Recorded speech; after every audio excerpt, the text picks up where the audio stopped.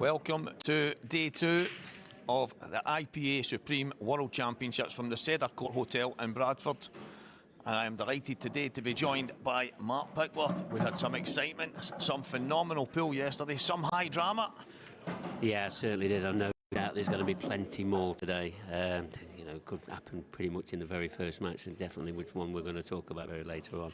But yeah, don't be surprised if there's a lot of tension about the room today, because it's getting closer and closer to the finals. Well, talking about yesterday, in these high drama moments, we had some amazing games on the TV. Anything stick out for you? Yeah, I mean, I was always looking forward to the Morgan McInnes and Mark Farnsworth one. And Mark Farnsworth, even though he was pushed right to the max, as he was in his last game as well, towards the end of the night, so how much has that taken out of Mark Farnsworth? Because he's got another long day with a possibility of playing 2 more matches. And obviously, that last game, with all the thrills, the spills, the dramas, the Ross Fernie against Lee Shepherd. Ross Fernie was flying towards the end, weren't he? And then all of a sudden, things just turned, and Lee Shepherd went on, kept the momentum, and went over and got over the line, and he's into the last 16 today. Yeah, well, that's one of the big things I keep mentioning it. The set play at these World Championships, it can be ruthless, it can be really tough. You go 2 sets up, 2 frames up, like Ross Fernie did, and Lee Shepherd came battling back. The same could be said for Morgan McInnes. He was looking really good, and then all of a sudden Mark Farnsworth comes flying back, and I think that's the high drama that we're hoping for the rest of this weekend. Yeah, and I think what we saw a lot of the time in both of them matches, when it got down to the nitty gritty, getting into the best of the sevens, and it's coming up to a very crucial point of that match, there was times where they just threw the odd bad shot in, and it's crucial that you make sure that you don't throw them shots in, because you have to make sure them big moments you get them at the right time, because that can really hurt your opponent, and that's what we saw yesterday. And today, obviously last night, we had the ladies event starting. It's all up and running, they're flying. They're actually on the other stream table right now. Anything to say on that? Yeah, well, I mean, they're into the last 32 now. They started late last night, 16 of the matches, and then there was another 16 early this morning. They're now into the last 32 stage. We've already lost last year's world champion, Kara Whitcomb. She's got beaten by Shona Lucas yesterday. So she's not going to be picking up or retaining the title, etc. But there is some really great matches in the ladies that's coming up. We saw Emma Cumming obviously returning to the IPA ranks. She's a former world champion. Deb Birchall, she's up against Marianne Ward. I mean, currently that's locked at 3 frames each in the first set. So there's going to be some thrills and spills and dramas in all the ladies' matches. And we'll try and keep them up to date with all the results and that. Yeah, I mean, it's absolutely on fire. The venue is buzzing, the ladies are flying, but then we go on to the men's. We're at the business end, if you want to call it that. We've got a couple of matches guaranteed for the stream. We've obviously got Dean Shields against Anthony Monarch coming up later on today. Yeah, I mean, that's one that we're looking forward to. I mean, 21-year-old Anthony Monarch had a brilliant winner against Clint Jansen, and I watched that match. I know you was probably in the comms, commentating on the actual stream match, but I watched that final black that Anthony potted. He absolutely gave it the big one at the end. But to beat, former world champion Clint Jansen, like he did, he deserves to be in the last 16. And here he is up against another great player, Dean Shields, which is coming up again after this match. Yeah, well, Anthony's beat Christian Phillips earlier on, and then, as you pointed out yesterday, he's already beat Clint in the past, so he's obviously went into that match with no fear. And as you say, the black that he's potted to win that, everybody was talking about it last night, but he's had to show probably a bit of experience for such a young kid. Yeah, I mean, he has plenty of support here as well. He's here with a couple of mates and a couple of his mates' mums and that, etc. So it's always nice to have that support, especially when you're at a young age, trying to, obviously produce the best pool ever. And when there's no better time to do it than here at the IPA World Championships, and to do it against one of IPA's finest players in Clint Jansen. He's got a tough task today against Dean Shields. Dean is obviously another top player. He's had so many titles over the years. He's going to have a tough task taking Dean down. Yeah, he is. I mean, Dean's always been, the one that's not really got over to an IPA title just yet, but he's made many finals. Yep. So he knows what it takes to get to these IPA finals. But we all know when you're on this TV table, in that TV arena, under the shot clock, under the referees and that, it's a different kettle of fish, and it's all about who's got that mental strength. Me and you had a good conversation last night about mental strength. How much it takes out of a player. Who's going to be the one that's got the most mental strength to pick up that trophy come Saturday night? Yeah, you need some kind of special endurance if you want to go all the way here. And the two guys that we're going to be watching right now, Mark Boyle and Jake Newlove. Mark, probably a guy that needs no introduction. Yeah, we don't know a lot about Mark. No, I'm absolutely joking. I mean, yeah, Mark Boyle, IPA's #1. It's going to take a lot for him to lose that status again for this season, because he's so far ahead in the rankings, and it's going to be tough for anybody to overtake him. But Mark's not had a really great record in the World Championships. It's the best he's made his last 16. Yes, he was the World Seniors Champion. Yes, he was the World Doubles Champion. But he wants the big one. And he's got to play a really big player in Jake Newlove. He made the final last year. Lost that very last frame against Gareth Hibbert. He was one frame away from being the world champion himself. But it's great to see Jake on the IPA pro ranks this season. But this is going to be a fantastic match.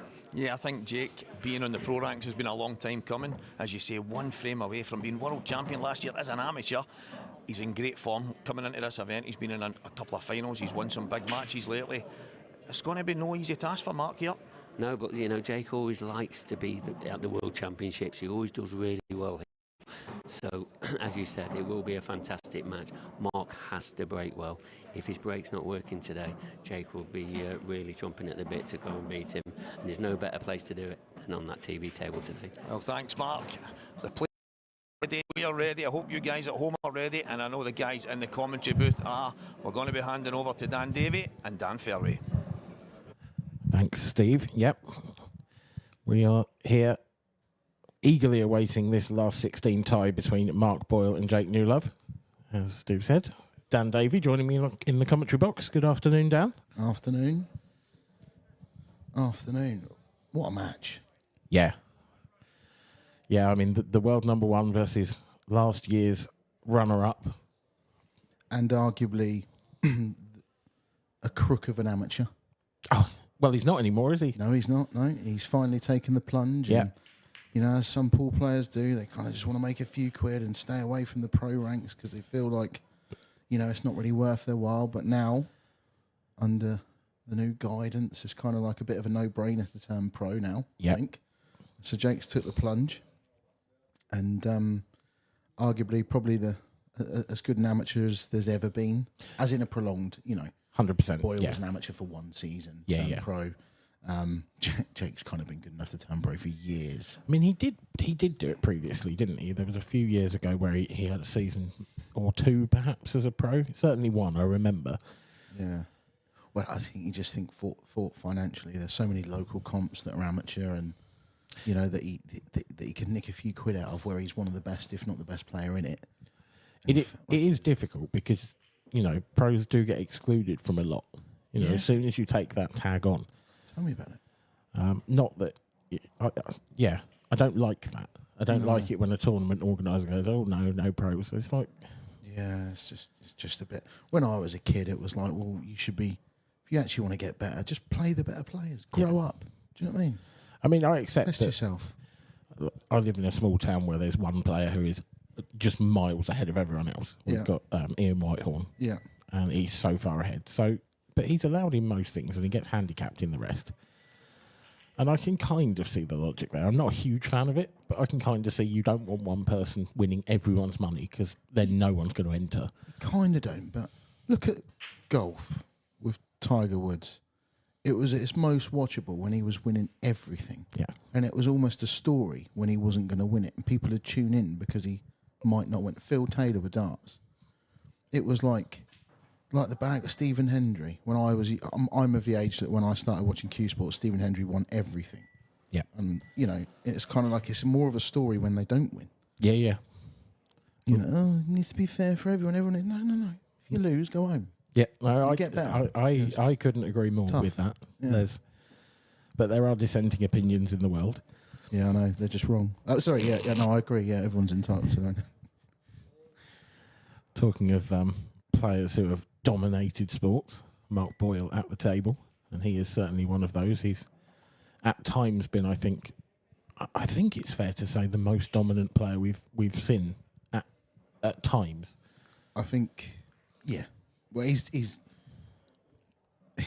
it's out of him, Farnsworth and Dunster. They're the only three really in the conversation. Hibbert.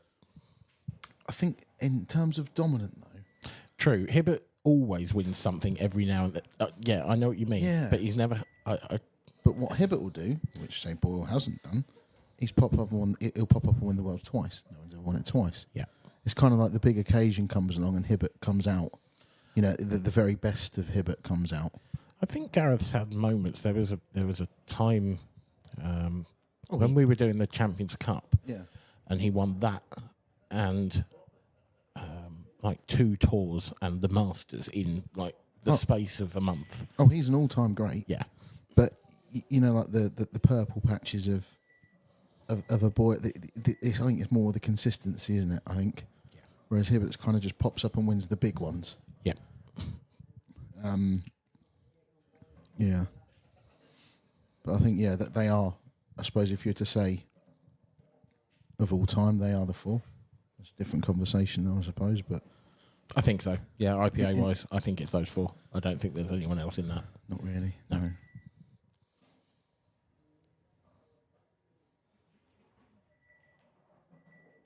Clint's won an awful lot. He's next, probably. Yeah, to be fair, yeah, he's got to be consistent. Well, got to be there, former world champion, of course. I'd say he's just a hint below those 4. Just. But again, that's younger than those 4, apart from Dunster. Yeah. First frame Boyle, tricky finish, but he's done what Boyle does and just finds a way. Needed a precise shot or 2, and especially that second last shot to leave himself the angle to get up the table. Just a delicate little dinky shot, which these top players make it look far easier than it is to control that white with those kind of subtle, especially on the quicker the cloth, the harder those shots are. Played it perfectly. Yeah, there was a nice little cannon in there as well that was played quite controlled. Yep. So let's have a look through some of the other latest scores, because this is the last of the first 4 last 16 matches to get underway. The others, the non-streamed matches, if you like, they got underway about half an hour ago. So Ben Davis has taken the first set against Steve Wall, but he is currently trailing 2-0 in the second set. Craig Brown 3-2 up in the first set against Luke Sanges, and Mark Farnsworth 3-1 against Pete Fisher. Craig Brown, twice semi-finalist here at the Worlds. Seems to like this format. Yeah, he does, yeah. And we're having a quick look as well at our second stream. So this is Alice Paler against Shona Lucas. That's 3-2 in the first set to Shona. If you do want to watch this one, it is available on the IPA YouTube channel. You can just pop over there. Yeah. I mean, if you've got a double monitor, you can watch both. Yeah. And Shona is Andy Lucas's wife. Andy Lucas, all-time kind of all-time legend. Yeah, top. When I first started playing, he was one of the guys. One of the old school goats. He was one of the current Boyles and so on. And Shona is a great player. She's I don't know if it's once or twice, but she's been a ladies world champion as well. But had a little bit of a break from the game, and Yes, not an IPA ladies world champion. Not an IPA ladies world champion, but before the IPA turned to Blackpool, to Blackball rules, she was. Wouldn't be surprised to see her win it this week. Nope, not at all. Definitely She's one of those in the conversation. Definitely. Dry break from Jake. Yeah, it's not an ideal start. Not an ideal start. The Reds don't look too bad. A little bit fiddly, but his final 2 Reds are very obvious. So the black might not look in such a great position, but the red just to the left of it into this bottom left corner pocket makes it easy to get on. Yeah. Yeah, it's such a nice position to have that red in. All you've got to do is finish anywhere on that and drop it in. Exactly, yeah. So he's now just looking at taking the 5, sort of in the top half of the table, probably in some kind of order, and then leaving that one into the bottom left till last, probably the one into the bottom right before that. But his first shot there isn't the one that I was expecting him to play. I'm assuming that the red to the right of the cue ball passes to the right centre.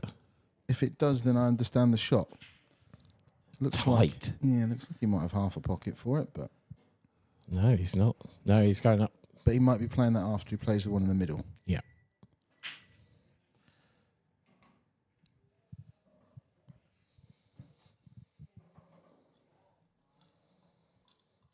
Again, if that red doesn't pass, this isn't a perfect angle, although I am assuming, he's just come around to look at it, the left of those two reds in the middle of the table looks like it passes to the bottom right, actually. So, Which also may have been a deliberate thing. yeah, it's pretty dot to dot from here if that's the case. Yep. Because if the the red into the right middle doesn't go, he can just top this through and leave himself straight onto the red into the top right corner. Depends on the exact angle he's got. We can't really see from here. No, it looks straight enough, I think. Just run it through. Those little delicate little shots, I don't think he's too happy with that, because he's he wanted if the cue ball would have run another inch and a half, he's perfect, because he can kind of screw to the left hand side of the table as we're looking at it, and it widens his margin of error. Yeah, he's overdone this. Yeah, so his margin of error there was really quite small. Whereas if he had a better angle, he could have stunned over to the left-hand side of the table, just below the left middle pocket, and he's got a huge circle to land in. So, Yeah, no, I mean, can he... the bad shot there was the shot before. 2 shots ago. Two shots ago. I mean, that wasn't a great shot, obviously, but you know what I mean. This is a sneak into the middle, isn't it? Doubling it, is he? He is. And he's missed it. So Jake Newlove will come to the table. Now, the question for me here is, does the black get in the way of the yellow either way? I think you can take that yellow to the bottom left quite easily. But it's whether he can pop the yellow that's to the left of that without moving it. Yeah.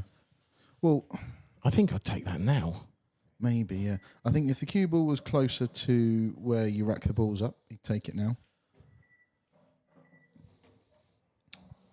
And like you say, it depends if that yellow below the black goes clean. If it does, which I think it does. Yeah, I think if so, your last shot is getting the cue ball onto the bottom rail, Yeah. and then it's over. This tells us it does. So. Yep. Now, see, really, this is kind of the last thing that can go wrong with this. Do you try and pot it clean? Do you go cushion first to give yourself a big pocket? I think it's fine as long as you make your mind up one way or the other. Yeah, because it's a bit of a horrible one. If you only just catch the near, he's just potted it clean. Yeah. Sometimes visually they can not confuse you, but they can play tricks with your mind. I know. Shots. Personally, I've been in a situation where I've sort of tried to go for both and then found the one part of the pocket that I could have that misses. If you know what I mean.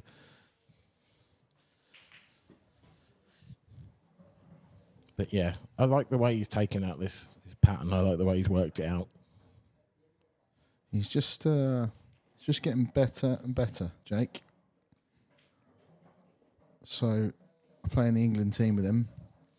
Spent a lot of time with him the last couple of years. And he's probably one of the most active pool players around. So even week to week, they have all kinds of singles leagues he plays in, handicap singles leagues. He puts a message in our group saying he's given someone they're on a +8, in a race to It's ridiculous, 15. isn't it? It's just silly. Yeah, they're on a +8 on a race to 15, and he's starting on -7. Weird stuff like that. But he's playing he just plays all the time. Yeah. Works part time, makes a bit of money playing pool. Really dedicated.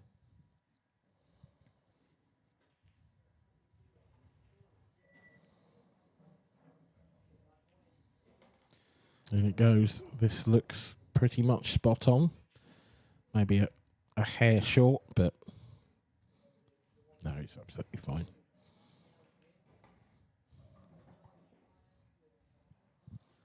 Yeah, a little bit closer to the cushion than he'd have wanted. But still hasn't made a mistake. Perfect start from Jake. Sometimes you feel like that. All right, it's 1-1, but you think, I haven't made a mistake yet, my opponent has. Yep, absolutely. Yes. Just little psychological battles you might have, and everyone's got different ways of geeing themselves up. And Yeah, it's such a short race, so it doesn't make quite... Well, it makes more of a difference, I suppose, because, you know, if you go 2-0 down, you're in real trouble. Look at that. There are the dates for this season's IPA tour. I can tell you, as far as I'm aware, the tour is absolutely fully subscribed. oversubscribed, I think. Yeah, but doors are shut. I think there might be... I think it's possible that there might be the odd single event entry available later on in the season. Yeah, so I believe I think I'm okay to say this, but the tour's subscribed in full. 64 pros, 128 amateurs. Yeah. Tour 1 is going to run almost as a pilot event to see, because we've got a slightly different schedule. Yep. So it's no double elim, and this single elimination in all comps. So you're going to see what the schedule looks like with that. And then that'll open it up to, okay, well, based on this many people and this many tables, we could actually take another 50 entries. Based on this many players, but 3 extra tables, we could take this many entries. Yeah. And then it'll open up for single entry things. And then following season, then you might be able to say, right, we'll open it up Slightly to bigger tour. Slightly bigger tour. Yeah. But it's all about, getting it right first rather than trying to bite off more than you can chew and making mistakes. Yeah, it's steady progress. Yeah. That's what it's all about. And it'll only take one event to basically get 90% of what you need to know. Yeah.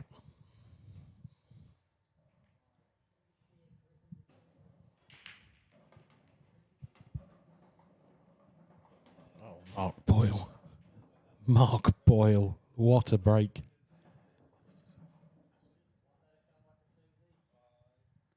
I mean, shall I chalk this one up now? Yeah. I mean, you've got there's the red No. down the actually. rail-ish, but no? No. Things can happen. It won't for him. No, I know. You're absolutely right. Of course you are. But you know what I mean. Like Yeah, I know what you when mean. a table comes out like this. Do you know what, though? Sometimes you think, but that's he's actually got dot to dot here. Yeah. Middle of the table, bottom right corner, bottom left, middle, other one. It's literally It dot just to dot. connects, doesn't it? Chalk it up. Yeah, let's talk about something else because this frame's done. Yeah, he does just have to leave a nice-ish angle on the one down the rail, which will be his next shot. You don't want to end up straight on that. So I imagine he'll overplay this one a little bit, just to make sure. Yeah, anything but straight. That's good enough. Would have liked to have been a little bit closer, but he's fine.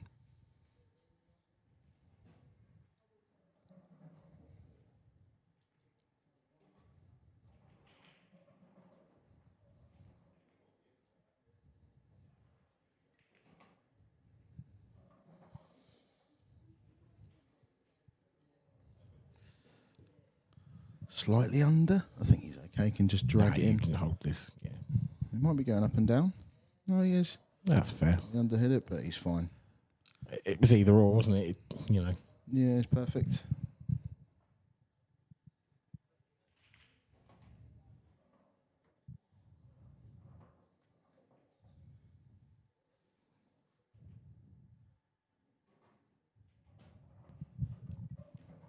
Two 2-1 to Mark Boyle.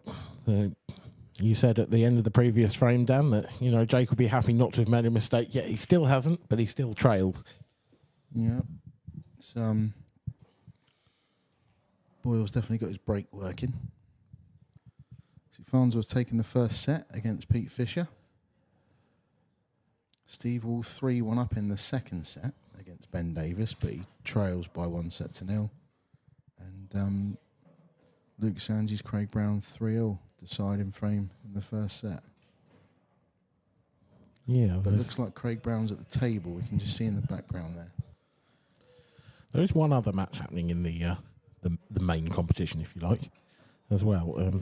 A last 32 match. The last one started at 10 o'clock this morning. It's 2-2 at the moment in sets between Paul Harkness and Toby Bolt. And Paul Harkness has just taken the first frame in that one.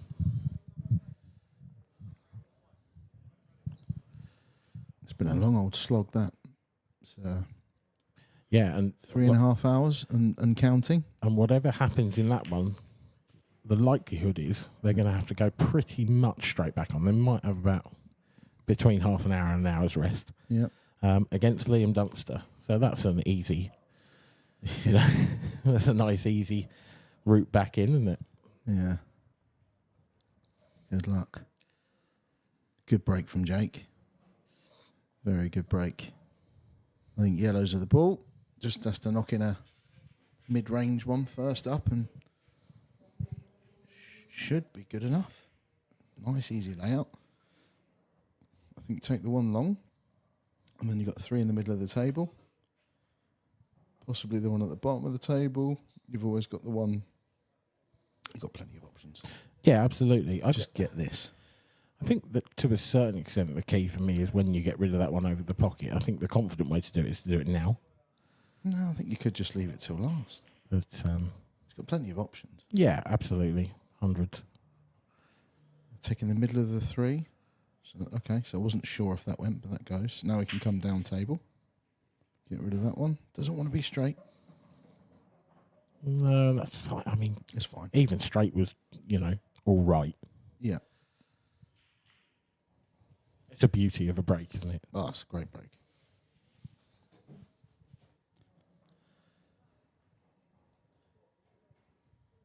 A bit of a wince. Right, he wanted a bit more angle than this.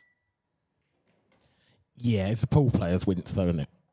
Yeah. Do you know what I mean? Spoilt. Yeah, 'Cause absolutely. I'm not perfect. Oh, I'm an inch out of position here. Yeah. I wonder it, that one. It's not a bad impression, actually. I spent a lot of time with him. Yes. Well, I mean, honestly, if the frames keep going like this, you might have to pull some more impressions out of the bag because, you know, these are, in theory, dot-to-dot finishes. That's a nice shot. He's actually played that as well. Yep. I mean, it can't really go wrong. You can and the red is still on it. You Yeah. could have hit the back of the red and snookered yourself on both. It was possible, but you'd have to be incredibly unlucky. Yeah. Interesting he's going this way. Oh, I like that. it. Yeah, fine. Confident. Do you know what? That's a shot of someone that's confident in the way the tables are playing because it's judging the slide and the bounce off the cushion, especially when they're brand new tables. But once you've played a lot of time, spent a lot of time on these cloths, these tables, then you're a lot more confident with those shots. Yeah. Other people who have played the other one in the middle. Yeah, these First. are the best conditions, but actually with these cloths and with these tables and with the way this is set up, the best conditions can sometimes make you look silly. Yeah, definitely. Because you're not used to it. Because unless you're playing in a club or on a practice table that gets reclothed way quicker than anyone else, Yeah. you never have the chance to play under conditions like this. No. And you come to the tour and you have to adapt quickly. And the TV table plays a tad quicker because of the extra lighting and the heat that comes from that. I think it's because it gets used less as well. Maybe. It doesn't get as much play as the others. You know, there's because players practice at the end of the day and at the start of the day on all the outer tables, whereas the TV one is kept immaculate throughout. True. So I think it just doesn't age as quickly as the other tables, and that's why it plays different. I think at the start of the week it plays the same as every other table, but Yeah. by the end of the week it plays different. Yeah. Another ball made from Mark Boyle. Another really good layout. Like really good. Even reds. He's got a tricky one in the middle first up, but I think he'd love to have an easier opening red, but he hasn't. So I think he'll just end up going yellows. and yellows are fine. Yeah. Like I think the second shot, I think if he takes this one to the bottom left, it's then just leaving a nice angle to get up into the middle of the table. And once you're in that middle of the table area, you've got so many options. It does look like he's thinking about reds. I mean, I think, you know, if you were given yellows every break, you'd take it. Yeah. You'd snap someone's hand off for it. Yeah, this is great. So I don't think it was worth the risk on red. I think the first pot was difficult and missable. yeah. Because he only really had that sort of thinnish one to the middle. Yeah. Also, you could end up playing it too thin and still getting the pot, but maybe pushing the red safe up towards the yellows. Yeah, well, this is just, get this positional shot right, and it's kind of frame over, really. It's a little bit short, but I think he's all right. Can nip it, get the white back to the right-hand side of the table. Other news, Craig Brown's took the first set, 4-3 against Luke Sanges. And Farnsworth took the first set and is a frame up in the second set against Pete Fisher. Steve Halls just took the second set against former world champion Ben Davis. So that's one settle. Giant killer, Steve Wall beat former world champion Craig Marsh in the previous round. Yeah, After another Welsh world champion. Steve Wall, another new pro for the year as well. Yeah.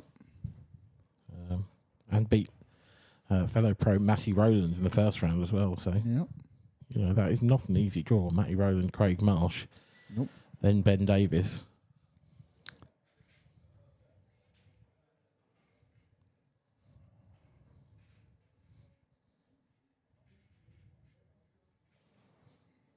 These are the moments where Jake kind of needs to just keep his head and keep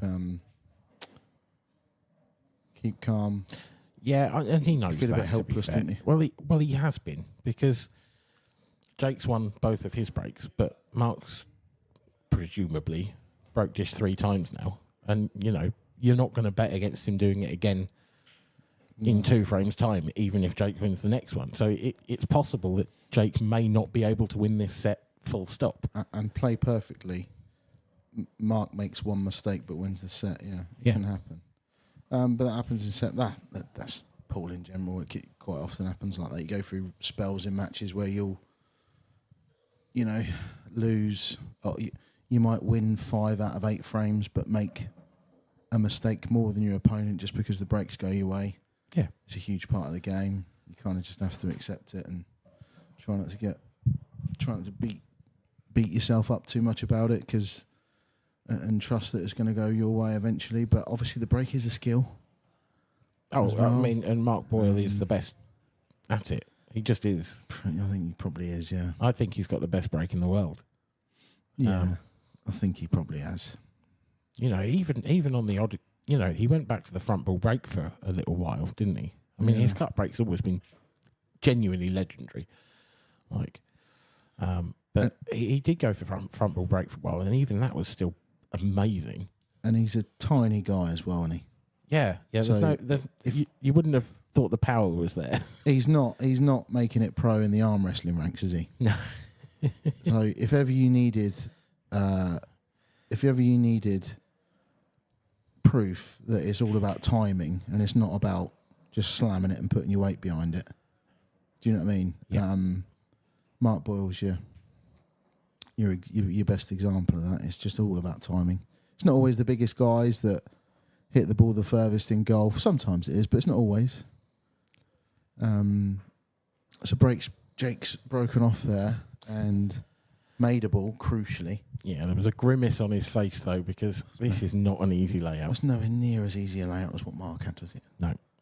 But he didn't hit this break, if I'm honest. When I was watching that break, he didn't catch it well. He didn't catch the front ball full in the face. No. He took his extension as well, so you get 30 seconds per shot with 1 extension per frame if you need a bit of extra time.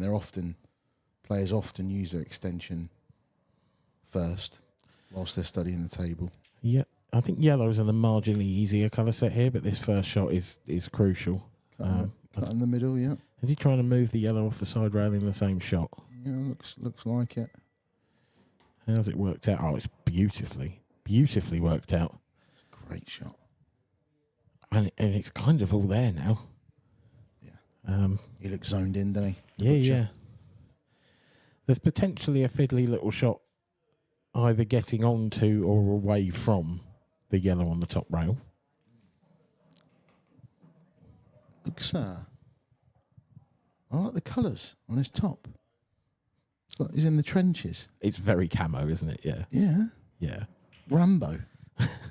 Sergeant Newlove. Yeah. On the front line. War hero. It's actually got the beard to go with it. The sort of You don't mess with a butcher. 19th century sort of general kind of look. Oh, that's not great. It's not, but I don't think it's fatal. But he needs to get the cue ball away from the cushion a little bit for the next shot. And he can't. Do you not think? I think he dead might. straight. I think he might just be cutting it back ever so slightly. But I think it might be a punchy one, and they are not easy down these rails.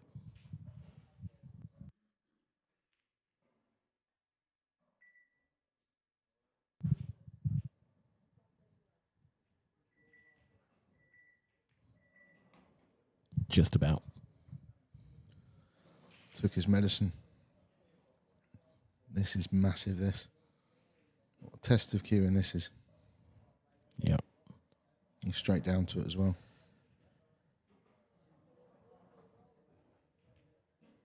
No. Just wide. It's just wide, but do the two reds, do these three, are they all covering each other? Bottom left. Well, that camera angle suggests not. Suggests that there's half a pocket there. Yeah, but you probably don't want to be playing that unless you're right behind it.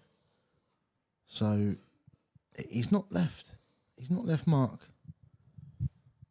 the easiest of clearances from here.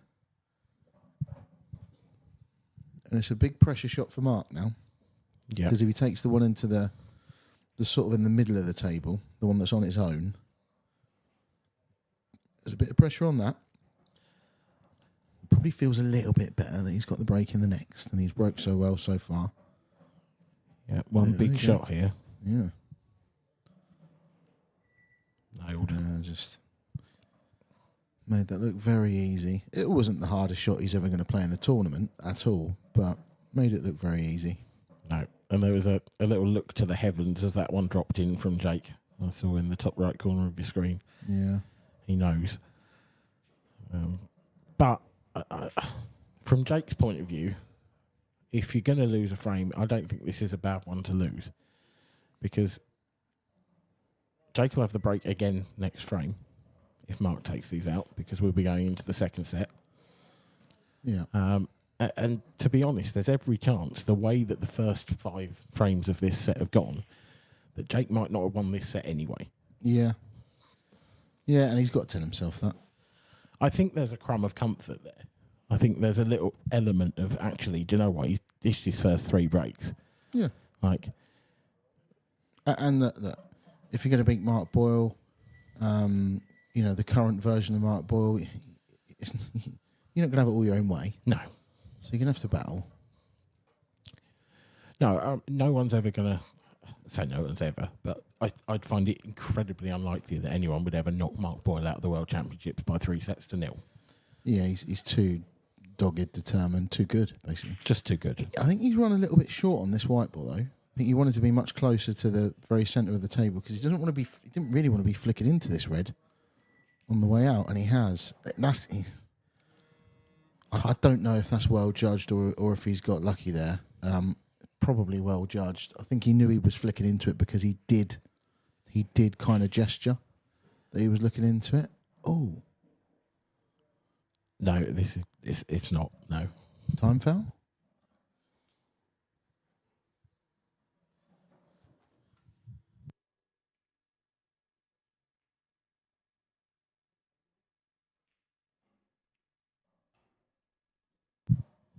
Yeah, no, that was. I don't think that's a time foul. I think that's a shot clock error. I think there were a couple yesterday. I wasn't actually in commentary enough to know, but I think Jake's got a bit of a glum look on his face.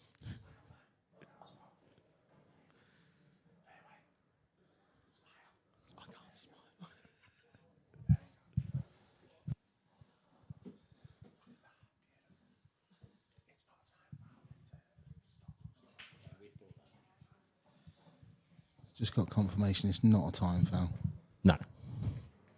no, I was pretty certain it wasn't. No.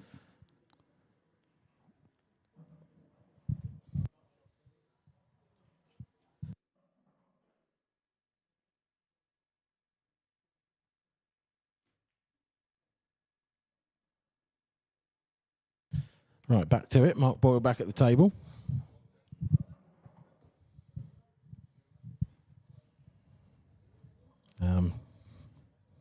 I mean, to be fair, if you are going to get a little technical malfunction like that, it's not a bad time to do it when you're on an unmissable ball. Talking of unmissable balls, Mark's got this for the set, and he made one mistake, but only one. Yeah, 1-1, really. Yeah. One mistake each.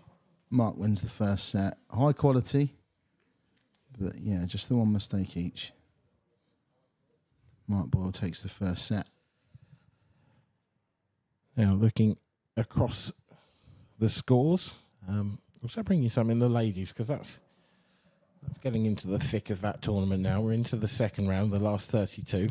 Deb Birchall is 1 set and 3-0 up against Marianne Ward. So, 2-time former world champion Deb Birchall looks like she's sailing through into the next round. Rhiannon Graham has beat Lita Reynolds by 2-0, 4-1, 4-0. That's a statement win. And Yvonne Ewing has done the same, 4-0 in fact, against Kelly Bridgewood. As we've said, Shona Lucas versus Alice Paler. That's on our second stream table, if you want to have a look at that. Probably tied around that, Shona Lucas and Alice. But Alice will won a couple of events on the IPA. 100%. Yeah, it's a good game, that. Yeah.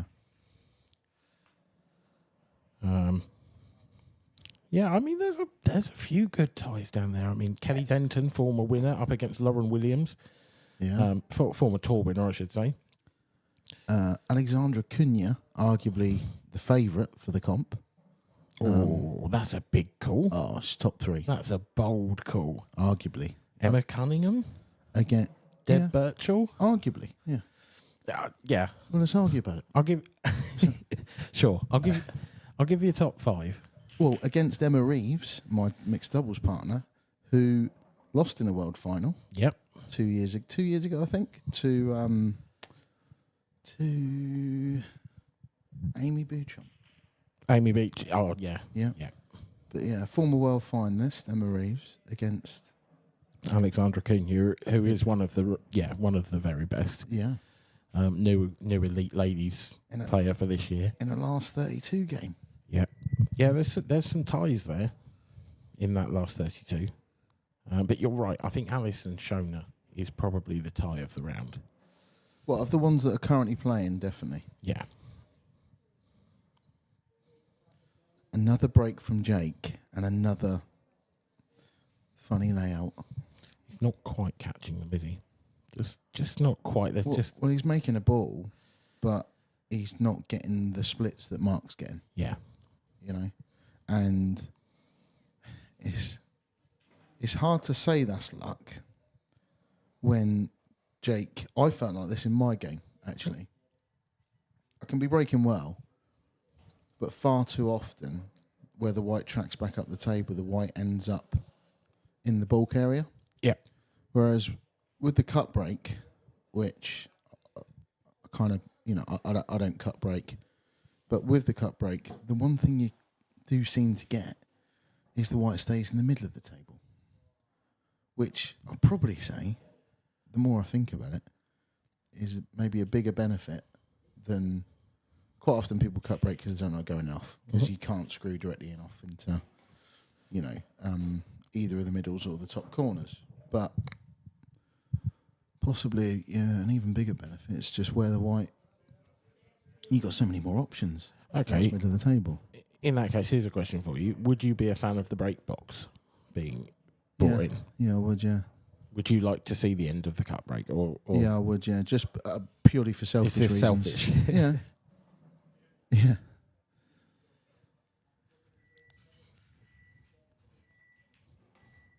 No, I mean it's an interesting question. It's one of those that gets mooted quite a lot, isn't it? You know, there are people that talk about it quite a lot.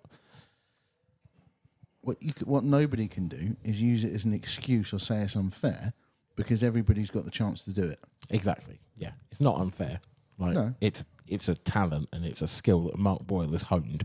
Yeah. Over many years. Yeah. Which is annoying to play against. Yeah. It's relentlessly good at it.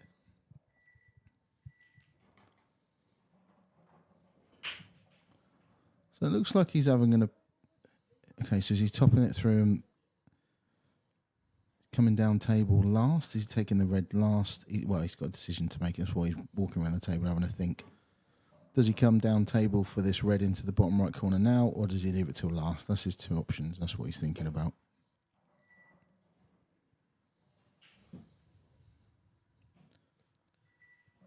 The angle he's given himself, yeah. I don't know if this was his original plan, but the angle he's given himself, I think he didn't give himself much choice there.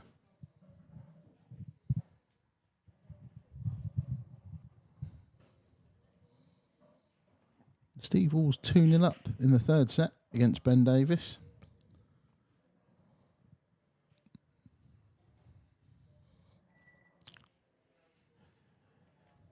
I have to say, and I know that he would disagree with this. Well, we'll come back to that, because what on earth has Mark Boyle done there?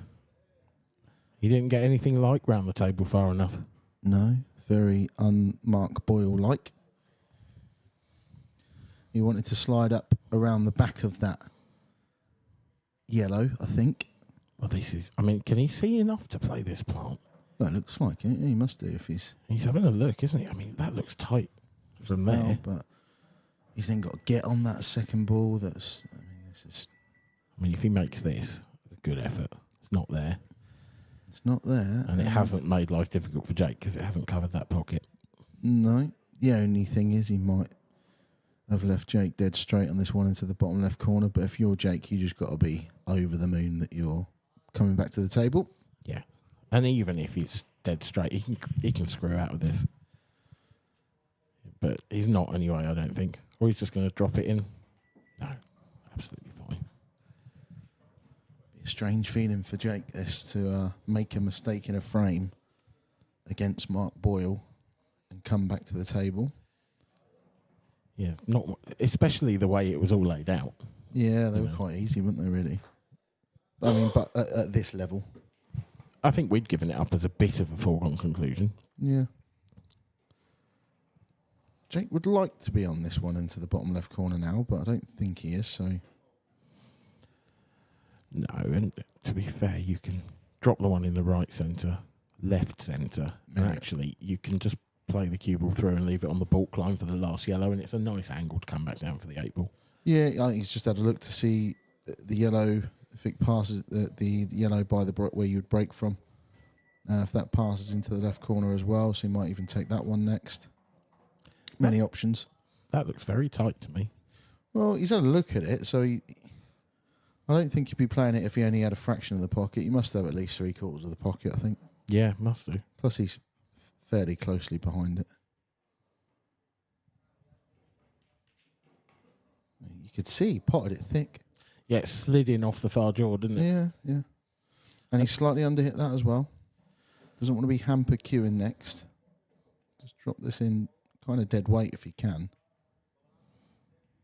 Yeah, that's perfect. Perfect. I've made a bigger deal out of that than it was. Well, it was one of those where actually you wanted to play it with a little bit of top. So playing it off the cue ball wasn't quite so much of an issue. He just wanted to make sure he got it far enough away so that he wasn't his hand wasn't next to the black, which it isn't. Not as close to this as he'd have wanted, but he didn't have as much angle as he wanted. But he steadied himself.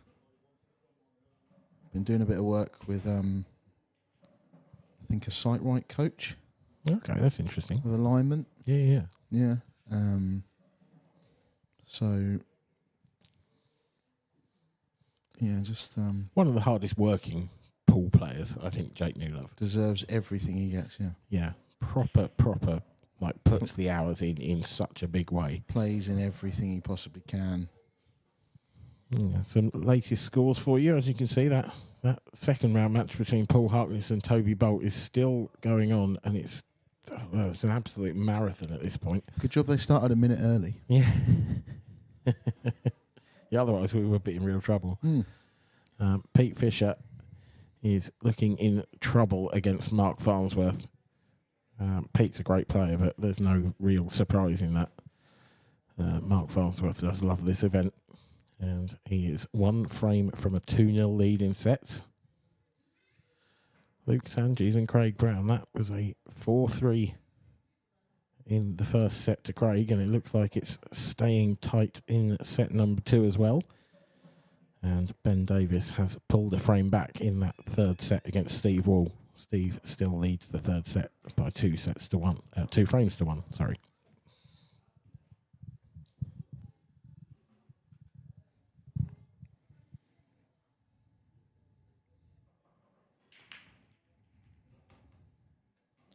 Oh, well, now that is unusual. Yeah, I'd like to take responsibility for that. Just literally said that you don't go in off from the cut break. Well, you don't unless you get kicked in off like that. Yep. That's exactly what happened. It just trickled in. So he plays it into the side of the pack, into the side cushion, with the idea of the white coming straight back in towards where you rack the balls. Yeah. And you kind of almost get a bit of a second punch into the pack. It's hit them, and been... Just looking at the layout, I don't think he's caught that second ball as flush as he liked. He might have even caught a little bit of the front ball, because when you catch a little bit of the front ball on a cut break, all the balls tend to go to one side of the table. And to me, that's what looks like has happened here. So maybe he's just caught it off. Yeah, maybe, yeah. You know, because when you come to the table after a Mark Boyle break, this isn't the kind of layout you normally see. No, it really isn't, no. That needs to stop. Quickly. Well, it has. That's perfect. I'll take that. Yeah, it almost looked like it was going to nestle on that red, didn't it? One of those where it looks like gravity's taken the two balls together and they end up touching. A little rock back. It just needs... It's all about these two in the middle of the table. So I think you can see he's going to play this one into the right middle now, I think, which might not be the worst shout. So the order he's going to take the balls in is crucial. I think he's deliberately playing this. He's not nowhere near as easy as a pot as the one into the bottom right corner. But he's going to take this, top it through, and then play the one down the cushion next. Want it to be a little bit further forward. Scared of going behind the red. Yeah, this is a touch thin. It's a touch thin, but it's fine. It is, but you've got to play this now with probably a little bit of check side, maybe, just a fraction, which can just throw it off. Yeah, if he'd have placed it by hand, he definitely wouldn't have been able to come twice across. Needs like to he run. has. Is he okay? I think he's okay. Look at his face. Yeah, he's fine. I think if that had held up on the cushion, he might have been in a bit of trouble here. I don't think he'd have been able to see the potting angle on this. It's more where he goes now. Is he coming back off the side cushion to take the yellow into the same pocket? Here he is. Wants an angle to go back. That's perfect, I think, because he can punch up towards that right middle pocket. If he's dead straight, he's got to leave a bit of distance, and he'd still be all right. But there's no hammered cue in there. That's a mid-distance pot. Yeah, really. You might even see it. Okay, so he's screwing back. So okay, he's just punched to get close. Is he on that? Tell you what, I don't know about this. He's had a little bit of a smile there to himself. There's a shake of the head. Yeah, that's bad. I mean, he's okay because he's got this gap here. But this next shot is difficult. These are horrible shots. It is. Is he going to screw straight back off it? I think he's got to. These are horrible shots at the best of times. But it's much more difficult to play that shot when you've just run out of position. Do you know what I mean? If Mark Boyle had missed and left in that, nice, I've got a chance. But because you've just messed up, Yeah. that shot feels so difficult. And this is horrible because he's so close to this yellow. It This is doubles. horrible. It doubles. But I think he's got a Jack the Q right up here. Oh, he really has, yeah. The referee will be eagle-eyed, I'm sure. Oh, he's got it. Shot, What Jake. a shot, Shot, Jake Jake. Newlove. Jakey boy. That is superb. The butcher. Well, he sort of butchered that finish, to be honest, but he's managed to get away with it. And The butcher does. a fabulous shot. Butcher's just butchering. And he leads in this set by 2 frames to 0. So, round the grounds, Steve Wall 3-1 up in the third set against Ben Davis. That's huge. Pete Fisher 3-3 in the second set against Mark Farnsworth. That's a massive frame to either go 2-0 down or 1 each. Yep. Especially Pete Fisher as, you know, most people are, but, you know, a lesser known player, a big underdog against Mark Farnsworth with the bookmakers. Psychologically, it's such an easy thing to say, but I feel like this is a much more important frame for Pete than it is for Mark. It is. If Pete doesn't win this, you can't see anyone really coming back from 2-0 down against Mark Farnsworth. It could happen, but it's very much odds against. Mark's a very good front runner as well. I mean, he's very good anyway. Yeah. But he's a very good front runner. Kind of kicks on to another gear and pulls away kind of thing. He doesn't... There's other very, very good players that maybe aren't as ruthless or, you know, need to be kicked into gear to hit their... He kind of just goes through the gears when he's ahead. I can't ever remember talking about someone coming back from a long way back against Mark, whereas a lot of players you can. Yeah. So, dry break from Jake, but it's left a bit of a messy table. Yellows are the colour. I think yellows, every ball has a pocket, but they're not easy.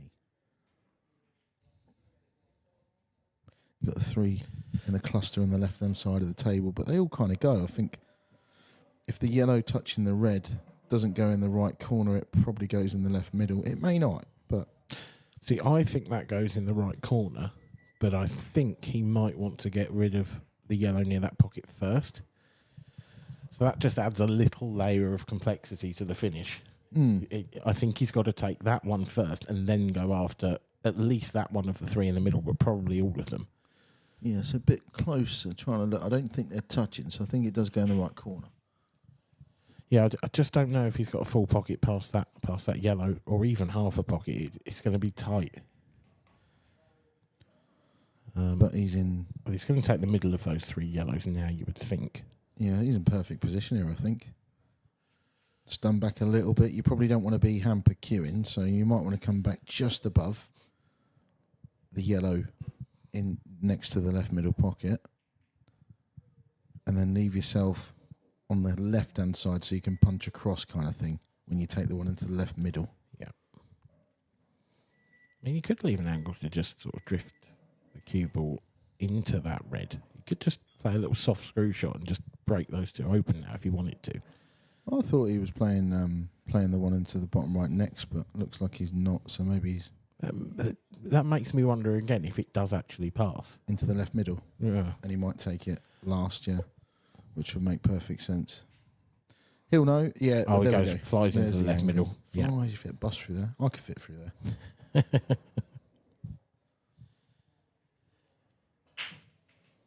Yeah, so that was the way. This was definitely the way.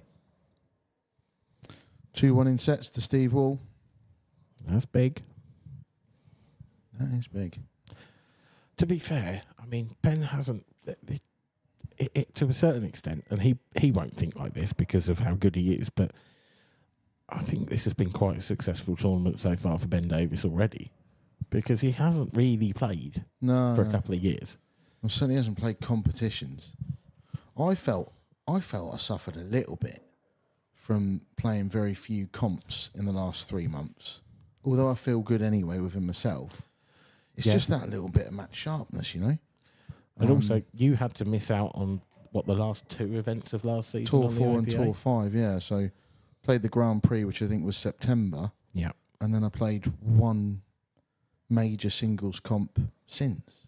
Did you not play the Masters? Yeah, that was the one. Right, that was it, yeah. Yeah, which was it November or December? December. Wasn't it? Early December. Even though I played enough, you know, to just no real more or less than I normally would. Yeah. But comps, you know, nothing. £10 thing, nothing. It's not the same, is it? It's not the same as your local singles league. No, and Ben will definitely feel that. So, but obviously, class is so permanent. I mean, yeah, to be fair as well, like, he's come through 3-0 against Liam Roberts. That was our first stream match of the whole tournament, I think. And then 3-1 against Gav Robinson, who is obviously no slouch on the table. Yeah. And now Steve Wall. I mean, it's not an easy draw. No.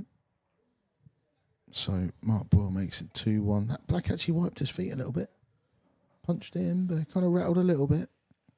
Yeah, it wasn't absolute heart of the pocket. No. Mark's in it. You know, psychologically, he's in a good spot here.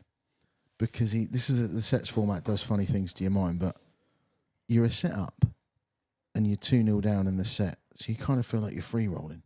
That's all right. Well, and it's against the break anyway, so it's Jake's break first. And sounds obvious because Jake's behind in the match anyway, but there is more pressure on Jake than there is Mark in this set. Yeah, because this is the set that Jake should win because he's got the lag. Yeah. Luke Sanji's 3-1 up now in the second set against Craig Brown.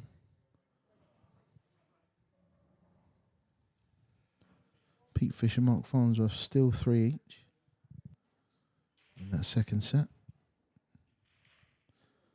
You see him in the background there, Pete Fisher at the table, but didn't look like he was bouncing around on an easy clearance or anything.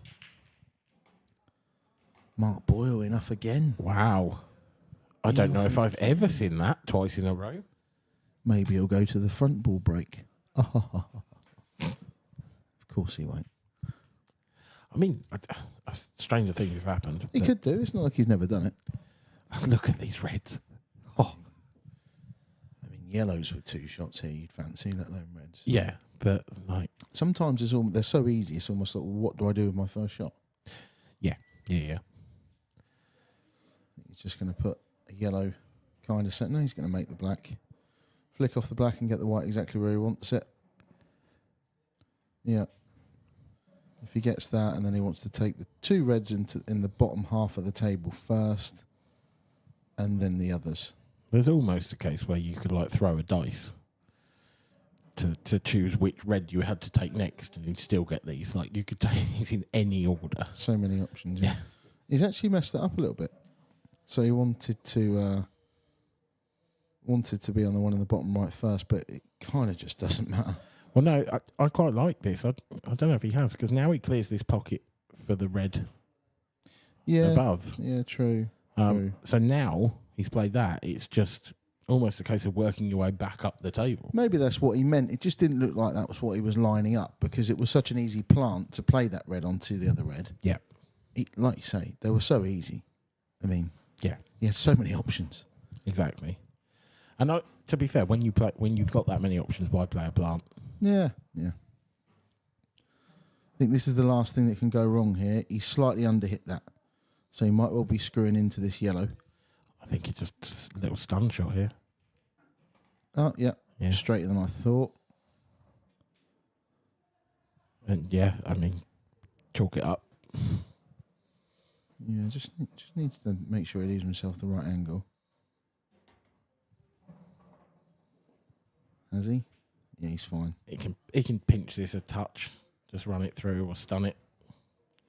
You know, we're slightly out of position there. this isn't fantastic, but it's, you know. Yeah. He's basically been a little bit slack because it was so easy. Yeah. So this for 3-1. Mr. Cool, Calm and Collected. The Butcher. 3-1 up in the second set. Yeah. Here's break as well. He's going to have 2 breaks to try and win this set. Oh, talking about sets. Pete Fisher 1. Mark Farnsworth 1. Now that gets interesting. Well. Bit of a story, that, Pete Fisher. Yeah. I know of him. Plays England seniors. Spoken of as a very talented. So I'm just going to say what people told me when I was in his local club, talking about him. But bit of a waste of talent. Oh, really? Yeah, a bit of a waste of talent.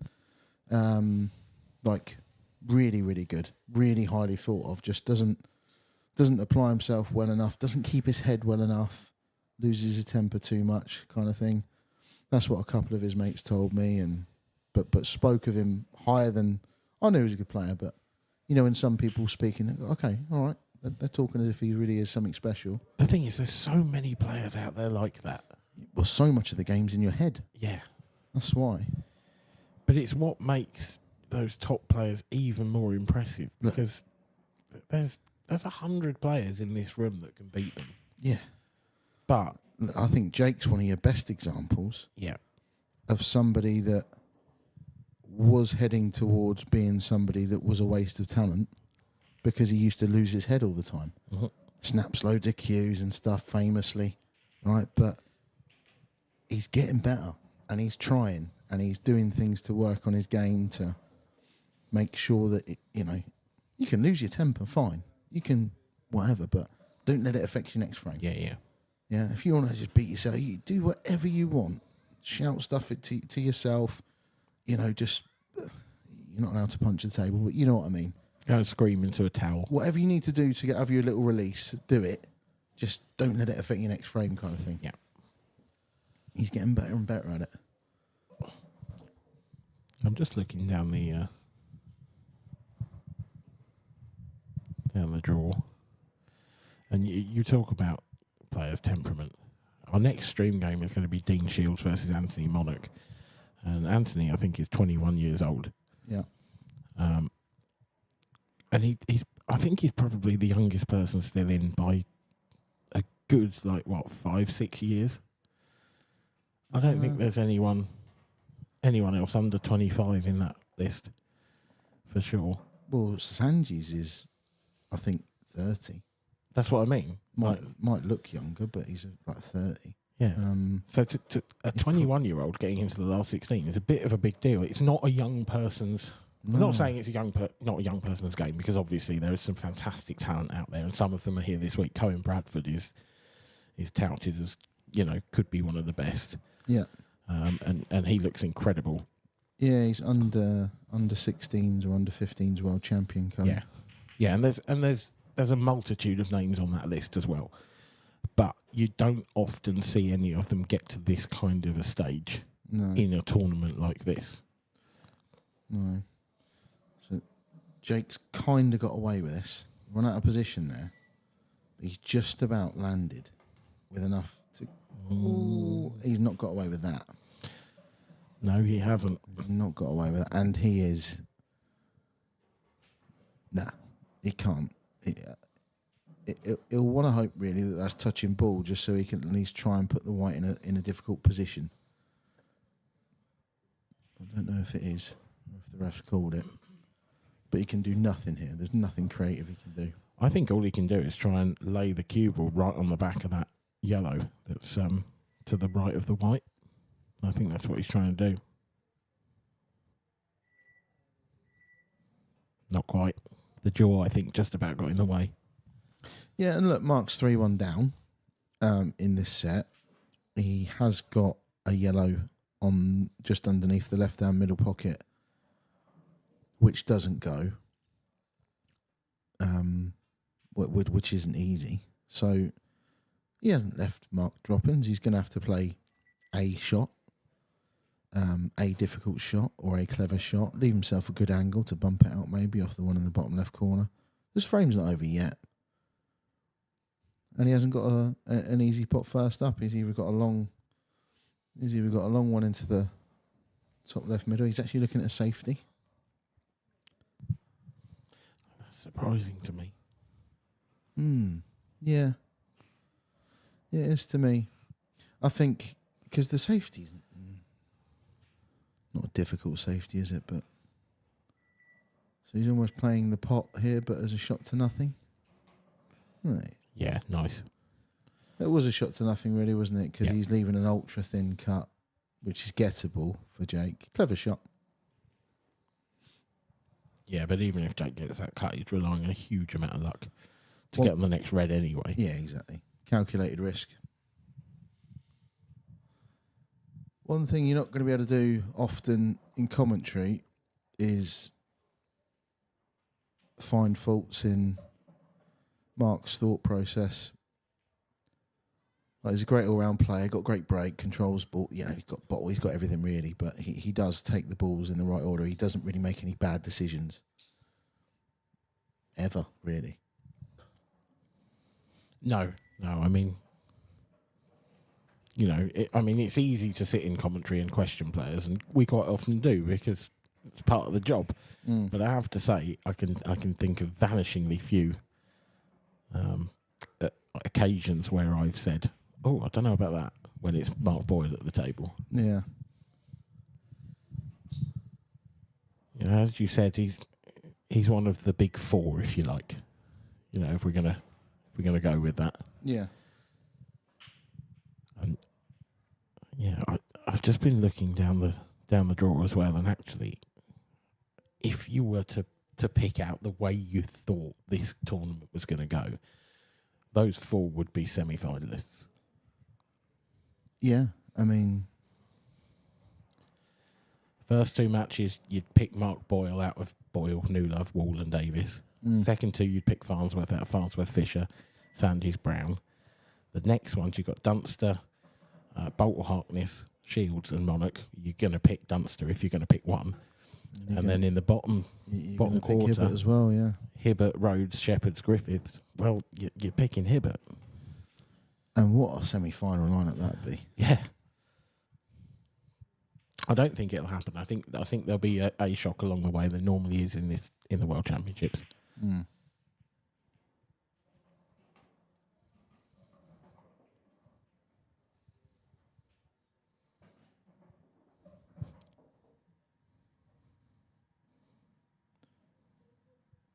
So this to go 3-2, and you kind of feel like a little bit like if Mark can nick this set, which look, he can easily break and clear next, and then we're into anything can happen.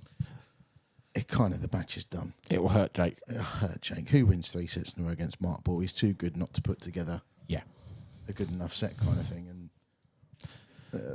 these are little mental battles you have to go through, because Jake now sat there saying it wasn't the easiest clearance in the world, but he had a chance to win that set 4-1. I mean, we were saying the same about Farnsworth and Fisher.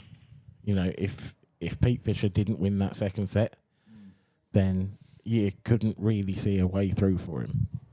But he has won that second set, and the same is true of Jake. Yeah.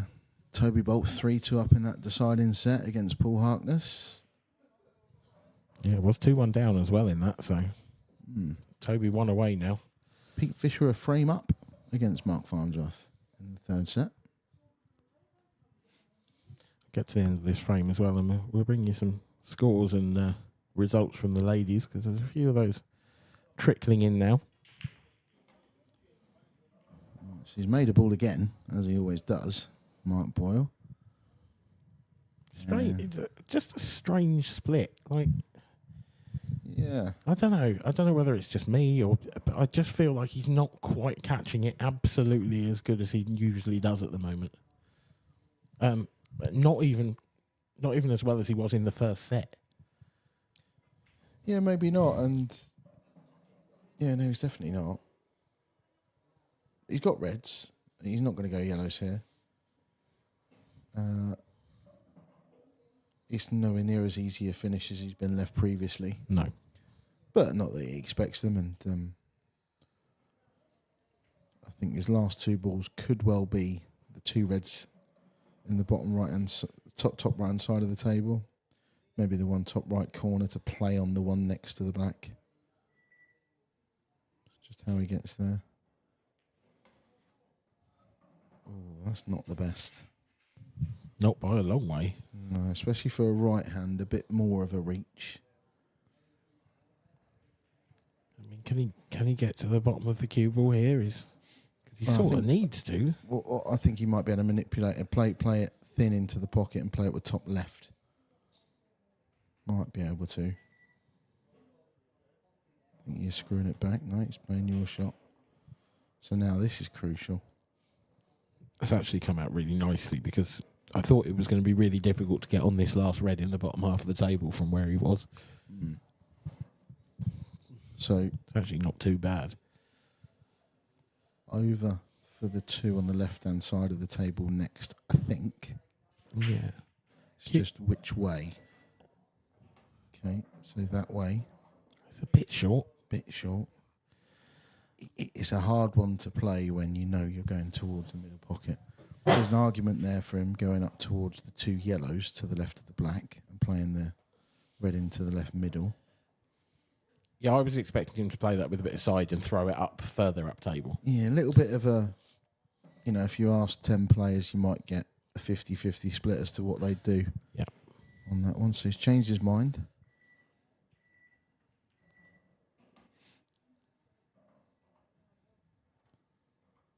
Not great. No, not great. It's not great. Wanted to be straight or just off straight so he could top it through into the black and hold the white there.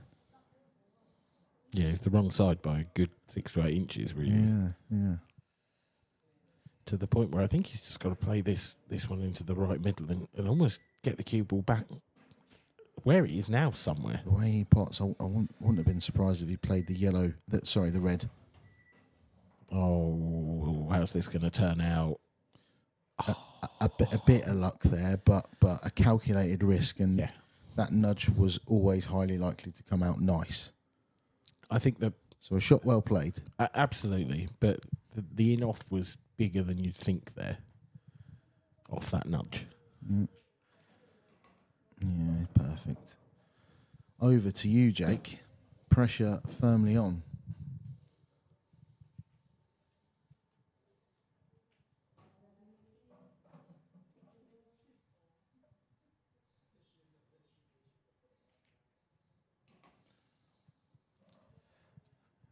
See, Jake he knows exactly what he's got to do. Yeah, he's got to gear up. He's got to load up for this next break. This next break is enormous. Bit of a wry smile from Jake there, kind of like, I knew he'd get those. The thing is, Jake has had a chance to win this set. I know. And you feel like when you miss it, you just kind of know that your opponent's going to break and clear to make it 3-3. That's the way the set's format kills you. Yep. And now he is under so much pressure. He needs a big break. He needs a split. He needs a ball. And he needs to make this a set each, because from 2-0 down, he is a huge outsider. As good as he is, he's in a lot of bother at 2-0, and he's probably, I wouldn't back anyone ever to beat Boyle from 2 sets down. No, because you're not an idiot. Correct. you know, I'm not saying you can't do it, but I mean, it's just such a big task. Like, it's a Leicester City job, that, isn't it? Yeah, if it's 2 sets down in a race to 4 sets, things can happen fine. But even if you play perfect against someone as good as Boyle, you are relying on them not playing a perfect set, and it's only 4 frames. Yeah, and Mark Boyle probably plays perfect 4 frames in a row. I don't know. Every 12 frames, maybe. Right, here we go. What have you got, Jake?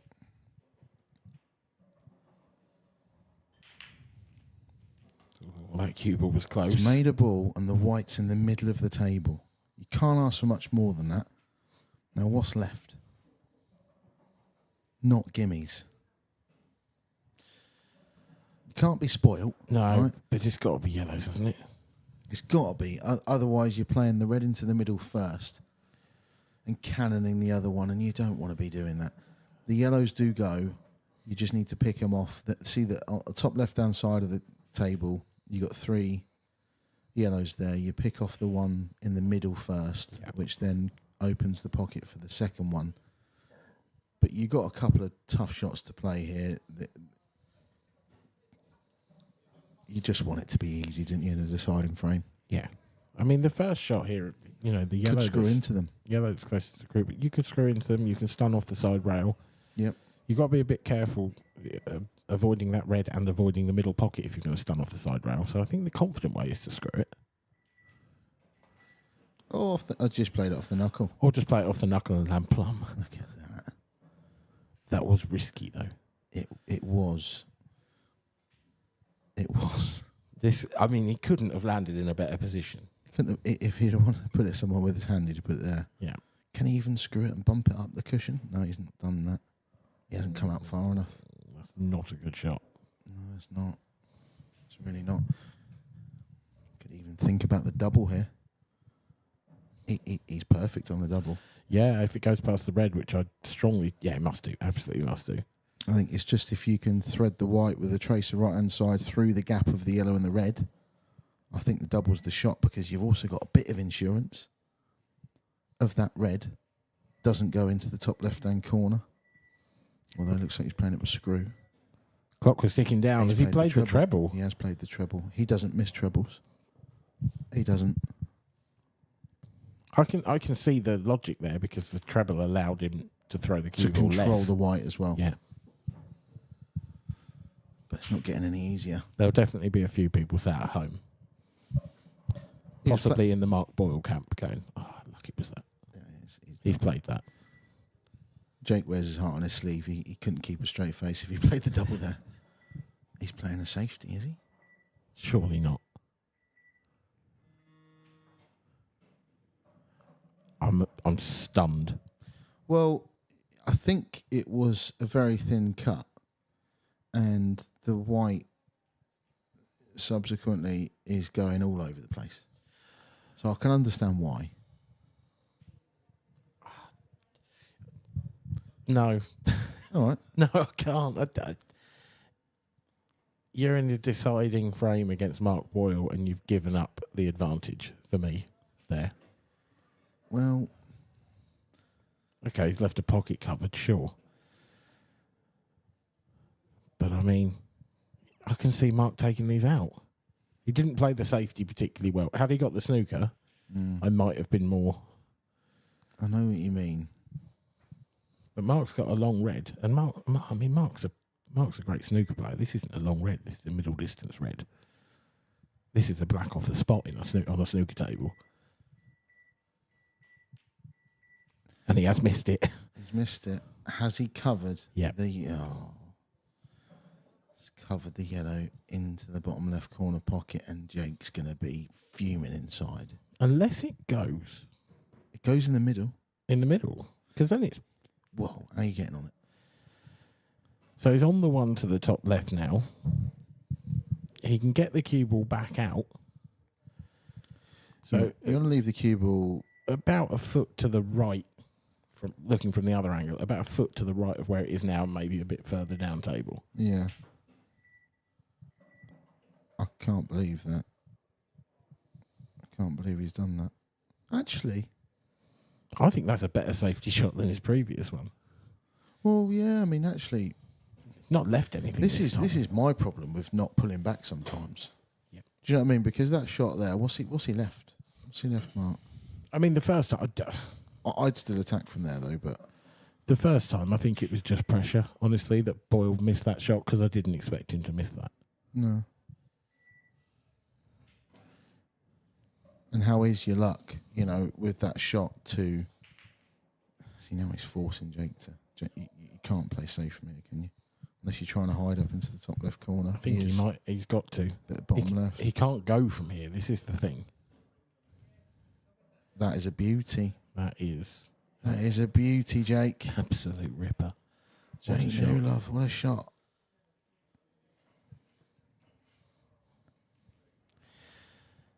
If there's a gap, though, and a line sort of between the two yellows, coming down to the bottom right corner of the table, and Mark can find a way to hit that red on the bottom rail. Although if he does that, he might leave him on the awkward yellow to the middle. So, yeah, this is the shot. He's played that very well as Mark Boyle, but Jake is on his most difficult ball now. He's got to go now. He's left the gap. There's always a gap. Always a gap. What accent was that? It's Dennis Taylor. That made me... ruins it if I have to explain it. Well, you should have done it better then. Okay. Oh, Jake. I don't think he had a full pocket, did he? No, possibly not. But that was the moment, wasn't it? This is the moment in this match. Yeah. Mark now's got... he's attacking. He's got a chance to break his bad ball out or his worst ball. Yeah, the one on the left-hand side isn't even bad because it goes off the yellow. In fact, you could play that now, and I think he will, and you could play the yellow into the red and good chance. Try and get a free shot at moving it. Very good chance of it, yeah. If not, yeah, something's going to happen. It's going to come away. I can't see it not coming out nice. What he wants here is a full ball contact from red to yellow. Not too hard, just that nudges the red up table and makes it potable. That's what he's aiming for. The pot in the middle is unmissable, so he can concentrate fully on just getting a good cannon. He's not hit it thick enough. No, not even close, actually. No, not even close. Quite surprised at that. There is a shot now, though. Delicate little one. Because it's not a stun. You can't really top it through. Don't know if you can. If you plain ball it, you've got to roll it dead weight. Yeah, in fact, he's not even playing it now. No, he's trying to get more perfect on it, which I can completely understand, but he's running out of options to do that. This isn't over. No, not at all. Unless the red doesn't go into... This is too hard. Yeah, that's no good. That could have been worse. I tell you what, that cue ball deviated right at the end. See, I expected him to play it then. I expected him to play it that shot because he's guaranteed to be on the one that's down the cushion. This isn't too bad because he's still on this long red. Yeah, I think lucky's the wrong word, but he's left himself. I think it's fortunate. Well, it is fortunate, yeah. I think it is a bit lucky. Now, that's a little under, but it's pretty good. But, I mean, the next shot is going to be very tough because there's no way he can get close to that. Yeah, and he can't really play it at pace, so he's likely to be playing it from a cushion somewhere, knowing that he can't take the white off the cushion, so he'll be playing the black off from cueing off the cushion. It's still far from over. These are ballsy shots.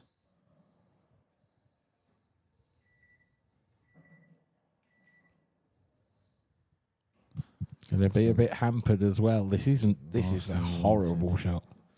Horrible. This match here is this frame, I think. Look, there's a 1 in 10, 1 in 20 chance that Jake can win 3 sets in a row if he goes 2 down. But I agree that this match here is this frame for Jake. Yes. Yeah, not for Boyle. Yeah. Just look at going slightly cushion first, but that's way too cushion first. Nowhere near. He's human. That is, yeah. He did look at playing at cushion first, to be fair. He did, and he was playing at cushion first, but I mean, he's missed that by a margin. Yeah. The only thing is Jake wants to play this and top it through. Yeah, and he's plumb straight, he can't. Plumb straight. These can make you look stupid if you jack up and miss this. No, it looks like he can... He fancies just pinching it. Pinching it, yeah. You've seen these rattle. Yeah. Played it nice. That's a far better... I feel weird saying this, but that's a far better shot than it looked. Because that was straight. To pinch the pocket from distance, cueing off the cushion, You kind of have to play to a half decent level to understand why that's a tough shot. Yeah, and if you're... The thing is, it's probably less than a millimetre in angle from making you look completely stupid and just flying the cue ball straight through behind it. Yeah. Right? The accuracy on that shot was actually unbelievable. Mm. Well, Butcher. Straight down.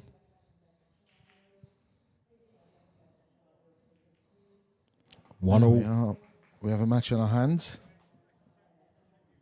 Well, wasn't that one a roller coaster? Proper game, this. Yeah.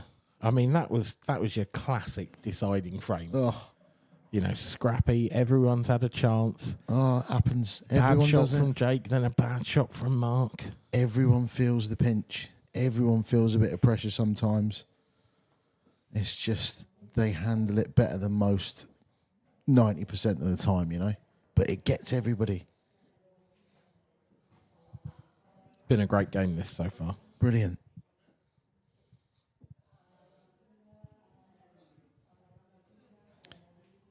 Round the grounds. Ben Davis is a frame up in the fourth set. Trails Steve Wall 2-1. Luke Sanges is 2-1 up in the third set, which is tied at 1 each. Mark Farnsworth and Pete Fisher are tied at 1-1 in sets. Farnsworth is now 2-1 up in that set. Was 1-0 down. So proper in the balance. This all four last 16 matches are proper in the balance. Yeah, absolutely. They're all okay. Farnsworth, you'd say is the biggest favourite of those, but they're coin flipsies. Yeah, I mean, Farnsworth and Boyle are the two, you know, we've spoken about it. So back to the break that kind of let him down in that last set. So let him down again, bit of bad That's luck. his third in off in, what, 4 breaks? Third in off. Never known anything like it. No, he sat there wishing for a break box. Yeah. Yeah, why do they let me cut break? Yeah. That's cut break, stupid. That's actually quite good. I've not heard your Boyle before. I've never done it before. That wasn't bad for a first attempt. I Yeah, shouldn't fair try play. it now, but Probably not. choice to make. Like, what do you do with your first shot?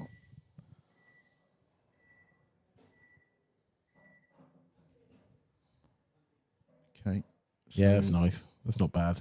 Yeah, so he's going yellows. One problem, really. One major problem.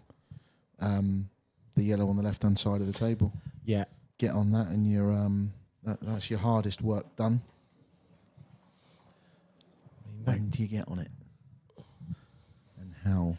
Do you top into it? If you've got the perfect angle, do you go over there now? Jake's a very precise player. Doesn't like to cannonballs unless absolutely necessary. I think, personally, topping into that's the wrong shot. I think it's more likely to make it worse than better.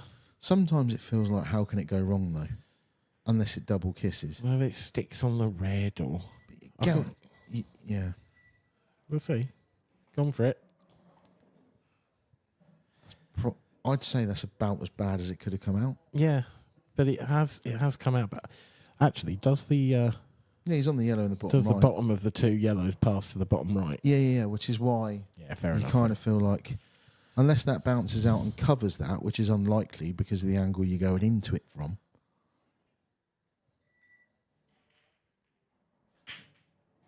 Oh, threaded the needle beautifully. But also, that angle is perfect because now he can get over the left-hand side of the table next. A fraction? Maybe it's Straight? a fraction straight. Yeah. That's why he's just hesitated. You don't want to be pinching anything from this angle. Okay. I think that's his last ball now, that yellow. Well, I'm not sure what he's done there. Well, I think he's going to come down the right-hand side and try and finish straightish on the one next to the 8 ball. Can he Perhaps avoid? with a view of just running into the 8 ball. Yeah, but if the red wasn't next to this yellow that he's playing now, I'm fine with it, but I don't know what. I think he can just avoid it. Yep. Ignore me. I'm in the commentary box. I'm not in the last 16. Oh, Dan.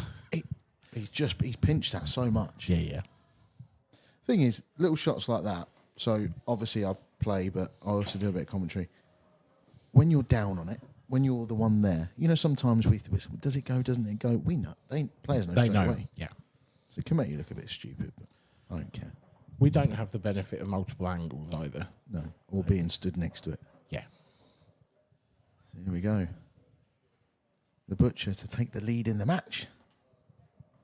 That is a bit of a turn up, to be honest. I think there's a moment probably about 5-10 minutes ago where we thought we might have to, This might get an early bath for us. You know when you feel sorry for someone when they go 2-0 down against someone like Boyle when they've just should have won the second set. Yeah. You sit there and you go, oh, my heart goes out to him. To anyone. Yep. That almost happened. Now, Boyle's behind in the match. And frankly, Mark Boyle has got to sort his break out. He does, yeah. That's not something you say very often. I've never said it.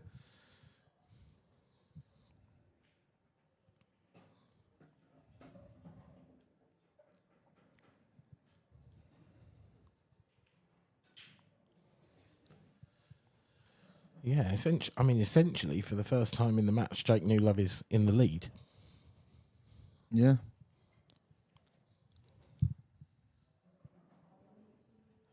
As we look to the outer tables, still a couple of ladies' first round matches going on. Second round, sorry. And plenty have just got underway as well. But some of the scores, Deb Birchall got herself through to the last 16 with a 2-0 win over Marianne Ward. Ashley O'Neill, Mira Area, Rhiannon Graham and Yvonne Ewing all through as well by the same scoreline, all 2-0. So, dry break for the Butcher. But look what he's left. Would have been willing that 8-ball in. But it could have landed worse because of the 8-ball. Because now Mark's got to take yellows because of that red. Has to. But there's 2 yellows that you'd want that pocket for. I mean, that you could argue, if there was just one there, you could potentially leave it for a skill shot. It's a bit of an all or nothing, but when the black's in the pocket like that, you kind of expect him to get it. But he's got to move at least one of them. You've also got one of the easiest safeties you could ever play here as well. If you put the first yellow, maybe the second one into that left middle, and then you can just bump the yellow closest to the 8-ball out and just leave the white on top of the red. Yeah. And Jake's just got nothing. Yeah.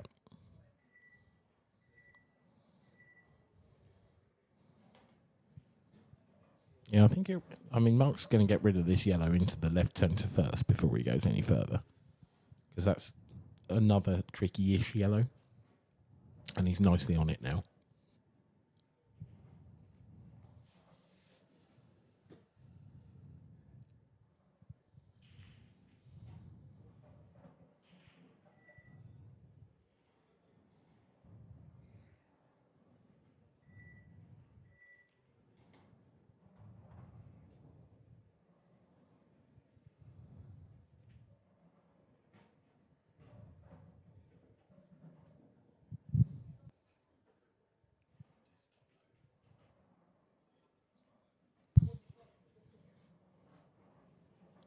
Just going to be interesting to see how Mark approaches these 2 yellows, because it looks like he's not going to play your shot, Dan. Oh, he's gone in off. Oh, my word. Now then.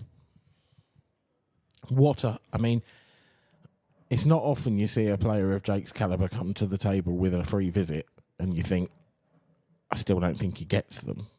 But these reds are awful. They're awful. But if you can get this red out, which I think half ball into the right-hand side cushion, back up that side of the table, he's only really got to play one breakout shot. Or if he can get back up into balk, he could play an unbelievable safety as well. Right, that'll do. Now, he's got the perfect angle to play the long one top left. Yeah. And bump into the 2. Any sort of flick or nudge, as long as it doesn't double kiss, should come out good. It's either that, or if he doesn't fancy it, you just run onto the top cushion and then stick Mark in that pocket with those 2 reds. Maybe it goes. Maybe it does.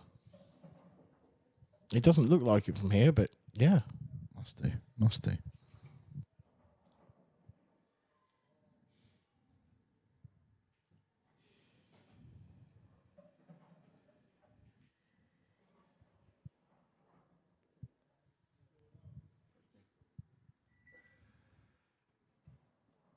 He's playing it now. He's done it. Very straight on the one on the rail now. Do you actually just drop this in and then take the one below to the left centre? You could. Well, he's just going to avoid that altogether. You sort of don't have to. There we go. This one may well hurt Mark Boyle. Well, it's not going to feel nice. No, but maybe that 4-3 in the previous set was a real turning point, because, you know, you don't actually know a turning point until a couple of frames later, but it's starting to feel that way. Yeah. Batting off from Mark. You know, he was playing the aggressive shot. He was trying to move one of those yellows out into a more possible position. But, I mean, it's just opened up the frame for Jake. No, Jake, what have you done? Oh, now then.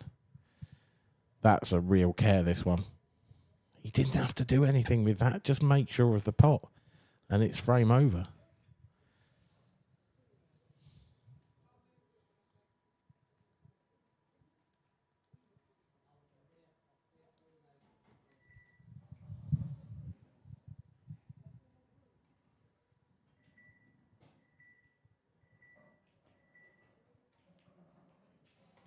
Great shot. That's a great shot. It's not perfect for Mark. He wanted to be on this yellow. He's not. Well, he is. He's on it to the left centre.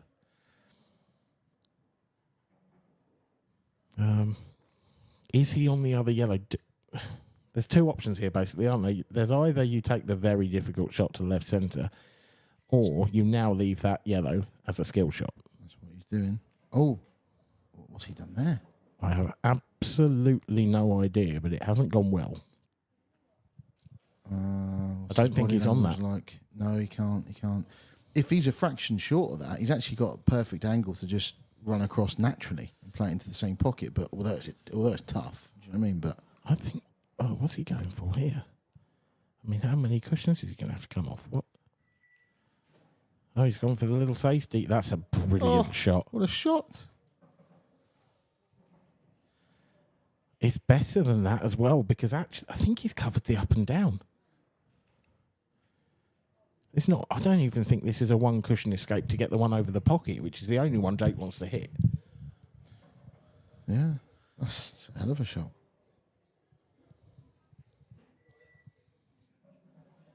Jake's called for his extension. It's had a bit of everything this game, isn't it? That was a fabulous safety shot. Like, proper frame winner of a shot, that. Unless Jake can find a Hail Mary. A Hail Mary? Yeah. Is it not Hail Mary? No. Well, I'm not up on my Marys. Evidently not. No. He's playing the big shot with the arc. Oh, it's a good effort. But that's where the good news ends. Yeah, but I think that's a turning point. Yeah. Could be. I mean, to be fair, this frame, Jake should never have had a chance to win it anyway. No, but then he should never have lost it either. Yeah.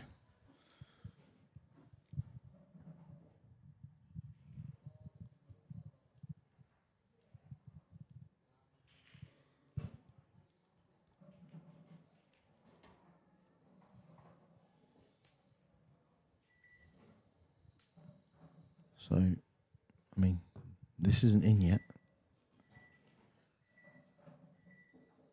Taking his extension.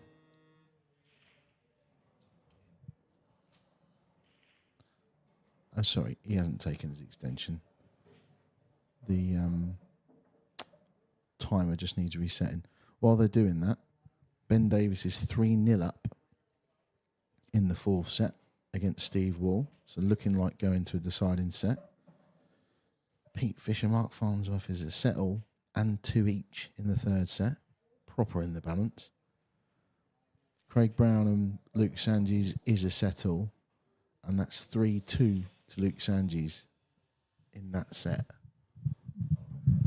So every match is in the balance, every single one. We should mention as well, I don't think we have, Toby Bolt beat Paul Harkness earlier. Oh, on So he goes. the last 16 lineup is completed. So Toby Bolt will be playing Liam Dunster at 3 o'clock, and that looks to me like it's scheduled for the second stream table. Mm-hmm. So that will be following, if there's a match now on the second stream, which Alice Paler and Shona Lucas is still going. That's 2-1 to Alice in the deciding set.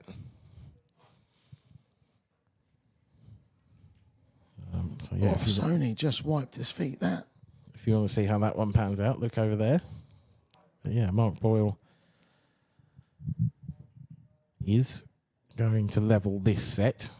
So, as Dan said, possible turning point. But there's a lot of pool to be played in this third set yet. But that's a big miss for Jake. Huge miss for Jake. It'd be something that he looks back on if he loses the match, not if he wins it. But like I said before, in these longer matches, there's going to be a handful of, there's going to be at least 2 or 3 what you might call, oh, that's big. If he'd have got that would have been 3-1 in the set instead of 2, and so on. So you kind of got to prepare yourself mentally for that to be the case and not lose your rag too much. It's the old thing, and don't get too happy when you're doing well. Don't get too upset when things don't go your way. Try and stay kind of level-headed. Easier said than done.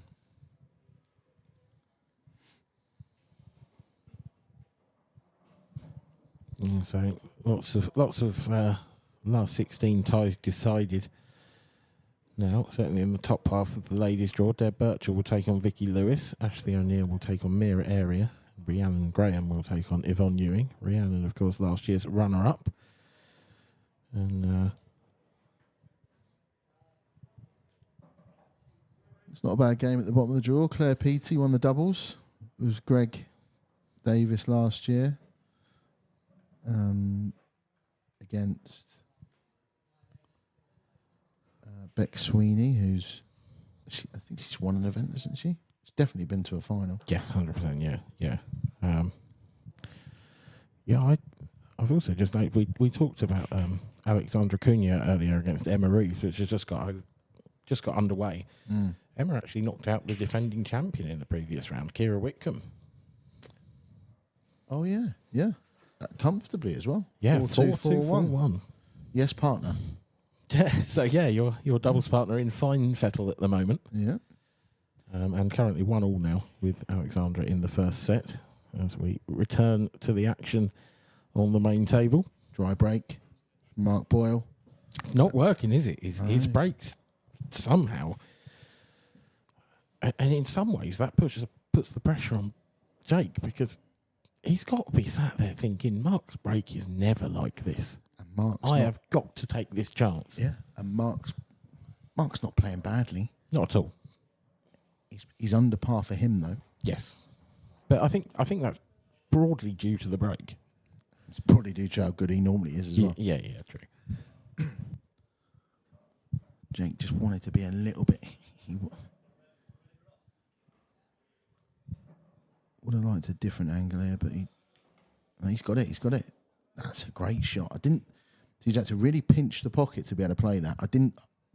Like I said before, behind it, he knew that he had that angle. We can't see that. Yeah. He played that really well, and it's a real beauty, but he needs another one now. I think he's going to have to really dig into this last red in the bottom half of the table.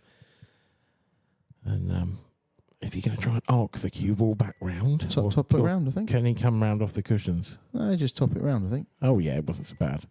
It's just whether he could have got to on the one in the middle afterwards, which he doesn't look like he has, but he's always had this other one as backup. I think 2 cushions, try and swing it through the gap of the red and yellow. Worst that can happen is you might cannon one of them, or is he playing on it into the corner? I don't like that. No. He's all right. I think he can just drop it in. Yeah. Well, he doesn't know. Can he play it with rakes the right hand side? Spin it in? Yeah, and it'll just send the cue ball through that inch further, won't it, playing it like that? Which tells me this wasn't his plan. Yeah. I think he's taking this one to the bottom left. Bottom left, yeah. Big shot. Hit it with the cue ball, and he hasn't got the pot either. Oh, Jake. That was a good chance, that. Really good chance. So the big question for Mark Boyle then. I mean, firstly, the first shot isn't easy because he's got to cut that one back into the centre pocket, so that's not easy. Then you've got the yellow sort of right at the top of the table from this camera angle. Can you play that off the red into the middle? Possibly. If not, it's tough. If not, it's in a really tough place. Maybe a double. If you land right behind it, the double's easy. Yeah. Middle, I think. But you've got to be perfect on it.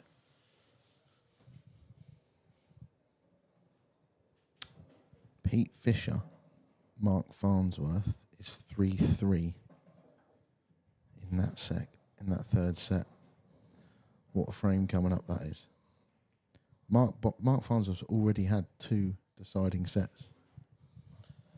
So I don't know whether that tells me he's not at his best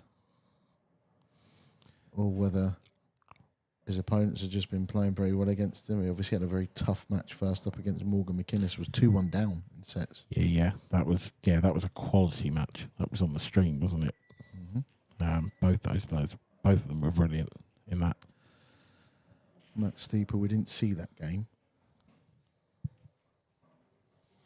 No, and that was a bit more topsy-turvy, but he won the final set by 4 frames to 2.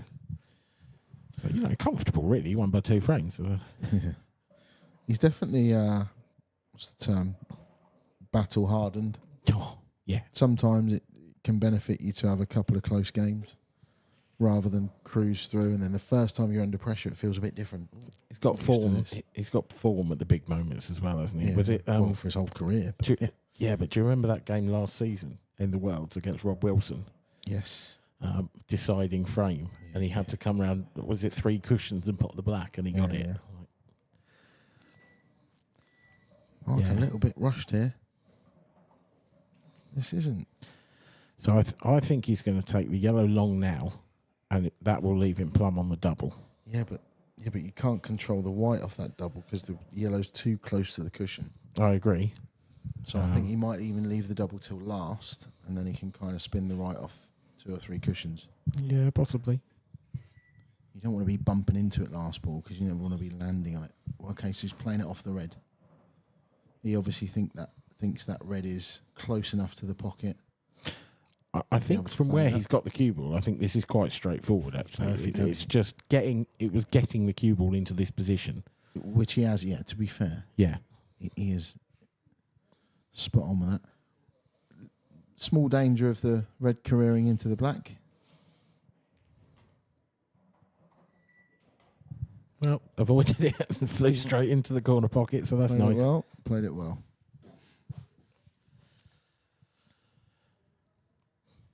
This isn't a really nice shot to get on the black, is it?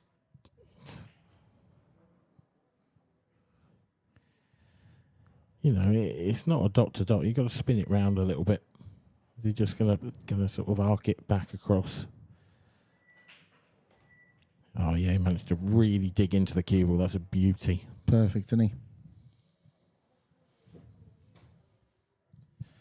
On a slightly, even a week older cloth, you can't play that shot. Really, really brought it back. Yeah.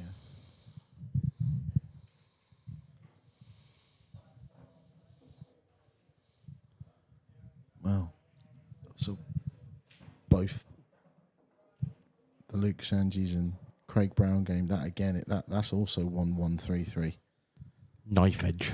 Knife edge. Ben Davies has been 3-0 up against Steve Wall for a long time. Forever. Yes. Forever. Yeah, it does seem to have been an incredibly long time. That must be an unbelievably tactical frame. I think they're having a break. Possibly. Yeah. couldn't be more in the balance these four last 16 matches. No. Coin flips. You a heads or tails man? Heads. Always been heads. Same, You? Yeah, same. Always heads. Oh, hope we never have to toss a coin against each other then. Definitely come up tails on it. No, tails never fails. Shut up. Pete Fisher 2-1. Apart from the 50% of the time where it does, of course. Yes, Pete Fisher 2-1 up against Mark Farnsworth. So Mark Farnsworth is going to have to dig into those reserves What a of his story that'll once be. again. Yeah, what a story that'll be.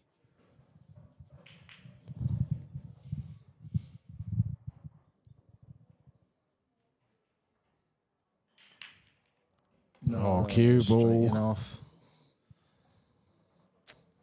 Straight in off.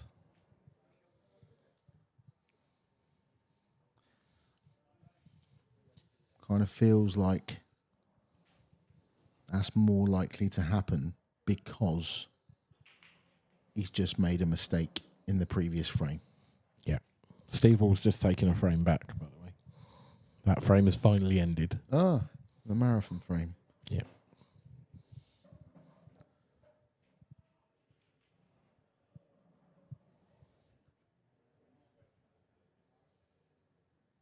Alice Paler as well out on table 5, out on our second stream table. She is 1 frame away from the last 16. She's 3-1 up in that deciding set over Shona Lucas. As Mark Boyle studies the table here, he's got a free shot to open everything up. So, I mean, a lot's going to depend on this shot. Is he just trying to nudge this red onto the cushion, open up all the yellows? No, he's played it more positively than that. Yeah, you don't want to risk under hitting it. No, the result's the same. He's opened up all the yellows. These are a dream now. Yeah. Luke Sanji's 2-1 up in sets against Craig Brown. I feel like Jeff Stelling here. It's been a set at table 8.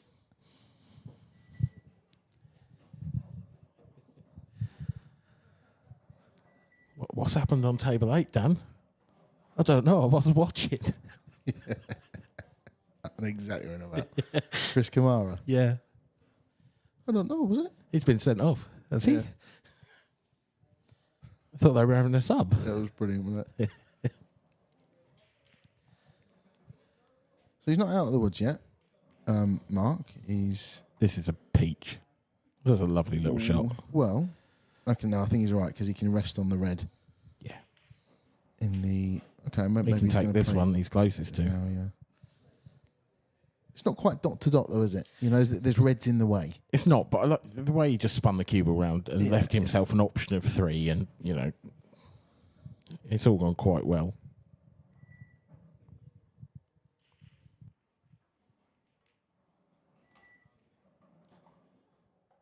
Oh, is he on that? Has he overhit that?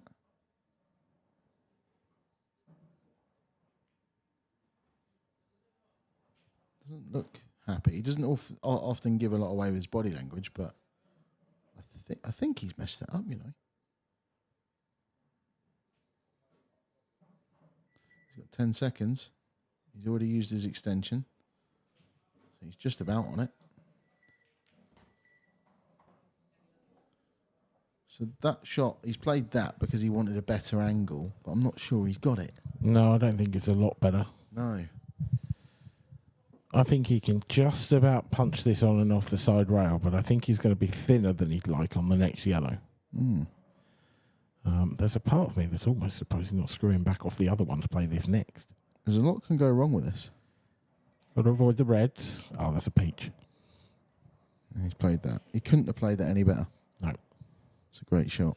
It's the sort of shot where if you get it slightly wrong, the slide takes so much more effect on that side rail, and it just kills the cue ball, and you end up in no man's land. You end up snookered. Yeah. Like, he's played that to absolute perfection.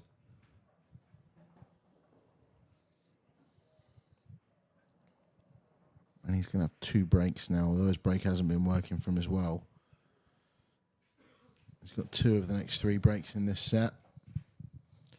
Yeah, 3-1. It's a long way back for Jake now in this set. In this match. I mean, you never know. You know, you can quite easily see Jake taking the next set and then it's a one-set shootout. It's, Yeah, you know, race to 4, anything can happen. Alice Paler, it's now 3-2. This is a chance to win the match. Oh, that's an Horrible awkward queuing. Horrible queuing. Oh, that might be a blessing in disguise. That hasn't gone in yet. Yeah, I agree. I agree, because the 8-ball's tied up. It's obviously not been the best split ever, that one. You can see. Yeah, I think Alice is a big favourite in this frame, the way that's panned out. That's a lovely return, though. Old school. Yeah. I'd love to see it. Nothing wrong with that. It's a bit older than she looks, Shona, as a compliment. No, it is. She's been around for a long time. I know. She probably must be 50. Andy Lucas is mid-50s. Doesn't look a day over 35. I think this is conversations to avoid on the stream, isn't it? No. Because she's been away from the game for so long, sort of, at the highest level, I think people forget how good she is. She was brought up in the era of a lot of tactical frames. Yeah, no hitting the cue board, like proper old rule style. Yeah. Didn't have to hit a cushion after contact. When was the last time you played that rule set, that sort of old EPA or whatever it was? Only when it changed, that was it. Yeah. I was done with it. I don't play much local league anyway. I just do our area's just the same, so I'm playing a few years ago I was asked to take part in a sort of local pub's charity comp, and they played those rules, and there was one player in there. Like, it's funny, you got players who played those rules and they get annoyed if you put them in a snooker because like it's unsportsmanlike, and it's like, well, play better rules then, because then it's hard. Yeah. But there was one player who played them to the letter, and I mean every single shot until the finish was on for him was like ball over the hole, tuck up, ball over the hole. Yeah, it's painful. Yeah. Like I you hear these stories about. So I'm 37. I started playing comps when I was 14, and used to hear these stories about. That was at the point where old EPA rules were kind of like not really around much, but some local leagues were playing it, and you'd hear these stories of frames that lasted an hour. Yeah. Or best of 3s, best of 5s that lasted 3 hours. Yeah. And you just think, like, that's just a different. Is that It's even a different sport? world. It is a different world completely. Not even a sport. It's like chess, isn't it? It's not just. I'd rather watch chess, to be honest. I think anyone would. Anything, but yeah. I'd rather watch Scrabble Yeah. than. Do you know what? It's not the worst thing in the world to be involved in a bit of a tippy-tappy frame now and again, where you got your thinking head on, and it's a nice change. I was brought up a little bit on it. I think cover a pocket, like, especially in one frame pool, playing for England when I was a junior. Covering a pocket's like worth so much when you're playing at a slightly lower level. But it's just horrible. Be like playing with your food. Do you know what I mean? You just want to eat it. Yeah. Just get on with it. I don't mind the odd tactical frame, particularly in this rule set, because at least there's some challenge. You know, you've got to make sure you hit a cushion. You can't just roll up behind the ball. You know, in the newer versions of the game, if you like. But yeah, old rules. Yeah, I couldn't bear it. Well, no one's going to watch it, are they?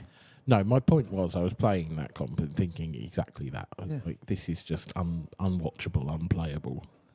I'd even anyone that would even be into watching that sort of thing will probably be so not with the times, so to speak. They might not even have a TV or a smartphone anyway. Do you know what I mean? Put it on the radio. So no one's watching it. It's not going to be on TalkSport 2, is it? No. Just get a telegram message after every shot. Morse code. Bird delivers a thing with the results.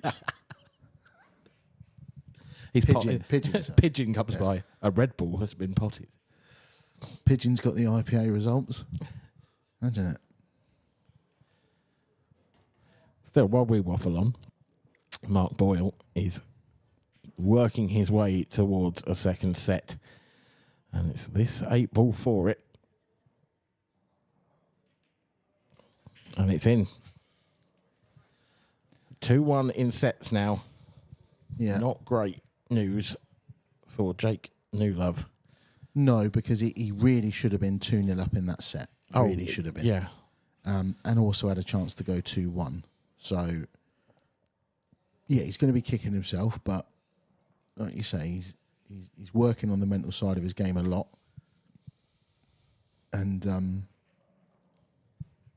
he knows. He'd have told himself before this game, look, there's no way I'm going to have it plain sailing and beat him 3-0. Or it's highly unlikely. Yep. You have to prepare to, go through the trenches a little bit. And that's why he's got his army top on. Yeah. Alice Paler, just to interrupt, sorry, but this is a massive shot. She's gone for the big breakout, and it's broken out and gone back together. Oh, it looked good there, didn't it? Until the briefly, yeah. last couple of rolls. So now what do you do? She surely can't go from here. She's surely got to leave that pocket covered and just try and maybe get the red out into the open. And try and maybe stun the white and glue it to the yellow that the red's closest to. So, yeah, she could possibly play a shot like that, which would push. So play red onto yellow and then push that yellow off the side round and back over towards the pocket that's covered. Yeah, and just stun the white and sort of glue it where it is. Yeah. So you release your red, but she's very close to the rail. That's the only snag.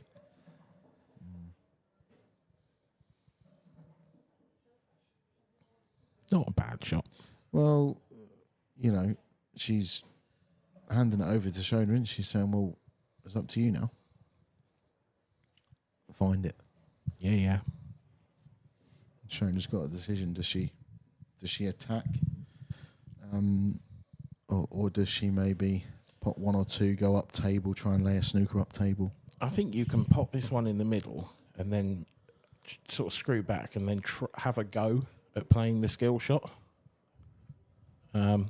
Screwing across into the red, knocking that in, and then you can sort of decide, because then Alice has only got one red left and you would still have two yellows and a black covering it. Did you clock Alice's shirt earlier? I didn't know. It's got who the... Oh yeah, she's had a shirt that says that for a long time. Who the F? Yeah. Yeah. I used to think that was the funniest song ever when I was a kid. Oh, that song's on again. That says a lot about your sense of humour, mate. Oh, there's a swear word in that song. Your mates in the to be corner fair, when I was a kid, Eminem was around, so every song had a swear word in it. How old are you? I'm 34. You're only 3 years younger than me. Yeah, I know. And yet you're entertained by that. Yeah. 24 Generation years, gap, just that, isn't it? waiting for it. Dan's on the karaoke. Yep. Get Marshy in here. Oh, what a voice. What a break. What a break from the butcher. Oh, where's that yellow going? Oh, that last yellow rolling is horrible. Yeah, I don't know if he can spin it in, because obviously it doesn't matter if he catches the yellow first shot, but then would he? I don't think he can, and if he does that, is the cue ball just going to stick on the yellow? And does he definitely want reds? Well, this is it. I mean, yeah, you do, don't you? I mean, all the reds go, and that yellow is so awful. I think the red closest to the right middle is welded, I think. So I think he's only really got one bad ball if he goes yellows. But that is a really bad ball. Yeah. Because how do you get that out? If you get in behind that, you've got to come at it from the left hand side, really, haven't you? He wanted to be going into it now. So if he'd have played that a bit firmer, which is a ballsy thing to do, first shot, because it wasn't the easiest of opening pots. But he wanted to go into it from the one in the middle of the table now, I think.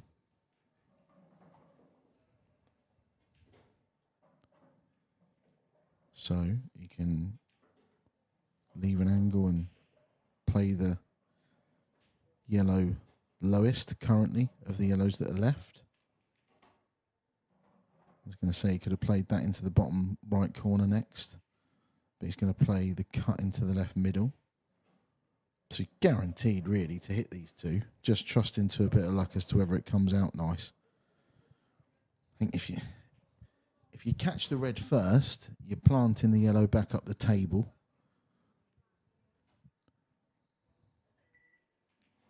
Hold on to your horses. No good. No good. That was the problem with catching. He caught it too thin. You kind of had to catch it thick and push the yellow over to the left-hand side of the table. Yeah, I still don't know now what I'd have done. Whether I'd have wanted to catch top cushion first, side cushion first, or go straight into it. Don't know which one Jake played because it's easy to misjudge that slightly. I think the honest truth about this frame is he's hit a really nice break and got a bit unlucky with the way those balls fell. That red and yellow that fell together first thing, it was just awful. Interesting, he's played a safety there. In the past, I think I'd have seen Jake play a double. I can see it. I quite like that shot, actually. No, I do. Quite hard to execute. Yeah. Because if he hits that too hard, the red goes into the bottom left corner. And much softer, and that would have been a foul as well. Yeah, horrible shot. I wouldn't have played that. Mark could just weld him in behind the red here, though. This isn't great for Jake. Oh, he's got lucky. He got a little bit lucky there. He didn't want to catch that red first. He caught that red really thin and very nearly went in off. The red he's pushed up into the corner. Can Jake play the yellow off the red now? Possibly. No. Oh, he might be able to. No, I don't think so. Because I think if he plays it, he's got to play that with pace, and I think it'll just skip off into the other red and hit it half ball. Yeah, I know what you mean. He's almost got to play it into one side of the pocket. Yeah. After, but I don't think that's impossible, you know. I don't think he's seen it yet. Do you want to just go out there and have a look and see if it goes? Just right, ask him if you can just play it. If I was allowed to, I would, but I don't like breaking the rules. It's a nice shot. He's gestured a bit there as if he's rolled a little bit, but the double kiss has served him good. Yeah. He's happy with that.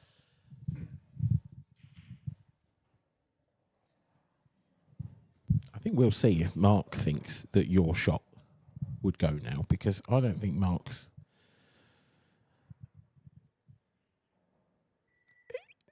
can't leave a shot on for Jake in that case, so he's got to play quite a negative safety.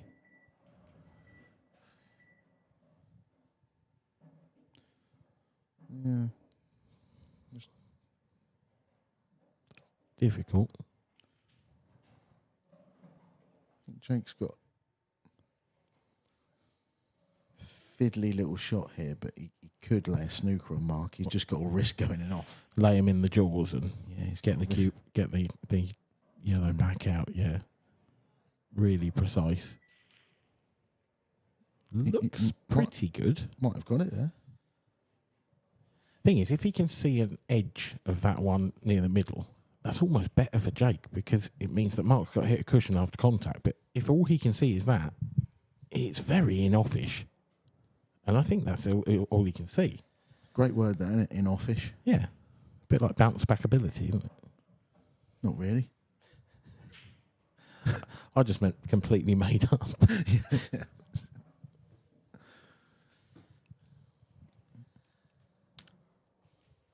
Jake was a fraction away from really having him in trouble, wasn't he? Yeah. Really having him in trouble. Right. But now that he hasn't, Mark's huge favourite. Yeah, he is. So, scores on the doors elsewhere. Lee Shepherd 2-0 up against Michael Rhodes in frames. Gareth Hibbert, good start, 2-0 up against Adam Griffiths, reigning champ. That's a good shot from Jake. It's a very good shot. Still advantage Mark, I think, but it's a good shot from Jake. Now, Farnsworth 3-1 up in the fourth set. So looking like taking that to another decider. Craig Brown 2-0 up in the fourth set. So in good position. To go to another decider. To another decider. Ben Davis has taken the fourth set.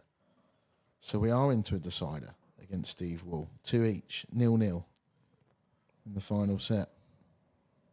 No one's running away with any of these games, and that's true here as well, because Mark Boyle's just played a pot, but the position has not come out nicely for him. He can't really get the cue ball in that area and get a snooker here against Jake. So what do you do? Is he going to try and pot this up the rail? Is he just going to try and stick the cue ball behind the red?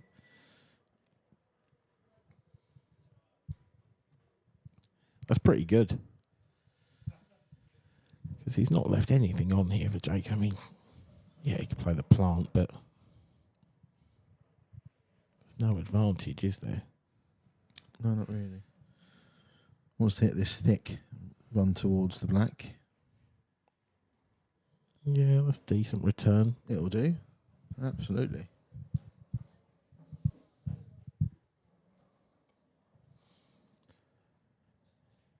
Now, Mark could play a shot here where he sort of slides the cue ball across that red just above the baulk line.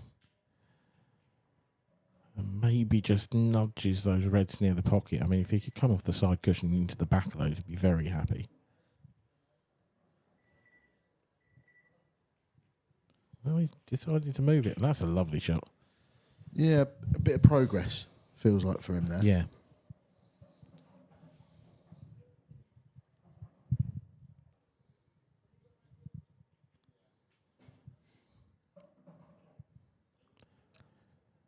Feels like it's getting harder and harder for Jake, and he needs a terrific safety to try and essentially get a foul at a Mark.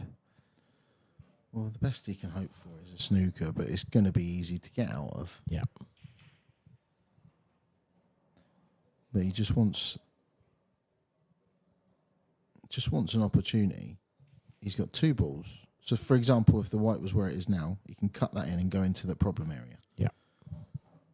If the cue ball's left anywhere on the right-hand side of the table, he can cut the one in the middle, make a little play for it there. I'm assuming Mark hasn't left any kind of gap for that yellow to try and sneak in over the pocket in any way. Oh, no. Oh, no. Oh, good Lord, no. No. It was hard to see from our original angle how far away that red was from the pocket, but yeah, that's not going to happen. Right, doesn't want this in. Doesn't want the cue ball in either. That is about as good as it gets. That's a lovely shot. That's a great shot, because this isn't easy to get out of. No. He's got a big area. I mean, it's a huge target, really, because he's got 4 reds to hit off one cushion.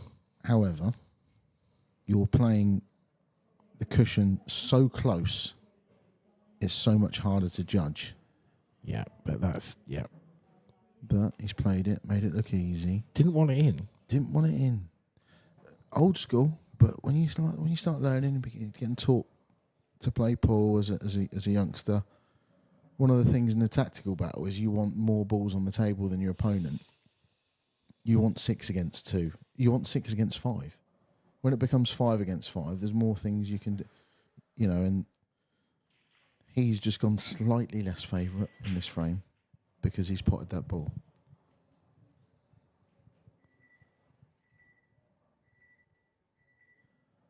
Gareth Hibbert off to a quick start.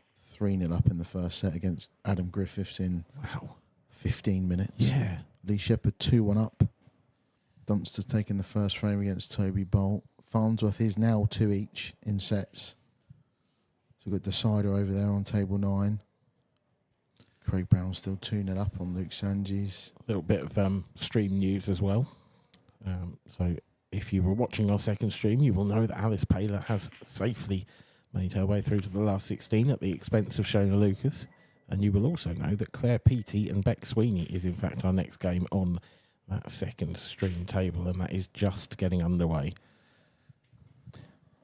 So Jake's really... Well, Jake's got himself back in this with that shot. I think, though, yeah. Not quite. He was a fraction away from having that pocket sewn up and just not quite.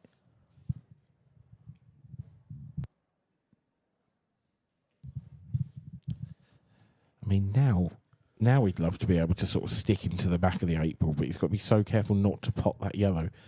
And also, actually, the last thing Jake wants at the moment is that yellow near the 8 ball right over the pocket, because he doesn't want to be forced into potting it by Mark.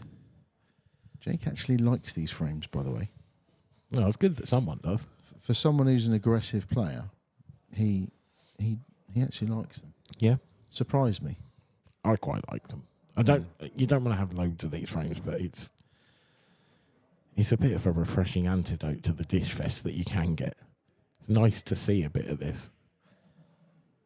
once in a while. Yeah. It's nowhere near. It's a lot better to see this when you've got a shot clock. Oh, 100%. Yeah. You know? No, yeah, you couldn't agree more. Yeah. No, it's really delicate, but can Jake just thin off this yellow and stick him in there? Like, if he could force Mark into getting out of a snooker, there's everything that can go wrong now. That's a nice shot, I think. Delicate little one there. That's good. There's every chance of a foul here. Yeah, every chance. Because he's got a yellow on the left-hand side of that cluster. Okay, so he's left it bendable. What is it a word? That's another great word, isn't it? Bendable. It's got to be. That absolutely. It's the best word, isn't it? Yeah, it must be, but it's not one you hear very often. On countdown, that's allowed. Bendable. Yeah. Susie Dent's all over It's that. a good 8. It's a good 8. It's a good 8, yeah. Didn't have you down as a countdown, man. Yeah, numbers games, me. Oh, me too. Yeah. Not letters. Was it going to reach? Yeah. Of course it's going to reach. What we're talking about. Pete Fish has taken the first frame in the deciding set. 1-0 up on Farnsworth. Ben Davis has taken the first frame in the deciding set against Steve Wall. He might see it as unnecessarily risky, but Mark could go here. If he just dropped the plant in. Oh, I love that shot, though. Yeah, I don't mind that, yeah. Because now for Jake, I mean, where can you go? You can maybe double kiss the left of the 2 yellows. No, I think the right one's fine because the plant doesn't go. Yeah, but if the he right just of the 2. if he just rolls onto that now, he's going to leave the game open for Mark, I think. See, I don't like this. I prefer this. Doesn't want this in, though. That's the last thing he wants. Got to hit another cushion. That was a foul, I think. Was it? I don't think that hit a cushion. I think it rocked back. Yeah. Foul. Yeah. That's why I didn't like it. Yeah. No, I get it, because it had to be so precise pace-wise. Like, he very nearly nailed it, but... Apologise. For... I was right, wasn't I? You were... Oh, I see. It's like Say that. sorry. Or just put it 1-0 or something. Sure. All right. I'll keep it on the scoreboard. So we go now. Yeah, this is Mark's frame now. Should be. I don't It's just whether he goes for it. I don't like... Yeah. I don't like the idea of playing that as a 3-ball plant. I think it can go wrong. Don't know. I think If you he could, can hit the centre of the red, he's all right. you could push the middle red safe here if you're not careful. He's doing it. That's perfect. Yeah, perfect. So Michael Rhodes 3-2 up in the first set against Lee Shepherd. Was 2-0 down. Your conqueror. He was 2-0 down in the first set to me and won it 4-2. He'll be having deja vu over there. That's a good deja vu to have. He's just about okay here, I think. Looks like he's... Might have to throw this in. A little bit aside. And yeah. He's fine. Fine.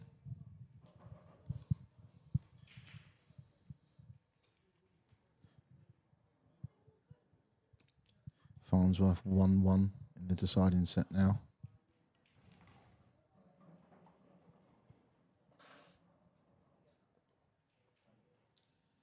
That one's got decider written all over it, doesn't it?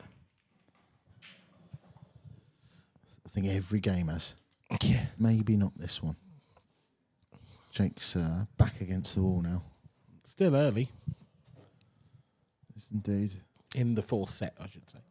Emma Reeves 3, Alexandra Cunha 1 in the first set.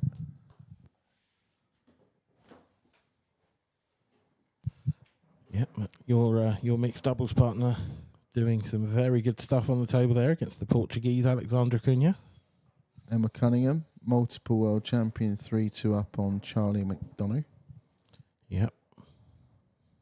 Yeah, Emma Cunningham's won everything there is to win in the ladies' game. Yeah, basically. yeah. I mean, Literally. a legend of the game.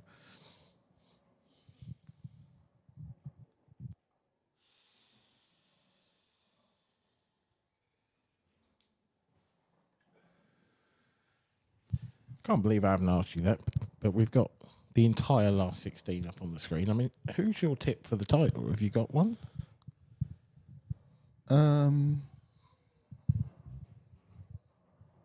No. Fair enough. I understand. It's Well- hard to pin your... I'd have said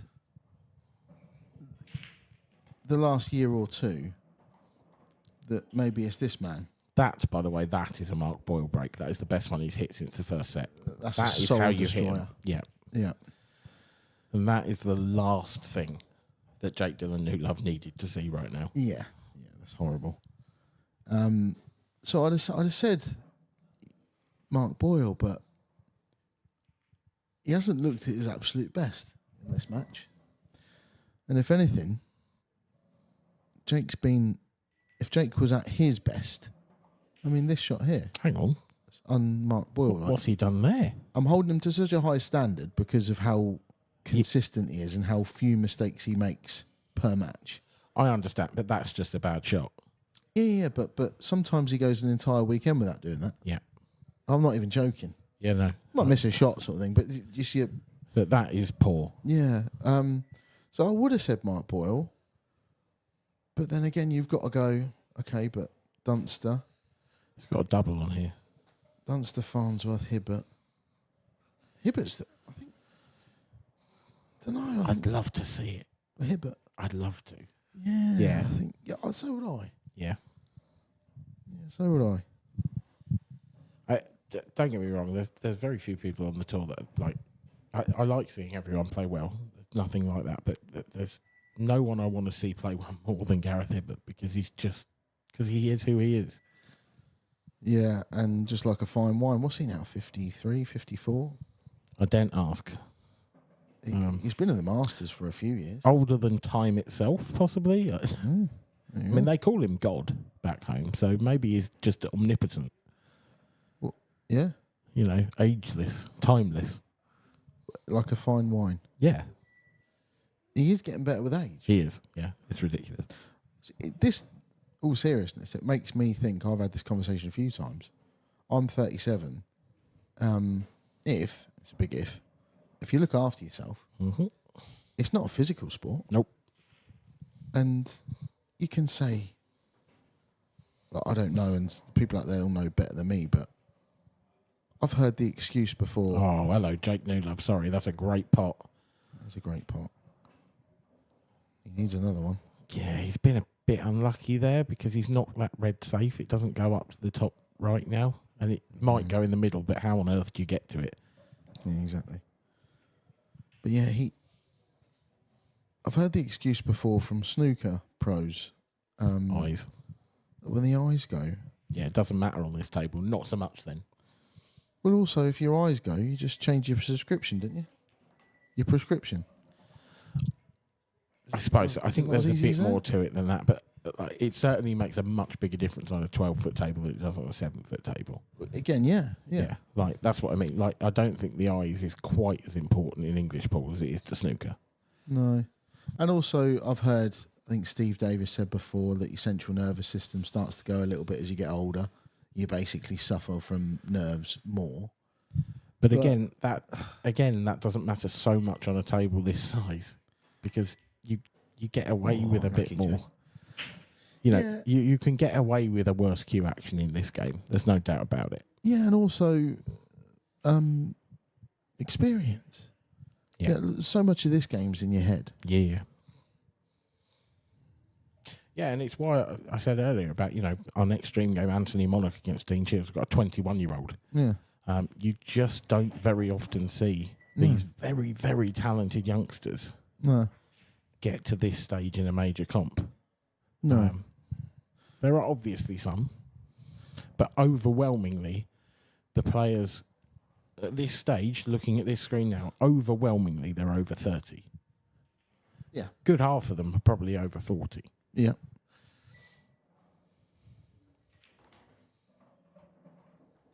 You know, you look down that list. Ben Davis, I think he's not quite in the seniors bracket yet. He's not quite in the 40s, but he's not very far off. I think, yeah, when I was playing juniors, he was the age group up, so he's 39 probably. Boyle is certainly in his 40s. Steve Wall. No need to say it like that. I just mean he's in the seniors. Then. No. You He's in said the that seniors. like he was late 40s. No, I just mean Boyle's certainly in the smoke. I just mean that I know he is. All right. Stop trying to get me in trouble.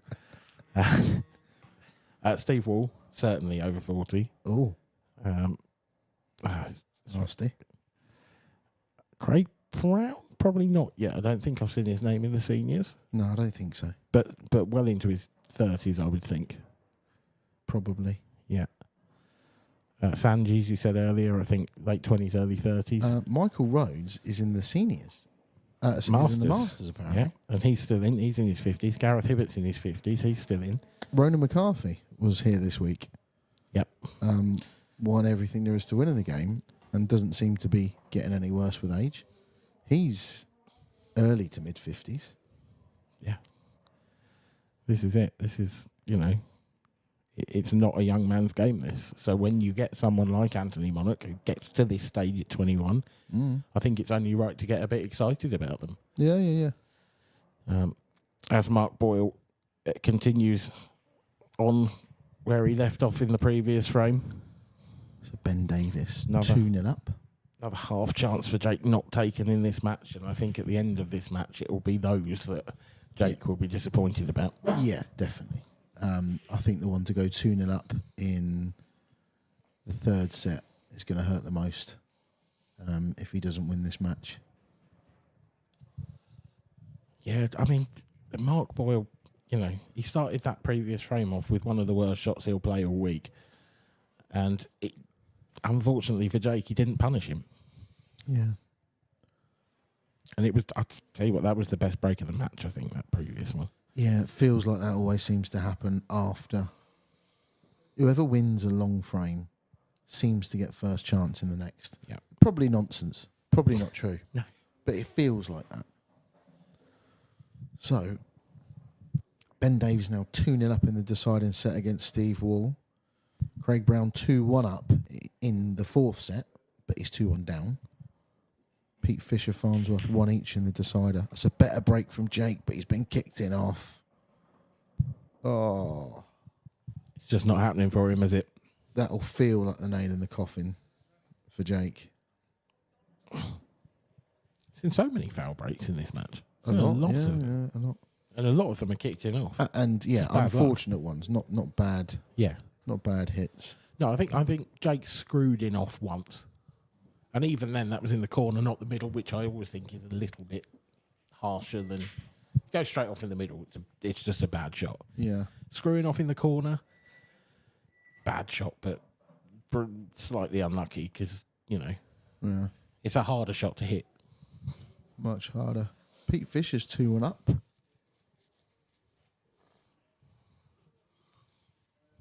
Two went up in the deciding set against Farnsworth. At this point, you've got to say he's favourite for the match. Yeah. 2-1 up in a race to 4. So for me, he's either favourite or it's 50-50, depending on who's got the break. All right, yeah, fair point.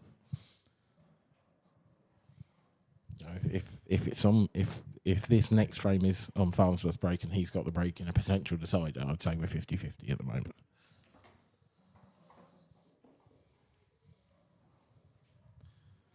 Jake looks a bit dejected in his seat. You can kind of see he feels like he knows what's coming. I mean, assuming Mark gets these, and it's hard to see past it, what odds do you get on Jake from 3-0 down and 2-1 down in sets? Oh, 20-1. Yeah, and you wouldn't take that, would you, to be honest? I'd have a 5 on it. Would you? Yeah. I'd want at least 100 to 1, I think, before I took that bet. I'm rubbish at gambling. Fair enough. I can see why. I'm always trying to turn a 5 into 100. Does it work very often? No, not often. Is it less than 1 in 20 times? I suppose that's the... Yeah, probably is, Yeah. yeah. They called it a mugs game. That's all good if it's friendly and trying to just create a bit of interest. I think socially is the way for me. obviously people talk about it a lot. People have problems with gambling and stuff. I think as long as you do it sensibly, do what you can afford to lose. Make sure you can always pay your bills. Just have a bit of fun with it. You don't want to have the ump if you lose, do you? No. It's a little fiver here and there's no problem. Do you know what I mean? You don't want to start putting silly amounts on stuff but Yeah, could be, I'm sure that's a sore subject for a few people out there, but yeah, of course. Everything in moderation. yes. It's a little bit out of position here, Mark. A little bit. I think, can he just play this this next red with a load of check side and just bounce the cue ball back off and try and stay as straight as possible in the one in the middle? Because you've got too much angle to do that. Aiming for the yellow, I think, here. Yeah, it's just that. That's perfect. That's lovely. Aiming like that line, literally inside the yellow. Yep.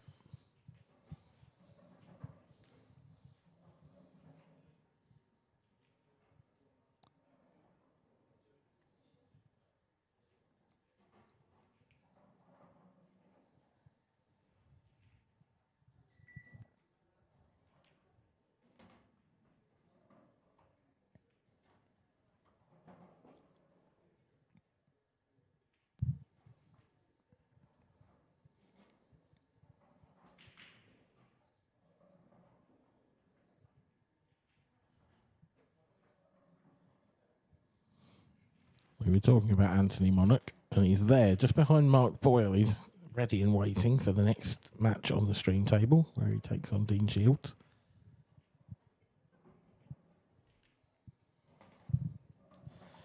And it looks like that might be sooner rather than later, because Mark Boyle now leads by 3 frames to 0 in the 4th set. He needs one more frame, 1 out of the next 4 for Mark Boyle. Will see him through to the quarterfinals. Surprisingly, given this match started 40 minutes after all the others in this half of the round, he might yet be the first person through to the quarterfinals. Yeah, it's everything else is just looking like going to the wire.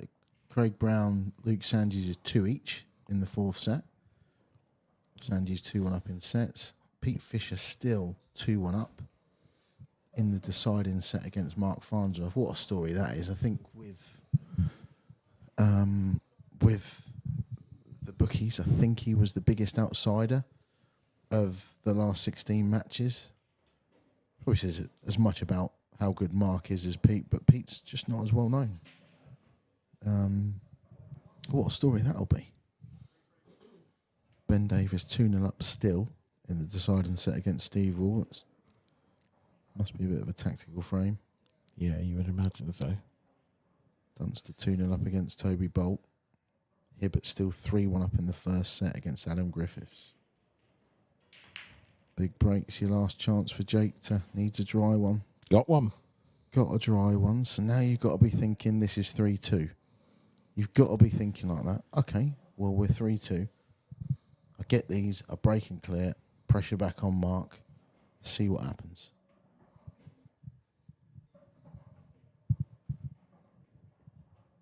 Yellows are absolute drop-ins if it isn't for the one at the bottom of the table.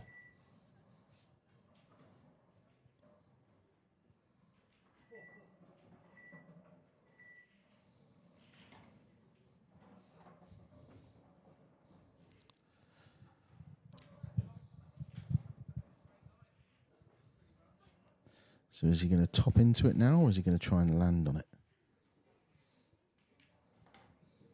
Landed on it. Nice. Actually had a decent little window there to land in. Bigger than you first thought. Than I first thought, anyway, from the overheads.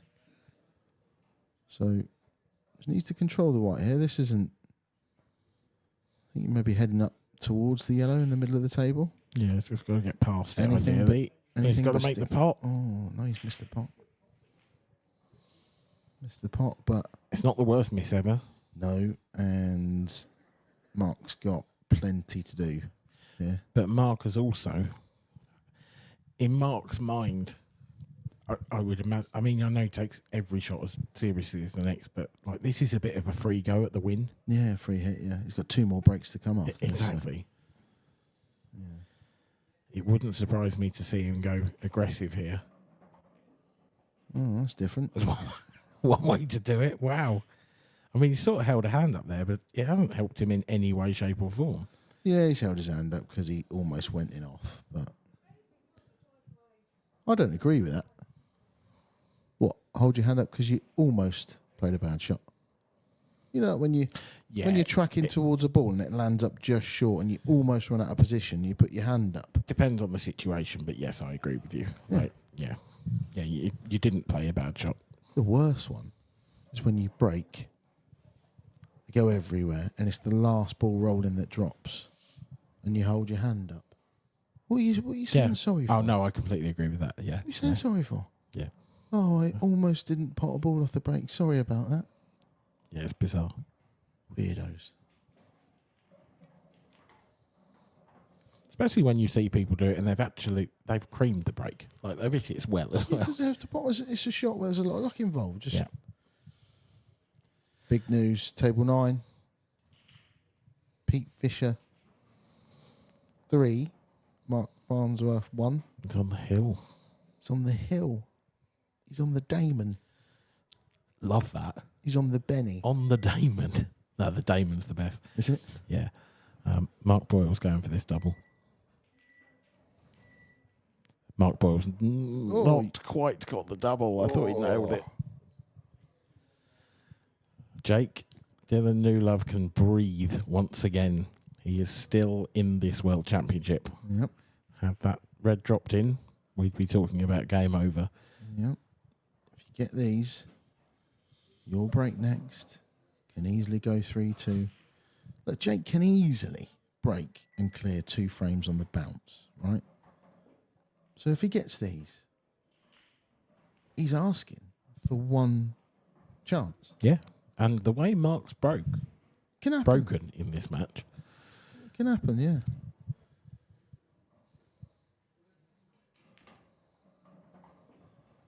Might see Jake play this off of the red if he can, just to hold the cue ball.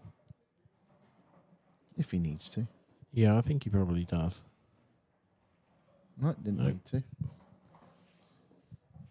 I think it might have been a better way to play it, though. I think he'd be dead straight on this next one now. This is just a bit of a fiddly shot now. Yeah, a little bit. That's good. Good enough. Is it? Well, he's a little bit wrong side. Yeah, big time the wrong side. And it's not like he can just drop it in and play it long because Mark's got that pocket covered. He's just looking at leaving himself a cut. That's fine. That's not bad. Not bad at all. Ben Davis on the hill. 3-0 up against Steve Wall in the deciding set. Or 3-0 in the deciding set is real trouble for Steve. Yeah. Dunster's 3-0 up in the first set against Toby Bolt. Michael Rhodes 2-1 up and a set up. He's in charge there. And Gareth Hibbert's taken the first set. Craig Brown's just gone 3-2 up in that 4th set.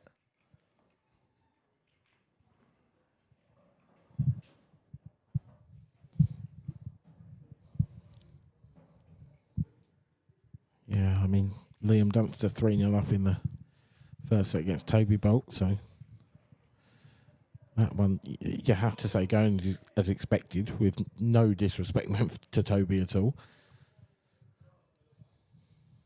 I've just heard a big boom get in, and I think it sounded like Pete Fisher. See a few people looking round. I think that means he's won. That would be a big upset. It's a big story, that. Yep. We don't know. We haven't got that confirmed yet. But if that's the case, yeah, he is. He's putting Putting the cues away. What a result that is. Oh, congratulations, Pete Fisher. That is a monumental result. First man into the quarters. Yep. Big break from Jake. Awkward. Horrible position for the 8 ball. Reds aren't bad, but there's that one in Bork. Oh, they're horrible. They These. really are. But he's at the table, and that's all he could ask for at this stage. Yeah.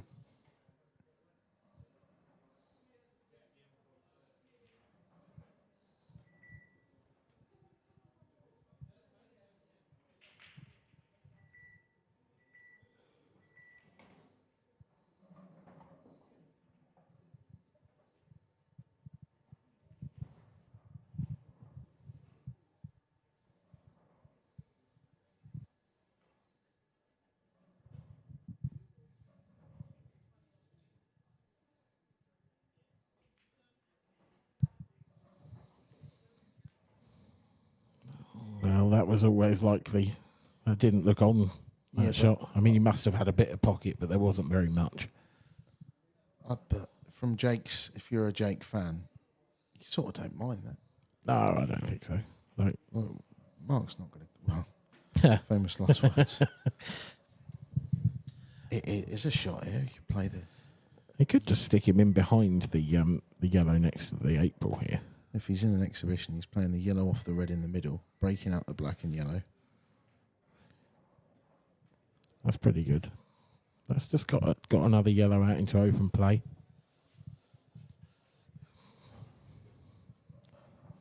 There's an aggressive shot on here for Jakey.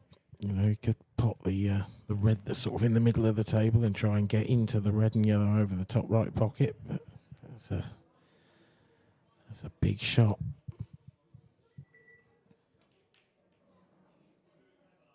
He won't mind that. No, not at all. It's not a bad outcome, that, at all.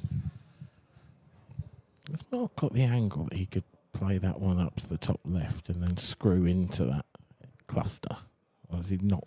He's a bit too close to the cushion for that, maybe, and a bit too much angle, maybe. Yeah, I think if he was closer to it, if he was halfway between where the white and yellow is now, I think he's got the angle, I think. It's just... Is he trying it? He is. Yeah, he is. He was. This cue ball's close. Needs to slow down. Has He's slowed also- down. He's also got the angle now. Yep. Off the one in the right middle. Again, though, he can't play this with too much pace, because if he does it, throw the cue ball and it will go wide of that. Mm.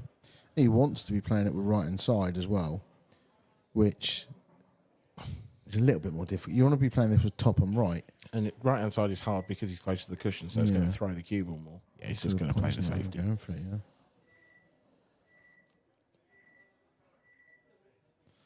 So, Jake in a snooker. It's pretty good. I mean, if I'm Jake here, then I think I'm possibly just using an opportunity to just go once across the table and get that red off the side rail. Because that yellow of Mark's is awful and horrible to get out.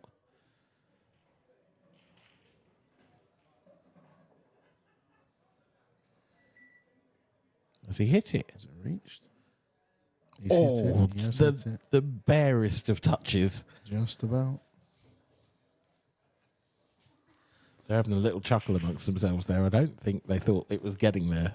Oh. I don't know whether there was a bit of wobble on the weave or something where maybe it looked like it wasn't going to get there and then it looked like it was.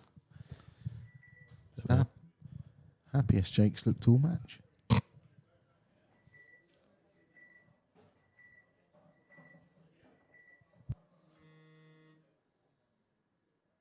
Problems with the shot clock again. So it's official now. Pete Fisher through on Q score if anyone's following it on there.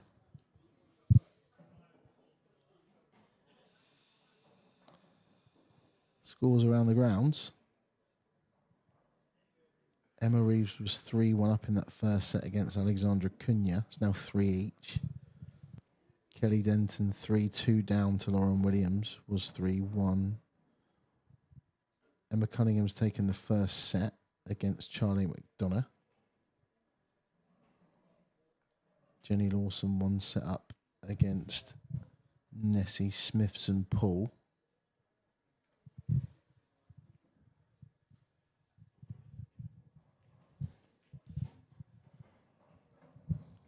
Yeah, it's I was just noticed as well, and I sort of knew this already, but Craig Brown and Luke Sandys, the winner of that game will now play Pete Fisher. Craig Brown and Pete Fisher are going quite nicely in the doubles in this competition. Didn't know that. So that would be interesting.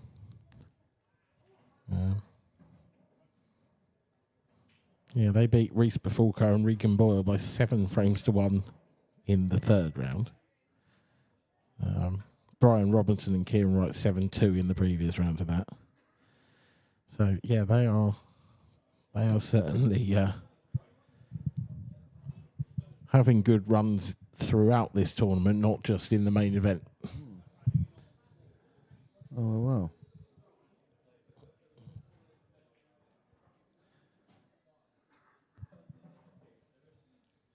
There's some serious looking pairs in that doubles actually. Jake Newlove, Rob Wilson play Mark Boyle and Gio Edgar. Yeah, the defending champions, of course. Mark Boyle and Gio Edgar.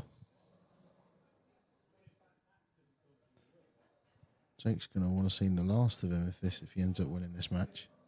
Or whichever way it goes, they'll Yeah. play each other again. Yeah.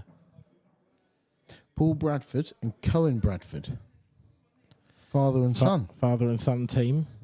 Yep. Up against Drew Hughes and Kev Austin. A good team, that as well. It is a good team. Paul's underrated. Paul's good. And Cohen is... one of the highest rated prospects in pool, I think is fair to say. Yeah, I think he's 15 now. Looks 12. Yeah. Mark Boyle is going absolutely hell for leather here. He's going for these. I'm over the moon if I'm Jake. Yeah. I can't believe he's taking these on. Me neither. If anyone can do it, it'll be Mark Boyle. Oh, no. Oh, no. Oh, disaster upon disaster for Mark Boyle. Well. But I tell you what, these reds are awful. Yeah, Even with 2 shots, even with a free shot, you've got 1 free shot to develop a couple, but you can't develop them all. There's every chance Jake maybe pots this yellow of marks and plays safe. That's the percentage shot. I mean, he's got to. Given the match situation. Yeah. Surprised he stunned that in, because now he's just pushed a red safe, but safer. Push his other one over the middle pocket. Yeah, not too bad. Yeah. So then that's no longer a bad ball. Mark's in a serious world of pain here. Yeah, he's hurting. He's in the stingers, as they'd say. Not heard that one before. It's a Welsh thing. Is it? Okay. Yeah. Like a patch of stinging nettles? Or? That's the one. Oh. Yeah. He's in the nettles. Someone's been watching Dirty Sanchez. He's in the stingers. It's a blast from the past. It's a nice shot. That's a good shot, actually. He's probably left a plant there as well, so Jake needs to be careful. The only thing with that is, yes, he has left the plant there, I think, but Jake would actually struggle to leave it on because of where the 8 ball is. It's just, isn't it? Like a couple of millimetres to the left and the plant's on, but he's just about okay. There is a world in which he could possibly leave it thin, but I don't know how close that red and yellow are. If they're touching... This is good. So, other news, Craig Brown, Luke Sanges has gone to a decider, so that's now 2 all-in sets. 2 each. Ben Davis is through. Former world champ. Could he become the second 2-time winner? Could. Be a big story if he did. He definitely could. He definitely could. And I think it was here when he won it as well. Cedar Court. Correct. Yeah. Yes. Against Simon Ward in the final. Did an amazing clearance in the deciding frame of the deciding set. Yep. We were at the other end of the room. I can sort of picture it almost. Yeah.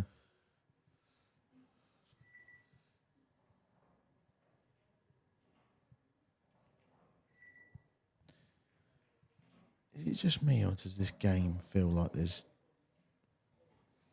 more to come? It's got that feeling. It does, yeah. Goes 3-2.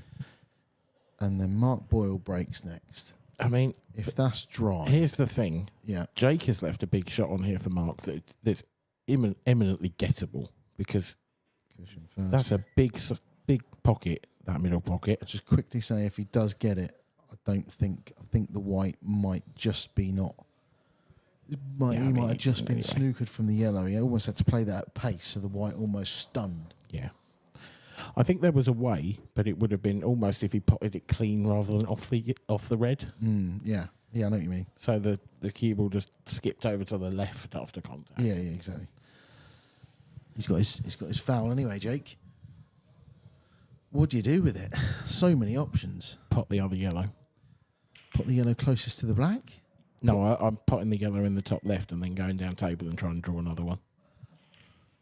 Yeah, maybe. There's so many options there. Well, he's going for 'em anyway, so he can play the ones. Everything's got a pocket now. Yep. He's given. I like this because it's positive but sensible. Does the 8 ball still go in the middle? Yeah, it's got it, I think. I don't think it's touching the yellow. So he can. Yeah, loads of Yeah, rain. it does, yeah. So he can clip the one in the middle now. Can even run into that reddest. Ridiculously unlikely to, as long as you play at the right pace, you're just going to push it close to the pocket, and you're guaranteed on this one in the top left anyway. So do that.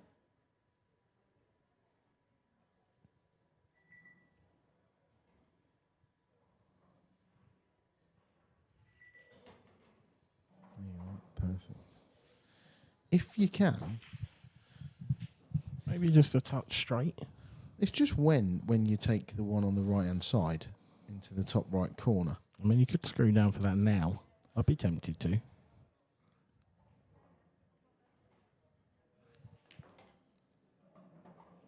Looks like he's leaving it till last. Yep. So it just is crucial that he leaves the white right on that right hand side cushion. You don't want to be forcing it. You don't want to be having to play it. And even that, I think I'd want the white 6 inches a foot closer to the left middle pocket so that I can get even closer to it. Do you know what I mean? Yeah, I do. I think perfect would be almost like in line with the yellow. But that, this is straight. That's what I mean.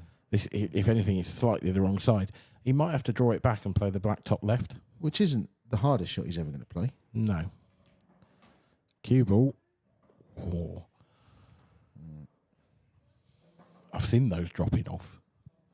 Yeah, I've had it happen to me. There we are, 3-2. Knew that was in Hanging in there. immediately because Mark Boyle was tapping his toe. Tapping his toe, that's a long arm, isn't it? Tapping. Is he doing his knee. yoga? Maybe. I think I need some after that frame. Right. Scores on the doors. Mark Boyle 3-1. Should be 3-2 now. But Jake Dillon, Newlove. Luke Sanchez, Craig Brown, as you mentioned, has just gone to a deciding set. And, well, while we're looking at them, Leon Dunster has taken the first set over Toby Bolt by 4 frames to 1. Michael Rhodes looking good against Lee Shepherd. Yeah, 3-2 up in the second set. Wasting no time. Not even been going for an hour. No, and Gareth Hibbert was flying against Adam Griffiths to start with. He has taken the first set, but that game has definitely slowed down a touch. Yeah, he's 1-0 down in the second set. Right, this is big. Feels like pressure's back on Boyle now.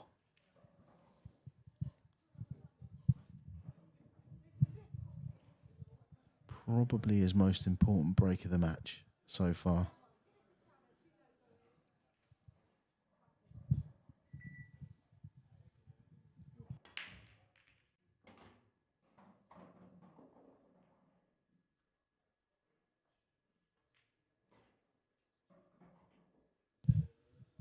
He's got a ball. He's got a big chance. Big chance. Yeah. The yellows are kind of in the way of each other, but he'd take this. I don't think it matters because I think he'll go reds.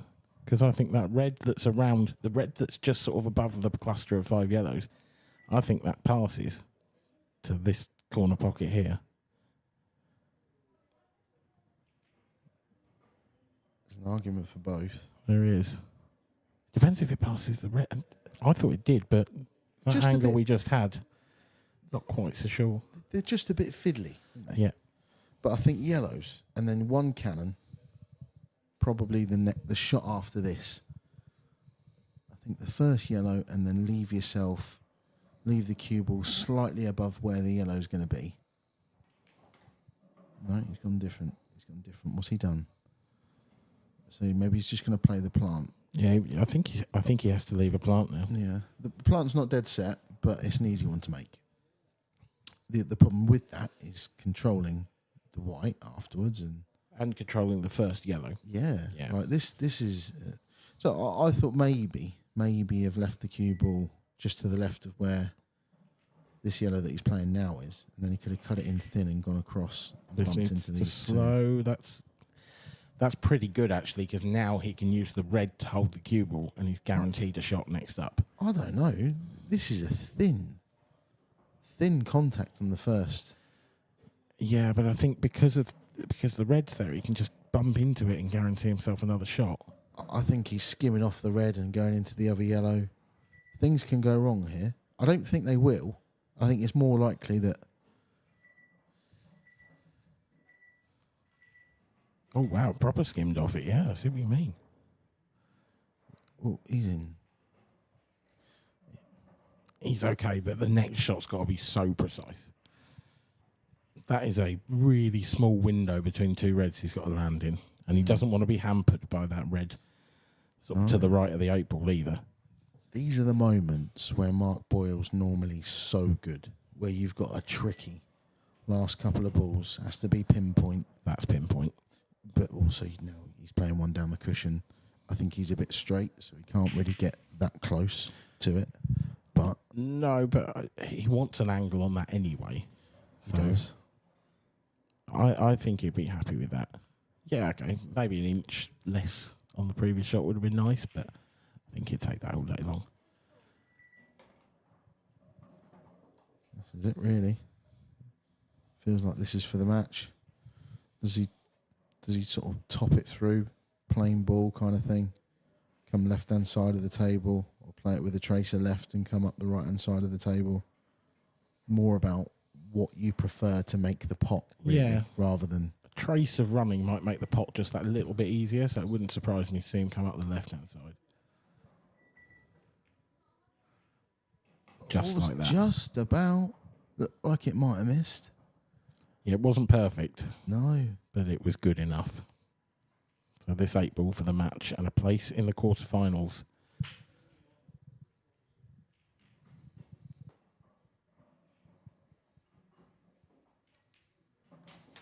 Absolutely never in doubt. Not even a flicker of nerves from Mark Boyle on that final 8 ball. But Jake Dillon Newlove certainly gave him a hell of a game. Mark Boyle safely through then to the quarter-final, but it wasn't easy, Dan. And Mark at times didn't look like the player we know he can be. No. That will give the rest of the field hope that Mark played by his standards. I'd say a 6 or a 7 out of 10. He wasn't bad. Yep. He was brilliant. I mean, most of us would love to play like that, but he wasn't at his absolute best. And that'll give Ben Davis, especially, who's got him next, a little glimmer of hope. Yeah. And Ben's just come through a tough match there. He was 2-1 down to Steve Wall, so he'll kind of feel like he's, free rolling. Is that he probably feel like that anyway, because he hasn't played a tournament in God knows how long. I think Ben might be dangerous for that reason. Yeah. He'll probably feel like he's got nothing to lose against Mark Boyle, which is weird considering he's a former world champion, 2-time world champion, by the way, once on the IPA. Yeah. Once elsewhere. Once, with the same rules, but back, when he was, I think, 18, 19. And Mark Boyle's never won it. Yep. So much talk about Mark Boyle. It's the only thing he's never won. It's the big gap off his CV. But we're going to hear from the man himself now. He's in the studio with Mark Pickworth. Thanks, Dan. And first of all, well played to Mark Boyle. Last 16's always sort of been the tricky point for you in the World Championships. How do you feel right at this right moment? Finally, relieved to get through, because that's all I thought about. See, when I was 3-0 up in that fourth set, I'm thinking if I lose this set now, I'm gone. For being 3-0 up, but just over the moon to get through. And the start of that match, your break wasn't really quite working. You had quite a few in-offs that puzzled you a little bit. How did you overcome and keep your mental strength? Well, the first set, my break was perfect. And then the second set, I got kicked in off twice. That's just pull. That's just pull. You put it down there, you just need to laugh. And hopefully you get another chance. And it did turn back round for me. I got my break cue out. And I hit them the worst I've hit them, so I went back to my playing cue and I started to hit that a bit better. Yeah, and I think that's important, and you've sometimes got to try and have them positive thoughts, because if you don't, this game can destroy you. This game can fry your head, because coming into this week, I had zero expectations, like just win my first game and go for there.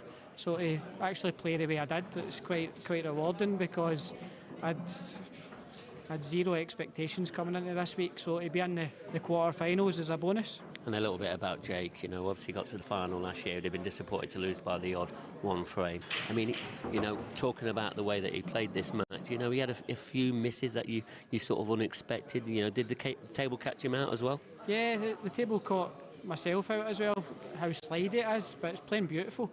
It's just once you get used to that, so sometimes you can think about your weight and take the mind off it. So Jake's class.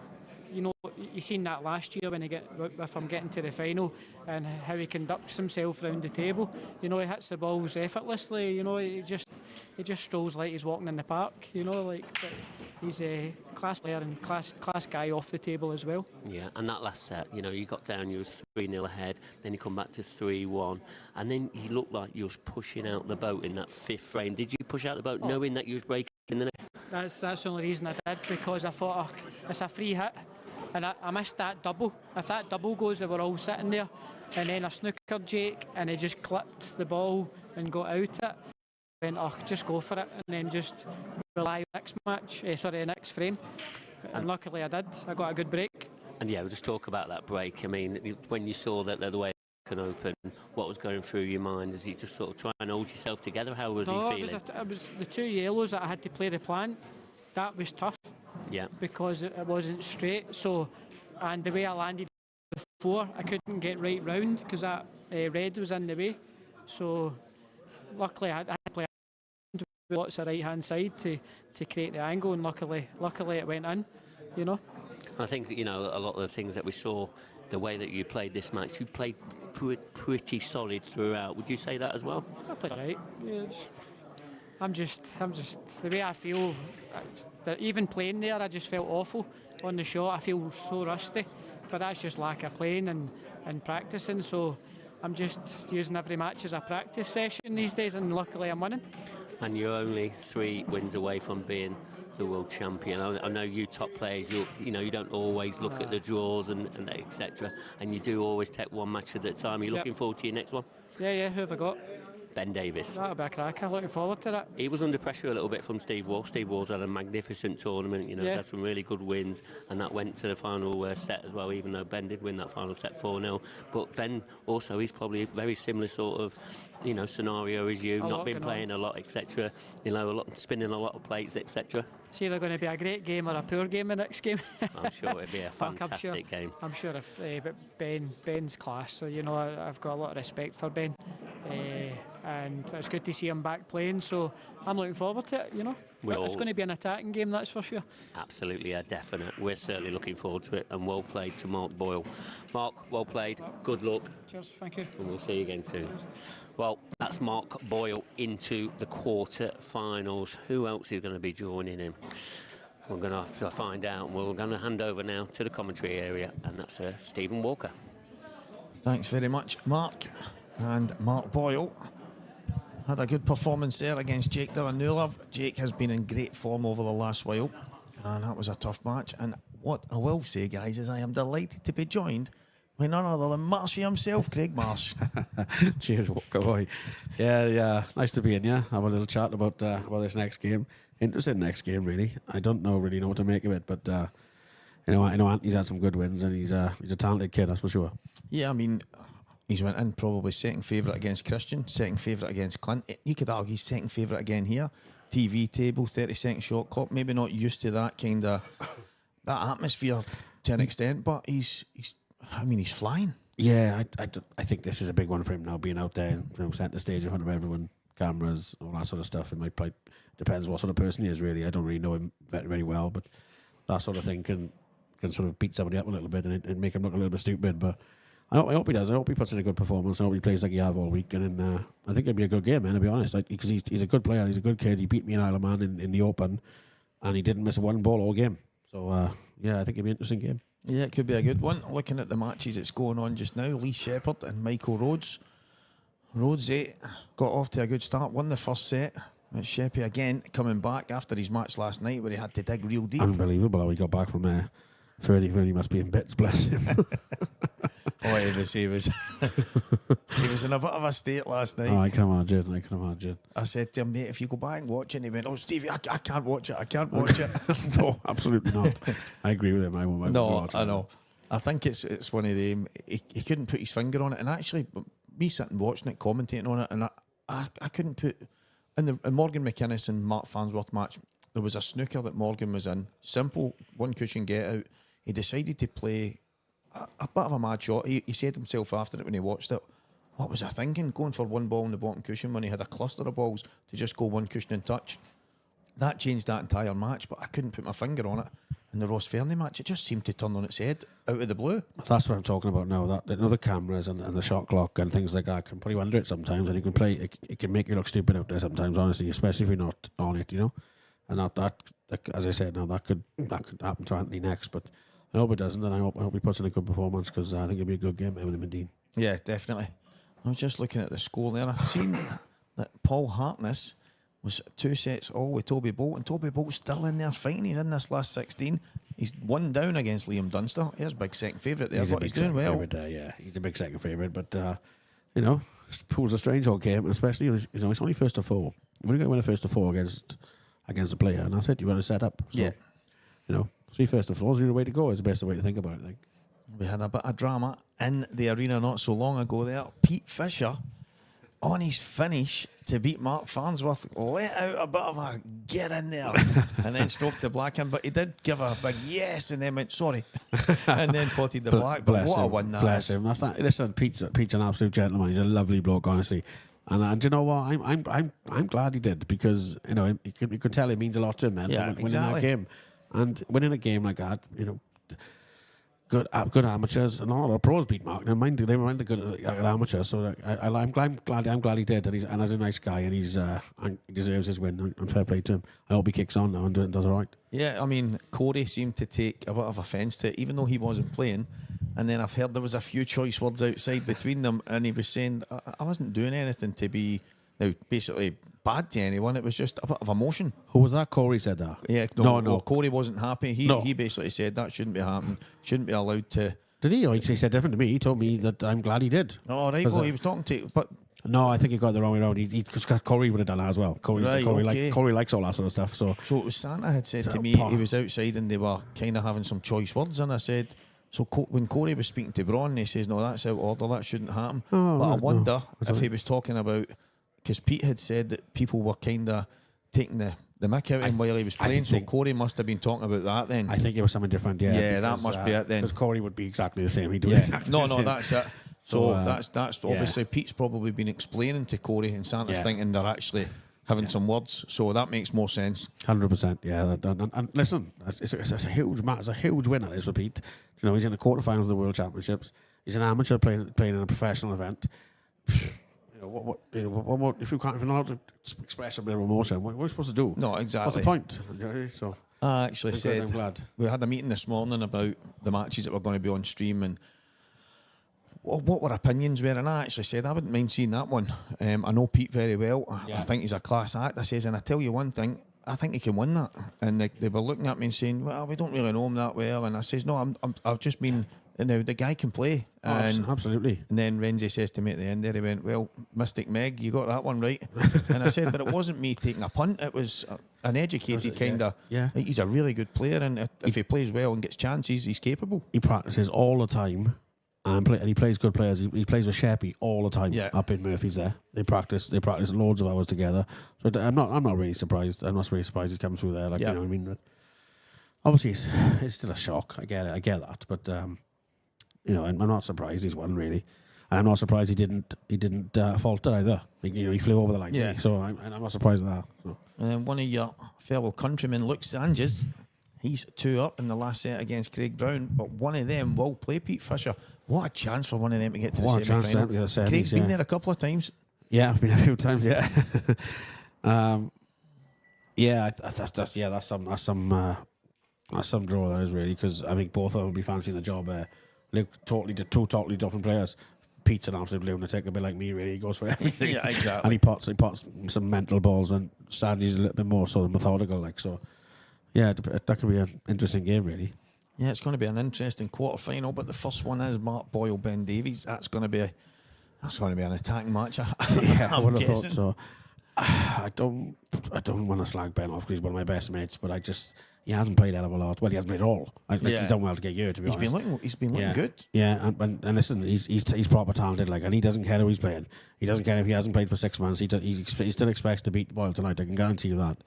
But he'll have to be a little bit better than he has been, I think. So, and I hope he does. I hope he turns up. I hope, because and we see the real Ben Davis. Because when you see the real Ben Davis, he's brilliant. Yeah, and he's good to watch, and he's entertaining. So, I hope he turns up. I'll be out to you by then to watch that, because I'll be on the nose of that. And I'm a couple of beers, I think. No, I think that's probably one of the big things about Benny is very entertaining.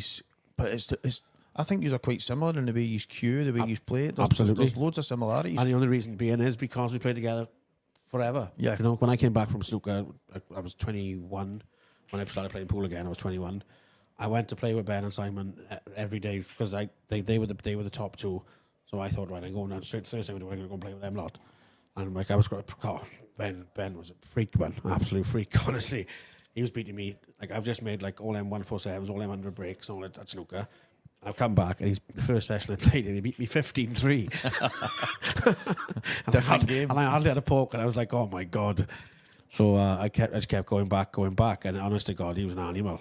And he is. He's still good now. If he only a bit of practice you got to put in, and he won't be far off again. Yeah, I mean, I can see that. I wasn't tipping any. I mean, everyone talks about Liam being the favourite and stuff like that. And I watched Ben in one of his early matches, and I actually looked around and I said to some of the guys, I went, see if he keeps playing the way I've just watched him play, he's going to be an absolute nightmare for anyone. Oh, absolutely. And as you say, with Liam being favourite, you say probably because of the way the draws sat out, but I still think Hibbert is the man to beat. I know his draw's a lot tougher than the sort of Liam's little section there, but no disrespect to anybody else. No, sorry of about course. that. But yeah, I just think he's Hibbert is an animal, man. He doesn't miss a ball, man. He's ridiculous. His touch and his timing is impeccable. I just think he's for me. He's definitely one of the best in the world, definitely. Yeah, I said to him last night when we spoke that it's looking like someone's going to have to try and prize this trophy out his cold dead hands, because he looks like a man possessed. His first set, I think every one he was all dishes, and then I think he whitewashed the third set, and then it was just Dave obviously tried to play some of his best pool weight, but it was a bit scrappy in the second set. Dave stole that one. It was a couple of slack shots, but over the piece, he was just incredible. Well, if anybody could see the results there, the last 32, he played Scoffer. Andrew was in the last 32. Sorry, excuse me. And the first 8 frames, Scoffer had 1 poke in the balls. Yeah. He done 8 off a break, well, 7 off a break, and Scoffer had 1 poke and he missed. Look at that, nearly 8 on the first. And as it happens, but this is the beauty of set format. Look, so Scoffer's nicked the next one 4-3. Yeah.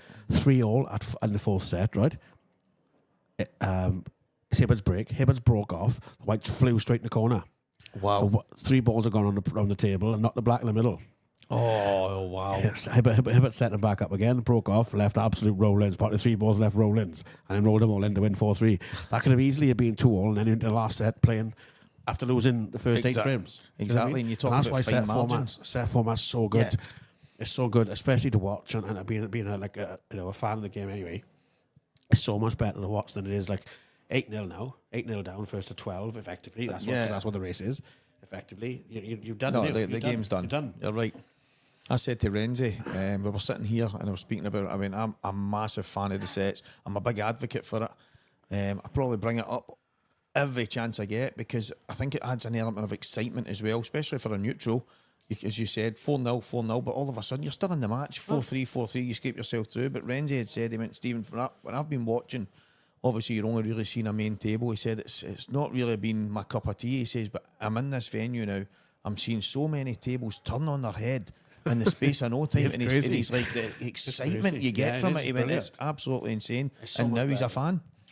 It's so much better than straight races. Because I was one. I had a bit of an idea the other week. I said to a couple of people. I think, oh Christ, we've started here. Look at this. Didn't even know it was open. Here we go. We're actually back on eventually. Yeah, I was actually wondering why it was taking so long. I know. I'm not called us in, do they? Apparently, it's 8-0 to Dean. I'm only joking, guys. I'm joking. Well, glad we are back. No, we are back. There we are. They've chucked this on anyway. I was actually wondering, I was thinking they must be taking really long practice frames. Yeah. Maybe there was a slight delay in getting us on, but it is only the beginning. First frame. Who you tipping? Who you tipping for this? Yeah, I think Dean will be a little bit too consistent. I think he's used to that arena. He's played out there a bit more than Anthony. I hope Anthony gives it a good account of himself, and I hope it's a tight game. But I do think Dean will come out on top in the end. By the looks of it, he's had a chance here already, Anthony, because he's got probably 3 reds. But yeah, young kid, 21 years old, from Sunderland, nicknamed the Monk. Looking at that, you mentioned that moustache, and I was wondering what you're talking. Yeah, he's got a little Mexican moustache. That's good. I like that. He's a 100 break kid at snooker as well. Doesn't surprise me really. I'm not surprised at all. He's a good QS, he's a good potter, so that doesn't surprise me. He plays a bit of snooker. Yeah, I've got some information on him that he started queuing in the snooker close to his home at 8 years old. He said he's not long got the 100 break, but it's took him a bit of time to get there, but he's got it. So he's putting the hard work in. Yeah. If that's only recently came, and he's obviously won some stuff at the European team under 23s champions and stuff like that. And his big aim is just to get better. He had a chance of turning pro. If he made it to Isle of Man, they reckon he would only have been maybe 2 or 3 games to win. And he would have had enough points, but he ended up just missing out because he couldn't make Isle of Man. So, well, he's definitely proven he's good enough so far. So yeah, that's it. So at least he got something to take from it. Exactly. He's knocking on the door. And he's obviously going to be one of the ones to watch then for this year on the tour. It's a bit different as well. The double elimination's gone. Yeah, that's right, yeah. Yeah, no amateur events now, because the amateur events, single knockout. Yeah, single knockout, longer race. I think it starts off races to 8 and then continues from there, but we'll see how it goes. I got a question for you. 2 seconds off of the pool a minute, because I think you'd get these. But you know the Grand Prix events we do? Yes. Right, so there's one in England, there's one in Wales, there's one in Scotland. What's your thing on the format? They're all the same format at the moment, right? They're all first to 10, double elimination, whatever. What's your opinion on, I like the idea, one event being like winner break, say for instance, still first to 10, double elimination set. The next one then being like, I don't know, say for instance, some sort of different format. But all 3 of them have different formats. Maybe one is sets format, one double elimination, one normal. Yeah. Excuse me. What's your opinion on that sort of stuff? Well, I like the idea of basically doing something along those lines, in the sense of making the 3 of them, although they are all based on the IPA Grand Prix format and stuff like that, I think they should all be unique. 100%. I think they should be different events. And the fact that they're new means you've got a chance to create something unique. You don't have to have them all the exact same. I agree with you. I just think we spoke about that one before, that keeping the winner breaks, and then so if that's what it is, maybe one of them is double elimination, one's just longer races, straight knockout. Yeah, I get getting people to travel might be an issue if it's not, but longer races, I mean, it's not much difference at the end of the day. So I just think it's good to have different situations, different formats, something for different people to watch. I don't see, because like these straight races, like everyone, like people now that are tuning into this, it's totally different. It's more exciting because anything can happen in a match. You know, like I said, Scott for losing the first 8 frames, then he had a chat. He could have been 2-all. Yeah, If exactly. Black doesn't win, do you know what I mean? So I just think there's scope for change, and I just think with Paul and Santa now coming in and taking over the IPA, I think they've got enough scope to make changes. Yeah, you know what I mean? So I totally agree. I think it would be.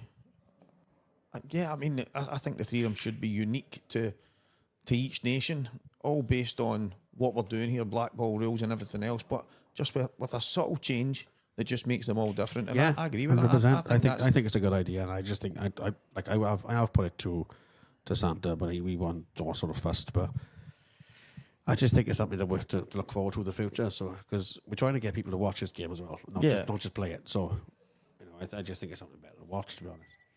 Yeah, I think that's a good idea, and I mean, I don't know what it's like. I know you've got people like Gav Robinson who's quite opinionated on certain things, and he'll come and he'll speak to you about them. And Don't shut up, I mean. No, yeah, I get it. but sometimes he'll come and he'll say, "Don't say anything," and then you go, "Well, what's the point in having this opinion if nobody's to know?"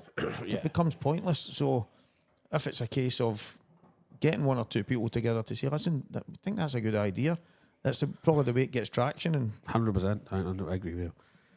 So anyway, back on to this game. I just wanted your opinion. I just wanted to see what you thought about it all, because I just think the things need to be shaken up a little bit, not just straight races to whatever it may be, and that's it. Yeah, Well done. You know what I mean? I always grew up on the pretense of it's very easy to copy, but it's hard to be original. Yeah, correct. Yeah. So if you're going to continue to copy everything that's already there, then there's nothing really different. No, I agree with you. But anyway, Dean's nicked that first one, as you've seen, with that good long last yellow. And Anthony's got a chance here. He's a little bit sticky. Is he going to try and... Yeah, I think that's... If he can just miss the yellow, that would be good. I don't think he can. Yeah. I think he needs to hit the yellow into the red and sort of avoid it out of the way, maybe. Yeah, he's into the red. Oh, he's been a little bit unlucky. Yeah, he's moved everything out the way. It doesn't look like he's on anything now. He's on nothing, I think, yeah.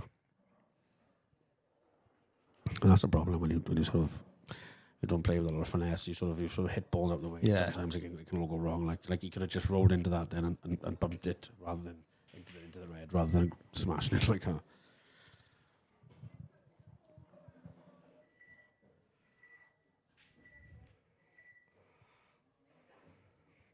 He's just giving it for him away there, really. Yeah, that was... I don't really know what he's tried. As I was watching him queuing, I was actually thinking... I'm not sure what he's doing here. Then I thought maybe he's going to play it soft and try and get it in front of the yellow. The yellow, maybe, yeah. But yeah, at the pace, it's as if he's just tried to get the white on the. But that there is a perfect example of the shot clock. The shot clock would be on him, and he wasn't sure what to do, so he just played something. Yeah. Whereas, because obviously he's not used to that. Yeah, but as you say, he's more or less just handed the frame to Dean. Yeah, he's just giving the frame away, really. The one good thing, and as both of us have alluded to already, the sets format will go in his favour here, because even if he does lose this and it's just a case of finding his feet, there's a lot of pool still to be played, and he only needs to get himself 1 set on the board to give himself a chance. Oh wow. Was it straight across that? Oof. Strange one. But obviously it's going to take them both a bit of time to settle. Oh, my phone. Every time I came in a comm box, my phone was nuts. I don't know what happens. Great to hear you, comms. Cheers, Gary Hendry. You're a legend, pal. Hope everything's going good up there for you, champ.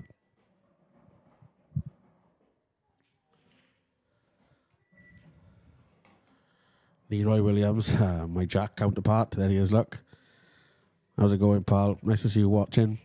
Get yourself back on the table, look. Get up your eye rights.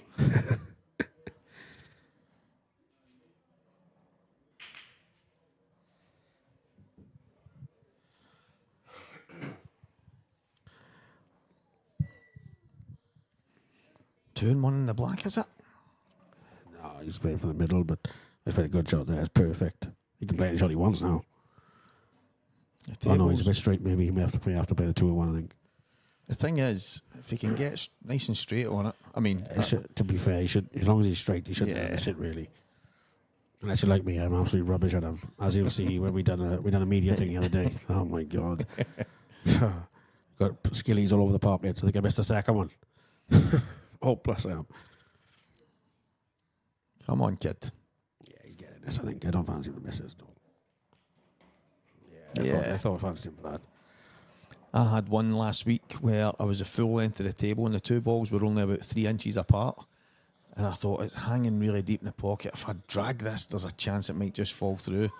And honestly, how slow I played it, and it's rolled, and it's just that kind of catch on the lip and just roll back. But everybody went, oh.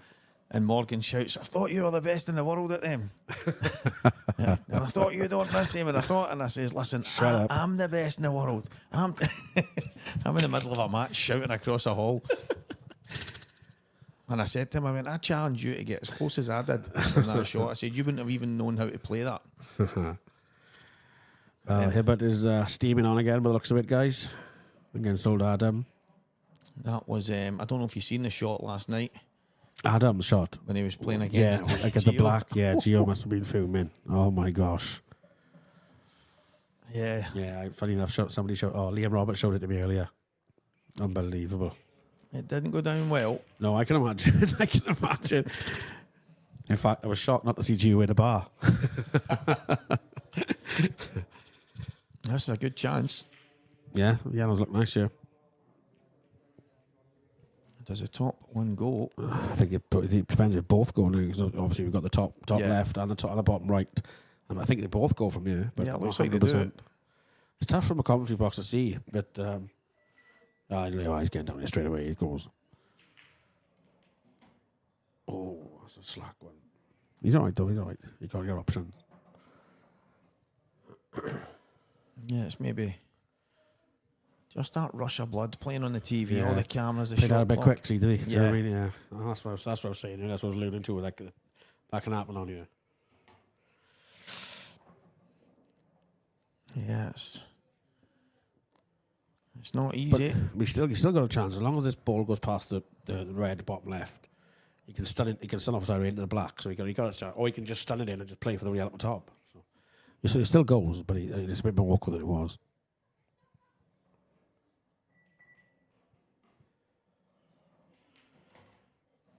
A bit better with the time there. He rushed the first couple of shots. He was under 10 seconds. He could have took a bit more time, but using all his 30 seconds there, I think you've probably said exactly what he's going to do if he doesn't decide to go at the top. I think he has to go that way now. I think the way he's left it, rather than trying to move it, he's left it. He could go into it now, but he's trusting the luck then is a problem, and you don't really want to do that. You go into it, I'll stand across and play it now, and then play the other one afterwards. You got options there. Matt Woolley, no, unfortunately, I haven't been hydrated yet. I'm waiting for my mate Drew Hughes to bring me one. I doubt he's watching, but if anybody'd like to text him and tell him, that'd be fantastic. Thank you very much. He's using his extension. Time management, pretty good already. Yeah. He seems quite a composed kid. You know, he looks like he knows what he's doing. It's perfect. That is. That's perfect. Yeah, fantastic. Just stand shot. aside real now.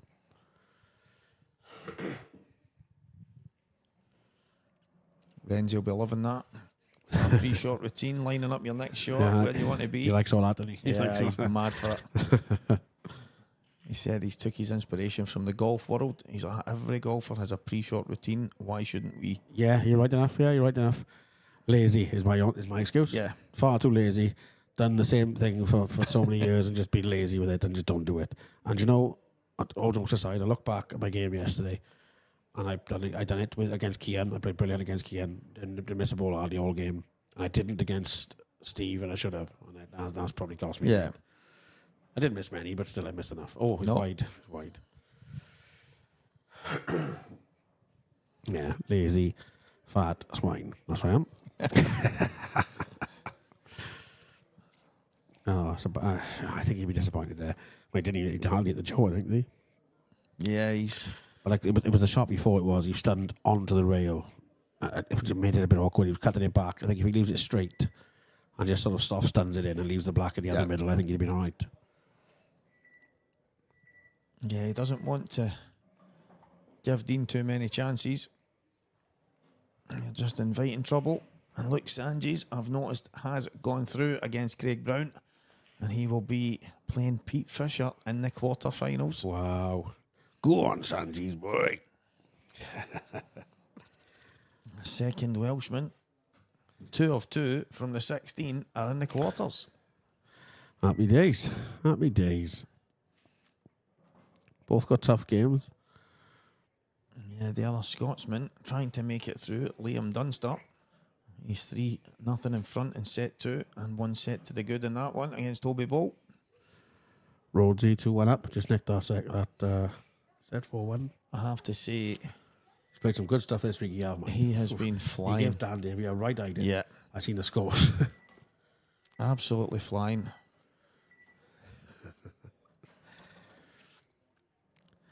I think if he gets by Lee, I mean, Lee's a good mate, and I want him to do really well. But if Michael gets by and hits him and Gareth in the quarters, what a match that's going to be. It's going to be a belter, yeah. I need to do a little shout out here, my friend. And what it is, I'm missing one of my best mates' 50th today to play up here. And he just messaged me to remind me. So happy birthday, Hoopers boy. I hope you have a good night. I'm gutted I'm not there, believe me. I'm gutted.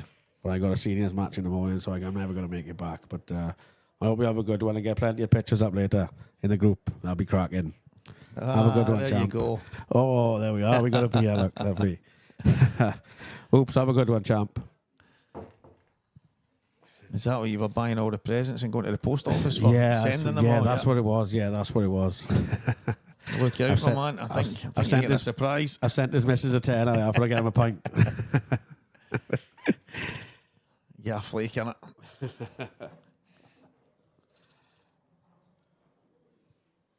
Now, what does Dean do here? He's got a nice angle. He's going to need a bit of luck if he's going to play the kick. I think I'd try to move it now. I think I would because the yellow's dead anyway. So if he doesn't get on it, he's not. He's still in the frame. Oh my word, he's on Wow, off. that's a howler. Oh, wow. Talk about how reactive this table is. So I know the outside tables get more in the Yeah, sense but of the traffic. that's not reaction there. He's Is that just a really bad shot? far too low on the white Yeah. there. Far too low. I mean, even if the table, the outside table is there, I think he'd be close to the corner anyway. Yeah, I mean, it looked to me like it was just a stun, but he's ended up screwing it in. Yeah, that's the thing. Yeah, yeah, he's at far too low on the white there.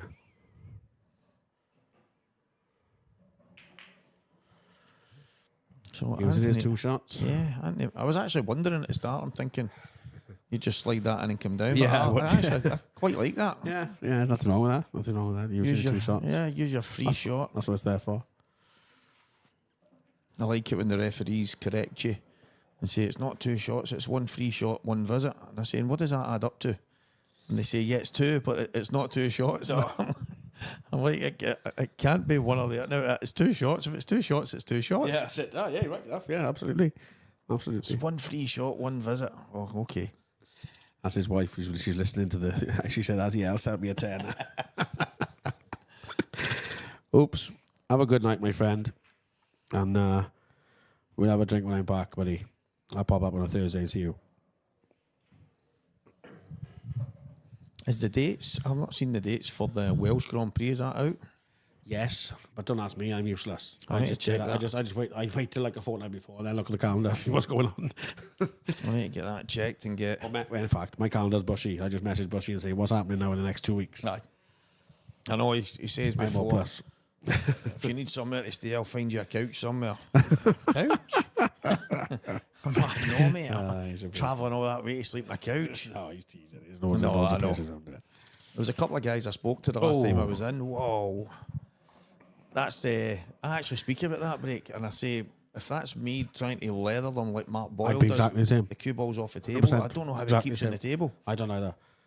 I don't know whether it's because he gets down so low or the cue's parallel, so the bike isn't bouncing when it gets there. I don't Yeah. know. That's my theory anyway. Because the white isn't like with me now. Because my cue's so steep. By the time the white hits the pack, it's sort of off the bed of the table. Yeah, it's jumping a bit. But like, he must be so parallel on the way down or so low that he just doesn't happen. It's weird. Yeah, it kind of defies the laws of physics. Can't believe he's going yellows, yeah. Will you go reds? Or am I just mad? I don't know. No, I mean, all he has to do is move the red on the side cushion and then Yeah, the reds well, are yeah, all no, just... it's just like someone else did it, I suppose. But I think I'd have gone reds, but just moved the one there and just Yeah, that's got it. them on in, but what do I know? Anyway, he's gone yellows. He's been playing a lot of American pool, right enough. He has, yeah. Well, but he said last year he was wrapping us in. He was playing full time with that, so I didn't last very long. Yeah, exactly. It's tough to leave something when you're decent at it, like, you know what I mean? Yeah, that's the thing. He's a good guy into the bargain, but he's a top player, and he's obviously not putting the time in at this game as obviously maybe he would like, but he's still queuing. He's still on the table. He's still got a cue in his And hand. that's the problem. All jokes aside, I haven't played no pool coming here. I've been playing snooker for like the last sort of month, maybe. I played a little bit, obviously, but not a lot of pool. And it helps me so much, the snooker, Yeah. with my action and my confidence. And that's all I need. I don't need anything else. I know to play the game. You know Yeah, what I mean? exactly. Oh, Perfect, that is. Perfect. absolutely bang on. Drop him in. Dean on his way to levelling up here as Liam Dunster flying against Toby Bolt. Michael Rhodes and Lee Shepherd 2-1 Mikey. Gareth Hibbert is absolutely flying. He just doesn't. He's a machine. Oh, it's race to 4 now, last 16. Ah, I forgot about that. I thought it was the semis. When the 4 sets come in. Yeah, so did I. Oh, have I got that wrong? Oh, that must be done. Oh, sorry, no, race, sorry. Yeah, that's right, sorry. Race to 4, best of 5 sets. Yeah, it's just not been finished. They've not finished it on the... Oh, no, it's still the same in the semis, look. It's only the final. I think it's only the final. Yeah, it's just... Let me see. Best of 7 in the final, look. Yeah, I Best can of see 7, now. that's I it. can see, yeah. I thought I played... That's how much I remember about it. Yeah, I thought I played best of 7 in the semis. 4-2, 4-1, 4-0 Gareth Hibbert against Adam Griffiths. 12-3 essentially over the course of the frames. Gaz is on fire. Tough for Adam as well because they're from the same area. They play a bit together. Like, and he's an absolute legend around there, Gareth. So that's probably the last show he wanted, really. He'd probably play anybody else but him. He's just an absolute machine. And I must admit, guys, I've got a feeling he's going to be there at the tail end of this. Absolutely. I tell you what, don't mind. Rhodes's had some good. I know. Sheppy's nowhere near out of this, but Rhodes's played some unbelievable stuff this week. He'll be a big test. He will for Gaz if he wins. Not that Sheppy won't be, but the way that Rhodes's played this week, he'll be a big test for him. He will. Lee has obviously had to work hard to come back against Ross Fernie, so I don't think he'll be going anywhere anytime soon. He won't be panicking. He won't be. No, well, yeah, no, he won't be. No, that's some break from Big Dean. break, that. Big question here is what colour set are you going, Marshy? I'm going reds here because they're all in the open, and I got nothing to do. You know what I mean? With the ball being on the rail, for me, I'm not worried about it. I'm not worried being there because the pockets play so big. Yeah. So, as opposed to, I don't think he can body yellow, can he?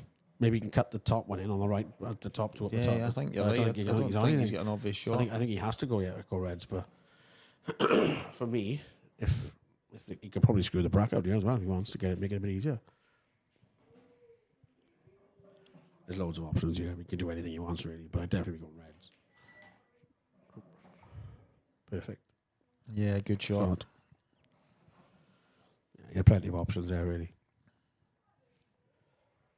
Yeah, the black's not easy. Downside is now, the way he's landed, it looks like the part it is, leaving the ball over the hole till last but one and the one on the rail, so it's going to be tough to get on the black, so he's got a bit of work to do now, really. Bit short. He's a bit short. He's okay, but he's a bit short. Would you consider running the red into the middle and then flicking the red down? For me, I would, yes, but that'll all depend on what angle he has. Because for me, he'd have to be quite straight, but there to do that. If he's flicking it in, he's going to hit the other side of the red, so he's dead then. So it depends what sort of angle he leaves, really. So off 2 cushions, doesn't. Well, I was going to say doesn't want to go behind that yellow, and he has. Never goes where he wanted to go, does it? I think he's still okay though. I think he can clip his in with a bit of check side. I think, can he? I think he's hampered totally. I don't think he's going in off either. Not from when I'm sitting in. No, it looks a bit too thin for that. Yeah, and you can see he can get his cue through to the cue ball. Oh, he's okay. He's okay, I think. I thought that yellow was going to go right in front of that red end and he'd be knackered. I think he's still okay. And cheers, guys, whoever text the guys to bring me a beer. They've got one. Thanks, that's great.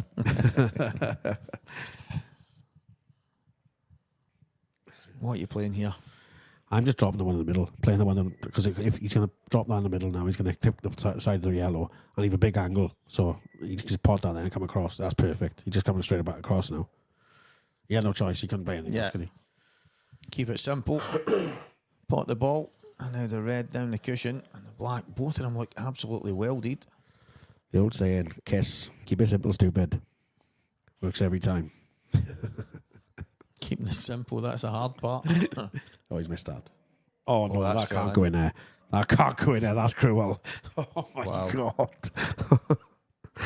That's incredible. Wow. That should never, ever go in there. I don't care what table you play on or what cloth you play on or what rules you play. That shouldn't be going in there. Yeah, we were actually talking out there, and Dave McNamara came over and he says, I've been watching a lot of this. The bags have really tightened up. Oh, no. That is crazy.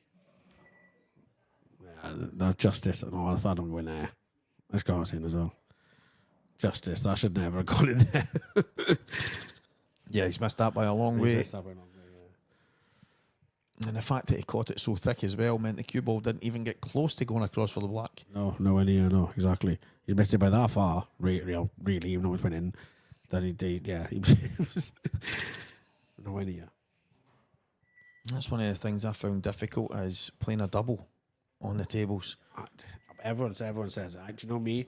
I'm total opposite. Everyone likes sort of where the cushions come off fairly straight and stuff. I love it when it's slippery. Yeah. And it's slippery and you guess it a little bit because everyone's guessing. Do you No, It's not that's it. And I like it. I do. I like it when it's slidey. But that was ridiculous. I know they're slippery, but I should never go in there. Crazy. But he's gone in and then he's missed a double. And now he's got a chance. Big chance for the young man. Yeah. If he can nick this first set, he's got a real chance then. Do you know who he reminds me of? Young Kieran Kay. Yeah, he does a bit, yeah. He's quite similar build, isn't he? He's a bit Yeah. taller, but he's quite similar build, yeah. The two of them have got real similarities, and Yeah. even the way they kind of walk around the table and stuff. And I think they've played a lot of pool against each other at the international events. I would have thought they have. They're about the 23s and same age, I stuff, think, yeah. aren't they? Yeah. He's a nice kid as well. Yeah, Kieran is a nice kid. It was a good tip on mine. Fair play to him. I watched him do the cues. A little bit short, but he's all right. As you see from the last one, this should go in. He shouldn't miss this. Yeah, he could have put a bit extra on it, but for me, this is essentially his black. Yeah. It does look like from here, but that black's over the hole, I think. Yeah, that's what I don't think he can go I wrong. don't think he can go wrong, though. And a 3-2 lead beckons for young Anthony Monarch here. He just has to keep composed.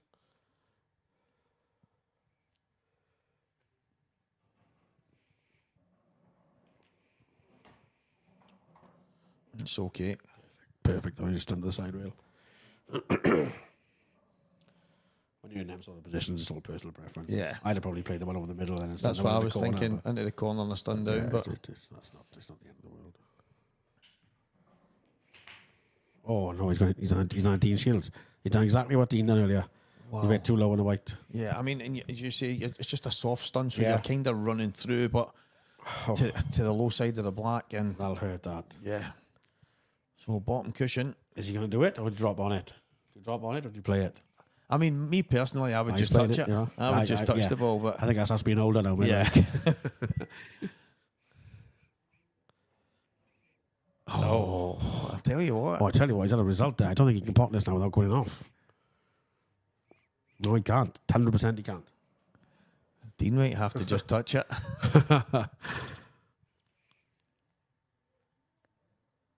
Oof. It's an horrible little shot, this guy. Yeah. Wow. I'd have to go across here with a bit of side, I think. I'd just come off a side rail, just put a bit of side and try and pot it. should have lost the frame anyway. So for me now, I'd go off this left-hand side rail with a bit of side and just try and pot it. Side rail with side, top cushion, with loads of side. Yeah, Bit of a trick shot. Oh. what's he doing? Oh, he's trying to pot in the other middle off the jaw, is he? Yeah, he tried it. The cue ball going. He's okay. He's made a decent shot there, to be fair. So tough little black now for Anthony. And he probably won't be feeling great after that last shot, to be honest.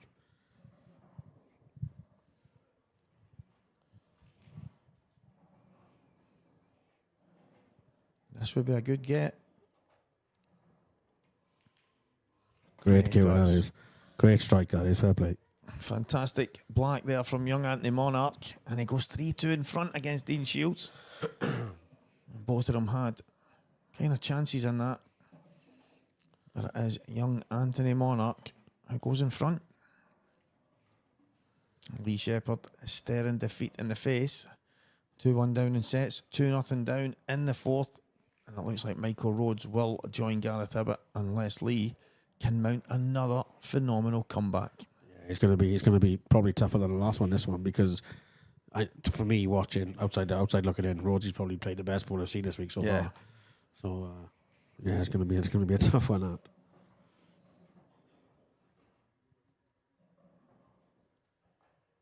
Yeah, loads and loads happening, guys. The men's, ladies, doubles, mixed, senior. I mean, it's just non-stop. It's non-stop. And you can see the ladies on the other stream, guys. There is a second stream. If anyone wants to tune in, you'll get to watch it on that. Looking at the Claire Petey and Beck Sweeney are currently on that. 3 frames all in the first set. So if anyone wants to watch, there we have it there. Go on, Beck. Looks like a bit This of a is, snooker. Corey's other half. Oh, Oh, no, she got 2 it's shots. not a snooker now. Beck's from down our way. Oh, you are 3-3, look. Looks like to me she's on reds, yeah?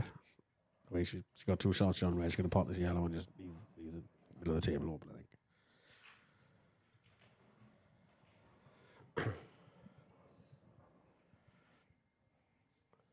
Yeah, it has to be Reds, and she plays a lot with Corey. Every time they go away to the events, they're on the table. Yeah, they're always practicing together. So she'll know the shots, that's for sure. She's a good potter as well. Before you don't see a lot of the ladies pot in. This is a bit of a different game with them, but yeah, she's a good potter, to be fair.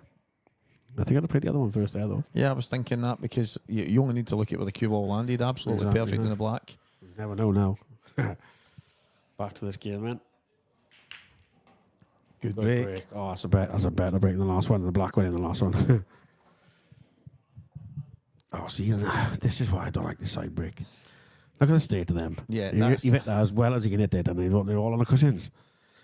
Awful, man, and all tied up. I just don't like the break. Yeah, that is one of the occupational hazards of that side break. And actually Boyle, and he's all sitting in the middle of the table for every time. Which Yeah, I mean, it's just not normal the way he does it. It really isn't. for me now, I'd have to go reds. I'd pot the red in this right down corner if you, from your view, and stand to the side rail by that yellow. If you can get on that by that yellow, he's all right. Big distance between the tip and the cue ball. Yeah, don't see that very often in pool these days. I say hard. I say perfect. Yeah, he's belted it. If he's on that one in the corner, he's perfect. Yeah, who else does that? John Higgins does that, doesn't he? He's quite far away from the ball. He's queuing. Davy Rooney, he does that. Yeah, he does He's it. really, I remember watching. I said, he always did that. There's obviously when you grow up, back in the old days of snooker, they were really close to the cue ball and sometimes within millimetres. But now, gradually, there seems to be that bit more distance. And I don't know if it's people are standing further away or. Yeah, he's on another one. I tell you who else does it well. Probably a bit of a swear word to the IPA, but Tom Cousins does it. He does it. He's miles away from the white as well, always has been. And he's probably one of the best in the world at the moment. Yeah, very strange. I don't understand how tied the ball playing. I wouldn't be able to do it. I get quite close. No, I do, but I don't understand how you can time it, but being that far away. But it seems to work for some people. I think myself, I'm not a million miles away. I used to be really close, and there was times back when I played a bit of snooker. I would accidentally feather the ball. I was that close to it, and I would be like, I can't believe I'm that close. But then I was doing a bit of work with Elliot Sanderson. He does the coaching stuff. Right thing, And he took a picture of me and he showed me, and it wasn't massive, but there was a gap, and I'm like, wow. Well, but then what I didn't realise as well, the cue I was using had been shortened quite a bit because the ferro and stuff needed work done to it.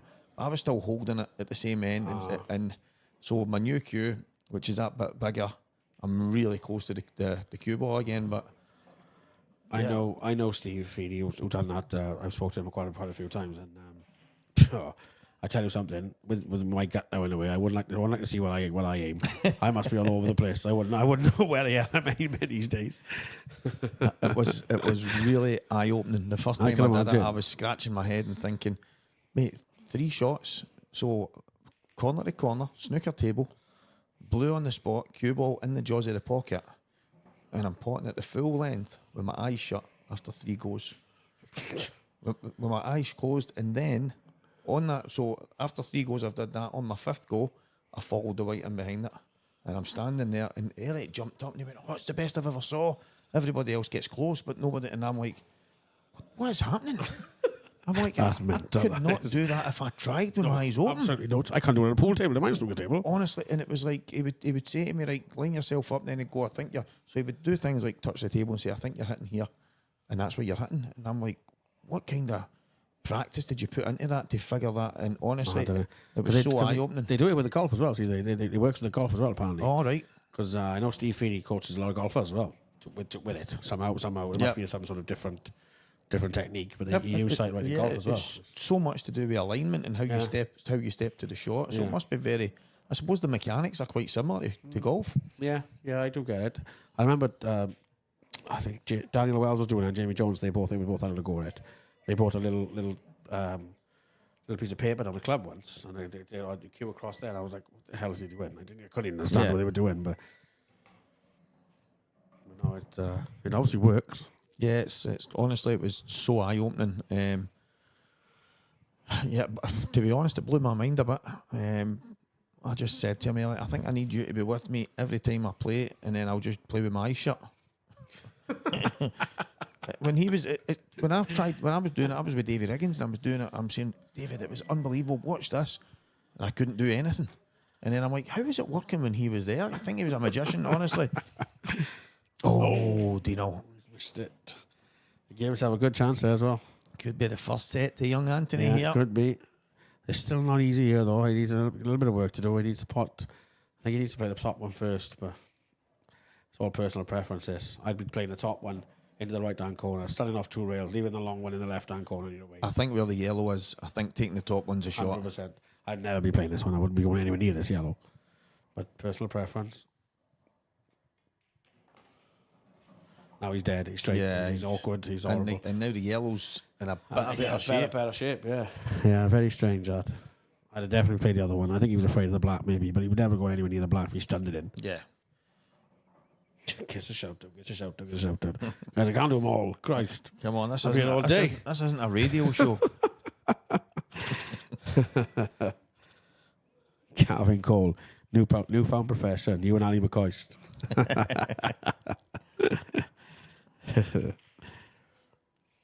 Paul Crawford the pest. That's what I put. That's what I should put it on my phone as. I think Maverick. Crawford the pest. Maverick.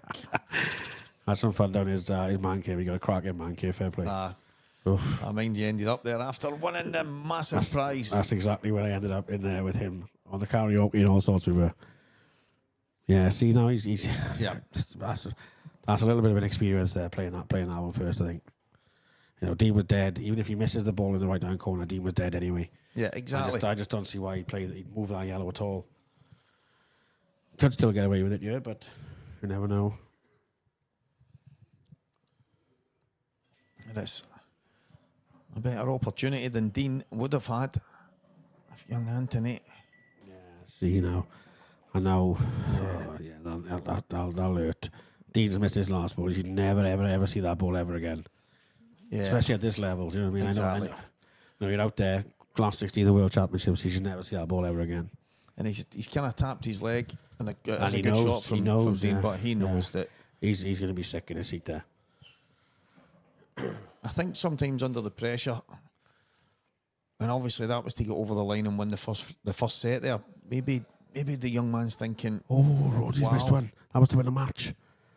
wow. I think he was more concentrated on the black. I think he wanted to nudge the black out a bit so he could be on it.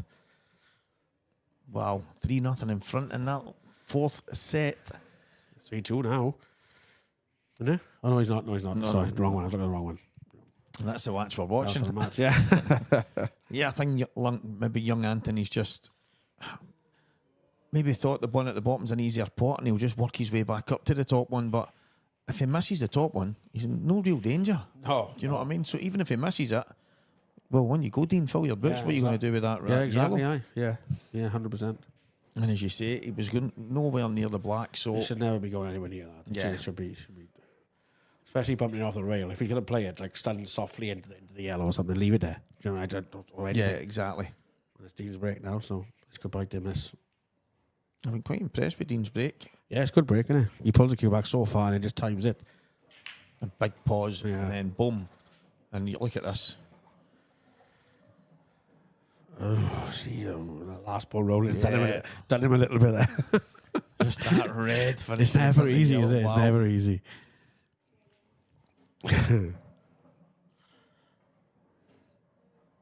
I mean, it's going to be yellows.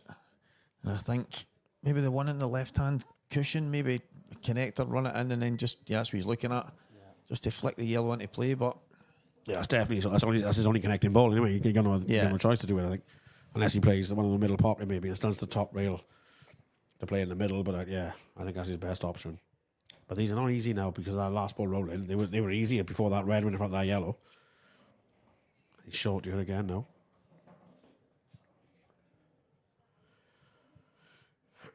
Yeah. Yeah, you're right, Rich. I definitely need to win the seniors to pay for Butlins next week with you lot. That's for sure. Jesus. We're going to darts next week for the UK Open. So next weekend. I was hoping the IPA was going to pay for it, but it doesn't look like that now. We've been out. Shot. Oh, no, it's not. He's been unlucky. Is he on the long one?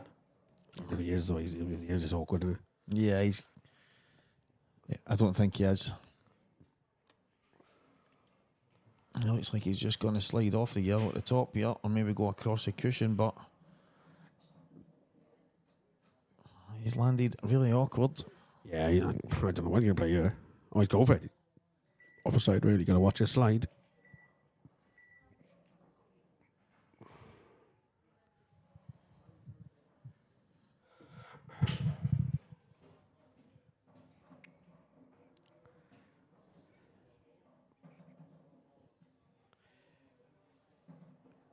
That was for you, Rich.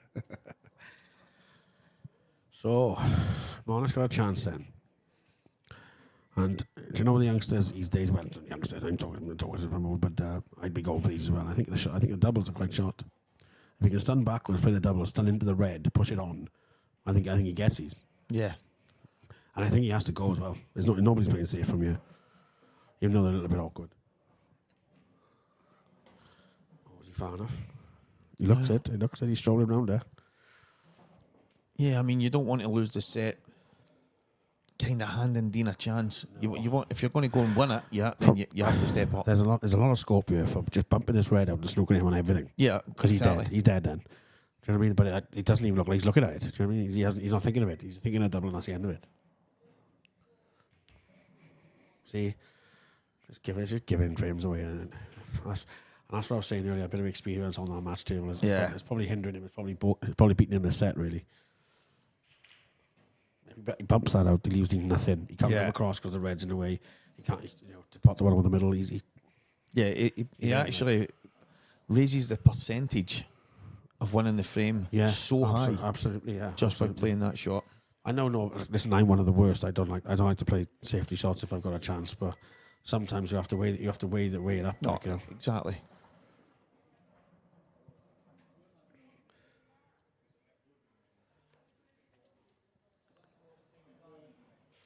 Still get one awkward ball here, and that will be the black. But I mean, Yeah, I think he's good. Yeah, he should be able to drop As on long and as he take it in gets- the left, this or is even the the shot. left middle. This is the shot. If he gets, he's too short. He's short. He's gonna have to hit that yellow now. Is he going into that yellow? Oh, that's I tight. tell you, it's close. I can't tell from here, but maybe he might be able to screw it off a couple of rails, maybe. But it looks tight that. Or just drag it in maybe and clip the yellow, push it Just on. kind Maybe. of slide off it. Yeah. Oh, I don't like this. I don't. This is an horrible shot. He could push that yellow on the rail and be dead, yeah. No, he's wrong side now. Let's screw around. Rich, I'll do anything for a free pint, you know me. Yeah. Now, this is the thing now. Do you just drop this in, push the red on the rail so you can cue the black, and just cue in the left-hand corner, or do you try and screw around? I mean, it's one of them, every now and again you take your medicine, but I think at 3 each, I think he's going to want to get close. Is it? Oh, he's going to just drop it. I'm not surprised at that. Yeah. Oh, he's left himself queuing over. That's a terrible shot. That's the worst. He's got to get that out of the way like that, or just don't go into it at all. Yeah, that's a bad shot. That is. Yeah, Now, that makes this black 10 times harder now. Yeah, I mean, there's a chance he's going to knock a red in here at the same time. So if he doesn't get it, 100% he's losing the frame set. rate. Yeah, lose the set. Yeah, you're right. Oof, this is horrible. Is he playing double here? No, he can't be surely. Looked at his cue head. I thought he was playing double. Oh, That's what a a brilliant black. shot. That's a brilliant shot. That is. What a black. Dean Brilliant black. Shields. That is. And the first set goes his way. And young Anthony Especially Monarch, himself queuing over. That's a belter. if he looks back at this, and I hope he does, he's going to be kicking himself, mate, that he did not play that snooker when he had the chance. Because young Anthony Monarch had the chance to win that set, and instead... He's had 2 chances to win it, Yeah. really. Do you know what I mean? Yeah, he's going to be kicking himself. Yeah. So Michael Rhodes has just turned into a scoreboard. They couldn't have done us dirty there. They put it. Well, No, he's got a popped the shot. red He's in. got a shot. He's knocked the long red in and he's got a shot. Up the rail or double it? I think looks at up at the rail. Looks at it. Oh, he's He's doubled slow it. rolled the double. Nope, he's wide. Quite clever, if you ask me. Yeah, yeah. Little nod of the head there from Lee. He knows he's in a bit of trouble now. He's already 3-0 down in this set. And we will keep you posted on that if Michael Rhodes does get over the line or if Lee Shepherd mounts another phenomenal comeback. But we're back here, set number 2. Young Anthony Monarch, 21 years old. A young man from Sunderland, representing all his people, all his family and friends, I'm sure, are tuning in. And he has such a talent, and I'm delighted to see him go this far. He's been giant killing all week. Christian Phillips, Clinton Jansen, they two stick out a mile, 2 top pros. And young Anthony has put them to the sword. He'll be kicking himself in that last frame, guys. I'm pretty sure some of you at home will be wondering why he hasn't just played the snooker in the last frame. A little touch out. But you know what? That's the way he plays. He's aggressive. It's the thing that's got him to where he is. And he's knocking in high breaks on the snooker table. He's going deep in tournaments. So, listen, we can't criticise him for not changing his ways. But if he develops that little bit more, I think he'll start to add that to his game, and that's going to make him even more dangerous to all the guys on the tour. Dean Shields, 1 up. And I tell you what, he's in a match here, that first set. It went all the way. And I can see this one not being much different. Got on the other stream table, Claire Petey did win the opening set against Beck Sweeney. It's 1-0 in that.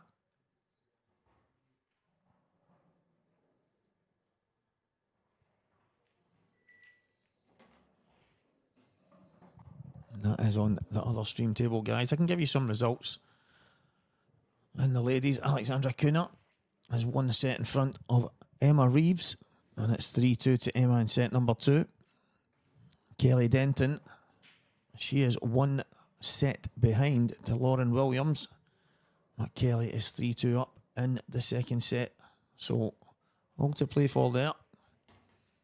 Burchill 3 frames up on Vicky Lewis in the opening set. Ashley O'Neill 2-1 in front of Mira Arya, and that is the opening set as well. Rhiannon Graham against Yvonne Ewan, and Rhiannon is 1 set in front. Second set has just begun, and Alice Paler against Lauren Wright, 2 frames to the good is Alice Paler in the opening set. We'll keep you going on those results as they come in. Dean with the pot kick here. Yeah, it's not come out. And this is going to be a chance for young Anthony, because I don't see any major shot here that Dean can play.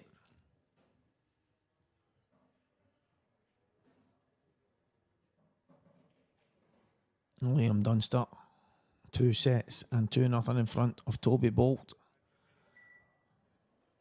And Lee Shepherd clinging on against Michael Rhodes. I don't know if that one is nearing its conclusion, but Michael Rhodes is 3-1 in front and 2-1 in sets, and he was on that black that he put over the top corner, so we'll wait and see how that one pans out.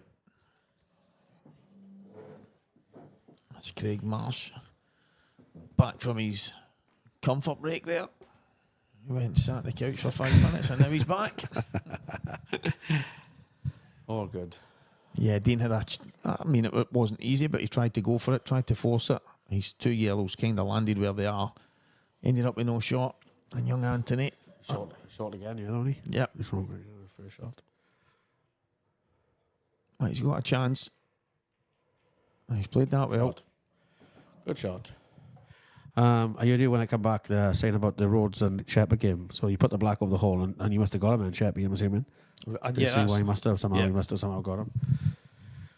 Good little finish on it to keep yourself in the match, because that black was awkward with the yellow there, wasn't it? Oh, he's clinging in. He's clinging on for dear life, like he did last night. But I think the difference here is Michael is right on the hill. Young Anthony Monarch, he was in that last set. He had a couple of chances to maybe steal the set himself. And to be honest, it's such a massive set when you nick our first set. First time out there, you know, playing in front of the cameras and that. If he nicks our first set, I genuinely fancy him to win if he nicks our first set. And also show now, I'll be honest. Nice shot though.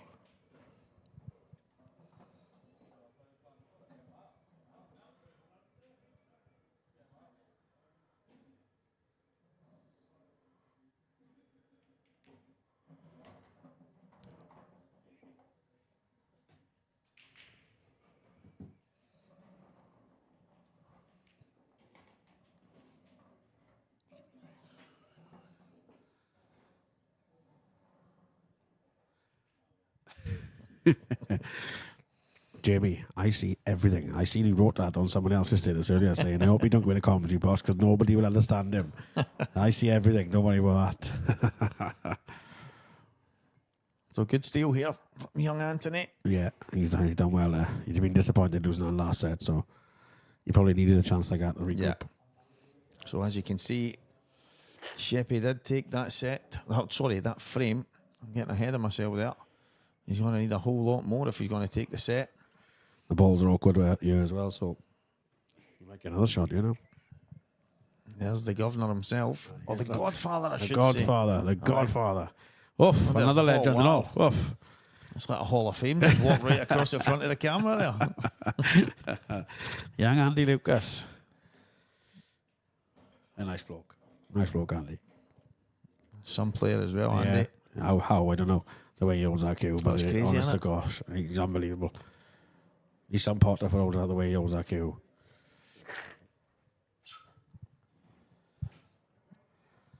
That's done more or less through.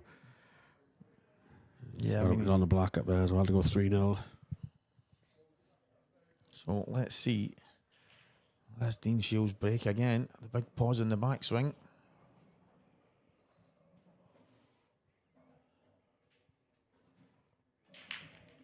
I actually just noticed that Dean pauses on the ball first as well, and then pauses at the back. Yeah, I tell you what else does that. Potts does that as well. I don't know why or how, but yeah, he pause at the front and the back. I don't. I've yeah, always that's seen it. You're either or. Yeah, yeah. You're positive front or. Yeah. And most pool players are at the front and then they'll swing. Yeah. A lot of snooker players will have that smooth pause at the Yeah. back and then glide through. But yeah, I just noticed that there from Dean. Slight pause at the front and then. It's strange how he breaks like this at this game though, but he doesn't do that huge pause when he plays 9-ball. Right. He doesn't do it. I watched him play 9-ball. He doesn't do it. He just gets down and plays a normal shot really. So yeah, strange how he does it this game. I think he break the same all the way around. Yeah, right, aye.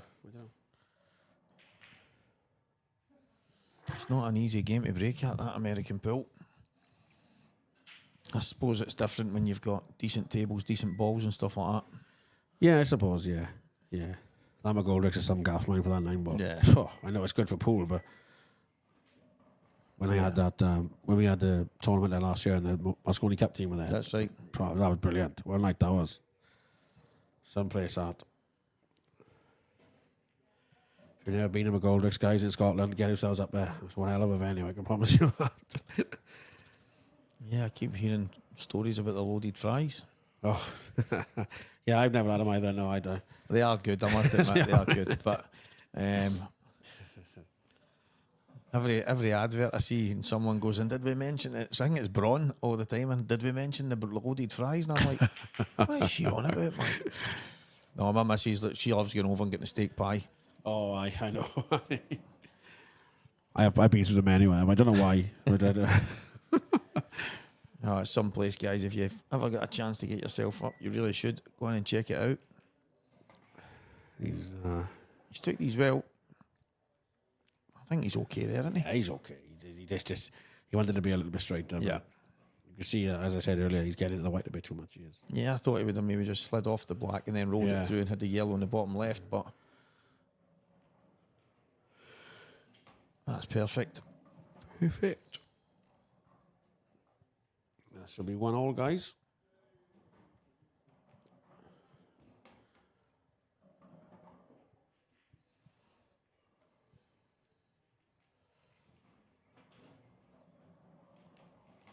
Yeah, so one back for Dean. He's looking quite good, obviously. Yeah. It looks like Sheppy is still in there fighting. Nicked it. Sheppy's nicked it. He's not going away. He's not going away. No, is he? Heck? Is this And another? Roddy's had 2 chances. Yep. He was 3-0 up and had 2 chances. Sometimes the balls don't forgive you. Sometimes mine, I tell you. Take it from me. Lee Shepherd, is he heading for another glorious comeback against Michael Rhodes? We'll wait and see. Well, I tell you something. If he nicks this set, then he goes favourite. Simple as Yep. that. After with Rhodesy being 3-0 up in a set and losing it, then anything can happen there.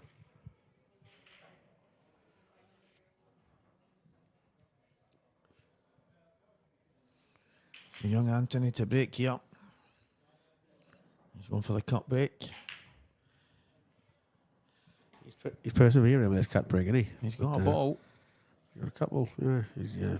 Oh, see, I just never seem to sit nice today. Do you know, I was saying that the other day. I kind of break. I used to really break good. I don't know what I'm doing different now, but I'm saying the balls are still opening really good. And if I get a ball, well, it's like this.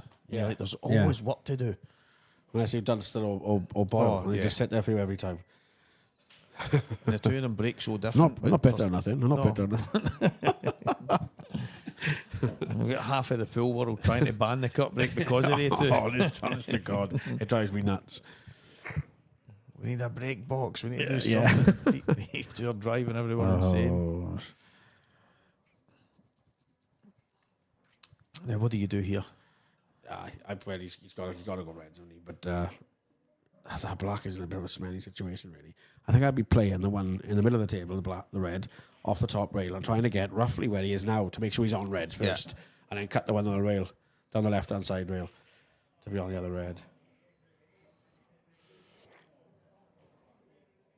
I think reds are definitely the balls, but they're not nice, to be honest.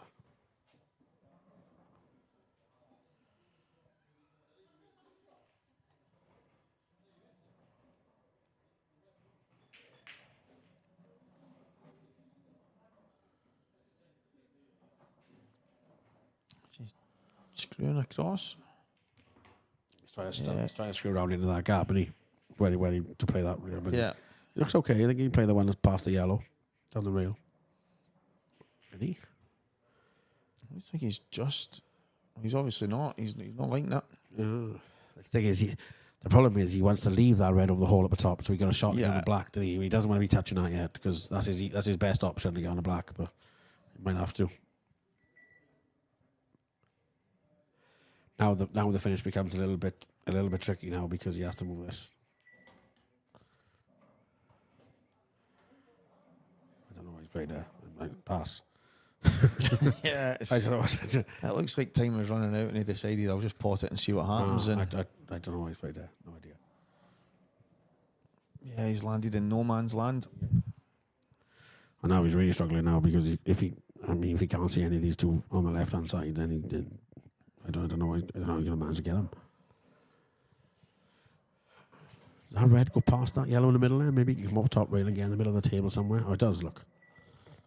Right, so now he's got half a chance now because he can pot that and land and basically leave the other two to last.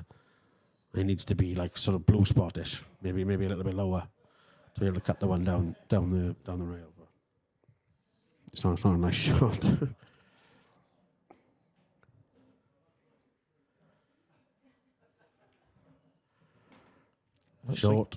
Short. Yeah, he's on the He's outside. on the other one, one, but yeah. Now he can't get a black. Now it's impossible. I don't know what he's going to do here. Yeah, this is. I mean, are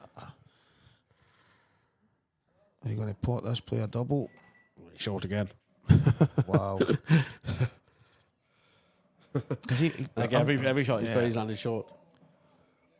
For me, from there, I don't think he was out. Even if he gets out a bit, I don't see how he's getting on the black. I don't know. I think if he played the back double, he might have had a chance of sneaking up the cushion. But I mean, that's asking a lot. Yeah, it is. Yeah.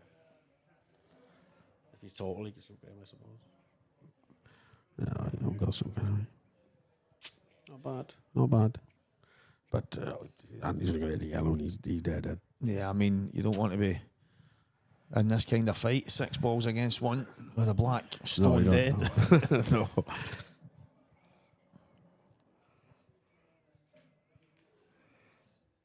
There was maybe a moment, obviously, Dean's still thinking try and get them finished.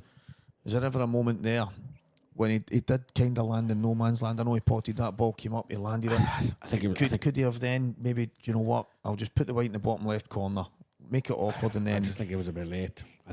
Just one of them, he's already past the point of no return. Yeah, I think it was too late, yeah. You're just giving your opponent a chance to just make it... Oh, that was in there. To make it hard for you, like, you know. Yeah, that was in, yeah.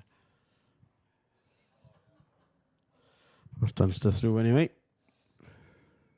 And Lee Shepherd, I can tell you, broken oh my disc God, in that broken one. disc, this 3-all. Wow. This could go now, and that's it. Anything can happen here now. If anything, even if it goes out, he has shown some serious metal this week. Oh, 100%, yeah. I mean, to be 2 sets down to Fernie, and then on the brink of defeat there and win 3 frames in a row is unbelievable. Yeah, unbelievable. He's good effort, fair play. He spoke yesterday about me and him have quite a lot in common with the fact that we run kids football team. Both of us do the same age group and stuff. Okay. And he says it's one of the things. He's like, what kind of coach would I be if I just roll over, give up when I'm telling these kids to go out there and keep fighting and never give up? Yeah, that's it. Yeah, you're right enough. Yeah, that's a good attitude to have. I like that. I think I'll need to take my kids down for a wee friendly. Give them a lesson. I need to warn them though. My kids are armed. I was going to say that scene reminded me of what's that film? Was it The Business or something where the 2 football hooligans run kids football teams? Have you seen that? Right. Or Rise of Foot Shoulder or something like that? I can't remember what it is. It reminds me of a scene out of that. You and him on the sidelines having a pop with each other. 2 former friends from the pool scene have gone to war. Brilliant, man. Yeah. Brilliant. I actually said to him, I would take the kids down if we could get something, maybe with a few teams and go down and have just a bit of fun, something different for the kids. Yeah. I don't know what I'd need to actually speak to him. I don't know what level That's all. We grew up and it was divisional, and it's even though it's still divisional, it's like development, intermediate, advanced. It's like that. So all of them. yeah, but yeah, he's doing a lot of good stuff off the table as well, Lee, and he's digging in there fighting as young Anthony Monarch is heading. Good poke down the rail. Yeah, he's going to head back into the lead in this frame, in this set, should I say. No, he's in the lead in this frame now as well. Actually, I don't know if you get it every now and again when you play the guys in the pub. And one of my mates, he does a football with me, funnily enough, and he said, I was telling all the guys that when I was playing you, he's like, well, I nearly had him. I was down to my last red. Oh, I know, yeah. I get that a lot, and I'm like, what? He's like, I should have been there. He's like, I missed my last red, and then I never saw the ball again. Holy. He's in, yeah. He's in. I'm playing the other one, yeah, you? As long as he's not queuing over the red, I think I'll play the other one. On off the top rail and just get somewhere where he is now, really. As long as he gets a poke on the black, I think he'd be happy. Oh, it's far too far, is he? This looks like a reverse dish to me, the way the amount of reds to are be, just sitting. Has to be. Lauren Williams in the background there. Nice to have her back on the ladies' tour. Fellow Welshie as well, she is. Well, Wenglish, Welshish, or whatever you say it. I remember that was years ago, and it was in the Welsh team the first time I'd ever seen her and met her. And then this is the first I've probably seen her in a while. Since then, yeah. She's been away for a while. Oh, he's got a tough black girl to stay in this match. This is massive, absolutely massive, and it's a massive frame, a massive shot. He's took the medicine. Wow, I've been so tempted to roll a bit further and just play a double. Oh, they can't do that to us. Put us back on that game. Everyone at home going, what's he doing? What's happening here? Who's in charge here? That's better. Oh, wow. Want to come back in that set. Honestly. Absolutely incredible, Lee Shepherd. And it's Brilliant, all fair play. square. Michael Rhodes must have thought he was home free. He was home and dry. He'd have been expected to be in his room by now. Good break. Oh, sorry, dry break. What a chance for young Monarch here.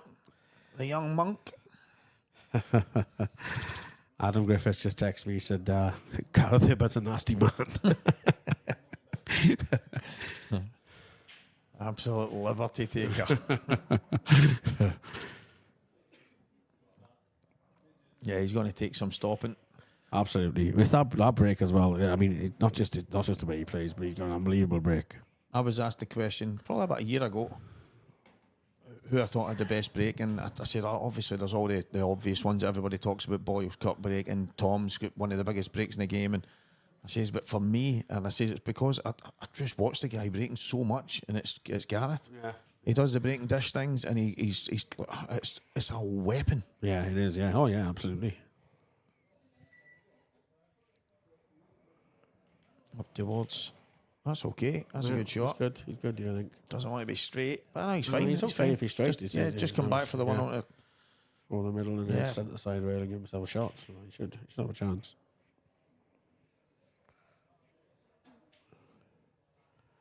Yeah, he's looking good here. Go for a little reverse dish. Don't be short. Oh, no, that's awkward now because he's wrong side of both. For me... He should have been, all the way across if he's going to do like that. You might have to screw off a top rail now. And that's the thing. To me, it's maybe just pull the white back a couple of inches and just basically just jab it in. Yeah. Or, as you say, you've got to go all the way.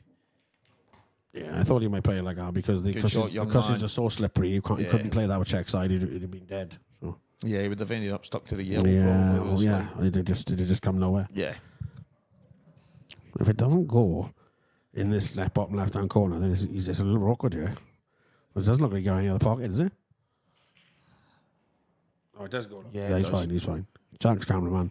Well done. Do a new job. Shot. Perfect. Well, this young man is definitely coming of age this week. And he's got a chance to go for set number 2. Good finish. And he's one away, and he's going to break for It it. says break, yeah, there's break. That was try break from Dean, that.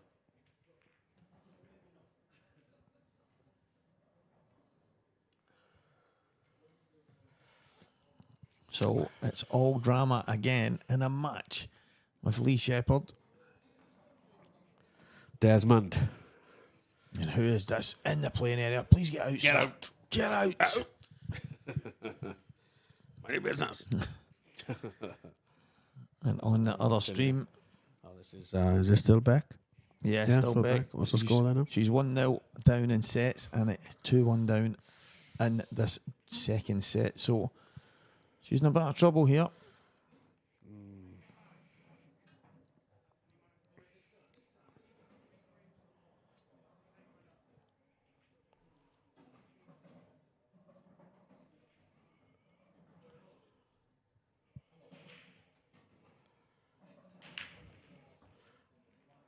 He's got one. Oh, but White's gone. unfortunately. Look at him in the as well. Yeah, he's First pass, a good first proper one. You've hit well, and they've all come Yeah. out tidy.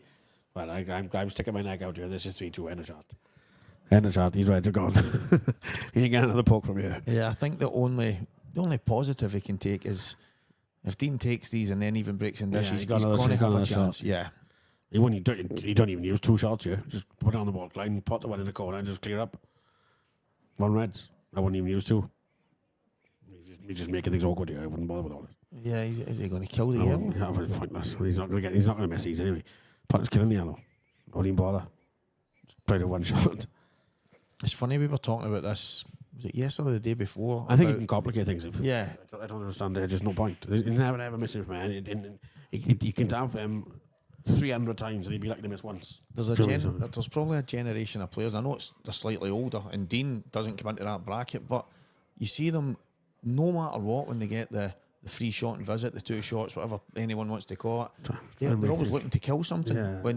All the balls could be over a bag, and they'll still go to try and kill I something. think that's modern pool now. I think that's where it's gone through the roof though, because the standard's gone so high now. It's just pointless. Yeah, exactly. I mean, even that ball there, you just put on there now. It's not safe. It's pointless. No, It's pointless putting it there. that's it, It just well be in the middle of the table anyway. Exactly, because all you need, you're going to play a positional shot if it's in the table, or if it's on there, just drop on it. Exactly. Yeah. Especially with how big these pockets play as well. I mean, you can land. I don't know, put the middle pocket. It's still fancy pocket. Yeah, Do I you know know. what I mean? So it's just pointless, really. But sometimes I suppose it might have something to do with maybe his thinking, the way his thought patterns. Maybe helps him sort of prepare them to take the finish. I mean, I don't know. I'm just guessing here, really. But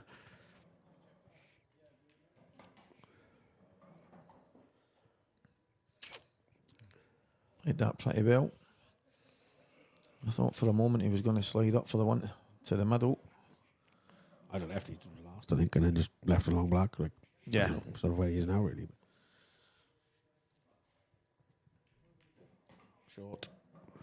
Short again. He can just go Let's go, past let's that. go in the middle, is it? Yeah.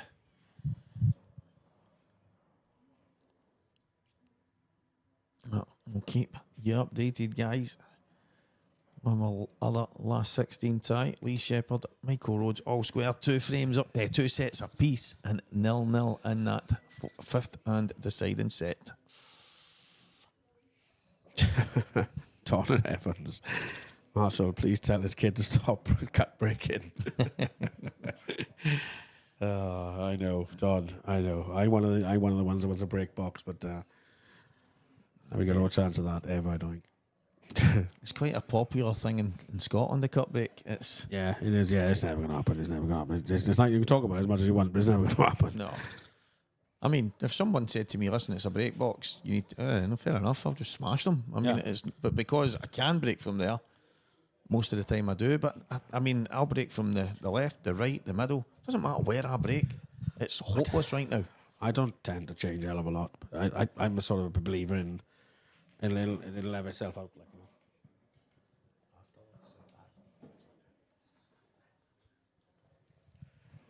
Yeah, I'm a bit of a believer. It'll in the long run it'll sort of even itself out. Yeah.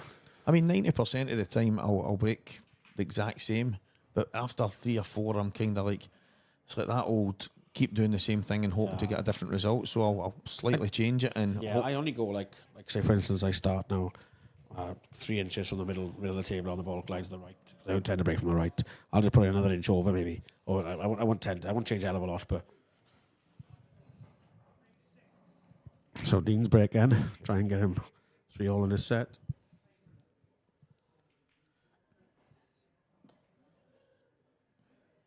To me, this looks like something Dean's kind of worked on, because the cue ball's same. Obviously, the break is exact same. The slight pause at the front, like he's doing now at the back. And he's absolutely... All jokes aside, man, I think you've hit the middle of that top rail every single break. Yeah, that's what I'm thinking. Every single break It's is at the something middle he's of that top worked. rail. It's definitely something that he's worked. Yeah. He hasn't missed the middle of that top rail once. So, he got a chance, but I think the first poke is a little bit awkward, isn't it? Play the plant, maybe, is it? Or is he going to play yellows? Yellows he's looking at. Maybe the yellow to the left middle, and then the yellow to the top right, and then take the one along the cushion. That's maybe what he's looking at here. Does it go past those 2 reds? Now he's looking at the plant as well, but I think he's going to go yellows.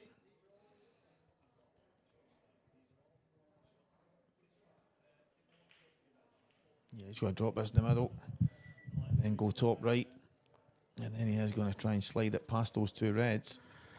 This is horrible. This is not nice for this year. This is a little bit awkward.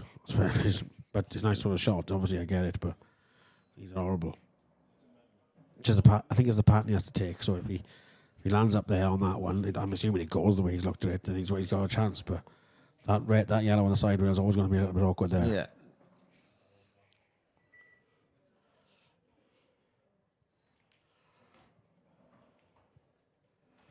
I can see by his cue as well. I'm a bit of a cue perv as well. I think that's Carl Craig made that for him. I think, boy from Newcastle, because he did a bit of work on my cue recently. He's absolutely brilliant. Fair play.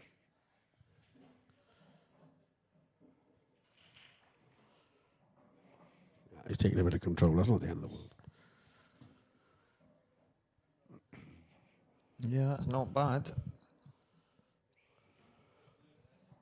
He's not giving Dean too many options here.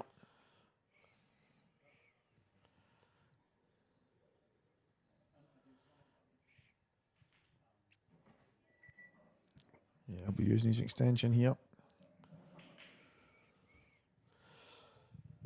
Yeah, he's in a bit of trouble here, Dean. Although, I thought like the only thing I can see here is just tying the yellow up, is it?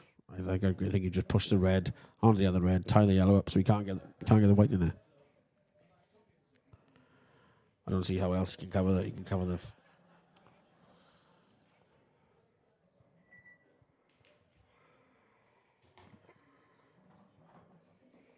Right, go on in. What's he doing here? I don't know. I haven't got a clue.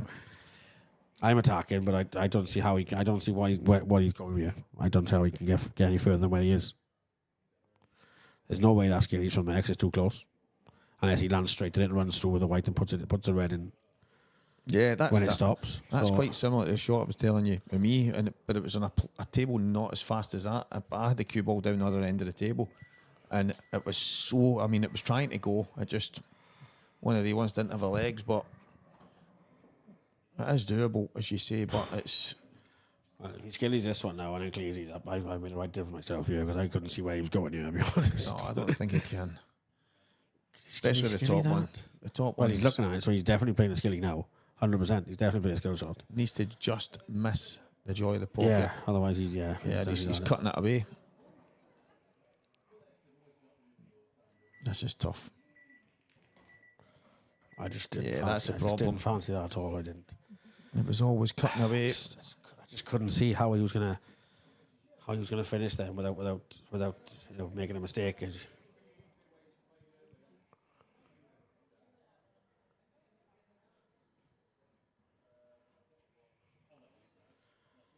think it's me, Steve. I'm not wrong very often. No, I mean, it was a surprise to me. But you've still got a little bit of work to do here. You know, I know they should get him. I get that, but this is to win. This is to win his first set on the TV table. It's not the best. Oh, he First got a shot. double kiss there. He's sort of put himself in no man's land, really. I'd be tempted now to play the plant, I think, and screw into the black.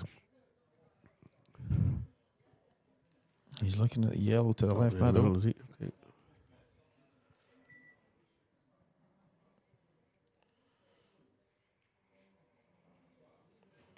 Yeah. Good shot.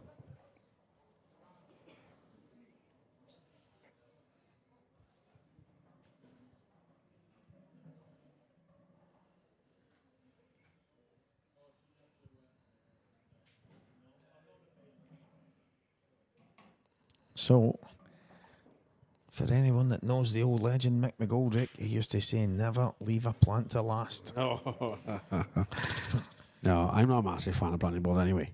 I tend not to, like, but.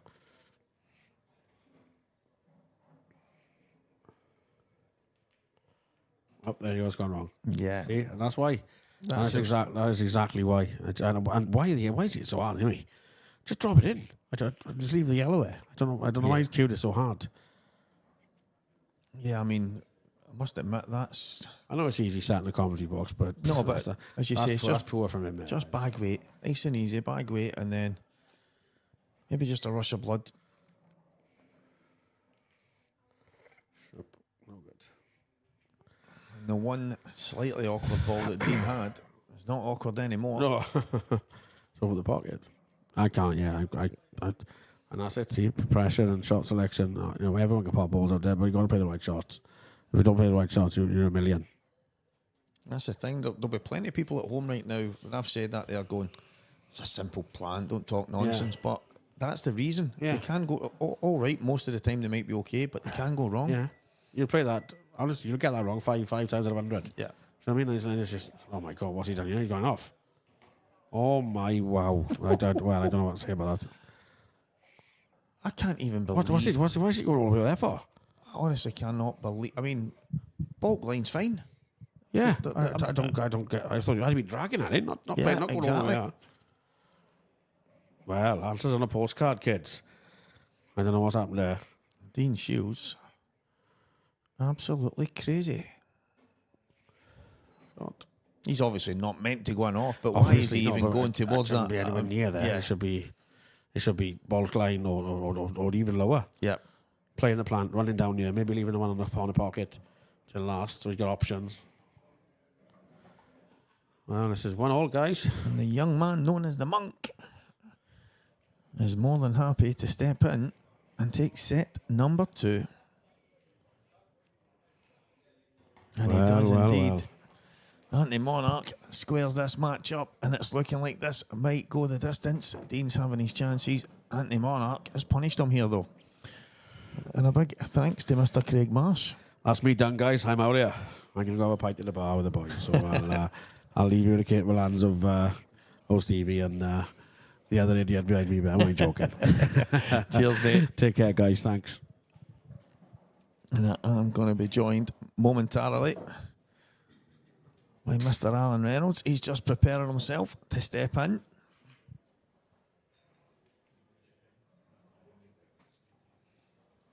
So Alan Reynolds just coming in just now, and I'm going to hand over to Alan, and he will be joined himself in a moment by Dave Adenau. So I'm going to leave you in the capable hands of these two, and I'll speak to you all later, guys. Thanks very much, Stevie. I was watching a bit of that there in my room, having a little snack. Brilliant to have somebody like Craig Marsh involved.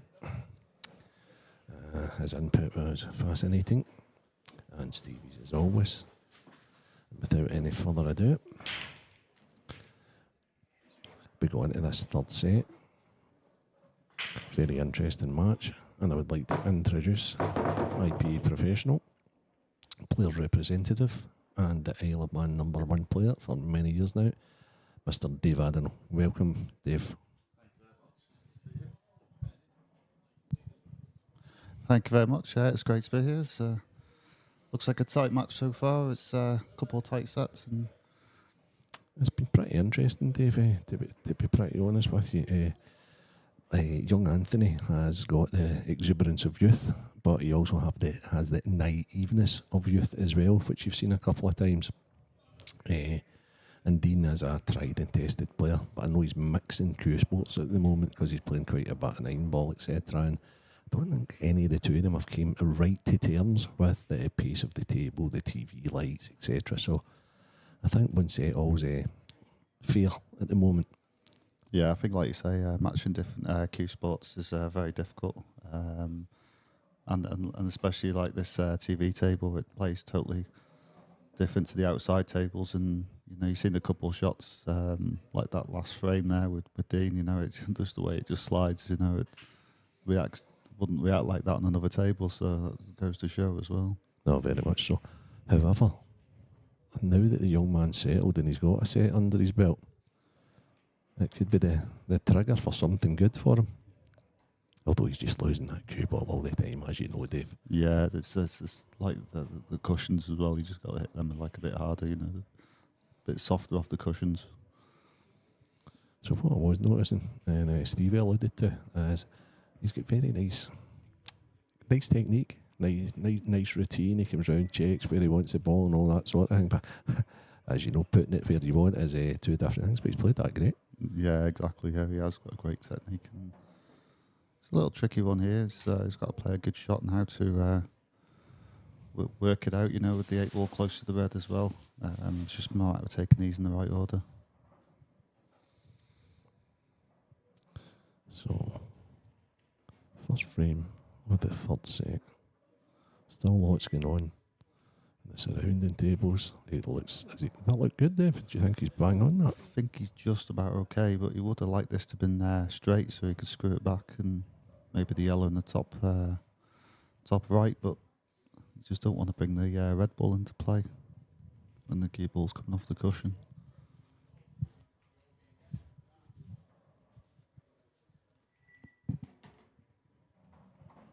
Now you say it come into play, but if it goes top left, then that's perfect.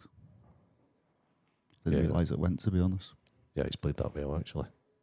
Because he can just swing onto the cushion now, can't he?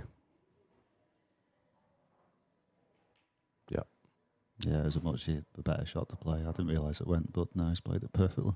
So he looks to be settled now, the young man. Yeah, that's it. It's, get a set on the board, like you mentioned, and you know, it can settle you, and it's a big difference, 1 each to 2-0. So it's can really get himself into it now.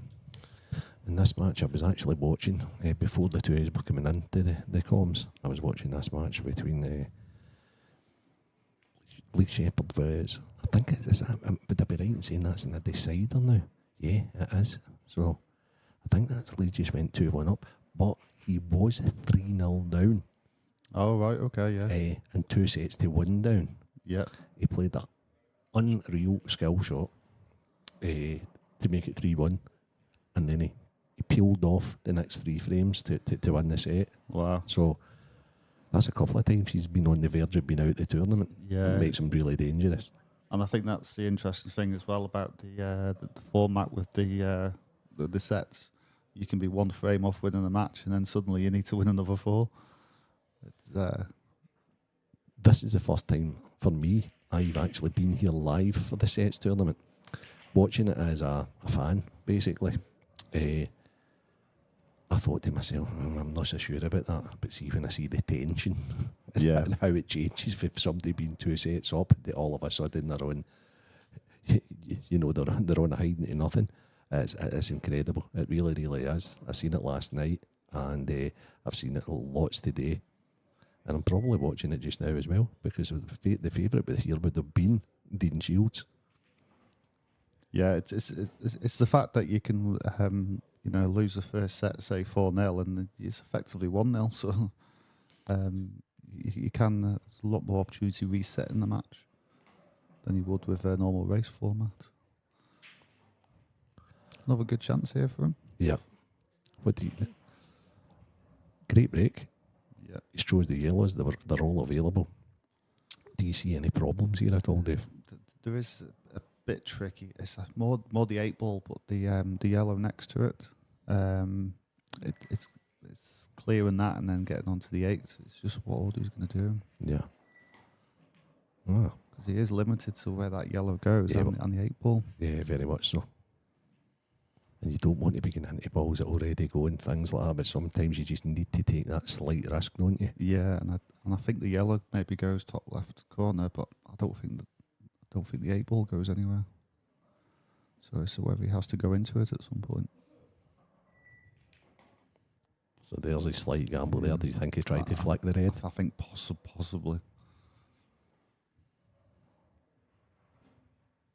Unless the camera angles are fooling us, but I don't think that 8 ball goes anywhere. I don't think it goes in the right middle. I mean, it does double, potentially. Yep. Providing the red's not in the way, but... Oh, no, it doesn't go. That's good camera work for our cameraman, Craig.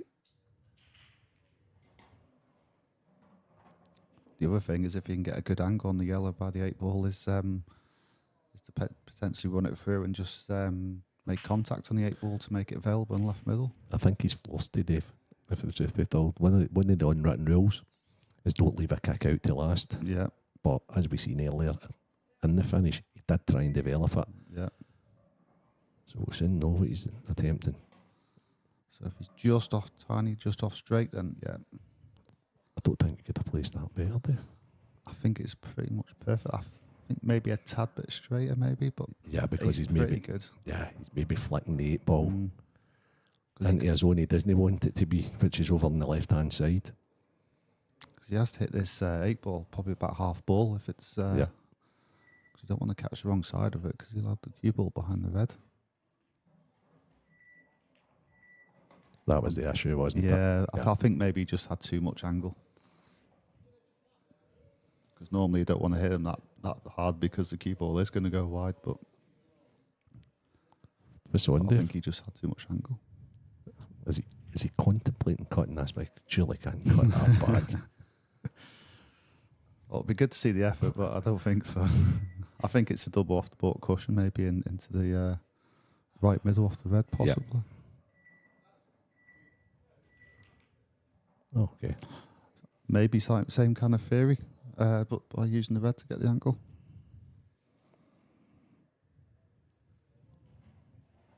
Yeah, he's a bit disappointed with himself. It wasn't a gimme though. It was a very No, tough it clearance. wasn't. It looked, because they all looked available, but the yellow he just played last there was always an issue. Yeah. And obviously the 8 ball was an issue as well that he didn't quite solve. The thing is, the 8 ball didn't go, and all the yellows had a pocket, but it was linking them up was extremely difficult.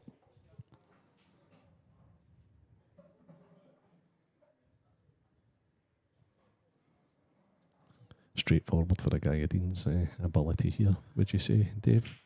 I don't think it's straightforward. I'd fancy him to get them. I think it's a ball about the first couple of shots and getting a good shot on the red down the rail. You can play the red down the rail last, I suppose. Yeah, you can. Yeah, he's just lost cue ball. Well, it's just where it is now. He's limited to. He can only really play one shot, and that's the red. I'd be amazed Into if the Dean left. didn't get these. Oh, yeah. However, Dave, you know, I really would. Oh, totally. Yeah, totally. He's limited to what he can play on this first shot. Ah, okay. Yeah, That's just about as bad as it could be, isn't it? Yeah, and this is what I was worried about because he couldn't do much more with that shot. That's the only shot he had. And obviously he was going to play that and then the one in the left middle, but he didn't have any other options. And I think a guy of Dean's ability, you know, see this red he's faced with into the bottom right. Listen, Dean's a snooker player. Or he was a former snooker player. That's a black off the spot of snooker. Oh, yeah, it's a good shot. They just, for some reason, they do seem a bit hard on the pool table, but yes. yeah, of course. I think that's a mentality thing, I isn't think it? it is, exactly, yeah. So yeah, now it's like a little more promising. Sometimes they look easy, and there's actually a way that you can't go wrong. So I think he's feeling it a little bit. He's not played that great either. He's overdrawn it, hasn't he? And yeah, I don't know if he's maybe a bit off angle, but so why he's now on the you can wrong see angle he's of the red. shaking. You can see he's shaking his head and that. Thing is, if he just stuns it, I'm sure he'd pop that one down the rail. He's kind of good at those kind of shots. Is he going to take his medicine and run through an inch or two? He has indeed. That's exactly what you said, Dave. That's a big shot in this match. It is, yeah. At this stage of the match, he wants to get back into it.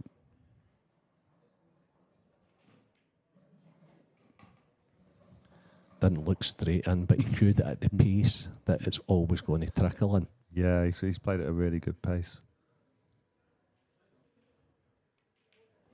Oh, Well, as well. yeah. When Dean learns to put the balls in the middle of the bag, he's going to be a good player one day, isn't he? I'm feeling they're having a little laugh about it as well. It's right in front of them. Yeah, very much. Okay. So, we're over to this match now. Lee Shepherd, 2 sets. Michael Rhodes, 2 sets. It's 2 frames all in the final set. And Michael looks as if he's in control of this. He's on yellows, but it's a little bit fudgy. Yeah, it could take a while to sort this one out. There's a lot of problems there to solve. The way the draw's looking at the moment, we have Mark Boyle, Mr. Magic. He's going to be playing Ben Ding Davis in the quarterfinals. We have another Welshman, Luke Sanchez, and he's going to be playing Pete Fisher, who took out Mark Farnsworth, Hall of Famer. That was a fantastic game in one of the outer tables today. Liam Dunster plays the winner of this game. And Gareth Hibbett, the reigning champion, is going to be up against Lee Shepherd or Michael Rhodes. Some good matchups there. I do believe that the quarter-final game that's going to be screened is between Luke Sanchez and Peter Fisher. A well-earned Yeah, that's brilliant. TV appearance for Peter Fisher. Yeah, and not the first time. I trying to think whether it was him or someone else, but I played Pete once. He beat me and he had a bit of a run. I don't know if it get mixed up with someone else, but he had a good run. Maybe got to the semis, maybe last 8, maybe. But he's a good player, Pete. So he's obviously that proves it with him getting to the last 8 of the Worlds and still going. Yeah, very much.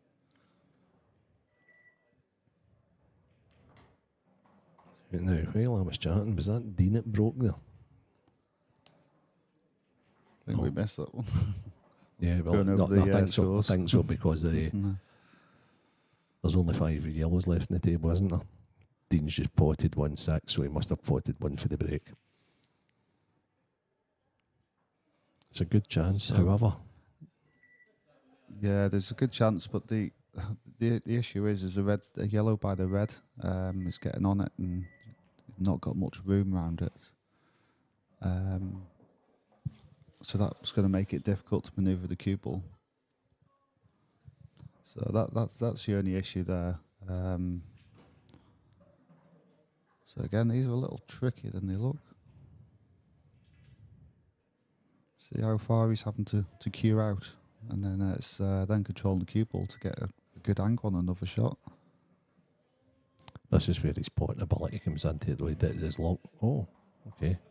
He's got to leave it to last, possibly. Yeah, I can't say I blame him, just because, like, if he does leave it to last, at least he might not be under pressure as much with the cue ball to get on the 8 ball, whereas I think it'd be harder to get back on the yellow up by the bulkhead, so I don't blame him, actually. Obviously not his preferred choice, but sometimes you have to. Does not want to be straight, he wants loads of angle. I think he's got enough angle. Yeah, he's just having to force it, which makes it so much harder to control, especially with the slide off these cushions as well. But do you think the line that the cue ball's on just now, do you think that's ideal, or do you think he needs to be further closer to the cushion? I think of the line now, yeah. The line now is pretty good, or it's maybe even play behind it. Yeah, I didn't even see. That was it's also available into the left. Yeah, I think behind it was just more easier to get on. He's playing this into the left corner, isn't he? And he's going to try and swing round the cushions with run inside, possibly. Yeah, I think so, because it's just the only way you can get the cue ball out. Big shot. He's nailed the pot. He's got a shot at it. Yeah, he's done well there. I know he's disappointed he's hit the red, but he's done well. Them shots with running side, the bottom running side, are really tough. So Open bag for you all day, Dave. top right, yeah. Yeah. Yeah.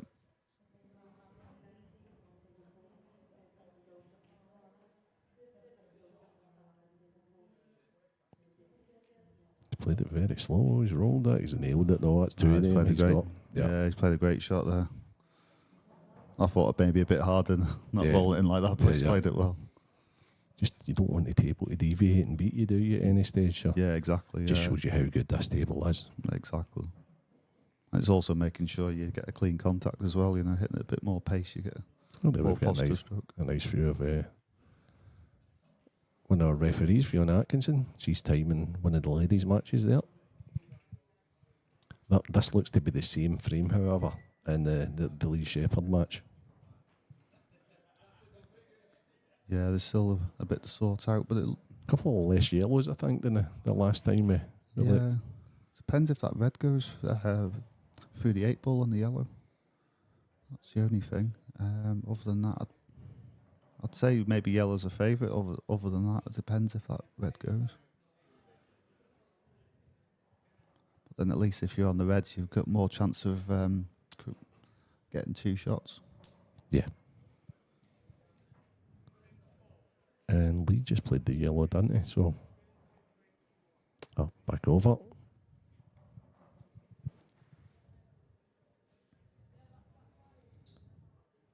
Let's see how he controls this break. His last break was excellent.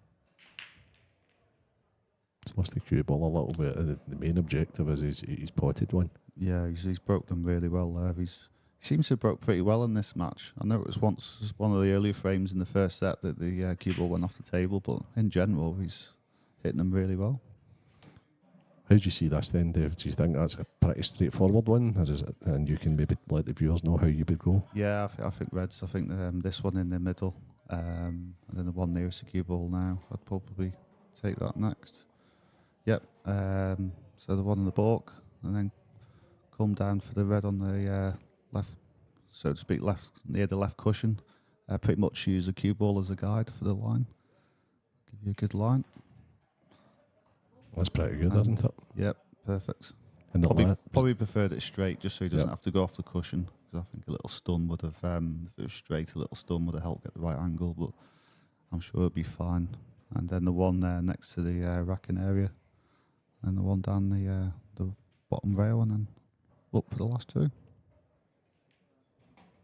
Yeah, he's played it well. Let's make sure he gives himself an angle, as he has done. It's just making sure he leaves the last one on the cushion. Dead straight. Plenty of angle. Yeah. Which he played it well. He should. That looks perfect, Dave. Yeah, I'm surprised that he's hit it that hard. Really, maybe he had more angle than I thought. But I'd rather be high on this, so the cue ball does the work instead of him having to stun it up. Yeah, so it's just a basic straight line shot. Yeah, instead of having to stun, because you can. Oh, he did that. Yeah, this is Try to get too close. By the way, he's played it really good. Yeah. I could have got away on him. Yeah, exactly, and that's why I prefer, I'd rather run that in and cut it so you can control the pace better. It's so easy to overstun or screw those kind of shots. The yellow sail from here, though, don't they? He's not even come into him. And he's down on that in a flash. There you go, guys. Yeah, brilliant clearance. Anybody's trying to learn the game back home. That's why Dave's sitting next to him. He's a professional. Ball to ball, he worked that finish out before they pretty much stopped. Now there's been movement over here again. All the reds are up one side of the table and one yellow. That's a good shot. Yeah, that certainly helps bring Lee into the game now. Got the red that was down here, down by the 8 ball and the yellows. That was a problem for Lee trying to get 2 shots. Still is in a way, but it is going to help him get some snookers. Both of these guys desperate to get into the last 8 of the world. The Supreme IPA World Championships. Gareth Abbott awaits the winner. Gareth playing in a Masters game against Andy Lucas. Oh, right, yeah. That's incredible, isn't it? Yeah, isn't it? Yeah. Two top players. Yeah, you go into the older age categories and you think it'll get easier. And then you face them. Dave. Yeah, then you face them. Oh, wow. Oft. They hit them really well. A bit of pent-up aggression there.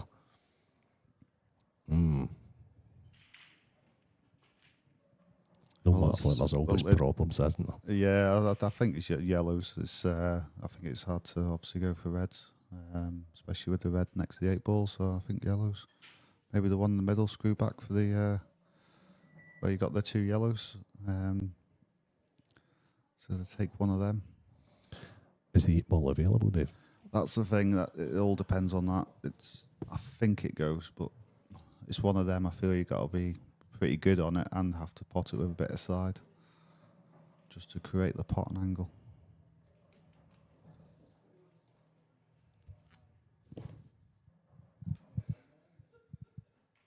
So there you go. Screws it back. So that'll get him on the bottom one, and then it's just getting on the other one next to it. That's a great angle, because from the angle we're looking at, yeah, that looks absolutely straight, doesn't it? And absolutely fine. He's actually got a wee bit of angle on. Yeah, he'd have preferred it to be a little less angle, or straight, and then so he could screw it off the side cushion. You might still be able to nip it with a bit of side, but that's exactly what I thought he would play. Yeah, played it perfectly. Just a little less angle, just made that shot a bit easier, but he's played it really well. He also could have played that last shot and tried to play with left-hand side and come and play the yellow in the middle, but because of the slidiness of the cushions, you wouldn't dare risk that shot. Yeah. I think the black must go, Dave. Yeah, I'd say so. I'd probably done this slightly different. It depends how much of the pocket is. I've been tempted to actually go for the yellow over the pocket first. I think that's what she's doing. Yeah, yep. I just didn't. I just thought you'd have wanted to leave the cue ball maybe on the cushion, but I understand why he's done this, because it's come in the correct side of the yellow. It's a little late to be checking now. That's for sure. I think that's more time management as well. You know, you'd obviously only getting 30 seconds a shot, and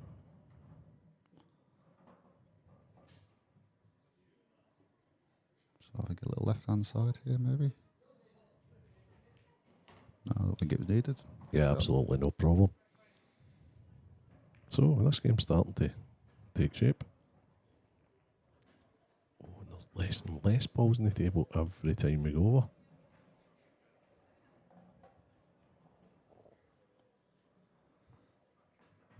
Yeah, I think with that Lee Shepherd game, someone's going to go soon. And is this the first quarter final? It is. It is. The first quarter finals already getting played.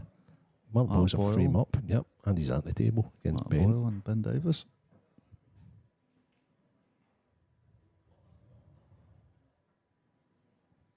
So it's all going on here. We're in Bradford for the Supreme IPA World Pool Championships. We have doubles, mixed doubles, men's, ladies, seniors, masters. It's all going on. There you go. He's hit them well again. He's really doing well with that break. Yeah, a bit tricky. I mean, I think it has to be yellows. Simply because probably of the one beside the yellow beside the 8 ball. Plus, there's a red in the middle bag to start with. I still think it has to be yellows, Dave. I think it has to be as well, yeah. And I think also with the yellow on the left-hand side, stops at least one red going into that pocket, maybe 2. So yeah, I think it has to be yellows.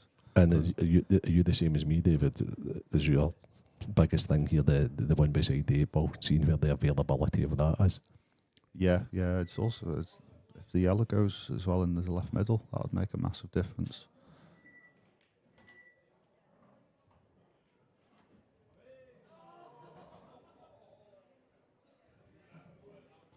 Which for that reason, I think you probably it's getting on it. I mean, you might even have to disturb it, but then you're going to end up in the cue ball potentially in the wrong position. So it's quite tricky. Yeah, this is an intricate one, isn't it? Yeah.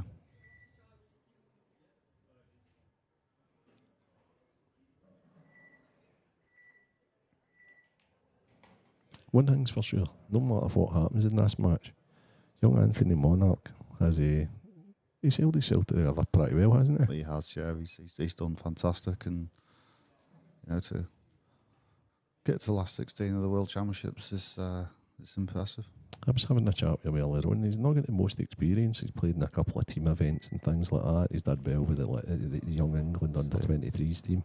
So there you go. He's gone to disturb it. Yeah, that's now he's got a chance. Yeah, it's this next shot or two is not easy. I mean, if he plays the one by the 8 ball, it's trying to get position, or really awkward one down the rail, and then that'll solve everything. But it's such a difficult shot. I don't think you can possibly take it on.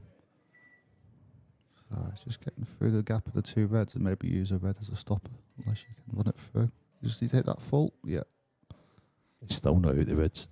I think that's a good result, considering he's definitely not out the woods. But yeah, Is it a plant? Is it a plant to the right centre? I don't think so. But if He's on the 2 together. Yeah. Right, okay.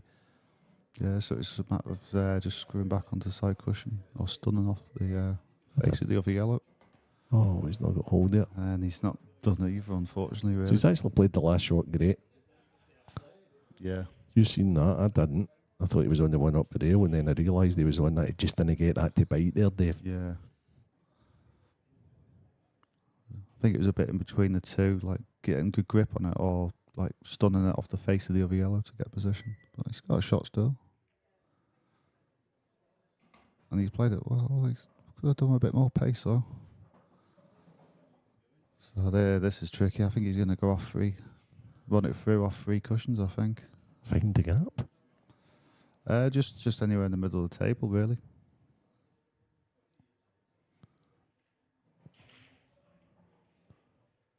Let's see how close he gets to these reds over there. Above the 1, line. 2. He's found the He doesn't gap. want Dave. to go. He's found the gap. I wouldn't have fancied it. Still got to pot the 8 ball though. Yeah. Maybe it was a different angle than I thought on that one.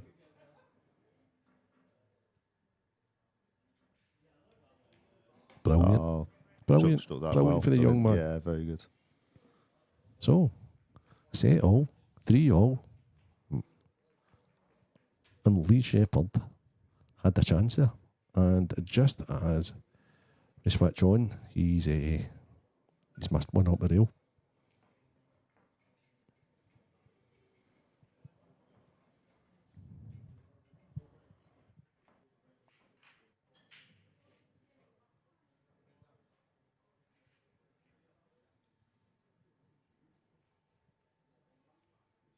This had been one gritty frame.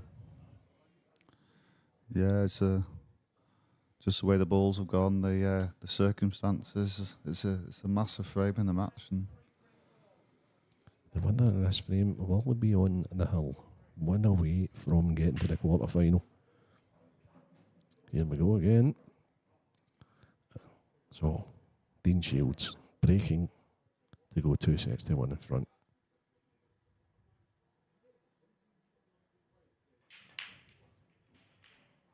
And he didn't get hold of him. Didn't get hold of him at all. I don't know if they were a little slack or he just didn't get a hold of him. Considering his last break, Dave, that he potted about 4 or 5. yeah, I mean, he seemed to hit it reasonably well, but it didn't sound as good as his previous breaks. And you can usually tell by the sound of it on the breaks how well it's been hit.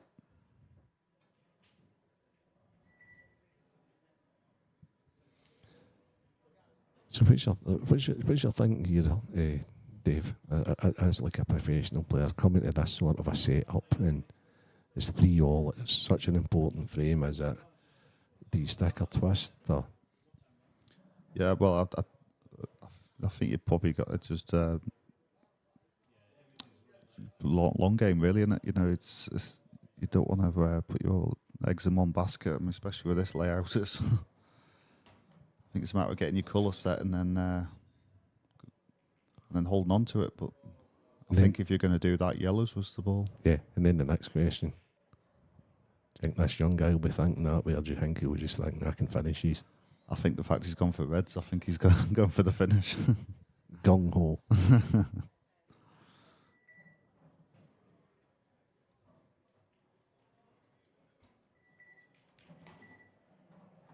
So there you go. Because reds was the only colour set where you could actually go for the finish. There's, I think I had maybe pot of the yellow and then maybe. He's got a little chance now. Wait. Yeah, exactly. Yeah, It's still quite a low percentage finish, but he's got a little chance. yeah. No, he has, and as I say, the reds were the only way you could go for a finish. I feel. So a few intricate shots. Played that great. Yeah, he's played that well. Is he on it? No, he's not. I thought I seen him flicking his hand out as if to say, I'm not on that. Can he play it? Oh. You'd probably have to play it with a bit of side, maybe, if it was. Yeah, Depends how tight it was. Or if he can't screw it in with a bit of side, can he, and come back because he really needs to. Yeah, exactly. It's got to be like.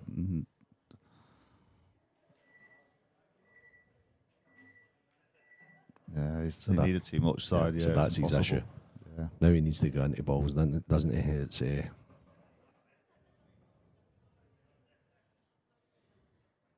and the problem was as well with the red on the cushion. Now he always needs to be like just off straight, so he could just like drop it in and go through like an inch. You know, it's if he gets these from here, Dean will be sick. Yeah.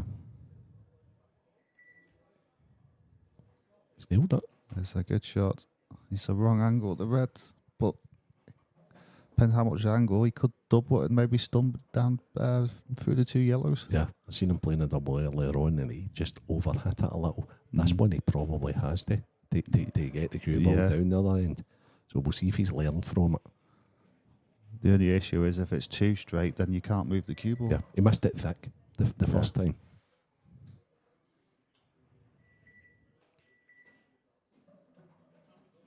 I'm surprised at that. I don't think there was. I'm a gas.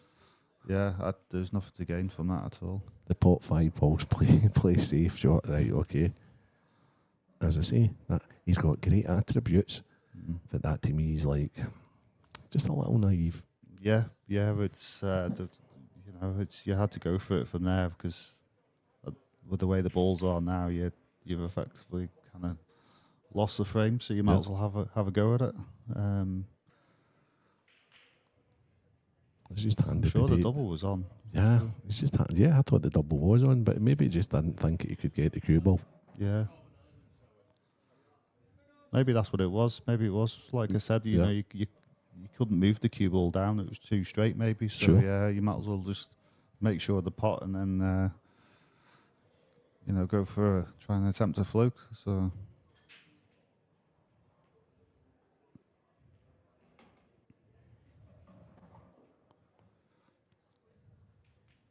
So a good chance here for Dean. There's only one tricky ball. Is yellow down the rail, which I'd expect him to get. They all go. Yeah. I mean, that's not the best cue ball, but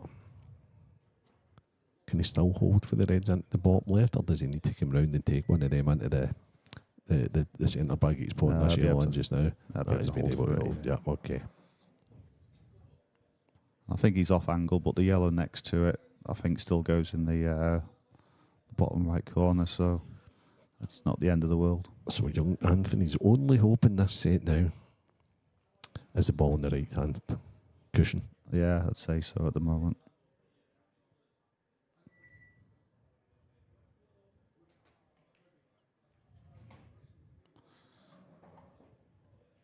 has lost the cue ball a little there.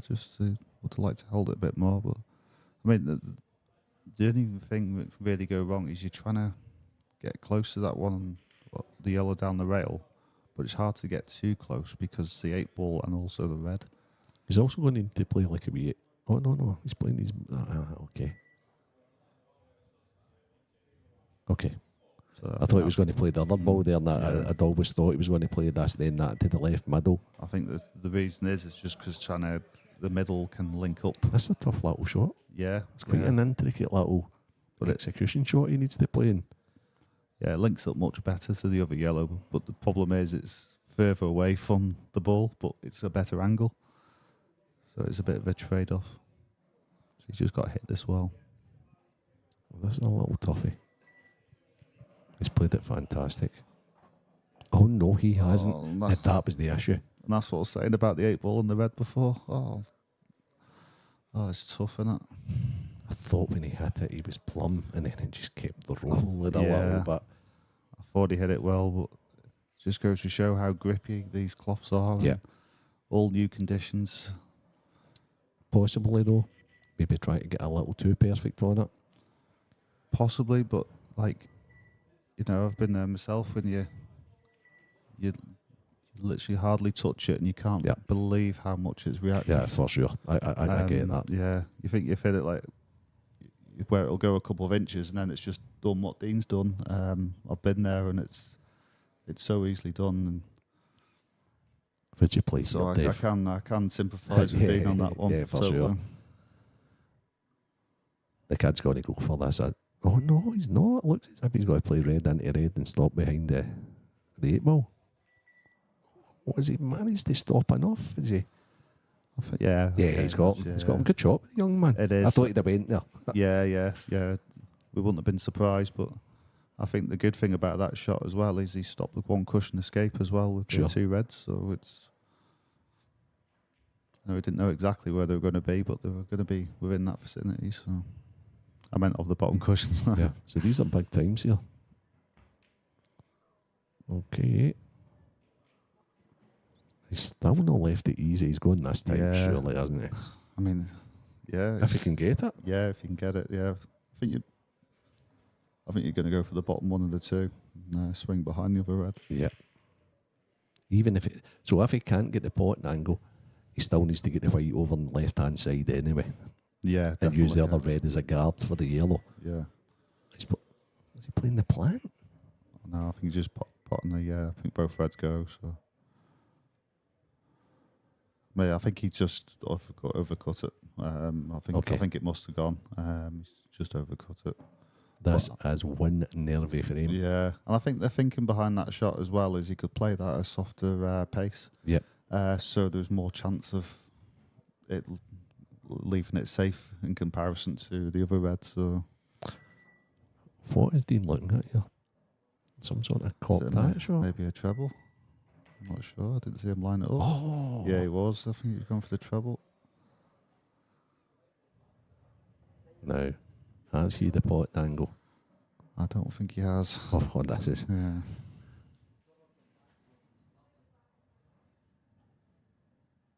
It was hard to avoid the double kiss there, but he had to go for it. Now I'm liking his maturity. I think he's got to come off the knuckle and play a wee sticker. Yeah? Yeah, that's a good shot. Yeah, good shot.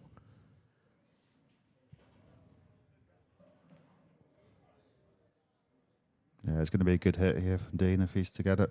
It's not going to get it. It's calling all bags. He needs to try and keep the cue ball on the table also. Yeah. And the thing is, if he hits the yellows at pace, then the good chance that the red could go in. So it's very difficult.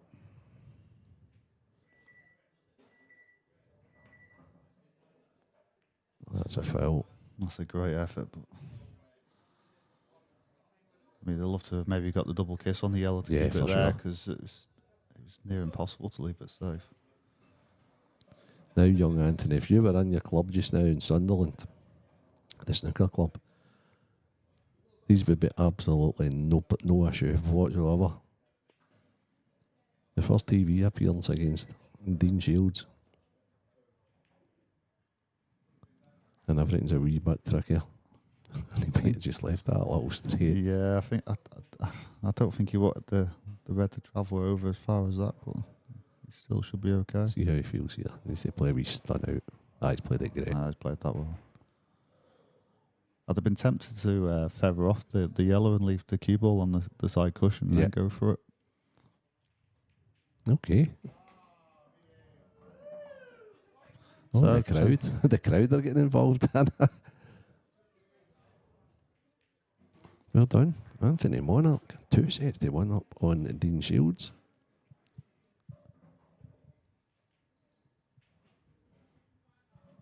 It's 3-3. This is the final frame of this match. Now, what a chance for Michael Rhodes to seal his passage through to the last 8 to play the reigning champion, Gareth Abbott. This has been one heck of a match. So this shot here, it's all about pace control. Yeah, for sure.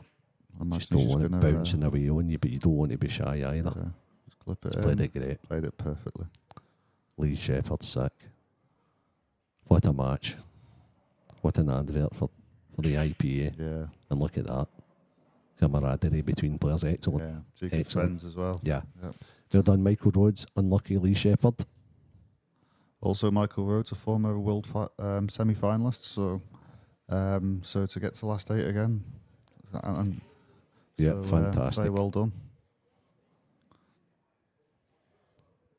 So we've already got a quarter-final running, and that's Mark Boyle, Ben Davis, and it's 2-1 Mark Boyle in the first set. And just as I say that, Craig gets it switched over. What's Mark on here? It's looking like the yellows, I think.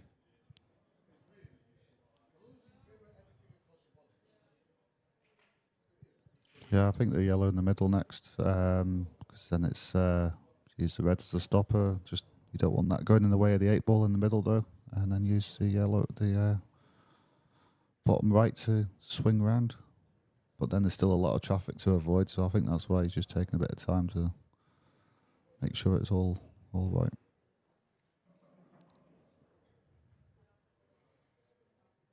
So I think Dean's away for a quick break just now. Young Anthony will be feeling great. I think he's just got to keep doing what he's doing. So I'm a little surprised by this because I thought Mark played for. I think he played that in such a way that he was on both. Yeah, that's very un-Mark-like, to be honest with you, because he normally picks a ball out. And I thought he'd have played the yellow into the middle as well, and then played one single positional shot from the ball that he played there to the one up the top.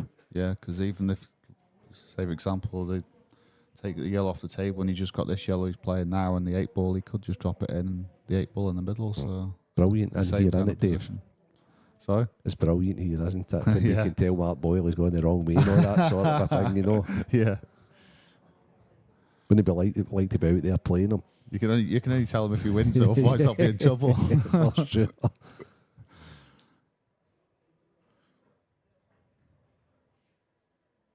Yeah, it's just more the fact that I just felt that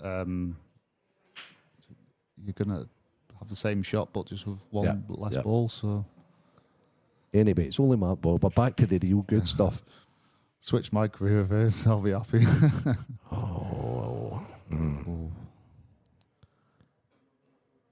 What to be done?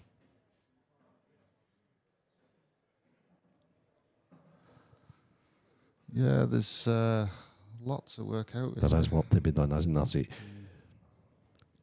when a guy like yourself's here and you can't work that out, as soon as those balls stop, that's when you know there's work to be done. Yeah, that's why I'm sat here. Yeah, not figured it out. But it's so true, isn't it? It's like, yeah. you scan that table and you're like, there's nothing better than somebody pointing 5 balls off the break, and then you say, it's that one, but this one, it takes a bit of working out. I think yellows are the set to be on. The only thing is the bottom left has got the red in the way, but At least if you're on the colour set, you can maybe worry about that later, but you can attack.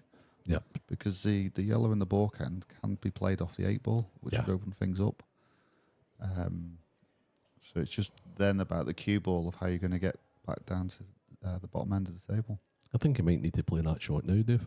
Yeah, definitely. Yeah, he's got to play that now. And at least if he's like... You're never 100% where the ball's going as well. It's beside the 8-ball. Yeah, but at least you could be on a couple by playing it now. You want to play on the... come back about 2 feet. So yeah, it's gone tricky. The 8-ball's gone tricky. Knowing Dean is going to attack, I think leave the 2 down by the balk to last to double the 8-ball. So it's play this one to the bottom left, which is always potentially going to be on this one or the other one. So that might even follow through and kick into the yellow.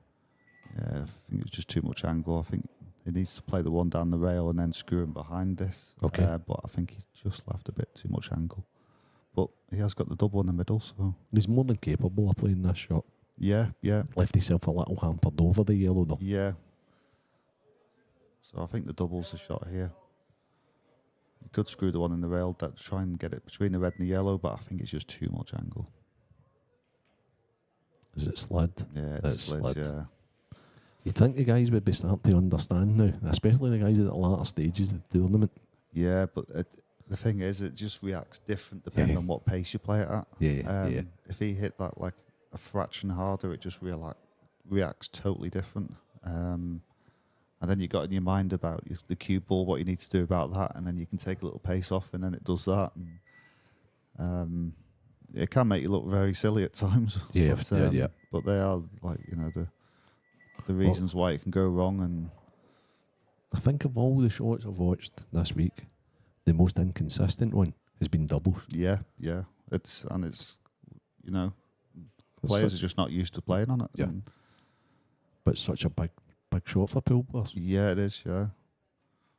But the thing is like how often do you play on absolute brand new tables?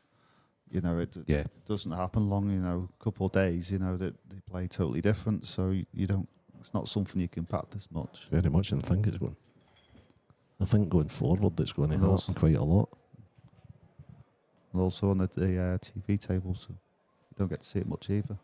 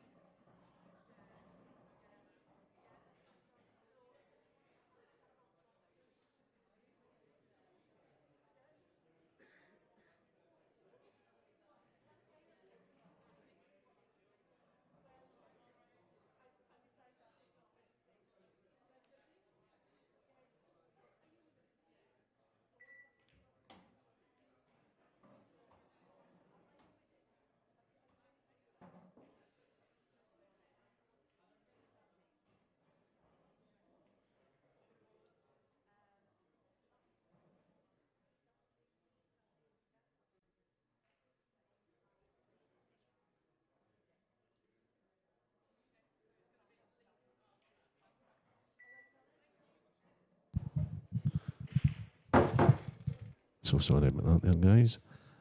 And Dean's got a wee touch here. Yeah. How did Anthony miss there, Dave? I just had I tried to disturb a ball, and he's it was always tricky with the 8-ball and the red on, so he's trying to manoeuvre something to sort that out.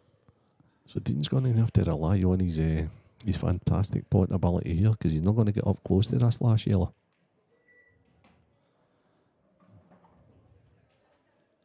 Would you be happy with just potting this, Dave, and giving Yeah. yourself a chance at the definitely. double. Yeah, I think I'd preferred the cue ball a little higher and a little to the left, so you can just play this pot at like a bit more of an angle and a bit more. But these are hard when they're straight and because you can't hit it too hard. Doesn't want because he wants to leave a good double. Played it well. Yeah, he's played it well. Now is someone going to actually get a double? Well, We've just discussed that. Yeah.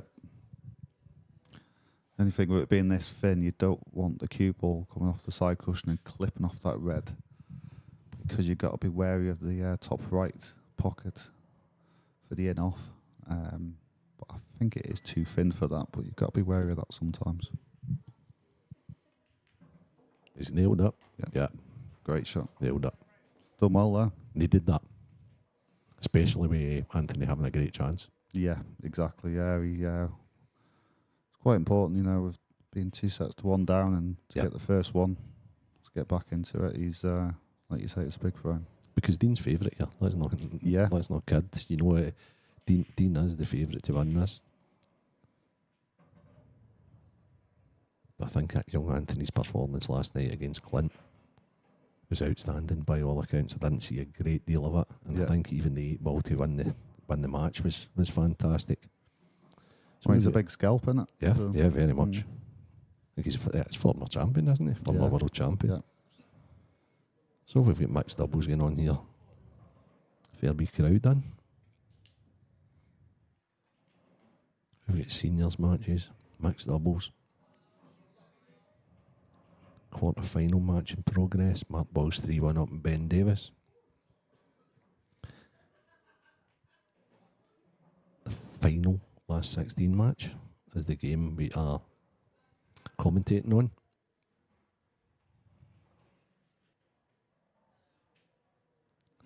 Deal sheet is just about to break. Frame of the good and set 4. That's a very unusual big long pause before he releases your cue, Dave. Yeah, I think sometimes you just do that to try and really hit it well, and sometimes if you do that and you then try and put too much power on, that can happen. We've all done it. It's the most frustrating thing as a pool player, that going straight and off the middle.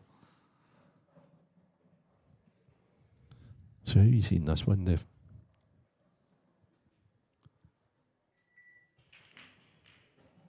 Yeah, I think this is a shot. Yeah, yellows are looking good. Open up them. They're the only balls that are clustered. But he did need a better shot than this.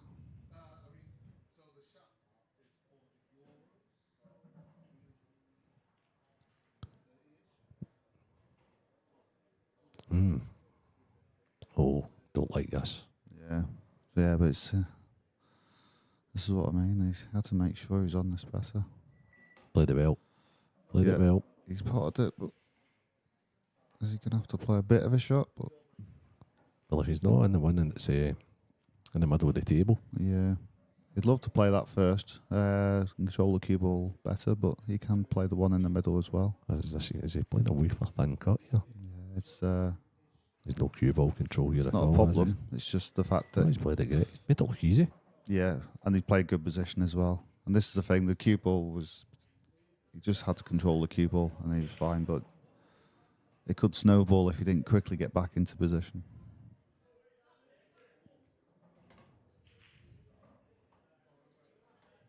He looks a lot better now and a lot more settled now than he did when he started, Dave. Yeah, I mean he's come through. I think he's fancying it a little now. Yeah, and so he should. I think the set 3 was a big thing, and then he started.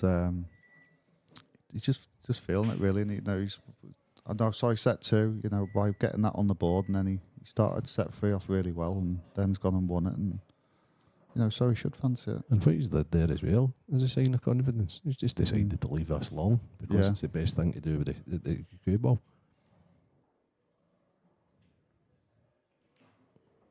Yeah.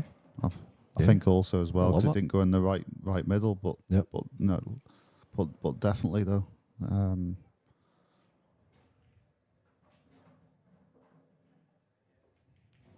Yeah, very good. Very good. Very steady finish.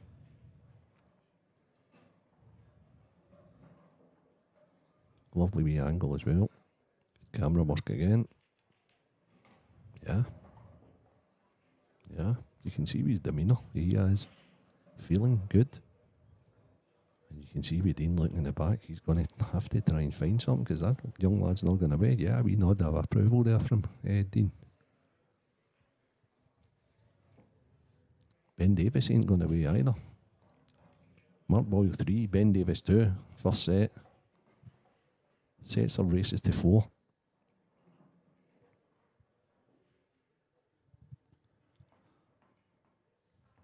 Good to see Ben back playing. That is good to see him. Yeah. He was on the stream the other day. And he was rusty. You could see he was rusty, no sharp, Yeah. but there was still those wee flicks of brilliance. You Yeah. know, what Ben's really good at doing. He's an out-and-out pool player, isn't he? Yeah. And he doesn't cool at a snooker player. He's got his own unique style. Yeah. But oh goodness, it's just that when he plays at the top level, and I don't think he is anyone a great player. Yeah. I don't think anyone plays the game like him. It just like his whole style and the way he plays, like you were mentioning, it's no one does it like that. It's just different, and it's effective. Very much so. Now, this young man wants to do what Mark didn't there. Get a ball for the break, which he has. Got some good my power on that goodness, again, I hasn't didn't have. Oh, I bet he hopes that's a plant. he? Yeah, you will hope indeed, because it's a big problem to solve otherwise. Yeah. If that's a plant, the yellows are the best set by a considerable bit. You need to attack it instantly, don't you, Dave? Yeah, Or do you? You know, if it's not, I don't it think doesn't it's look on. a plant.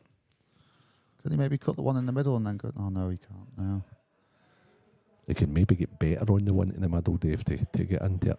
Yeah, the only problem is I didn't see where the red was. So the red's kind of in the line of it, unfortunately. Oh, I'm talking about to the right middle. Yeah, screw into it. Yeah. I was thinking of going off the bottom, like potting it and going into the bottom cushion, but the red's kind of in that line. So. He's taking reds. I think he's taking reds if he's looking. The yellow and the red, the yellow in the left middle would be a good breakable. But then it's what would you be on after that? You won't want to leave it to last, but you might have to. Unless you play off the cushion to kick it red of, so he has taken yellows. Oh dear. That's a fit contact. That's not a good shot. He hasn't got it.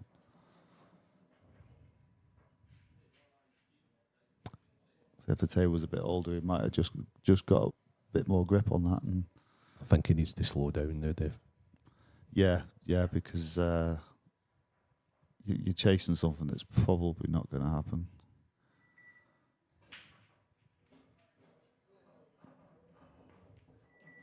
Oh my goodness. No. He's used the red. Yep. Great effort. Renzi, just shut up, because that boy ain't slowing down.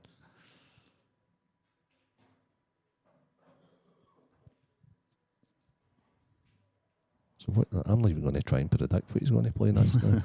Might go off the cushion to try and pot the ball over the bag. You might try and... I have no idea. Well, what So you mentioned there was aggressive. a good shot. Yeah, he's going for it. Oh, and he's missed it altogether. It had to be thin. Yeah. In all fairness to him, it's... But he's seen the attack and be right away again. Yeah, he's seen a good route there. It's in normal circumstances. He'd be pretty straightforward for Dean. Yeah, I think it's just used. Going to play the red onto the 8 ball to get the 8 ball into play.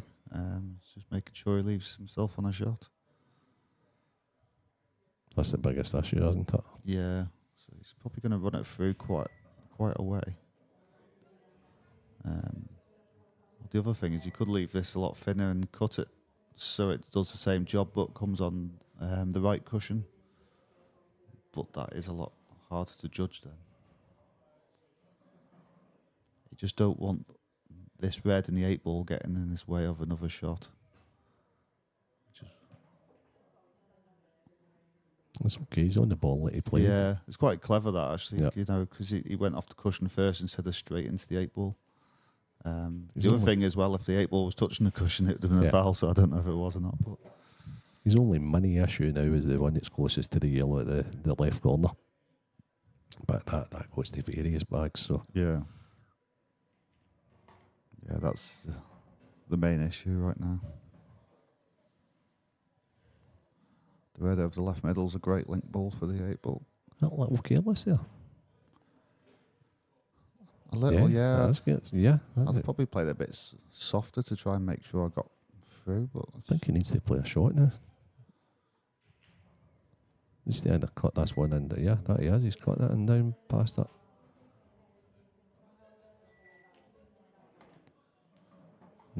Oh, now he's put his ball that was going to connect him with the 8-ball. A little safe. He's feeling it a bit, Dean.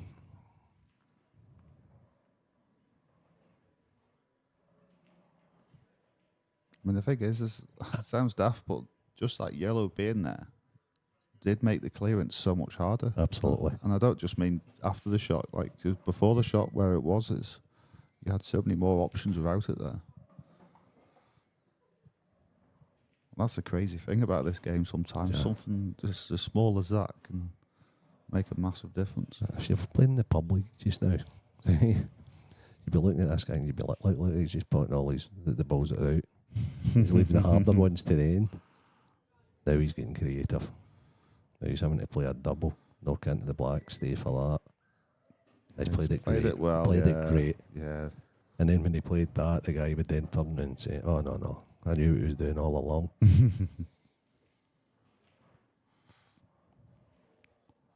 He's played that well because he's controlled the 8-ball as well, and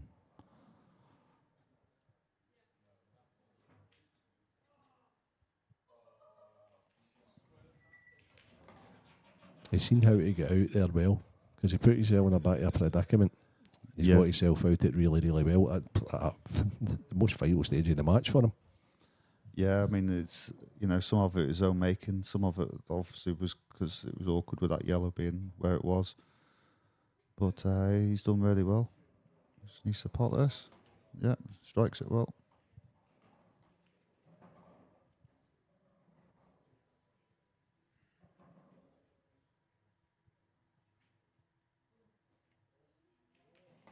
Yeah, there we have it. 2-1, Dean Shields.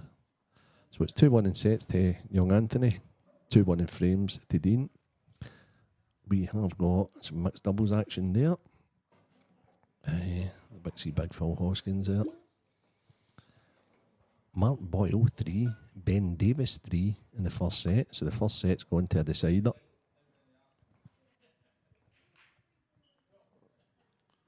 Seems to be some table availability. Ben's been in the decider before, none more than the final against Simon Ward. That was a deciding frame for the World Championship. That's probably, I don't know, arguably the best final you'll ever see. It was incredible. Yeah, it was. It was incredible. Yeah, what a frame it was as well. But some of the shot making and the standard of that final was they're ridiculous, to be honest with you. And the two of them wanted to win so bad, and the two of them are such good mates. They were brought up, playing together. And the funniest thing was when I was watching it, I was there watching it, and before the final frame started, they just looked over at each other and they just both laughed. Yeah. So I think that says it all. Both entertainers. Yeah. Also, so, and I think they knew that they'd put on a show. Yeah, not the easiest match to commentate on. No. No, you just got to let them go on with it, haven't you? Yeah.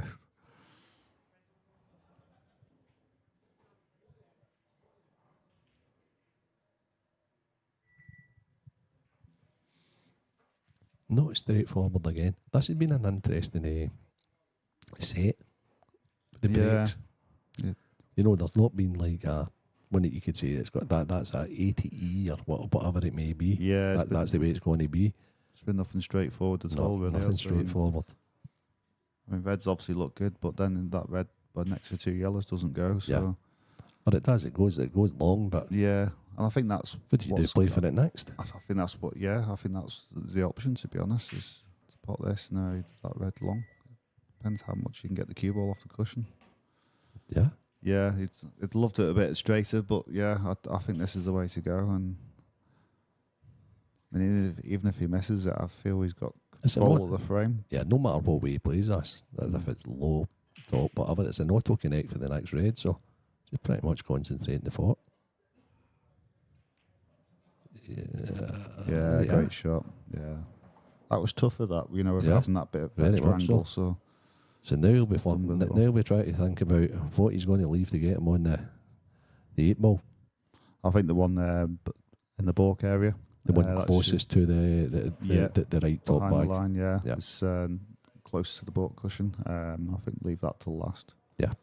There's a few good link balls down this end. That was a cracking pot. So yeah, the one over the back pocket, I'd go next. Just go up to roughly where this works, I suppose. But Yeah, that works as well. yeah, I think this is better actually. It's just one less positional shot because he's auto going on to the one that you had said there, Dave, and now all he has to do is be on the one in the middle. Yeah, the thing is with this shot, like doing it the way he's doing it, like this is given the natural height of the shot for the natural angle in the middle.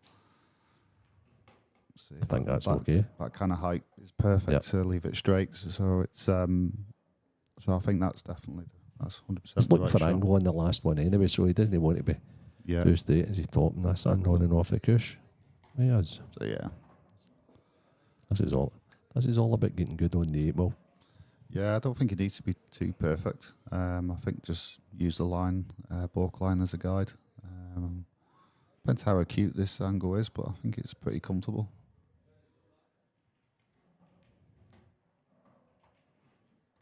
That's perfect. That's pretty much perfect.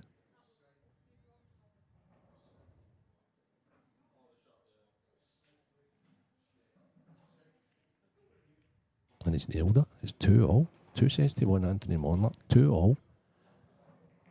Ben Davis, who you were just talking about there, Dave, has taken the first set against Mr. Magic, Mark Boyle.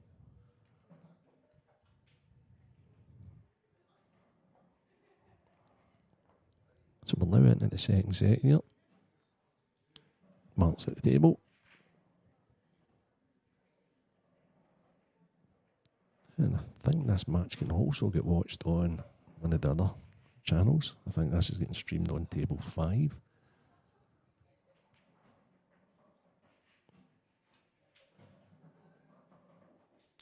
Mark's also developed into a very clever pool player, Dave. I don't know how much of Mark you've watched, but Mark was a bit gung-ho at the start as well. But he has developed his game. He can play both games pretty well. Yeah, I think that's natural, coming from a snooker background. It's a lot of snooker players are like that until they take the time to learn, learn the different games, learn pool. When he came on the scene, he won 3 out of the first 4 tournaments as an amateur. Not a bad start. And the other one he lost in the final. So, The downside of the cup break, the congested single side of the table.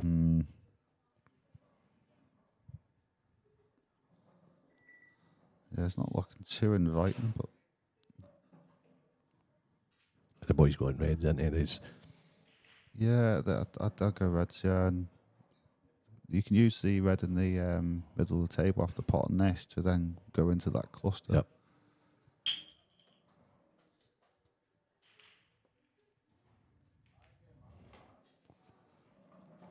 I think that's exactly what he's played, Dave. Yeah, I was thinking.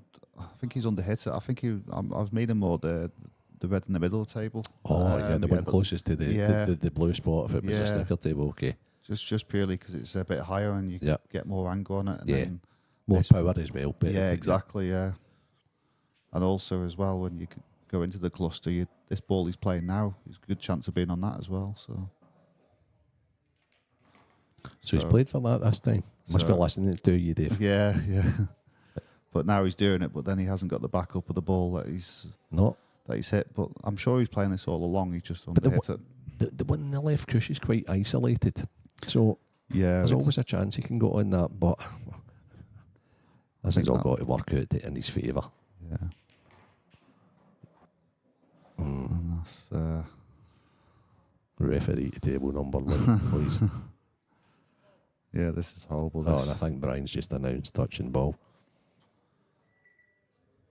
I don't think it's much help. Well, I think it's again. I think it's slow down time and maybe just put the cue ball behind the yellow and the corner pocket there. Yeah, I think so. Yeah, we've. You could, it's Did you tough. see? I know. I think the young guy. What's the young guy doing? He's trying to kick it. He's trying to play a kick shot in the middle.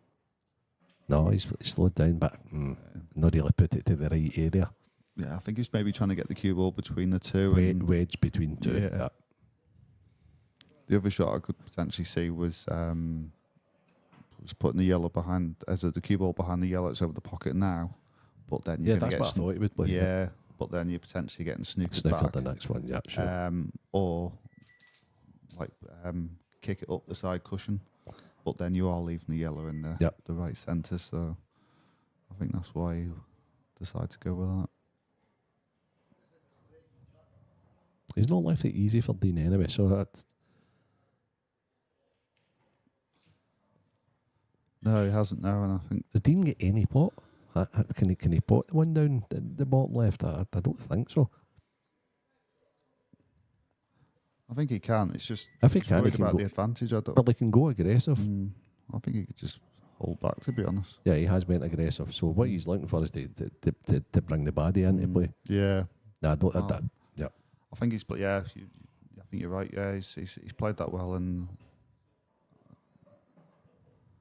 He's got more than a half chance now, to be Yeah. honest. I didn't like Anthony's shot. Who am I to criticise the boys on the TV, though?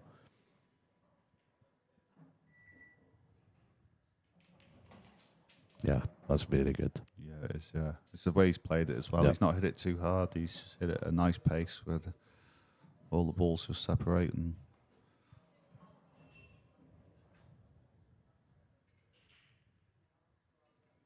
Dean knows this is critical times. Critical times in this match for him. well, as regards, I mean, it's critical for both of them really. But as regards to the score line, then it's definitely really important for him.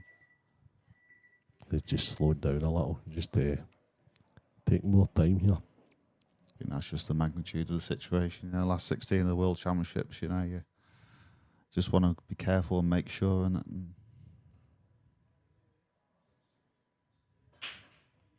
So are you playing the one down low next year, Dave? yeah.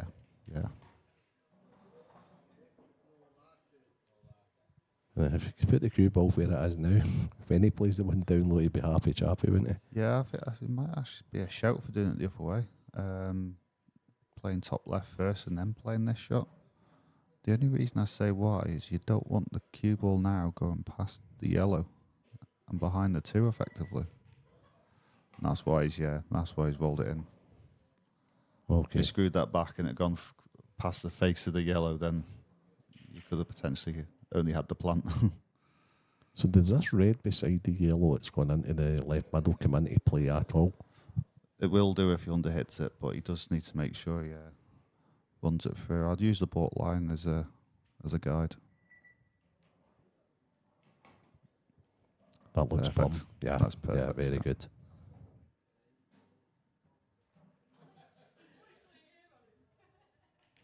Yeah, he's played that good. Concentrated well there. Massive frame. Yep. This looks as if it's gone all the way.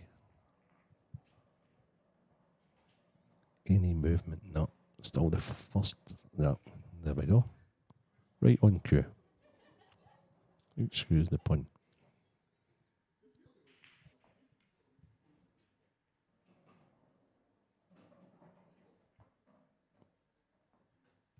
Taking an extra look here. Mr. Magic.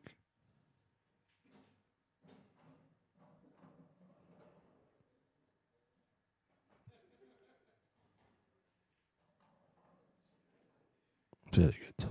Very good. So 1-0 Mark Boyle in the second set of his quarter-final match with Ben Ding Davis.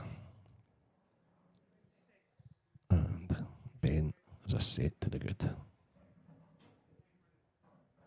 Dean Shields breaking. He's 3-2 up in this all important fourth set. He's 2 sets to 1 down.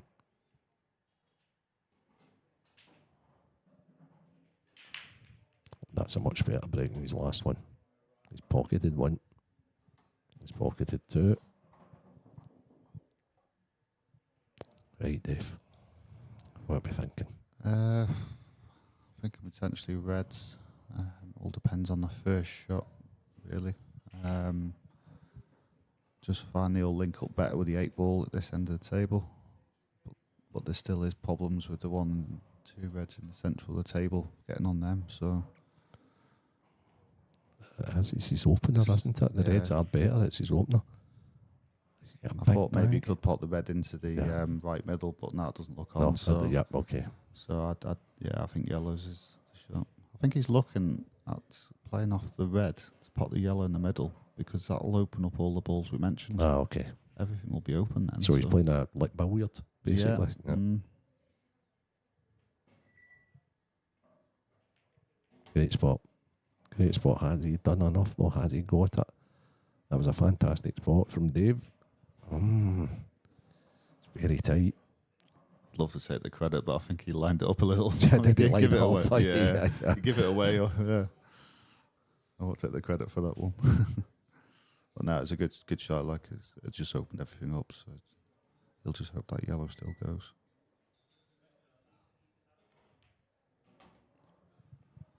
So good shot there. His cue balls get better the last couple of frames. It's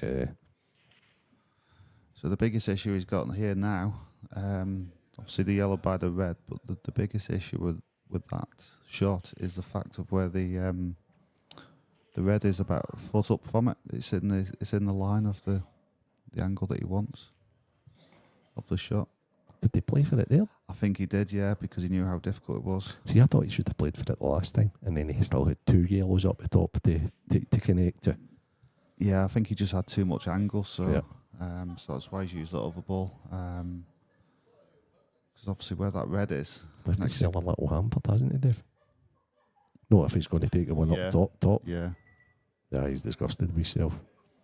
it's one of them awkward ones where you have to be on it perfect. Too much angle, the red next to it comes into play. He's played that pot good. I think he's put it plumb. I think he has, yeah. This needs to be straight. And if that's perfect, you'll see how close he has to go to that red to get the angle that he needs. And that's goes to show how difficult it is to get that right. Sometimes the camera can be deceiving. I think he'll come straight back for this and he wouldn't hit anything. I don't think he will, but it's just see how close it was. Yeah, it was very close. He played it great. He cued it fantastic. Yeah. So how close he had to be to get past it, and then on the way back, it wasn't an easy positional shot. Okay, so we've got a real match on here. We've got the experienced Dean Shields. Just about to pocket this 8 ball. 2 sets all. And he's up for it. And young Anthony Monarch, the monk from Sunderland. His first major quarter-final. We're now back to the Martin Boyle, Ben Davis game.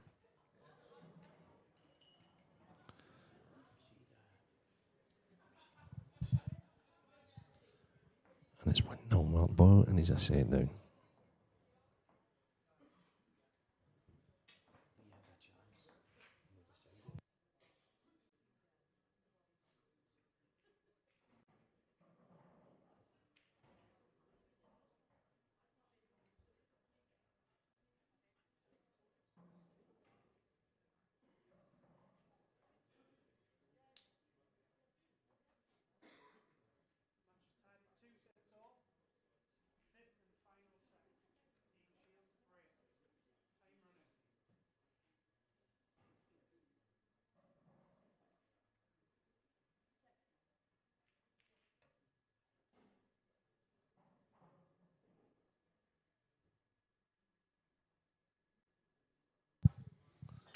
So here we go.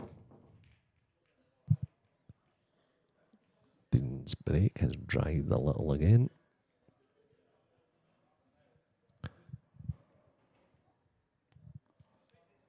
So deciding set. That's what it all comes down to. I'm really looking forward to this set. Yeah, it's been an intriguing match so far, hasn't Yeah, it? very much so. Interesting to see how this finishes. So again, it's It's a great opportunity for both players, you know, to get to the last a eight. fantastic opportunity. What do you think here, Dave? Is there a case for both here, or are yellows like miles in front? I don't think there's much in it, but the problem is I'm fancying yellows. Yeah. Weirdly enough, it's Yeah, I think more because the red's in the balk end of the area. But the thing is he does have a yellow on the side cushion, but also the yellow on the in the balk area, and he goes to the side. So could have I think played it that can better. all link Yeah. up, but it's very difficult. Yeah.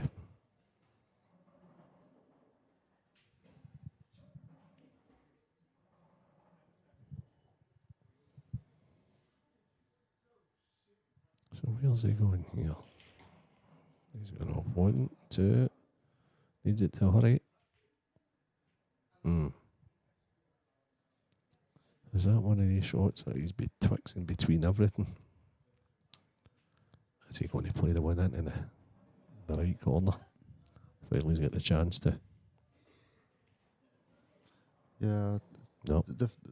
I think so. But the thing is with this shot here, he gets on the one down the rail, then gets in behind that yellow on the ball. Yeah, for sure.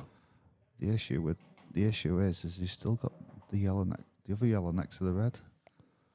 He's over at that a bit if he was Yeah. going to. Yep. And he's not doubling that for where it is he? No. So, pretty haphazard is the way I would describe the way Anthony's going about this finish. But he's got a couple of these in the match so far. Exactly, yeah.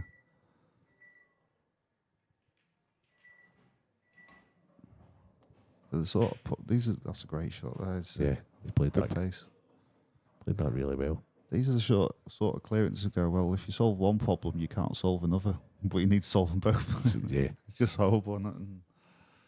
But like you say, he's pulled out a couple of them. So.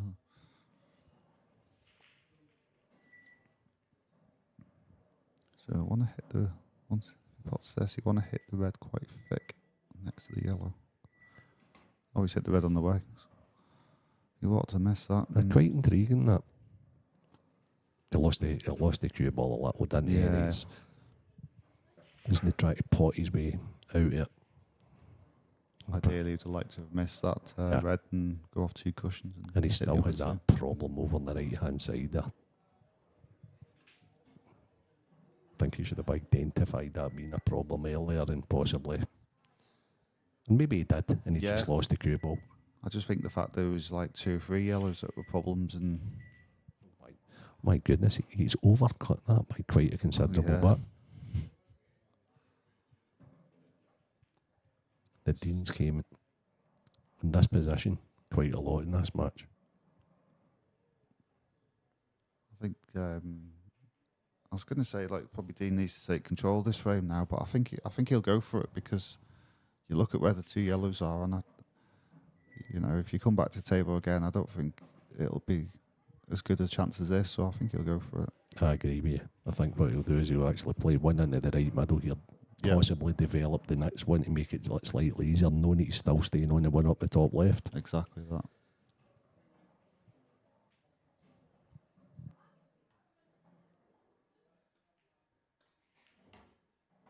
Yeah, that's pretty good. Might have to change his pattern a little bit if he can't hold for that. Yeah, I think just drop this one in the middle, then maybe pop the one over the balk.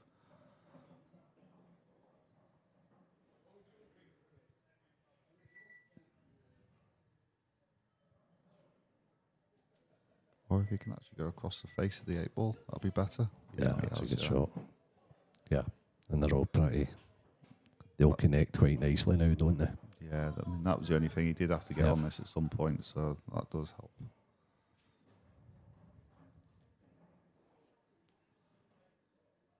He might actually go for play position on the one in the balk area.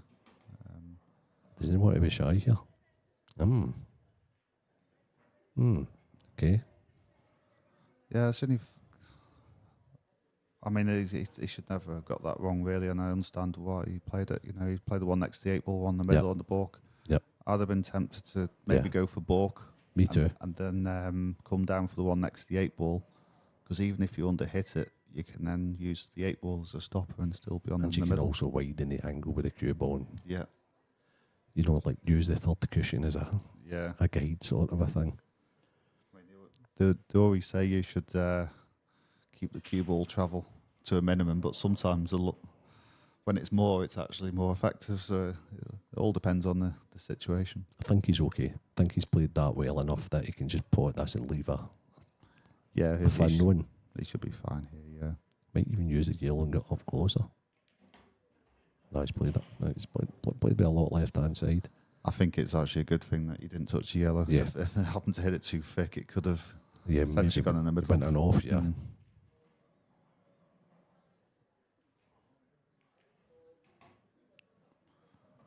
Yeah, just put that on a bit on the thick side. This is why the cue balls come up a bit short. I've watched loads of Dean, and usually cues everything so sweet, and that was none too convincing, that last one, as you said. Yeah, good finish shot. though. I think he just didn't want to overhit it. Yeah, for sure. But I think I'd rather overhit it because he still had a shot, worst case. So just keep me up to date. It's 2-1 Mark Boyle now. Sorry. 2-0 Mark Boyle in set 2, and Ben's a set front. That's the only quarter-final action that's actually on at the moment. Michael Rhodes, Gareth Abbott will be getting played, but Gareth Abbott is involved in a match in the Masters. Well, he must be finished now because I can see Andy Lucas in the crowd, and he's still holding his cue, so I don't know if he's won that match or he's lost to Gareth. But that'll be going on soon, I take it. Liam Dunster's awaiting the winner of this. And the last match of the evening, the quarter-final between Luke Sanchez of Wales. Very impressed with Luke. He's matured an awful lot. And Pete Fisher, who knocked out former world champion, former number one, Mark Farnsworth. So, great match to finish the evening. Another great break there. Hit them well. As you said before about the cup break, some little clusters. One little cluster, but this is quite open for a cup break, but still quite a few problems. Yeah. I think it's mainly them 3 on the side, 2 in the balk, and then 2 on the side cushion. I think the young man's going to stick to his guns. He's done so well to get to where he's got to stick to his guns. So I can't see him ducking safe now. Is he going for the plant? I mean, oh, well done, son. Hey. I think it's his first safety shot. I don't mind that. I think that's pretty clever. Yeah, it is. Yeah, he's got to play one. He's handed the table over and said, right, okay, I don't think they're there. Yeah. I'm leaving you an easy starter pot. If you want the red, you bash on. Yeah, I think it's the right thing to do at this stage. I felt like there was just too many problems to solve there if you're going to go for a finish. So.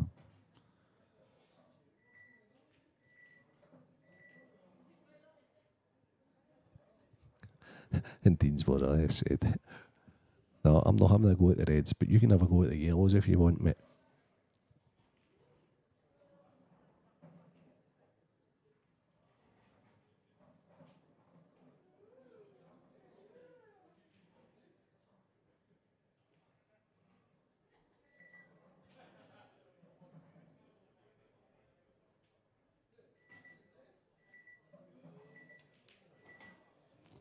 Well, that's a good shot there. It's a good angle now to go into them.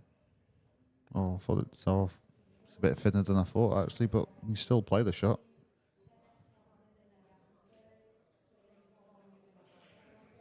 Yeah. There's definitely not a shot just to get colour set and that. So. That's not a bad result, to be honest with you. No, he's played it well. The only thing I'd say is the red on the left cushion. That did actually double before, but but the red next to the yellow is just come in the line of that, so that does make options a bit trickier. Now he seems to be going wide right here. Yeah, I think he's trying to land on that one, and that red in the middle, trying to get on that. Yeah, it was awkward. I didn't like that shot. But I don't know. I wasn't behind the angle, so the only issue is, like, I mean, if he hits it just a tad bit harder, he would have been on the one in the middle. Yeah, sure. The only thing is, though, he's then blocked the double. Yeah. So he might have been trying to get past that yellow, even maybe. I thought if he stayed the left hand side of the table, however, Dave, that he would have definitely had a shot. He's played that well though.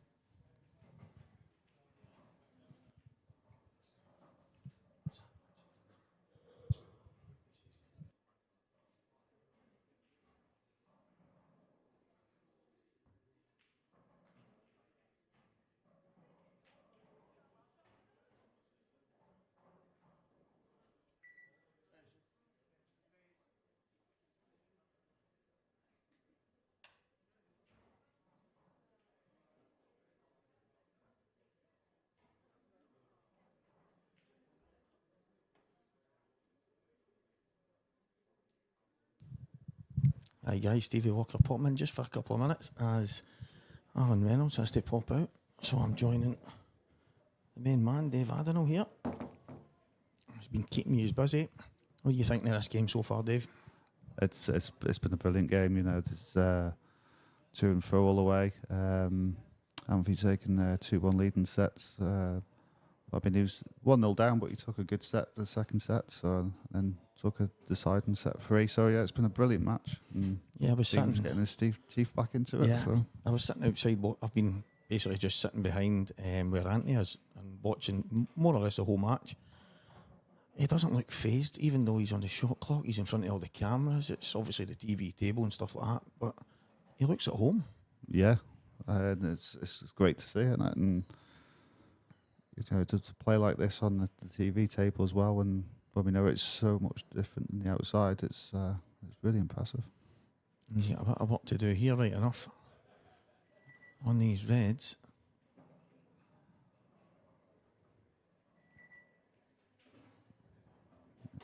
Does it double? I Can he think get it's a tad too much, the angle. Yeah, I think the cue ball's maybe going to be in the way. I wonder if he was tempted, the way he's lining up, I was wondering if he was tempted playing the red off the yellow just to hold the cue ball and make the pocket even bigger. So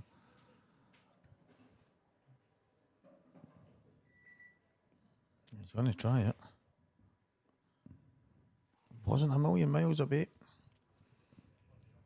I didn't know if he could hold the cue ball or not. He's probably worried about that because I think he'd like to hit it harder, but then doesn't want the cue ball coming behind those yellows. You think Dean will go game here? Yeah, he'll go game. Yeah, I don't think there's any value in playing a snooker, and they're all on. It's just a matter of playing a good couple of shots and.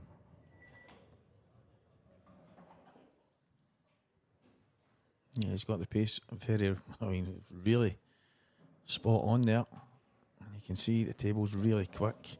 Cushions are really slidey, are so good. The tables are absolutely fantastic. And Dean's been looking quite well, but I thought at a point when he went 2-1 down and I could see some of the emotion in his face, that maybe he was letting it get to him a bit. And young Anthony was just out there free rolling and having the time of his life. Just goes to show the difference, doesn't it? You know, of how long Dean's done this. Yeah, exactly. In these conditions, and like you say, Anthony, it's if he's not been on this kind of environment before, it's, you know, make sure you enjoy it. He's just underhit that a bit though. Will he have to come twice across, or would he maybe be tempted to go upstairs just now? That's what he's looking at. Yeah, potentially, actually, yeah. It's not. I don't think it's as easy though to get back down to where he is just now. So twice across. Yes, sure is. You've got to Yeah. get the pace right, though. You've got to. Yeah, that's the problem. It's hard to hit the. He's going to have to play into the yellow, I think, to then move it and can off it. But the natural, I'd say, is actually hitting the wrong side of the yellow. Yeah, it looks like it. If he had landed a bit shorter, he could have taken the yellow and off the black and maybe opened the pocket. But from where he's landed, it's going to be awkward. I mean, he maybe have to screw back off 3 or 4 cushions, I think. That's what he's doing. Oh, wow. Well, that's the problem. That can happen. Yeah, you're having to throw your cue at it. Yeah, it's unfortunate for Dean, but a big slice of fortune for Anthony Monarch here. And he is looking like he's going to square this match up again.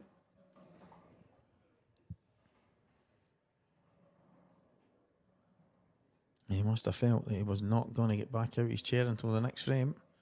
But it is all square in sets, all square in frames, and another match that's going all the way. We've had so many. And I'm going to hand back over to Alan Reynolds right now, guys.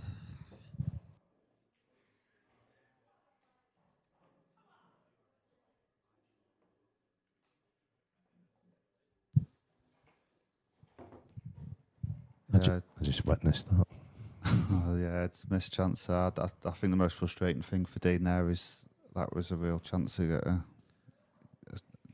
he's no a right in stranglehold. front. Yeah, stranglehold. Yeah, get that 2 frames in front, which we talk about is important in even race play. Yeah. So in set play, the final set, then especially with small races, the 4 and these sets, exactly. So exactly. So it's even more important. So I think Dean's really going to feel as a bit of a chance miss, but it's still 1 each, and I'll be going right to the last frame. here we are. Oh, what a break. Oh, and he's got a wee one there. He was tracking towards the bag and nearly get kicked in. The contact was good, but like It you wasn't say, half. so I think maybe reds. I think you're right. Yep. I think maybe the red over the pocket to get onto the red next to the yellow, and then I think they all link up pretty well. The 8 ball may have to be doubled though. Looking at that, providing that red next to the yellow goes comfortably and to help get the correct angle, that should be okay. But that yellow is like the natural line for the double, so that could be a potential problem. But Yeah, because he's going forward there. He's played it fine. Yeah, I think he's going to just. Although he's round looking there at some sort of a dislodging. because that yellow's there, you're going to have to be above the yellow. Yeah. Is it worth rolling this into the left middle, leaving a wee angle and trying to nick it out a bit, knowing you're going to fall on the ball down the left corner, Dave? Yeah, you could, but the thing is that I don't even know if that red goes, to be honest, past the yellow. Oh, I think it does. I think I've seen a shot of it earlier on. So, I don't know, I just think you could make it worse. You're going to take the 8 ball out here from the shot to the bottom left, try and come round. Yeah. Yeah, you could do, but I think I'd prefer the double, playing on it and playing the double. But I mean, that yellow does play so big because of the line of the double. It's really hard to lose the cue. As he contacts this, he's going to be on one of the reds, isn't he? If not the bottom left, the top left. He's played that okay. Yeah. The thing is, that red now doesn't go in there. No, but he's going to play it now, isn't he? Yeah, he is, yeah. No, use the yellow and then probably play the red to the top right. Would you agree, Dave? Yeah, I think just roll it in and use the yellow as a stopper, Yeah. The only concern I had with his shot was the fact that, I mean, this was building back. If you're going back, Oh. Yeah, he's played that pretty well. Yeah, just with the shot he played before, I was just thinking, if it come off the cushion, clip the the 8 ball, you could end up with a cue ball in a line of 4 balls and have really nothing. So Can he play this low enough, Dave, to avoid the middle bag? Can he play low side of the middle? yeah, I think so. But it's a really like grippy shot. He's gonna have to like a real soft screw A touch of just to length give it a on chance to grip. Oh, he's played it Yeah. brilliant. Yeah, What he a played it cracking well. shot.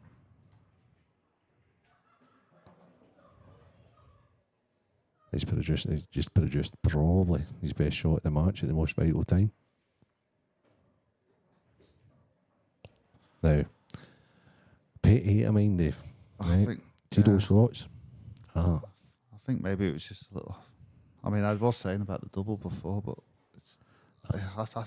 Yeah, I am a bit surprised at that. I like rattling them in, Dave. Yeah, it's. I think maybe it was a little harder than we thought. Yeah, but, yeah, possibly. but you'd expect him to get it. But he was down on it so quick. Yeah, maybe it was harder than even he thought. And now, what a chance! What an opportunity! Well, after the last frame and then this frame, it's opened it up. Yeah, So yeah, I think this one in the middle. Yeah. Getting just under the 8 ball for the other one down the rail, or just above the line. It's got plenty of side on this, so just to make sure it goes round. Oh, I don't like that. Oh, Oh, he's got. got away with one, I But think. it's never nice leaving rail. Yeah, Although on this occasion, all he needs is angle, doesn't he? yeah, exactly, yeah. So this is going to be the hardest part.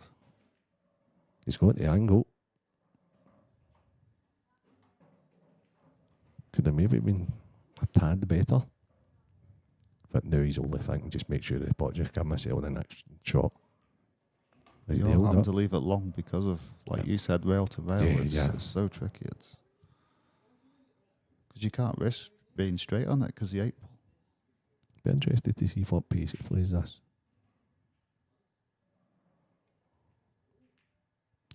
It's full course from, like you say. And the thing is, if that 8 ball was over the other middle, there's no way he would have been. It was his first It- yellow, Dave, the one that you Yeah. said about it. For him Yeah. getting to that ball, it just made it awkward. But if- Well, if just that- let him off the hook. If that 8 ball was over the other middle, there's no way his position would Yeah. have been. Yeah. It'd have been so much better because he was worried about snooking behind Yeah, the 8 very ball. much so. And it's all down to, like you say, the rail to rail was tricky. I just feel he's maybe missed his opportunity there, the young Yeah. man. He's going to have to pinch himself and So Dean felt like that at the back end of the last frame, and yeah. now Anthony does.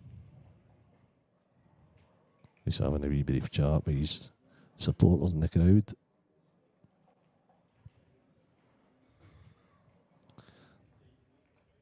Oh, so when I was away for 2 minutes there for my little comfort break, Mark Boyle's equalised in sets. No messing about in the second set for Mark.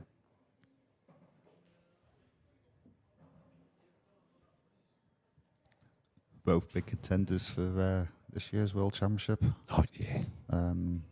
Even though I know Ben's not played much, but I think the fact that he's got to this stage so far, playing well, he's got the match practice under his belt, he's probably starting to feel at home. He's got all the experience as well. And Exactly. He's been there and done it, and he's won loads of titles, Ben. 2-time world champion, Oh, looking dear. for his first. What a turning point. What a turning point that last frame was. Dean missed a tricky 8 ball. Young Anthony played a poor first positional shot. And then missed one. It's very missable, especially with the pressure at this stage in the match. And it's all about momentum, he got it given to him the previous frame, and then he's very giving much it so. straight back, yeah. Now look at this chance, He's got a free shot here. So Yeah. he can actually move that red away from the red that's closest to the 8 ball. He can move that out the road, and then the yellow's a little pretty much straightforward. Unless he just wanted to pot the yellow. Yeah, I think, like you say, move the red, but he's just got to make sure it doesn't get in the way of the yellow by the red. So he's played it, I think played it's a one good of pace. in the yellow you said. Mm. I think he's maybe going to take that first. Yeah. And the thing is, he never had to be like after this shot here. The good thing is, he doesn't have to be perfect. So he could worry about the pace of the red more than get a position on this. This is done, Dave. This is 3-1.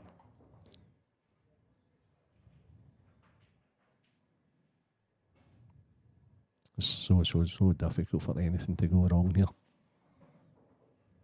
I think for the first few shots as well, if it does go slightly wrong, it's still okay. He's get back up, yeah.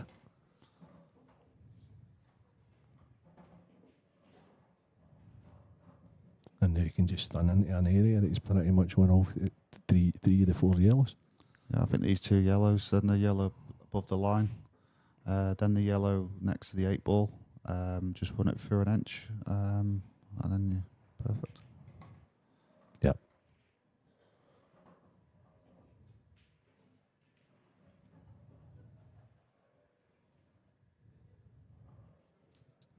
Yep, so that shot here,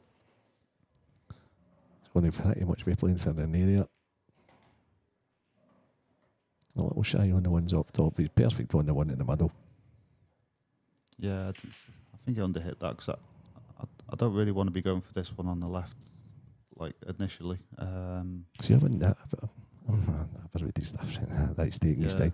I wouldn't even mind playing the one in the left middle and then left corner and then just swinging round off the cushions. Yeah. The only thing is if you end up like not hitting it with the correct pace. Yeah. And then not being on it. That's the difference of the styles as well, because Ben may be playing that shot, but Dean being more a snooker player, he played more like stuns and screw shots. Yeah. Maybe Ben or Liam done stuff, maybe play like round off 2 for the last one. So as long as you get them, I suppose, Dave. Well, exactly that, yeah. I just know sometimes you can end up doing that and then the cue ball sticks on the object ball and you've got no shot. That's the thing, he's got to play a bit of a shot now. He's maybe off 2 cushions. And what he has done the last few frames is he's a wee bit taking his time a little more, a bit more composed there. And not make the same mistake he made the last time. He cut this with a wee bit more conviction, I think, this time, Dave. The left middle. Yeah, he'll have to hit this with a bit of pace just to go off 2-3 cushions just to make sure he hit it well. Yeah, there she is. So Dean Shields, frame away from a match-up with tournament favourite Liam Dunster. Craig, our cameraman, switches straight back over to the Mark Boyle. Ben Davis frame. First frame, of the 3rd set. And it's 1 set all, finely balanced at the moment.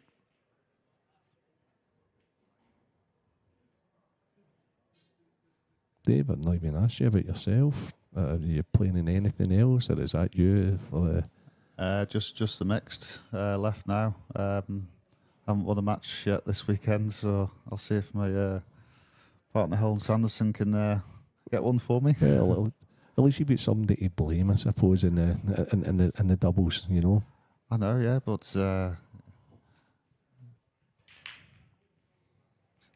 Helen might be the only one that can get me a win, so she'll never let me live that down. Well, Dave's more or less saying that his doubles partner shoulders are going to be killing her. Oh yeah, definitely, yeah. Now, Dean's went dry. That's good. That's actually his last chance to win for young Anthony. He needs to have like 3 very, very fine frames. Yeah, and that could be all she wrote. That was a toughie. Fair play to the kid for taking it on. Yeah, no, I think you had to, yeah. But like we talked about that momentum swing before. If that hadn't happened, he'd have probably potted that. Yeah, sure. You know, it's. He still seems to be having fun with his supporters and his fans over there, and I think the experience. Yeah, it's good to see him smiling. Hold him in good stead for the future. Yeah, it's good to see him smiling. We hope to see him back. But there's no funny stars yet. Exactly, stars yet.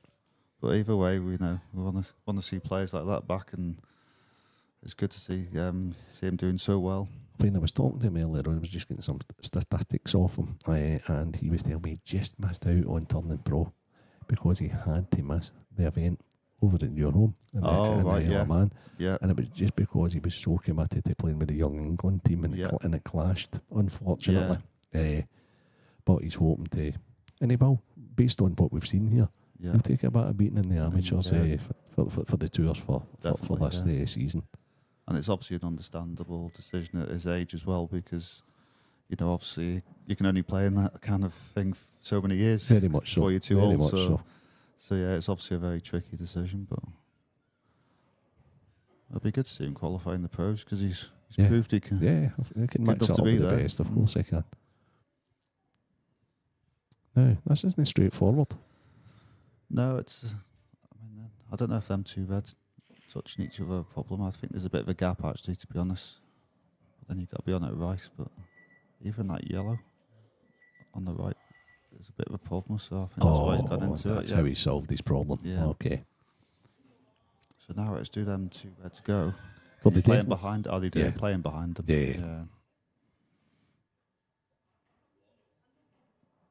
And even if he underdoes it, he's got the other red as fallback, although you don't want to underdo this. Yeah, one of them two, then the one higher up, and then come back for the other one.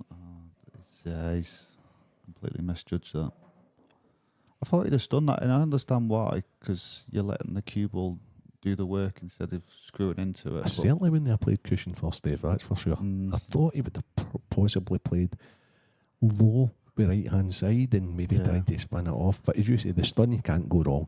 Yeah, I mean, you can go wrong because you can just overhit it. Yeah. Adrenaline underhit kick in, it. But still got a shot at it. I just He's thought played it.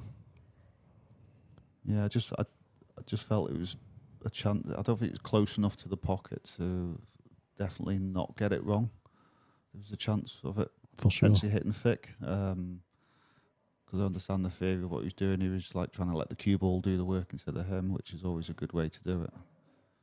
So, young Anthony, he'd have been sat there thinking he was out. Yeah. Maybe free rolling here. Just have a real go at the cross double. I don't know if he is. I think he's playing safe. He's brilliant. Good shot. Yeah, wedge to keep off. Well, that's what he's playing. Yeah, it's a good shot because he's got another ball into play. And what could he potentially be coming back to the table if he gets another shot? I mean, Dean's not got much on here, and possibly after side cushion, playing with bottom to strain it up to pop the one off the bag. He's just going to put a bit out. Yeah, I didn't think it was possible, to be honest. So yeah, I think that's all he had on, really. So now Anthony's only got one yellow on the table. On the left cushion. But the first priority is playing a safety shot. And also that yellow has got a big back if he's to come back to the table. So here he goes. Is he trying to swerve around to pot it, or is this just for the safety shot? He's nailed it. Yeah, he's nailed it. And now he's got a chance. Now he's got a real chance. So that big pocket.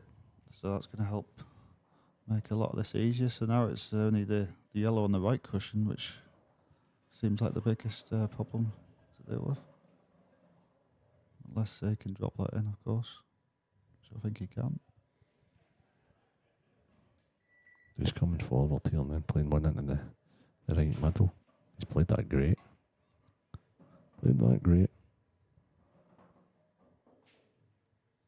So I feel that actually as well, the yellow next to the 8 ball, I feel he's played in the bottom right. I think that's the only pocket he can go into. So he probably needs to get on that next after this shot. Or maybe the one after if he takes 2 in the middle.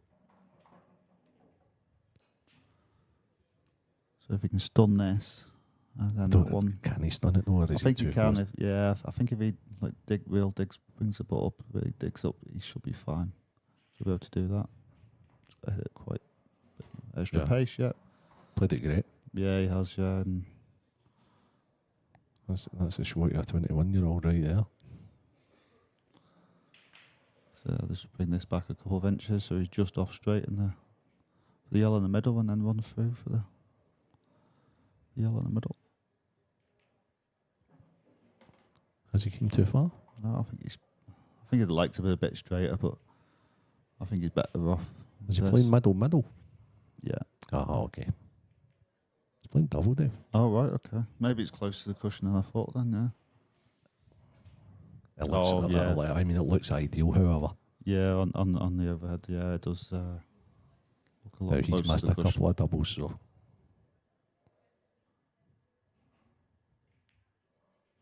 He's nailed it. He's nailed it. He stayed in the tournament. We had him wrote off there. We'd been through. Well done, Anthony. So is this another momentum? That's incredible. First? Dean knows he's had a chance now. That plays on your mind, Dave, doesn't it? Yeah, that's the thing. And now he'll be there thinking, am I going to get another one?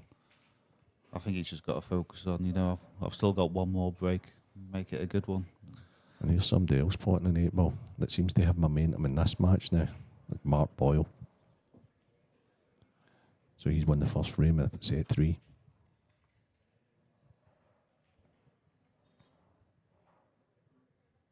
What's the crowd that's watching this match at the moment? Yeah, it's great to have such a good crowd in it, and It sure is. it's been a great week. It's the venue's been really good, the layout's been really good, and I think it's been the best event I've ever come to be honest. Great. Just with the It's setup. great to see the families there as well. Yeah. Right, so here it goes. Oh, don't be dry. Is it? Oh, don't be dry. And that real. Ooh. Okay, so has he got a starter shot? Does the yellow double? I don't think so. So he's very unfortunate because he's hit them great to not get a ball. But he's been a tad fortunate not to leave Dean anything. Dean will be feeling it now. Because he's had a great opportunity and he's thinking, he's dry, and then he goes to the table and he's no real good starter. Yeah, see if we cut this red in, which is a struggle to reach, and especially having to play with this. Or the other shot is to potentially cut the yellow in the middle, but that's a horrible shot to decide. Both of them are to decide colour set. Especially when you get the spider out. Yeah. I think both are as bad as each other, really, but I think this is the better of the two. That's a good shot. When he's just managed. Yeah. He's done. Oh. Now, has the ref called a foul on that? Didn't see any foul. To be honest, I was focused more on the object ball, so. Okay. So I'm not sure what's happening just now. Dean seems to be standing upright still. Anthony's still in his chair. Is it a thing that referee, our very experienced referee, Brian Moss, is going to check the monitor for? If he's not sure, yeah, we have got the luxury of that. And I think that's exactly what he's going to do just now. I think it's the right thing to do right now. Me too. Intuitively, he thinks there's been a foul. I didn't see one, but from the naked eye, Dave, and I'm sure you didn't.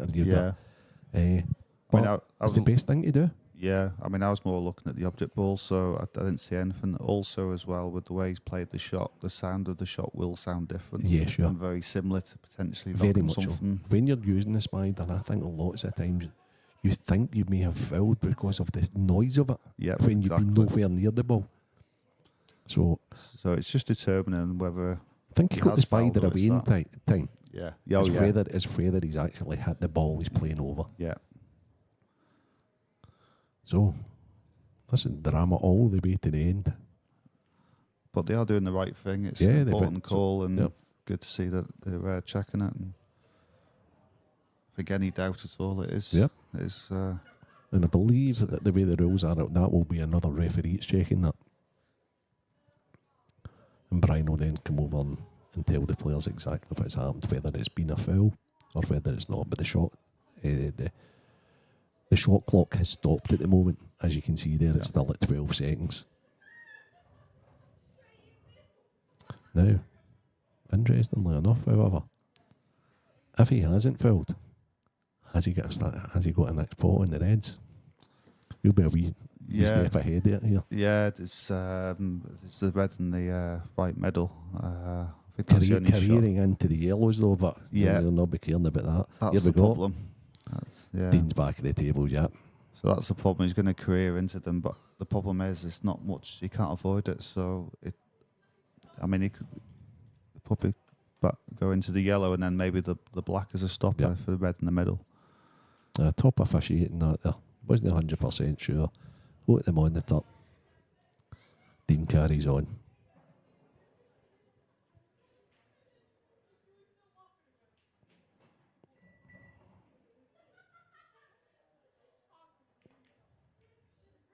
Oh, he's missed it. And he has. I wonder if that affected him a little there, Dean. Possibly, but I think it was just such a tough shot. You know, the way he played it was good to try and avoid it, but Sure. them yellows that I mentioned, that I think if he got the potting angle, he could have potentially gone into them, and I think that's what maybe just put him off slightly. And as you see, he missed it thick, so I think that was always in his mind. And this is the most important free shot and visit of this young man's life, of his pool career so far.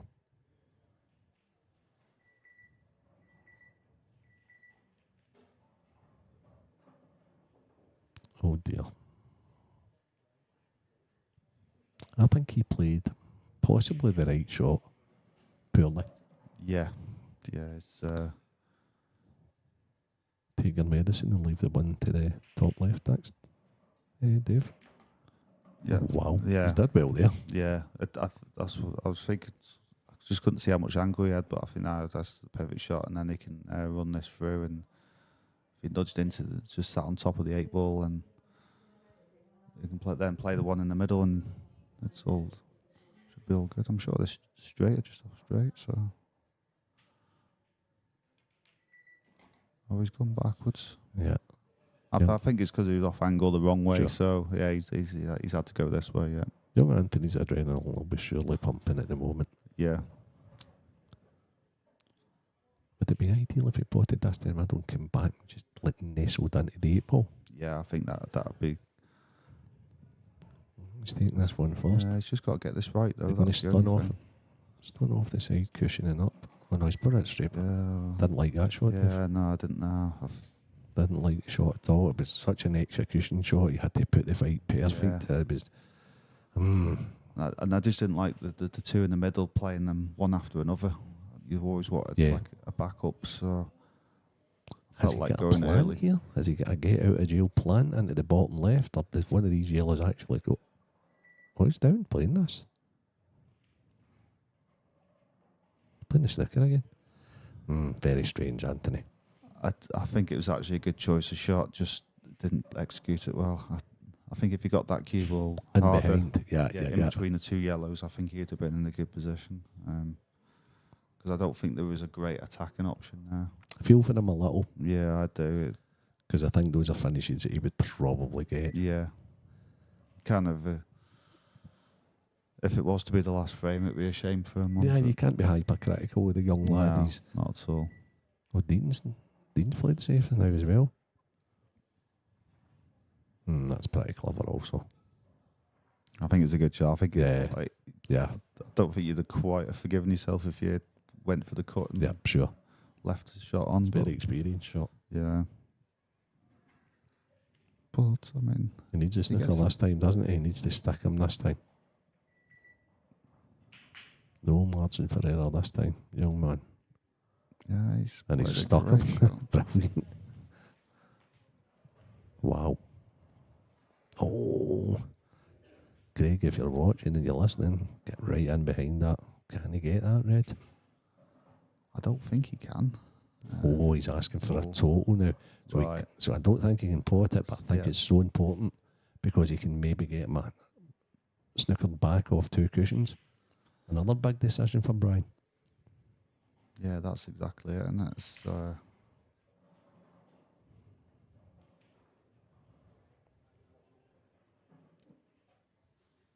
Such a big decision. Critical decision. Nobody better though than Bryant Moss. Time's running. I'm not sure. Did you hear what decision he came to, Dave? No, it's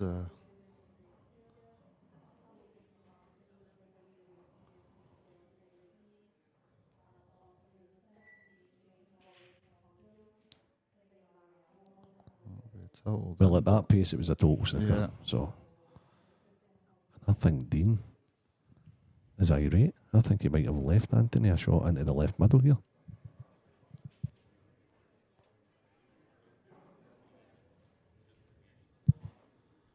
Yeah, I think there's a shot on. It's just controlling the cue ball. Because it could potentially either clip that red or go straight and off. So he's taking his extension. I think he's going to have to career into the red to hit it hard. So I agree. career in the red just to make sure the cue ball stays on the table. If his cue ball ends up where the reds are, he's going to have a shot to the top left. So it's going to hit. It's going to go in at pace. So it's going to go off the side cushion, off the bottom cushion. I just didn't think he could hold it that well, but I think he's done quite well. But obviously he's disappointed. That what it's a not big shot that's right, is. yeah. He needs to avoid the yellow, avoid the red, stun the middle of them to Yeah. leave the yellow into the left. How would you like to be faced this for your tournament life day? Yeah, and you got to cue it with confidence. Yeah. There's no way out of this. I mean, even hitting the red here's okay, but just don't Yeah. hit the yellow on the way past that. Or hitting the yellow thick. Yeah. Like that. No, yeah. If you hit the yellow thick, Yeah. then he'd have been fine for it in the middle. He actually cued it good. He You actually did, get yeah. too low. Yeah. You get too low on it.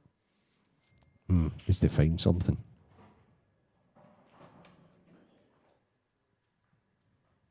Has he any out at all? He's no extension, so he needs to get a move on. There's no safe. He needs to find this. He's not found. Oh, he has.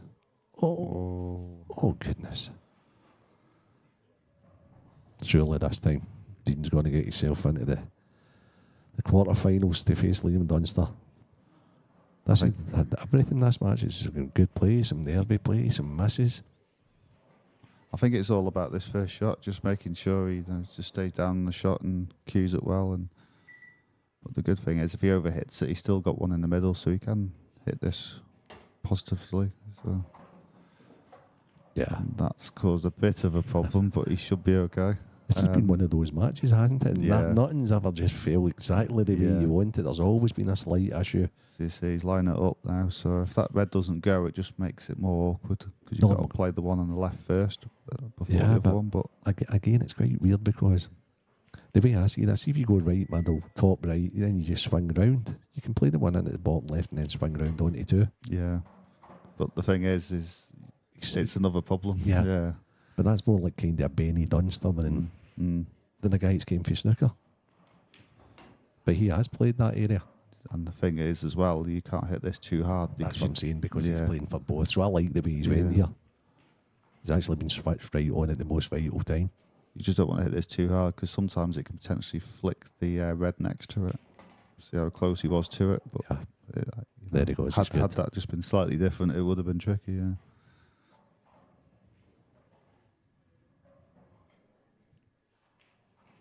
So yeah, it's just Young Anthony can go home.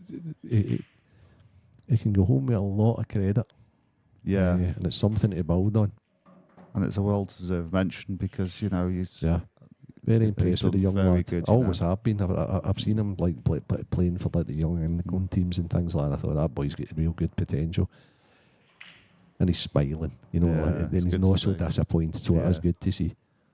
You think of all the matches he's come through, you know, it's the qualifying rounds before you can get to the last 64, and the way he's performed in this match deserves all the credit. But well done, Dean Shields. Fantastic victory. Well done, Dean. He's very complimentary towards the young player. Dave, thanks so much for coming in, mate. You're very welcome. Great having you in here. Great getting an insight from you, as always. No, you're very welcome. We're getting a little bit of the Mark Boyle game here, then I'll be handing over to Stevie Walker. And I don't know who he's got lined up for the next match. And that's Dave away to get a well-deserved break. Maybe a bite to eat. Very lucky bandit he is. And we're tuning into a bit of the Mark Boyle Ben Davis game before we hand over to Stevie Walker and Mark Pickworth, or Mark Pickworth. I think it's Stevie Walker. I'm more than certain it's Stevie Walker. He's going to be doing the interview with Dean Shields. And then the talker is going to be coming back in with a guest, hopefully, to start the Luke Sanges Pete Fisher match. So, 1 set all, 2 frames all, Mark Boyle on reds.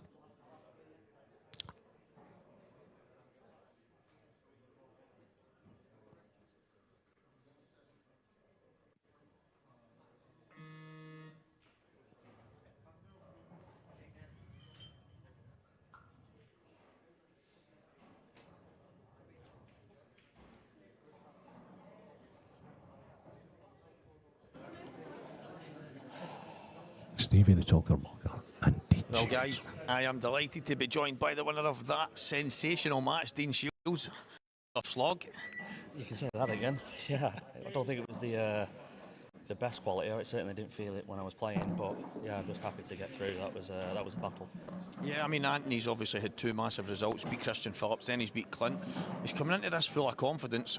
I don't know if it's his first time playing on the TV table, but he looked at home. Yeah, definitely. He was. I felt like every time that I made a little mistake, which there was plenty, he punished me. And usually you only get that with the top boys, so all credit to him. Yeah, I mean, your experience probably came through in the end. Certain shots just at the right time. No, I know that seems, but just these, probably the fine details that end up getting you over the line. And obviously, he's maybe ran out a wee bit of steam, but I thought you were good value for it. I know it was a close game and it could have gone either way. I've watched the whole match, and to me, I felt like you probably just about edged it and probably the rightful winner. But in yourself, you know you're going to need to go up a few levels. Yeah, it's a strange one because me sitting there, I feel like I made a lot more mistakes than Anthony did there.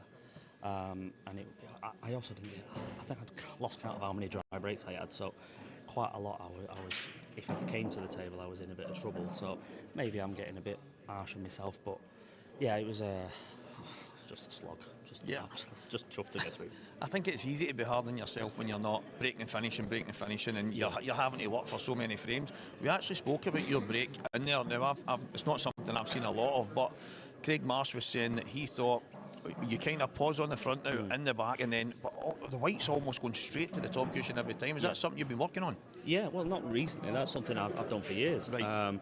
But yeah, that's the pause. I was talking yesterday. The pause that I do, I feel it helps me, control the white a lot better, and I get that burst open where. Sometimes if you're back and forth, and then you just hit it, you might be hitting it with a bit of pace, but they're not exploding open. And for some reason, doing that pause just settles me. And then when I feel it winding up and then go, they seem to burst. The only trouble is, I think I was dry 203 times. Yeah, that was probably the big thing. The control on the break was so good. As I say, the cue ball was going probably dead centre of the top cushion. Almost one time I flew in the middle, I was really annoyed at myself. And that's, we were thinking that must be something he's worked on. And he was saying, well, he's playing a lot of American pool and stuff, and I don't think he breaks like that when he does that. And what makes it different? My breaking English to American. I don't know. I think when I play American, I'm not particularly looking for maximum power. I'm trying to control it a bit more. Whereas with this, I'm trying to control the white, but still get as much of a burst as possible. And I've always broke front ball in English pool. It's just the way it generally has worked for me in the past. I'm talking to my mates during the game before, and if I was making maybe one ball here and then a few dries, I'd probably look at changing it. But because when it works, I'm making 2, 3, 4 balls. It's like, well, I've won the frame if it works. So I'm so reluctant to switch and try the cut break, which I'm all right at the cut break as well, but on certain tables, and I think you've got to be you can't switch to the cut break. You've got to be, been practicing that. You've got to get the timing a lot better with that, I think. Well, Scott Gillespie was talking about the break yesterday, and he believes it's just in the hands of the gods. I thought your break was great, and you were just unfortunate not to get a ball. And timing it the way you were, and honestly, I know you're being hard on yourself. I think if you watch it back, there's loads of mistakes, but there's loads of mistakes from both of you. Some of them unforced, and I think that's just the way it goes sometimes. But I do honestly, it probably just for me edged it, and you're in the next round. That's the main thing. I think this table really caught me out early doors. It's unlike any of the other tables out there, and I mean I've played on the stream table plenty of times, but this one just seems a bit, I don't know, it's different. Just gripping as well as slide. It was hard to just, sometimes it was sliding. I think the cushions are sliding very well, but I'm trying to stun a ball and it's just coming back, and it's like, wow, where's that come from? Because obviously we're used to playing on, like, there shouldn't be much difference between them. They're all top quality tables, but for some reason this one was hard to get used to at first. There's actually a shot you played early on. I'm glad you said that, and you screwed right in the top back. Yeah, and I've misjudged that by a foot and a half, because I'm going to cannon the lower one, and I've missed the lower one, I've missed the top one, and I've gone straight enough. It was unbelievable. I'm scratching my head. Sat there, I don't know how I've done it. Well, mate, congratulations, you're through to the next round. No matter what way you do it, and if you can play bad and win, then that's it. So well done. I'll take it. Cheers, Dino, well done.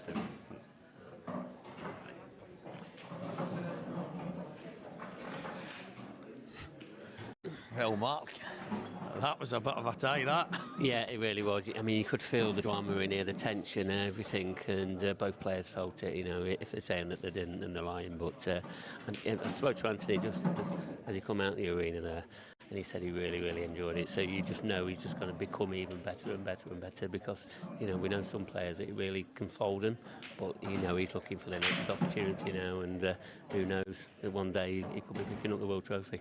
Well, actually says to Dean there, you wouldn't know that was Anthony's first time. Call it the big stage, the cameras, the lights, obviously the stream table, the shot clock. He just never looked out of place. No, he didn't. I mean, he had some great support in behind him, and that he's built himself up. And he was waiting a long while before he got onto this TV table, so that can sort of make you a little bit edgy as well.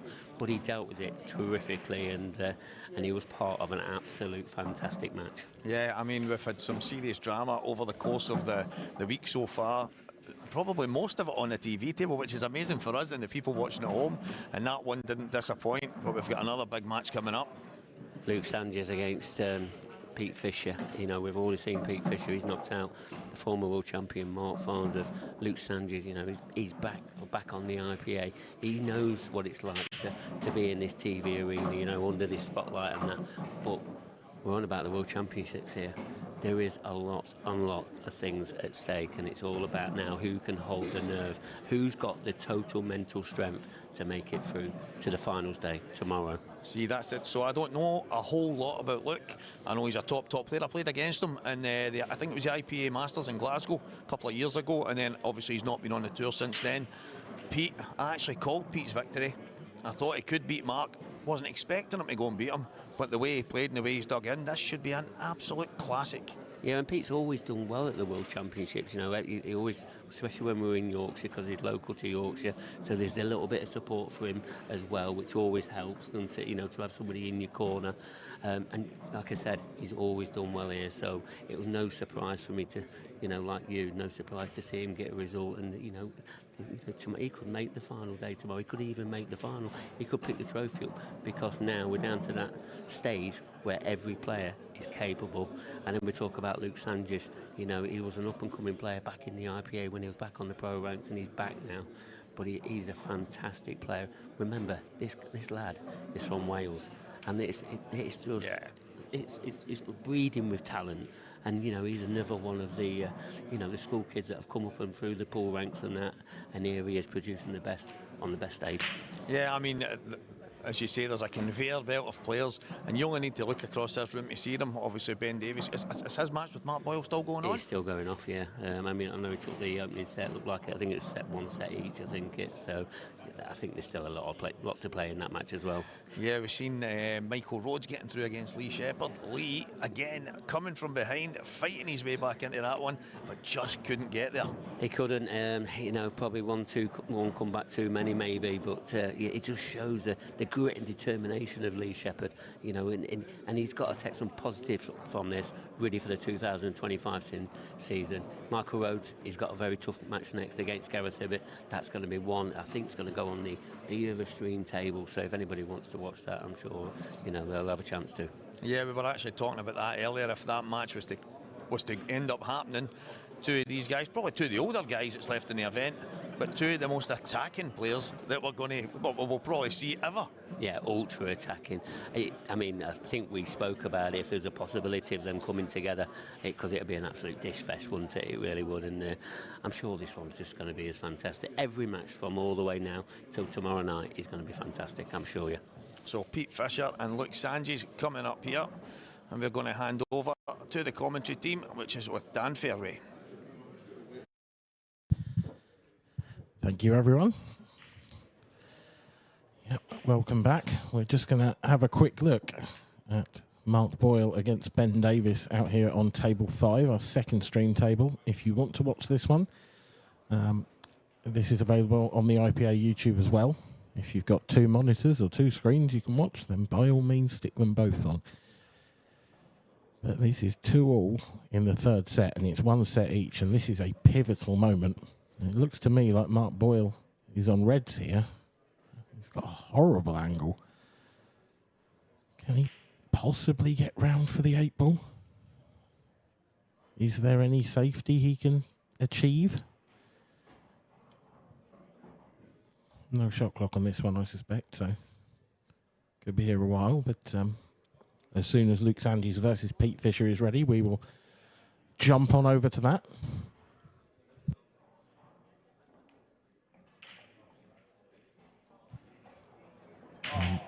Mark's gone for the safety. That's not a bad effort.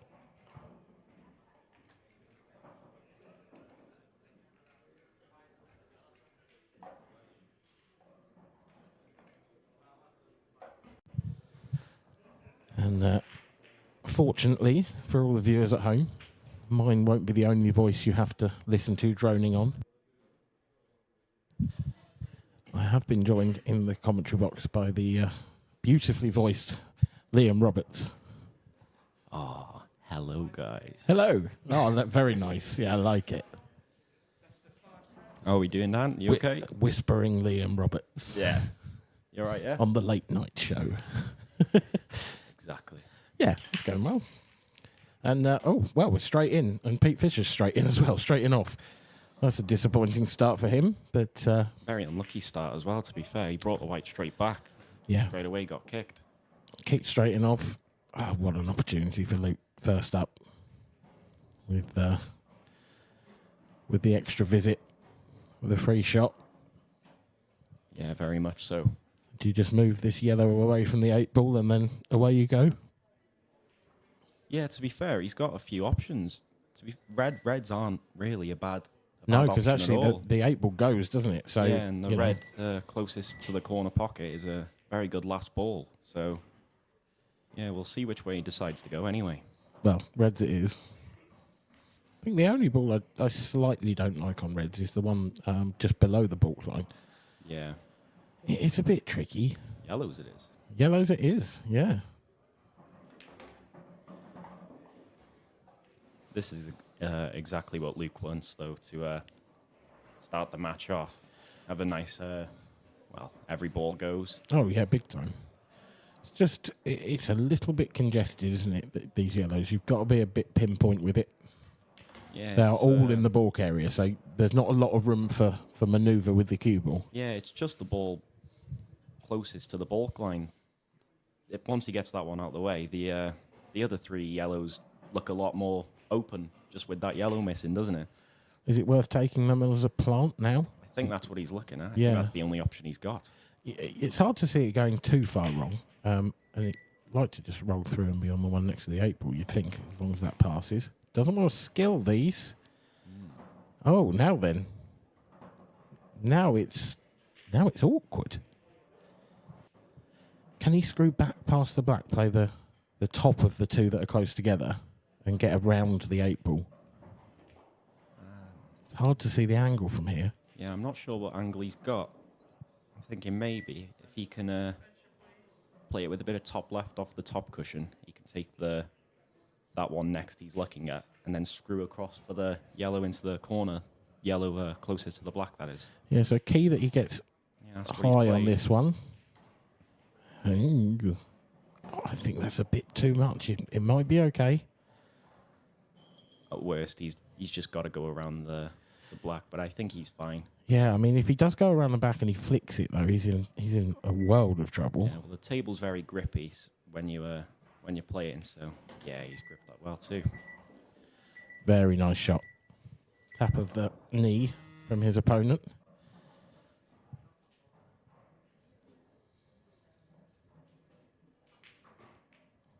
That's a perfect start.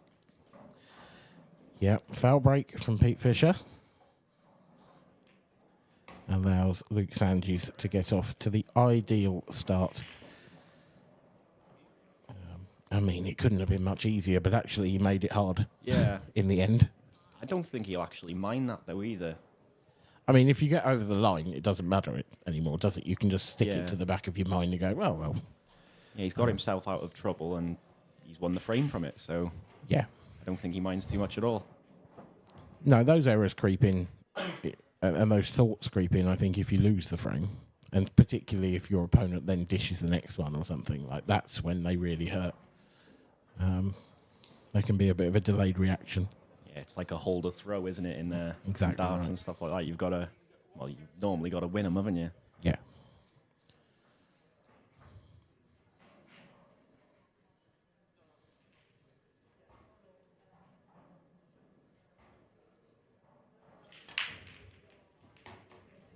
Oh, this is an absolute beauty. Is that that yellow dropping in last knock-ins? I don't know if that's helped him. That cue ball right on the top rail. And the yellow actually going over the middle pocket doesn't help either. Because I'm sure if that yellow wasn't there, he'd love to be going reds here. I mean, he might have to go yellows, but play red onto yellow first up.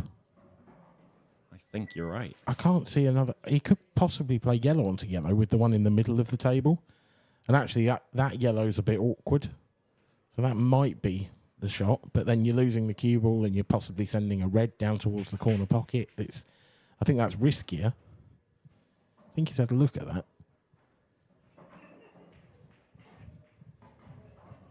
If he does play that one, I don't like where the red's going to end up. Is he playing the red onto the yellow? I think he's playing that red, yeah. That's a nice shot. That's a very, very nice shot. Yeah, that's very good. It's not just the plant he's made there either. He's opened up the yellow in the center of the table too. So now that ball that only went in one pocket goes in maybe 5 pockets. Yeah. It was played with a lot of control, that. And it was a lovely kiss on the yellow down the bottom table as well. Down the bottom of the table. Yeah.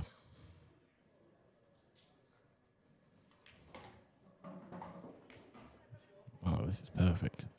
This is a brilliant start by Luke Stanges. He is absolutely out of the blocks here and flying.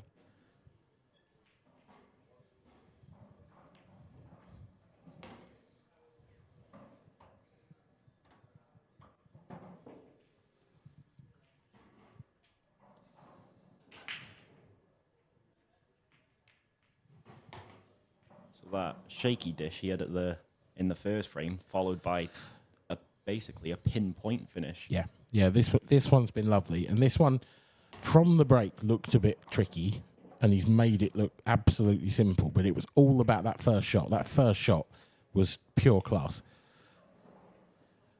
Look at the outer arena, absolutely rammed with people, rammed with games going on. There is so much action still to go. We are 3-4 days into what feels like a very long week. But it's great to be here. How's your week going, Liam? Do we have to talk about that? Okay, let's not. Yeah, No. I've said exactly that when people have asked me how mine's going. Moving on, Ben Davis versus Mark Boyle, and Ben won that last frame, so we sort of caught the tail end of that previous frame. And Mark put Ben in a good snooker, so Ben must have pulled something out of the fire there a little bit. that's the guy who beat me in the last 64 was Ben Davis. So Oh, there's no real shame in that. no, not at all.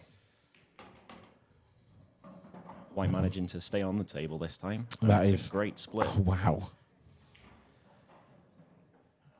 I mean, if it carries on like this with the breaks, we're going to have the polar opposite of the previous game, because Shields v Monarch was a very tense affair. Yeah, You know, there was some tactics, there was some mistakes. It was a fabulous watch, frankly. But it wasn't. It was high quality, but it wasn't, a dish fest. But the way these two have started breaking, it's hard to see anything but at the moment. Yeah, I was watching the Dean versus Anthony match in my room. Me too, actually. So we weren't sharing a room, by the way. No. Promise. But sometimes watches like that are more enjoyable than Dish Fest, aren't they? I think it's highly entertaining. Pete's just gone a little bit awry here. Should be able to cut this into the middle and bring it back. Ooh. Are you going to give him the benefit of the doubt and say that was as played, or off the jaw, off the yellow? It was thin, wasn't it? Yeah, Otherwise, I think he knew that was always there, but I reckon he has tried to pot it clean. But I like Pete, so I'll let him. Oh, okay, fine. Oh, this needs to hold up. I don't think it has. I don't think it has either. I think he's in that's trouble. I think the black might be far enough out for the red to pass it. It's got down very quick. Is it going to drop? It's not. I think he played that a bit too quick for my liking. Because he went straight down and played it. I don't disagree. I think a safer option would have been red off the cushion off the 8-ball. Purely based on that visit, I'm going to say that Pete Fisher hasn't got the touch of this table yet. Because it was a little bit all over the place from when he left himself that one that went in off the jaw.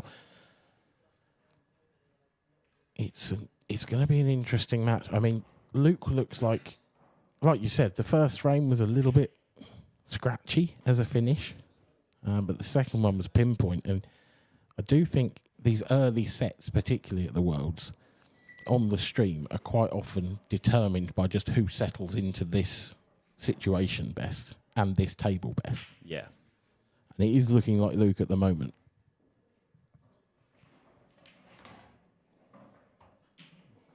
Say that, he's just underdone that one a little bit. I think he's played for the one at the bottom of the table, but you just have to work his way back up now and then come back down again.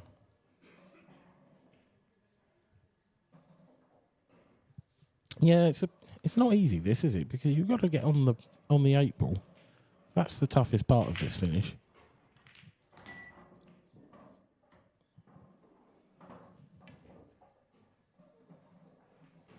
He wants to be in line with where he's just pointed his cue. Just sort of slapped his cue on the table.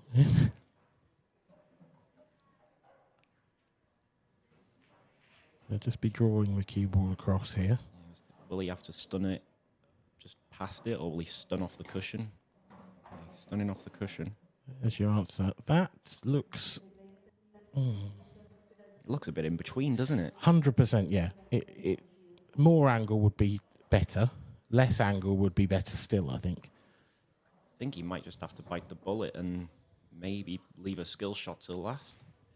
Don't think he can get back around. It's a tough skilly, but the red's in the right side of the pocket for that skill shot. He's tried to move it. Oh, that's a touch of fortune and skill at the same time. I think he deserves that. I do, but that could have gone horribly wrong. As it turns out, though, great shot. Congratulations, Luke Sanges. 3-0 up in the first set. And, Pete at this point can't bemoan a lack of chances because he had a really good one in this one. That was a great break. Yeah, I think that's actually a clever shot from Luke, the second to last ball he's played.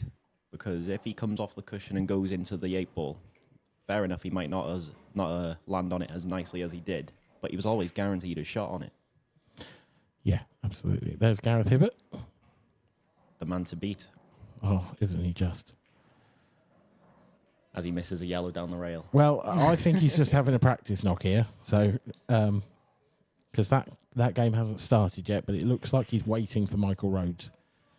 As we watch Mark Boyle get out of a snooker, but you wouldn't think that's good enough, to be honest. Yeah, set point for Ben as well. They were all there. I'll be honest, as good as Ben is, and he is one of the very best, there would be precious few people, I reckon, who would have called that scoreline if he takes those out. I don't think many people would have had 2-1 on their card.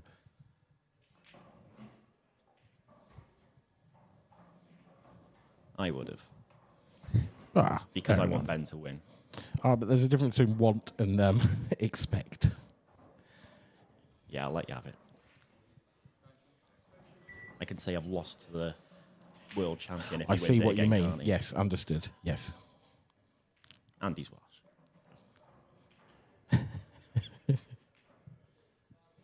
It's lucky there's not a Welshman on screen. Oh, no, wait, there is.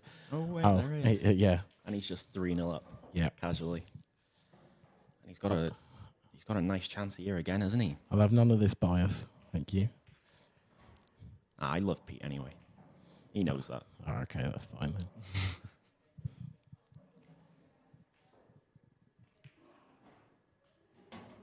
You're right, though. Good chance. Does this yellow pass to the right centre? It looks like it does, but maybe not a full pocket. I think it does. Yeah, I think he's landed a touch fortunate, but I think he was always getting a shot on a ball.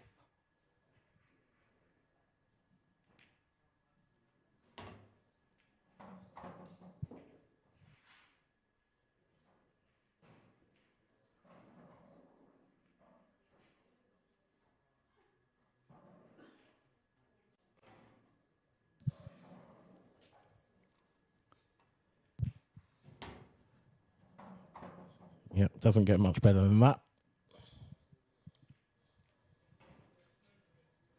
Drop the yellow in and surely it will be 4-0. And the easiest of first sets for Luke Sanges.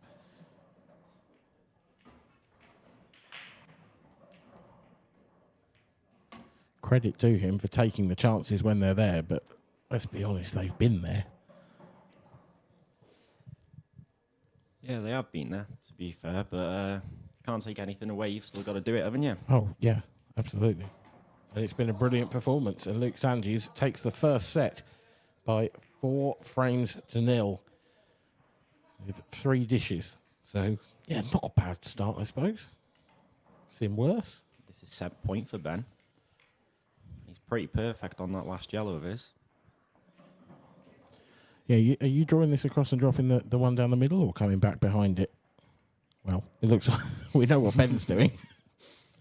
This looks a tricky little one into the middle, but perhaps it's easier than the camera makes it look.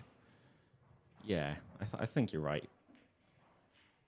I've liked playing into the corners on these because they just tend to slide in. Swallow. Yeah, basically, yeah. He's taking his time on this. I don't think this is easy. I mean, do you play this with a touch of left as well, just to make sure that you don't leave anything easy for Mark? Oh, look at this. Ben Davis takes a 2-1 lead in the quarter-final of the 2025 Supreme Pool IPA World Championships against Mark Boyle.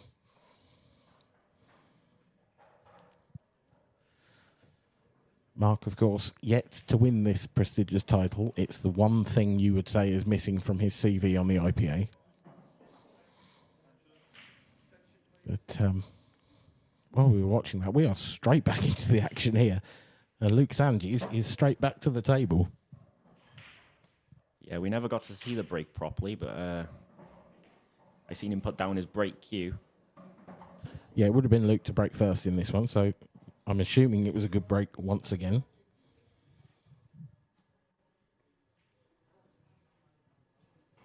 I mean, honestly, if he breaks like this, you know, you're pretty unstoppable, aren't you? You break this well.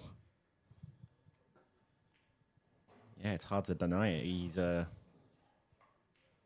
dished off both of his breaks, I think, in the first set there. So it's hard to deny it. Oh, that's a beauty as well. What a lovely shot.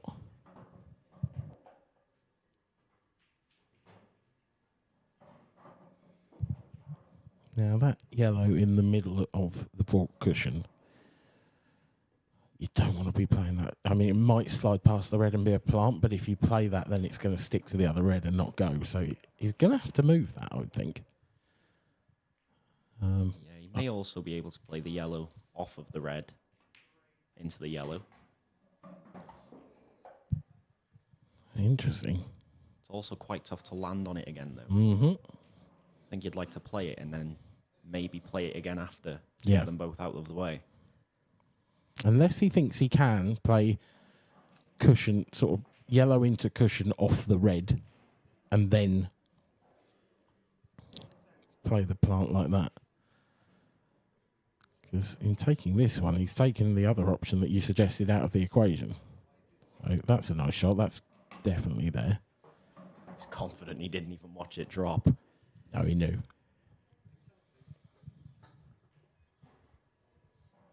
It's been a good thing about Luke in the first set and even in this frame. I know this one isn't done just yet, but he looks like he's oozing with confidence, doesn't he? Oh, yeah, he does. That actually didn't catch as much of the red as I expected it to. Maybe a little bit more slide off the cushion than was expected.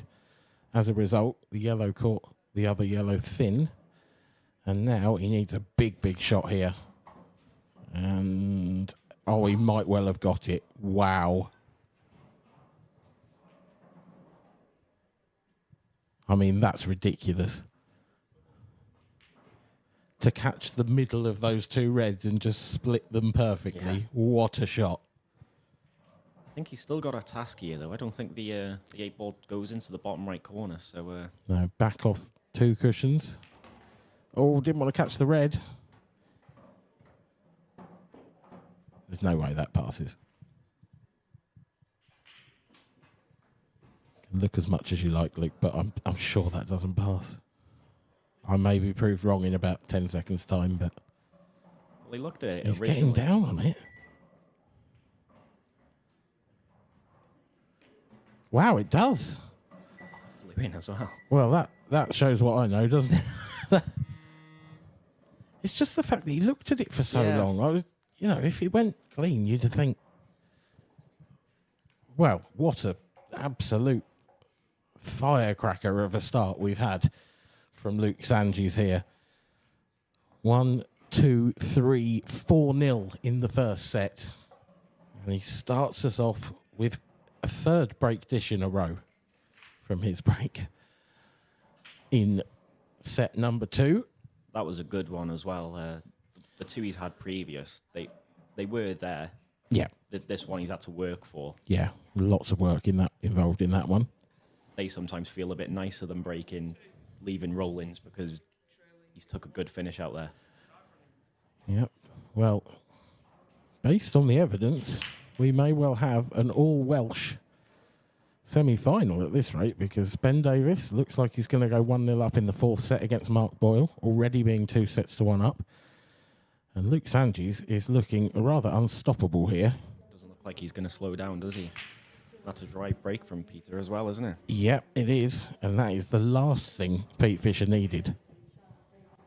You got to feel for him at this moment in time. You've got through a last 16 match against Mark Farnsworth, against one of the best players ever. And you've got yourself onto the TV table and you're in the quarter-final of the Worlds. And in the first, well, if he takes these out 6 frames, he will have seen the table once and run out of position. That's it. How long has this been on for? Half an hour? Not even that, I don't think. The official time it started was 7:58, but I reckon that went through on Cuescore about 5 minutes before we actually had the first break. This is extraordinary. So he's had one proper visit. This is a great shot as well. I mean, yeah, he's had one visit to the table so far in the first 6 frames. It's ludicrous.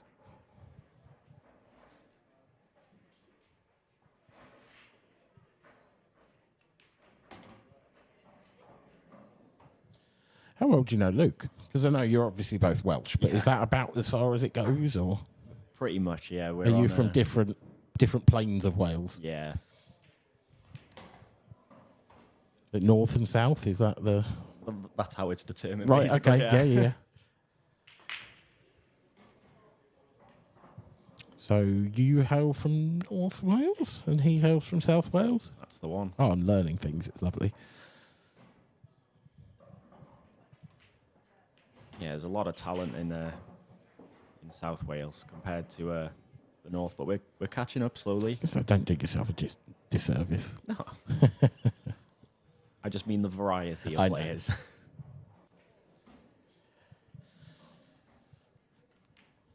But yeah, this young man is certainly proving it at the moment. I mean, this is just a masterclass so far.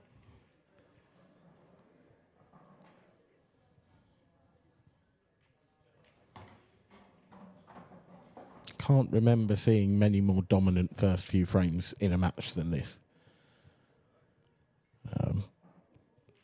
I would argue there's been a touch of fortune on the way for Luke Sanges, but take nothing away from him. He's done absolutely everything right as well. Bit of both, I think. Yeah. It's hard to disagree with you, Dan. Oh, good. That's the way I like it. Now, there's Michael Rhodes up against Gareth Hibbert out on table 16 in the last of our quarterfinals to get underway. And he has just taken what looks to be the first frame of the whole match.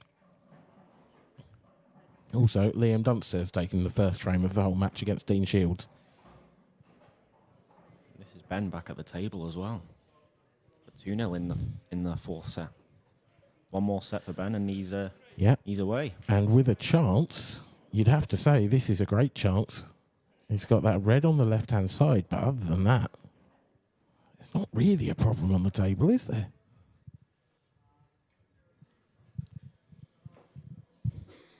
Because if you want to keep an eye on that game, as we've mentioned several times, as Luke Sanges with another absolute hammer blow of a break.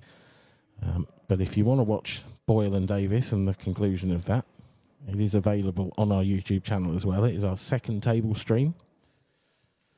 So maybe tablet and phone or phone and TV combination, and you can watch them both. But it's hard to take your eyes off Luke Sanges at the moment. He really is in the zone. And this is another glorious chance. It's a bit tricky because of the red and yellow near the 8-ball, but... Again, they both go. They do, yeah. And I think he'll be playing for the red down here now. Is he on it? If he's found that gap, that's brilliant because that's he's played it as a two-way shot, which is lovely because it could go either way. He could still take the one in the middle if he's not on it. He could actually flick this off the yellow as well and open up the middle pocket. And probably still just stand back a couple of inches and be even nicer on the one next to the 8-ball. I think that was a good option. Obviously not. Evidently not, no. I mean, maybe the shot wasn't on, or maybe you just didn't see it and was, when you're playing with this much confidence, you don't need to open up that middle pocket. Perhaps it's just not worth the risk. How's your luck? Needs a bit here. I think it looks pretty good. Do you? Does that red pass to the top left? I think he's got to play that as a plant, hasn't he?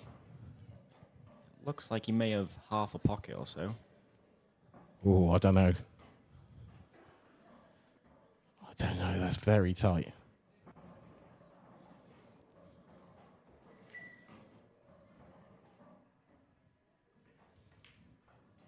Oh, yep, you're absolutely right, Liam. Again, that's just... Those are the bits of rub you need, isn't it? A little bit of run of the ball that, again, has gone for Luke. It's always the case, though, as well, isn't it? When you're playing so well, you do tend to get them just little bits, like little kisses and landing on balls and opening stuff up. Yeah. He's had... I think the question, sort of for Pete, is whether... the next time he gets to the table, can he take a chance, put a bit of the pressure on, and maybe things will turn if not for him, but maybe against Luke. If Luke does make a mistake, that's when those little rubs start to go against you as well. At least that's the way it feels.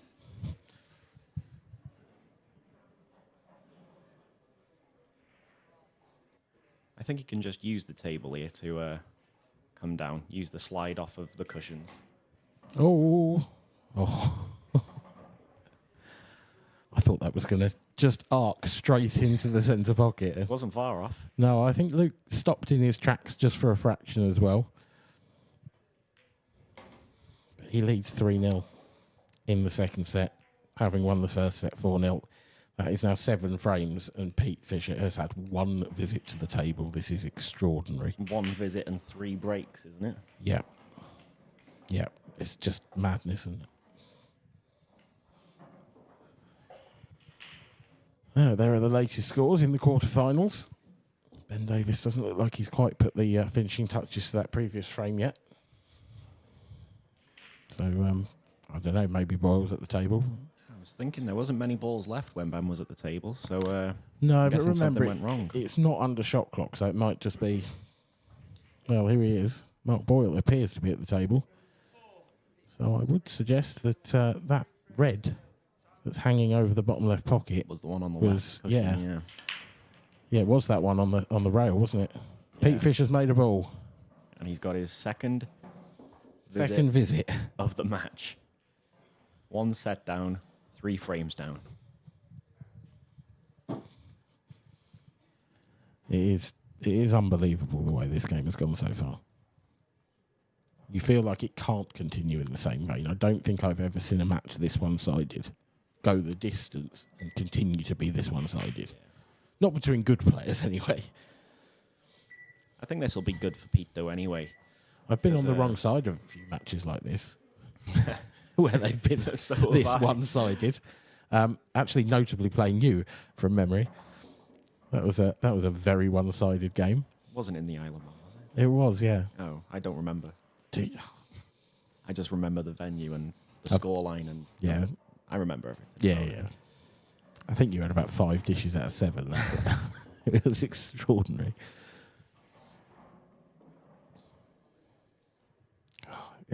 It's just not quite happening for Pete here, is it? He's chancing his arm again. That isn't... It's not the worst. No, he's opened up the red, but is he on the red to the top left? I think He's he getting is. down on it, so yeah, maybe. It's a very tough second to last shot, though. Yes, it is. Is there a chance? Can you screw off the side rail and bounce it out far enough to get to find that gap between the yellows? Yeah, you sort of want to arc it around the yellow. He's Looking playing at it. this with top.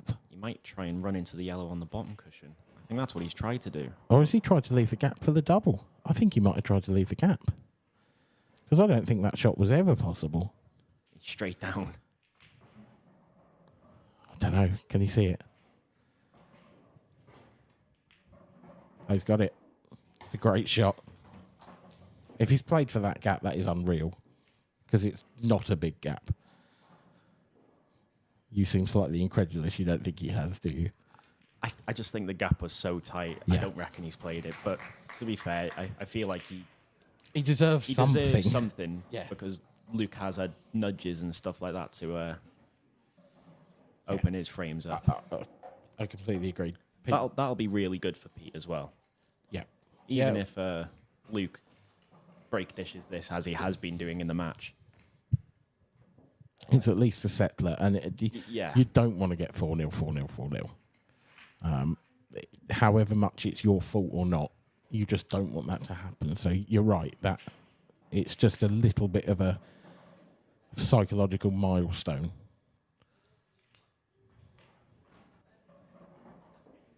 Good shot from Mark Boyle. Yeah, it's only about perfect, I think. Yeah. Overrated.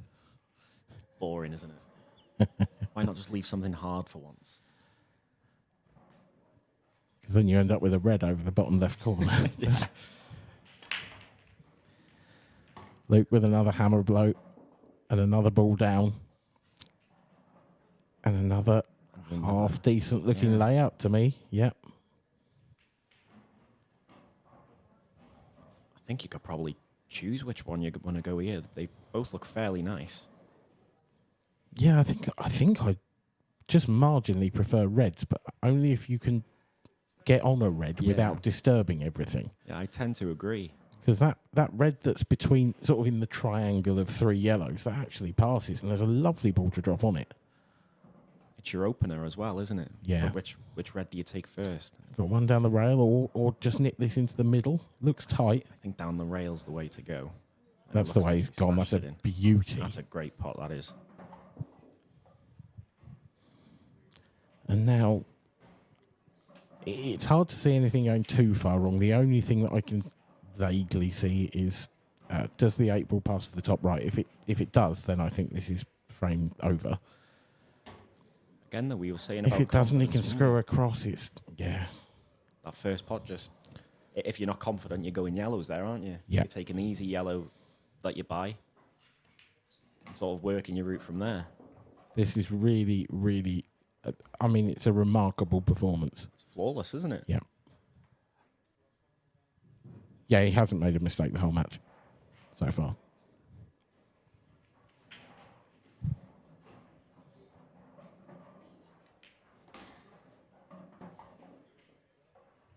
With the balls he's got left, it doesn't look like he will either. No.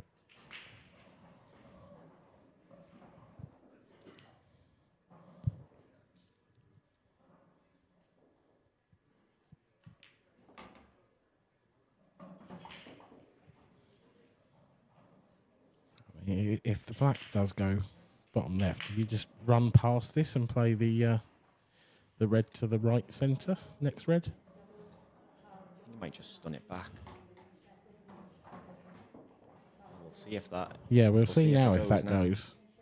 'Cause this isn't a great angle if it doesn't. I think he could still probably top on and off the side rail and come back across. Yeah, well, he's looked at it pretty quick, so it must go. Flies in then, doesn't it? Yep. Didn't have to have the long look at this one like he did that one a few frames back. Which also flew in. Absolutely, yeah. Flawless. Absolutely flawless. That's a song, isn't it? Correct. Yeah, what a performance. I'm a little bit speechless at how good this has been from Luke Sanges. That's just... I mean, look at the stats. He's dished every single break he's had. All, 5 of them. He's also had 2 reverse dishes. I mean, And he's won 8 frames. he's won 8 frames. So 7 out of 8 isn't bad. It's 8 out of 9. Yeah, 8 out of 9. Even more then. Yeah. 8 out of 9. Pete Fisher's had 2 visits. Pete Fisher's made 1 positional error. And he's 2 sets to 0 down. And has had a couple of dry breaks. And There's another one. there is another one. And there is another glorious looking split. Slightly more awkward, perhaps. That red up near the top right corner, top left from this view. I feel like at first glance you'd want to go yellows. Yeah, But I think reds is the ball to go for. I think because of that red. Because those 2 yellows. Every red goes, doesn't it? Yeah. Yeah, but those 2 yellows are awkward. So I think you're right. I think it's reds. And actually, the more you look at it, the more you realise there's a pretty natural pattern going here. You know, middle, side rail, top right, come down. Yeah, it's And then just whichever one you land on best. exactly.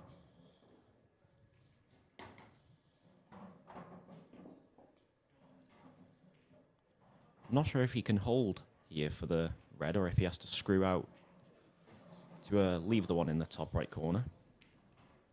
We'll see how he plays it. Yeah, there is a tight gap there. Yeah, it is tight though, isn't it? If you can sort of stun on off the side rail. Oh, wow. He did try to screw past. He's made a one in the top mistake. corner. He is human. He's human. Isn't that another song? Human. Oh, that's Rag and Bone Man. I went to his engagement party. Yeah, I know. You're impressed, aren't you? I am very impressed. And now you're sitting with Ed. I know. You're much more famous than he is. Thank you. Many more number ones, I'm sure. I bet he's a better pool player, though. He's a lovely guy, actually. His name's Rory, Rag and Bone Man. Very nice man. Bit of name dropping for you. He's only human, after all. Yeah, I decided not to say that to him when I met him. I thought that's not a good idea.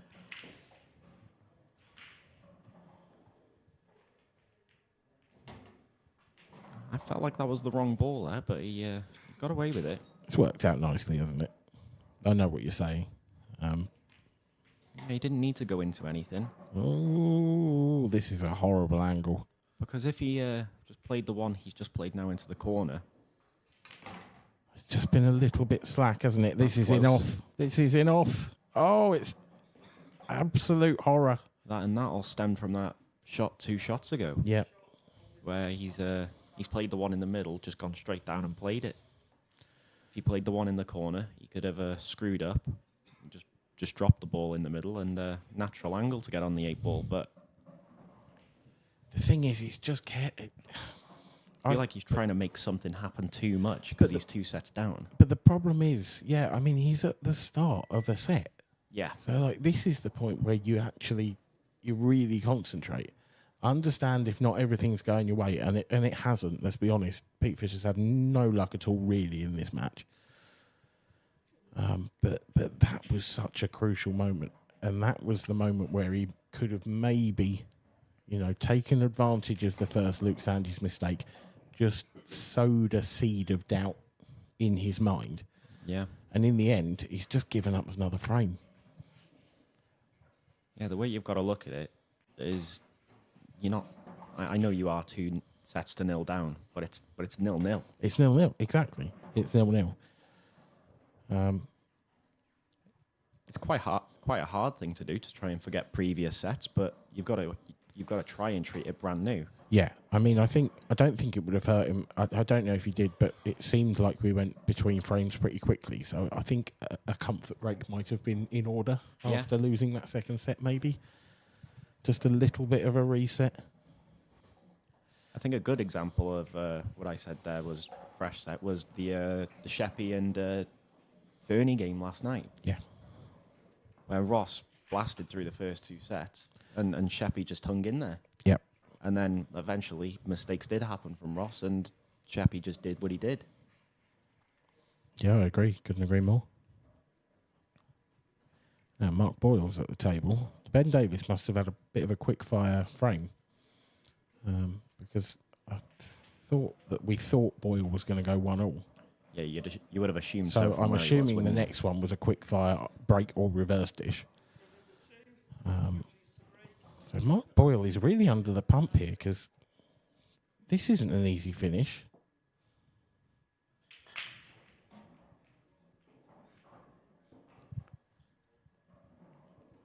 I think if he runs off the top cushion there, as it was, into the 8 ball, it opened everything up. Luke Sanjis has gone dry. Has he gone in off as well? No. Look, it's little bits like that, isn't it? That's unbelievable. When isn't they're it? going for you, they're going for you. Yeah, it's the first dry break from Luke Sanjis. And what has it left? I mean, very little. He's got a cut on a yellow and a cut on a red. Yeah, and they're both horrible. Yeah. And neither colour set is particularly nice. No, it isn't. No, I think red's marginally because the 8 ball will go bottom right and that red above the 8 ball will go bottom left. So I think all the reds have got pockets.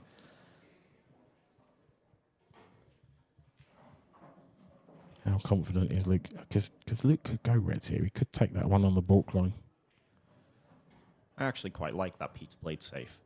Yeah, I don't hate it. Because given the chance he's just given up, It shows that he's still mentally in the game. Yeah, exactly that. You might want to just go straight away and try and get that frame you should have won back straight away. But no, he's thinking about it, which is still nice to see. I think this frame has just ticked past a minute, so it might be the longest frame of the match. Pete Fisher's also had more than one visit in this Yes. frame as well. So Astonishingly, yes. you could be in trouble here, though. Oh, that's nice. Yeah, I mean, if this is a total, and I'd imagine it is, I don't even think it's that bad, because what Pete's done there is knocked. Sorry, what Luke's done there is knocked a yellow safe and made a red safe as well. And what Pete's just done is open it up, and now all the reds go. That's not a great shot. I think if he played that a little bit wider, he could have nestled in between red and yellow. Yeah, it wasn't a great shot, but it was also a great shot from Luke before. It was forced, yes, it was. Yeah, you're absolutely Because right. he had to go there, didn't he? Oh, leaving this up to there as well makes it even worse. How easily does that red on the right-hand side slide in the middle? Does it slide in the middle, or do you need to take it long? Or can he move it now? Yeah, even if it doesn't, I'd be tempted to move it now because you're guaranteed to be on a red. This is perfect. This is absolutely perfect. It couldn't be better. Now it's sat over the middle pocket. It's a lovely link ball to the 8. And everything is just there in plain sight. Yeah, there's not really a problem ball, but if you were to say there is one, it's probably the one furthest left. Yeah. As it is. Yeah, he'd love to have an angle now to be able to drift on that, but I don't think he has. So I think he'll just have to drop this in and then screw back to that one. Okay, using the rail. Either way, really. Yeah. Just whichever one he's best on here. Looks like he's screwing it. Yeah. Wants to bounce. Yeah, he's fine. He is. Didn't want to be right on the rail, though. But, yeah, you can just jack the cue up a little bit.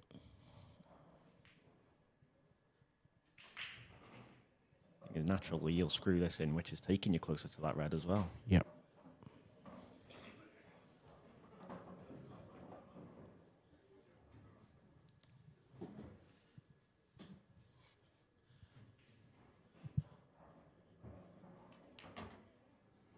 Well, I hope you've been sitting comfortably at home, because this has been an episode of the Luke Sanji show so far.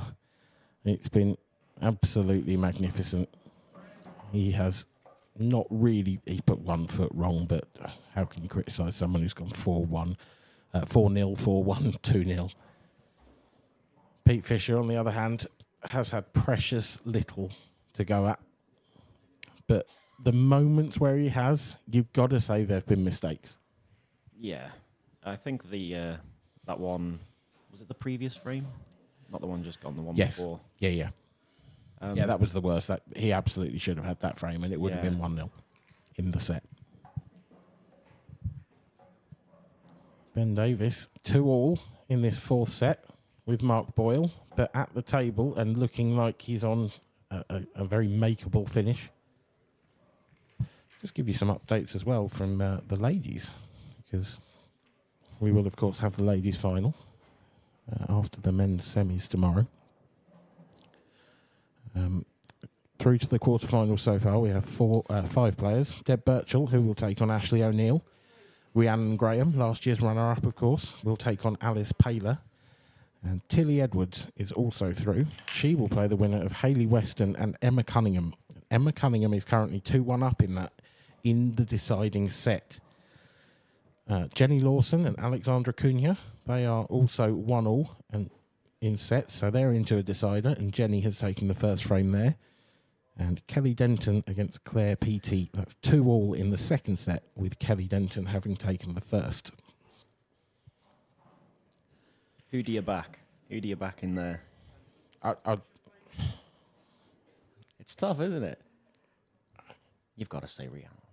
I do, yeah, and you know why, but the audience at home don't. Well, some of them probably do, but yeah. I mean, Rhiannon was my flatmate for a year, So we are quite good mates. So yes, I kind of have to say that. But But if you are, and picking- I would love to see it after the disappointment of last year as well. Yeah, very much so. It would be lovely to see her actually cross that threshold. But she's been, my heart says her, but my head kind of says Emma Cunningham. yeah, it's hard to disagree. But also Alexandra Cunha, she's been in brilliant form. There's so many class ladies in that field. Ashley O'Neill has been brilliant. Deb Birchall is a serial winner on the IPA. You can't look past any of these people. My mixed doubles partner. Absolutely. Kelly Denton, she won an IPA tour a few years back and was absolute class, but hasn't played on the tour full time since, but definitely has what it takes. Yeah, so many. Again, though, like Claire Peaty won the mixed last year Exactly. with Greg. Yep. Yeah, that was a great watch as well, that final. We should talk about Luke Sanjis, but he's getting a bit boring, isn't he? This is just brilliant. It's the complete opposite of our last match. Absolutely, yep. That match had twists and turns and missed balls and in-off breaks and break dishes. Yep. It had actually everything. So far in this one, we've had 2 in-offs, and that's about the worst of it. Yeah. And that was in one frame. Yeah, but that was a rubbish frame. Oh, it was, yeah. Terrible, terrible frame of pull by these standards. So this is the big shot now for Luke. Just would love to land in between those 2 reds. That would be great. Looks a bit short, but I don't think he'll mind. No, because he wants a bit of angle on the next one. I don't know if in an ideal world he'd like to be here in a shot's time and taking this ball now. Yeah, I get what you mean. Because as long as you slide past the yellows, it was easier to get on the 8 ball. That is a bad shot. I thought he might have played that a bit harder and kissed into the yellow he's just kissed. Yeah. I think he's tried to drift past it and leave a lot more angle. Yeah. I think so too. But now all he can do, this is very awkward. It's just pot, isn't it? Yeah, drop it in and take your medicine on the 8 ball. He's dropped it in. And that looked very awkward the way he was playing that. And yeah, I mean, this 8 ball for 3-0 in set number 3.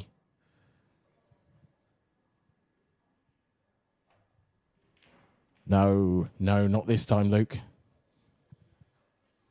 No, you knew before there was even contact made because he was up off the shot like a rocket. Pete Fisher's out of his seat like one. Is there a twist in the tail? Is there a chance that this match goes to at least another set? This is massive now. He cannot miss these. He has to get them. There is just, if he doesn't get these, it is 100% game over.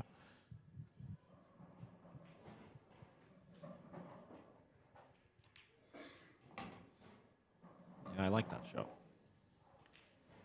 Just maybe drift around off a 2. Yeah, you got to come round far enough though. I think you're always guaranteed a shot. Yeah, So even it looks pretty good. that's perfect. Yeah, But even if that was short or if that was long, he's still got a ball up the table that he can take. you're absolutely right.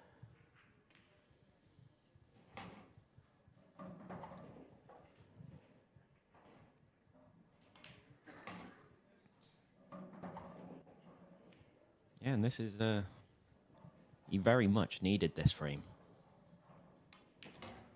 It's the beauty of the set format is this game isn't over. You know, I said it would be and I stand by it, if Pete hadn't got these, it was done. But now we're within a frame in the 3rd set. Yeah. The way you look at it, let's see, he's 10-2 down. Yep. But he's 2-1 down in the 3rd set. Exactly. Yeah, in the 3rd set. Yeah, it's still on. And let's have a look as well at Ben Davis here, because he's at the table and he's on the hill, just 1 away. And this would be a story. This would be a story, mark my words. There's the world number 1 sat in his seat, and he might not see the table again at this World Championships. I'm assuming he's on reds as it is. Yeah, looks it.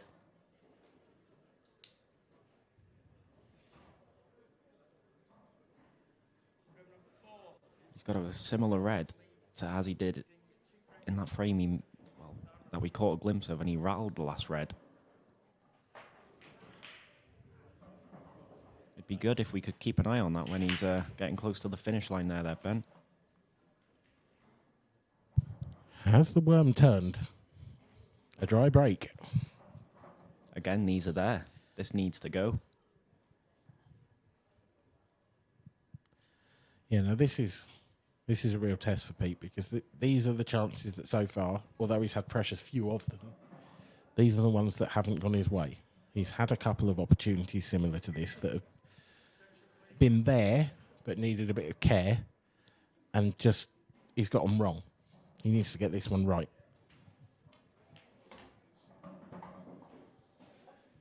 Yeah, just a couple of positional shots at the top of the table here. There is a pathway.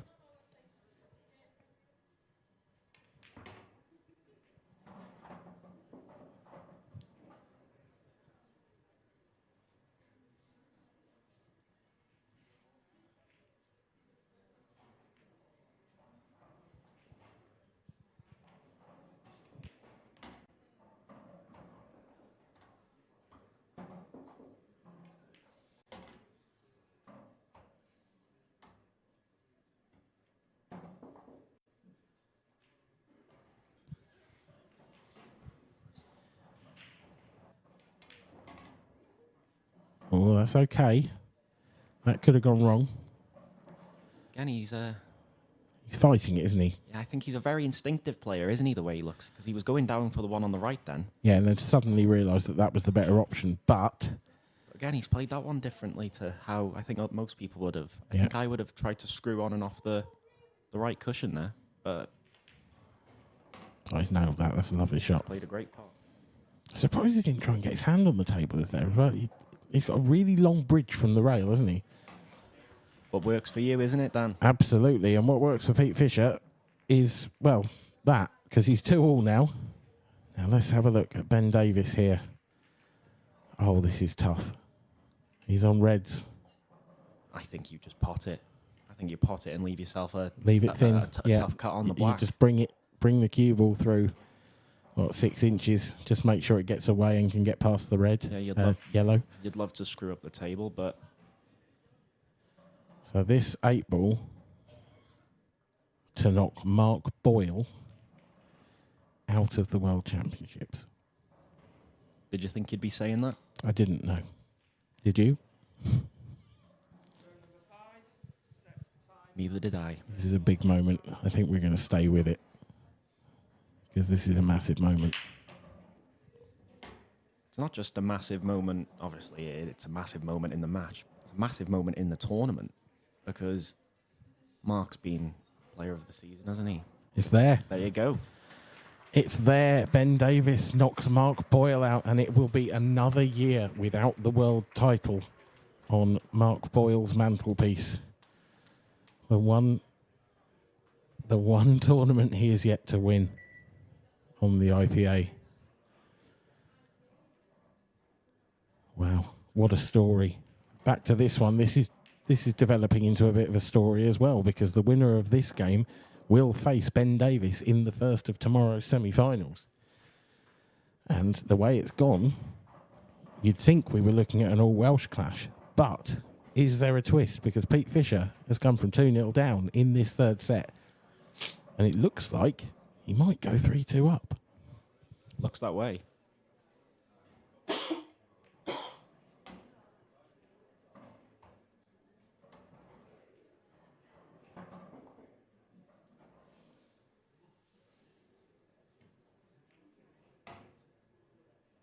Again, if he takes these, does Luke start feeling pressure?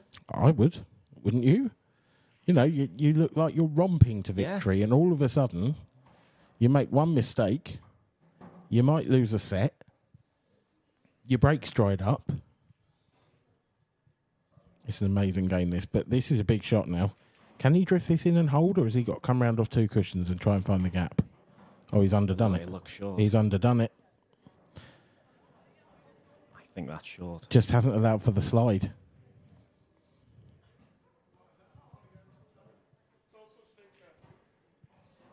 think he's got to go up and down, you know. I think he's got to try and thread the needle through those 3 reds. I was going to say there's a gap there. Yeah, yeah.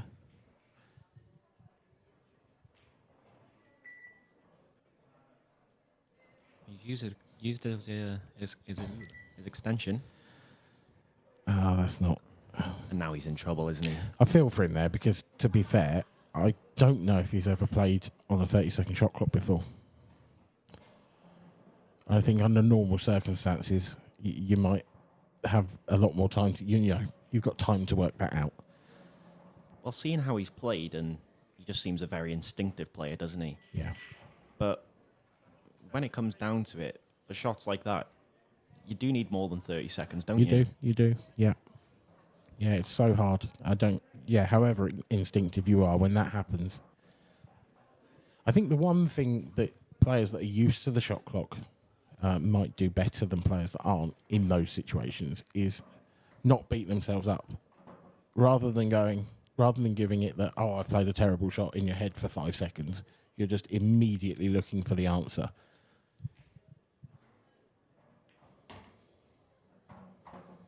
Yeah, I think that's exactly right.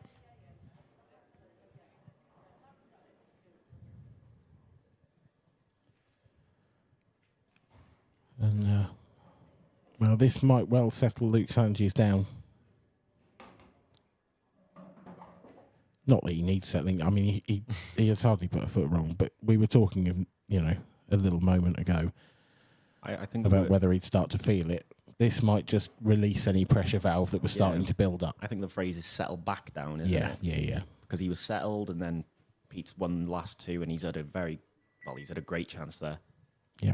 And this is just to get back in the groove, I think. Yeah, I mean, Luke, the thing is, the last time Luke came to the table before this, he was missing the 8 ball to go 3-0 up in this set as well.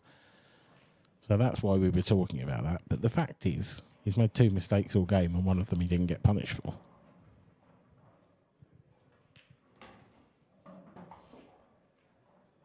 And that looks pretty spot on. Yes, it does.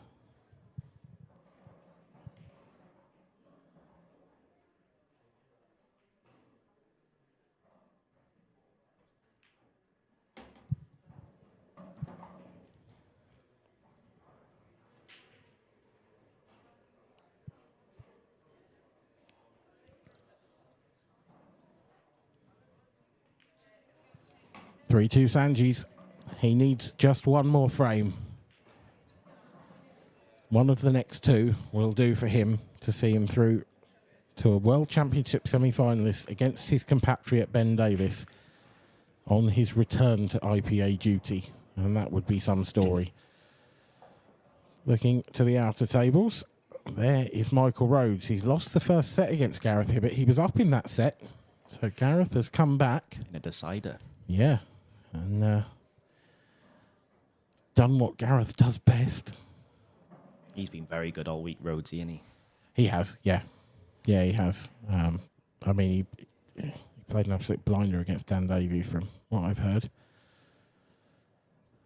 He beat him, 4-2, 4-0, 4-0. You can't do that if you're not playing well. Beat Nathan Bridges. And he came through the qualifiers as well, of course, Michael Rhodes. Yeah, of course he did. So it's not, I mean, he's come through a long list of names to get to this stage. But he is now playing against the best of the best in Gareth. Oh, Luke Sanjis. Maybe just a little bit of adrenaline there. I think he just hit that one a bit hard. Wanting to get this done. Wants to get this done and get prepared for tomorrow, I'd imagine, at this stage. Set format is can't find a better word. I'm going to say mental. Yep. Well, set format means that this isn't over.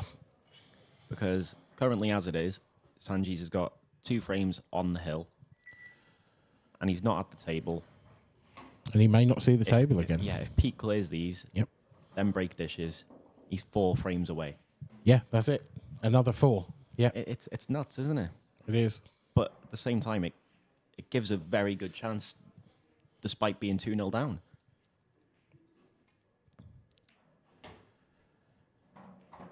Got a bit too much angle here. I mean, you'd love, I would imagine, to sort of hold for the one on the top rail and then drop the one into the left centre, but I don't think he can do that. So is he going to try and play into it? Oh. It's not fatal, but it's not ideal. He wanted a better contact than that.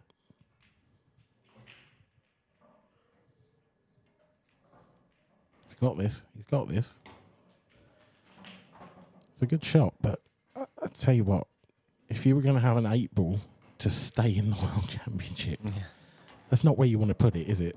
Again, he's very quick. He's gone straight down on these. The one he dropped into the middle, I would have been tempted to play it off of the red and then screw back up for the one up the table. Doesn't want to be straight. This is very straight. Wow.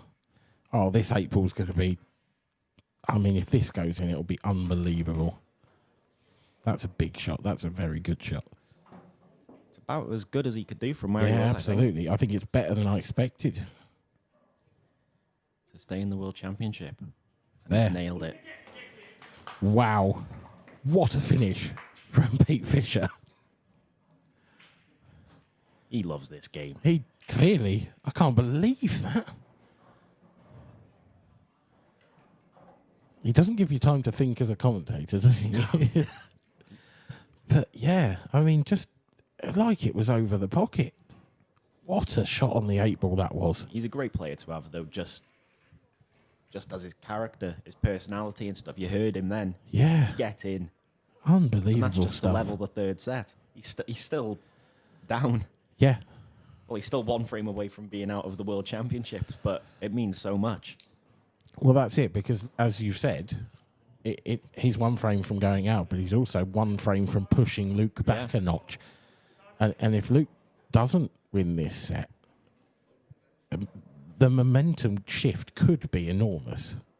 If Luke continues to play the way he's played throughout so far, then there's absolutely, no way that Pete Fisher wins this match. Wow.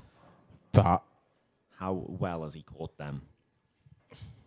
It's not bad, is it? Not bad. Not bad. Has he got? Yeah, he's got a nice easy red as well to start with. Oh wow. Well, I think you might be sat on that seat a little bit longer than you thought, Liam, and a little bit longer than I thought. Absolutely, this is a brilliant match.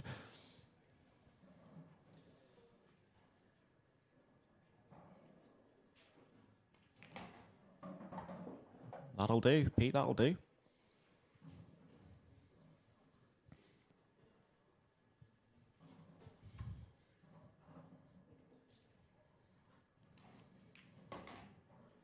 Oh no. Oh no. That's so careless. You can put the cue ball within, you've got a foot square to put that in. Yeah, and he's in so much trouble now. I can't see a way out. Can he cut this back? Even cutting back, I don't think you're getting a nice where's shot the on cue next ball ball. going? Yeah. I think he's trying it. I mean, and he's just trusting to luck with the Can't cue ball. blame him. That was always the problem. And now Luke Sanji's. Well, could you ask for a better chance to make a semi-final of a World Championships? I think this first shot's quite important. I like the plant, and I like leaving the white on the top cushion as it is. Okay. Bit like that then. Pretty much like that. So do you think he's now going to try and move the yellow on the side rail? Because it's a free opportunity to do that. Can't really go wrong. Yeah, that's exactly what I'd play. Worst it could do is stick on the red, I suppose. But it'd have to be incredibly unfortunate to come out on nothing. He's landed on it now. Yeah, you take that now, don't you? Yeah. I mean, it's a nice ball to land on the 8-ball, but with the red there. It's not nice finding the gap again. No, exactly. Yeah, I think now that you've found that gap, you get rid of this at this point.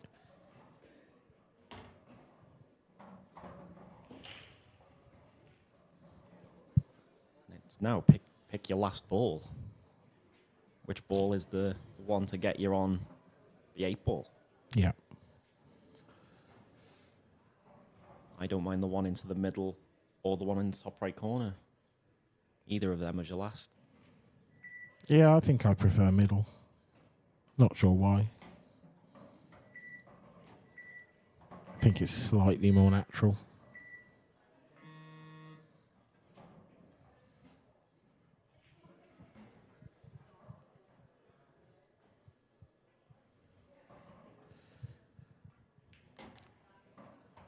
Well, he left the yellow in the middle of the table there. Yeah, I think he's just going to take this.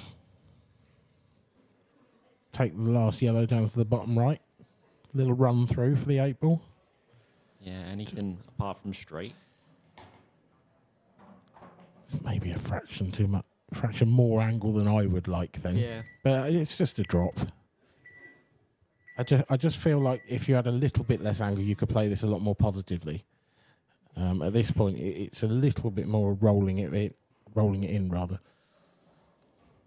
Yeah, he'd much rather a lot more than a lot less. Oh, well. I mean, I'm expecting him to knock this in because he's knocked absolutely everything else in. But this is hampered. This is awkward. This black for a place in the semis. Bridging very high.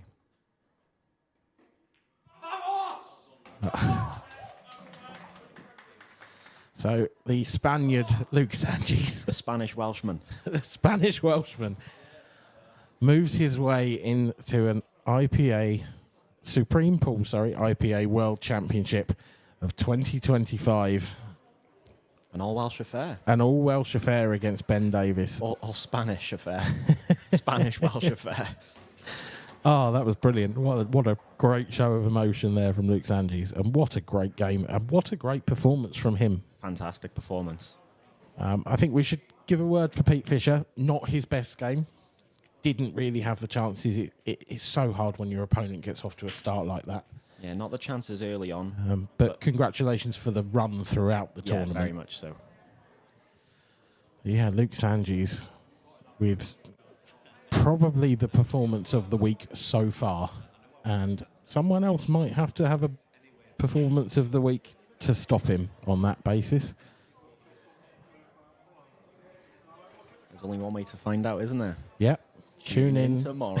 Absolutely. Get the plug in. Yes. Good man. Right, we'll love you and leave you for now.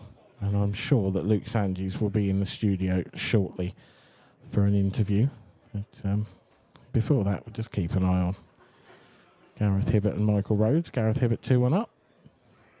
But Looks fantastic, doesn't he? he does, yeah. So nonchalant. Just, he looks like he doesn't care, but he does more than anyone. Oh, yeah. He sounds like he doesn't either. He's just so chilled out about everything. But, you know, he's obviously got that will to win in buckets and spades.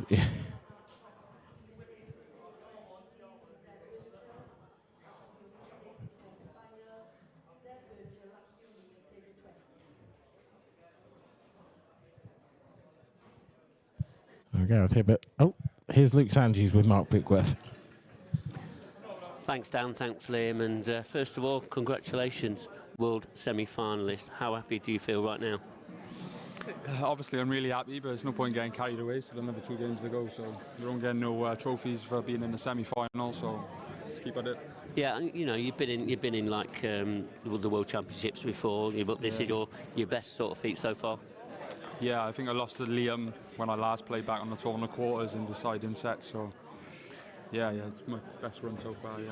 But, you know, that's really good history. You're making the quarterfinals of the World Championship, but to go another step further, I mean, for you to even pick up the trophy come tomorrow night, that'll be an absolute biggest dream. Yeah, obviously it's a lot harder this time because I've had to qualify, come up here Monday night and then had to play Tuesday morning. So before I was seeded, so no disrespect, but because you're seeded, you have a nicer draw as well. So this time's been a lot better.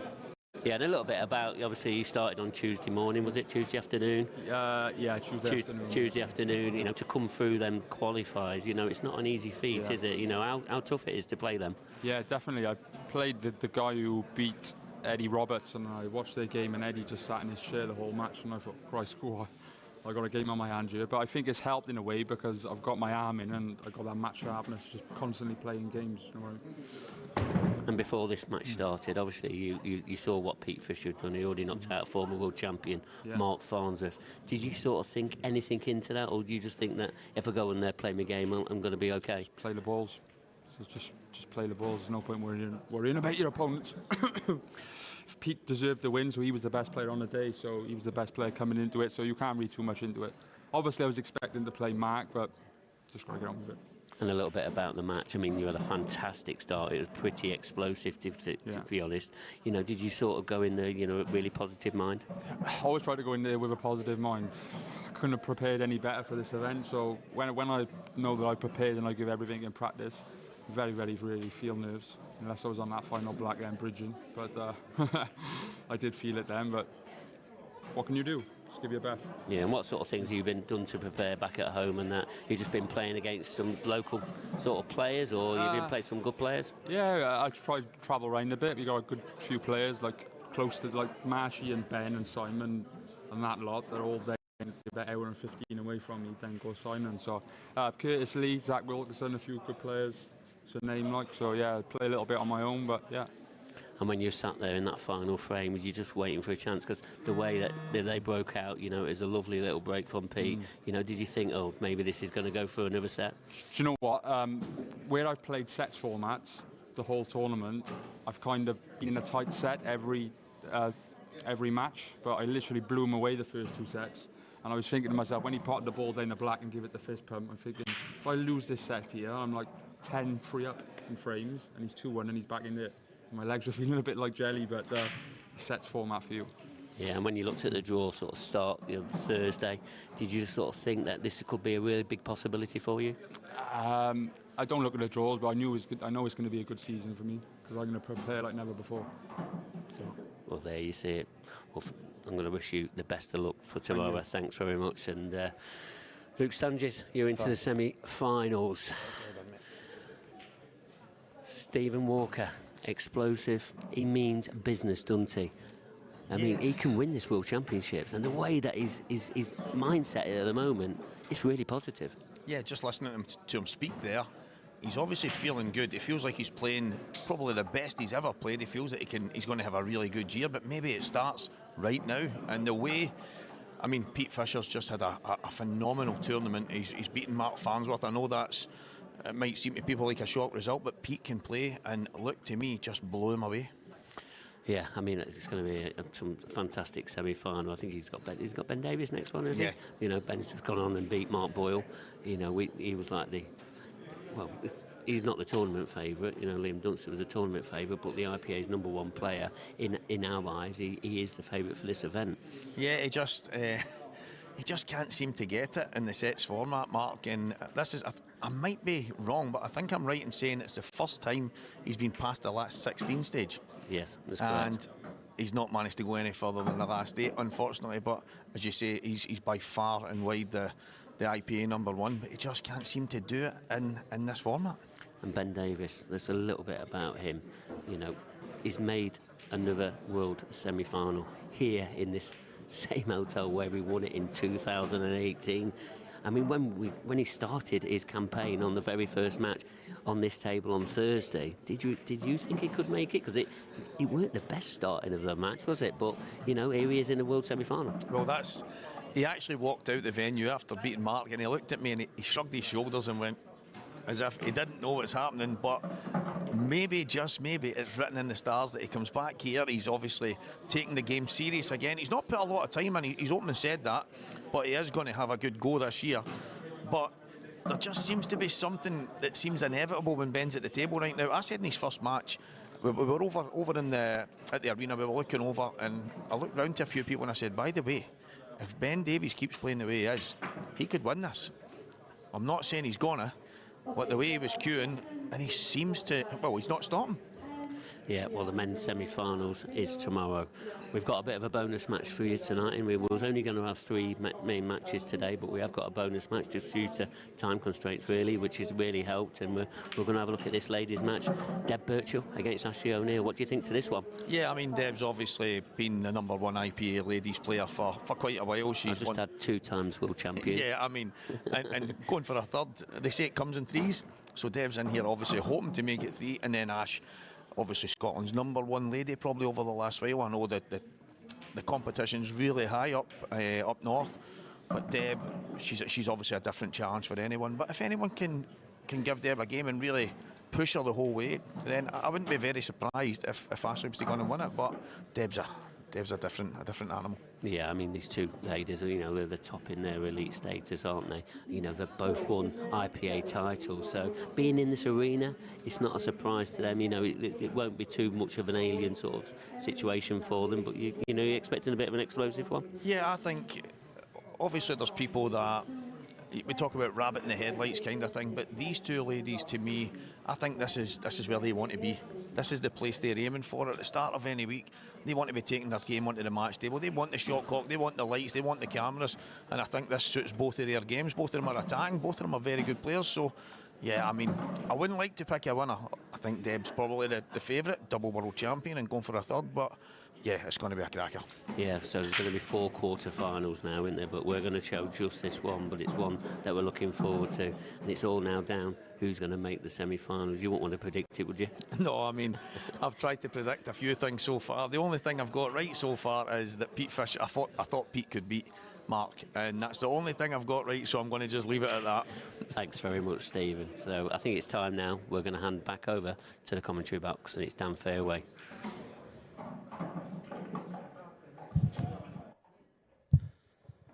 Hello, we're back. I am joined by the one and only Yvonne Ewing. Well, hello. How are we? You okay? Yeah, I'm good, thank you. Good. I'm looking forward to this one. Yeah, fantastic game ahead in the women's match.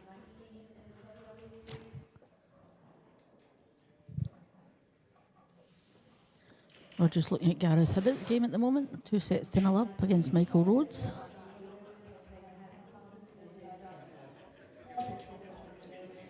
Just for the commentators, Renzi's been at the bar and he's got me a Diet Coke. Thanks, Renzi.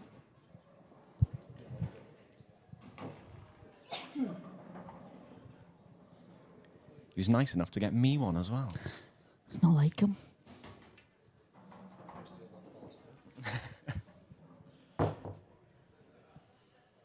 So I think the route through for both of them has been pretty decent.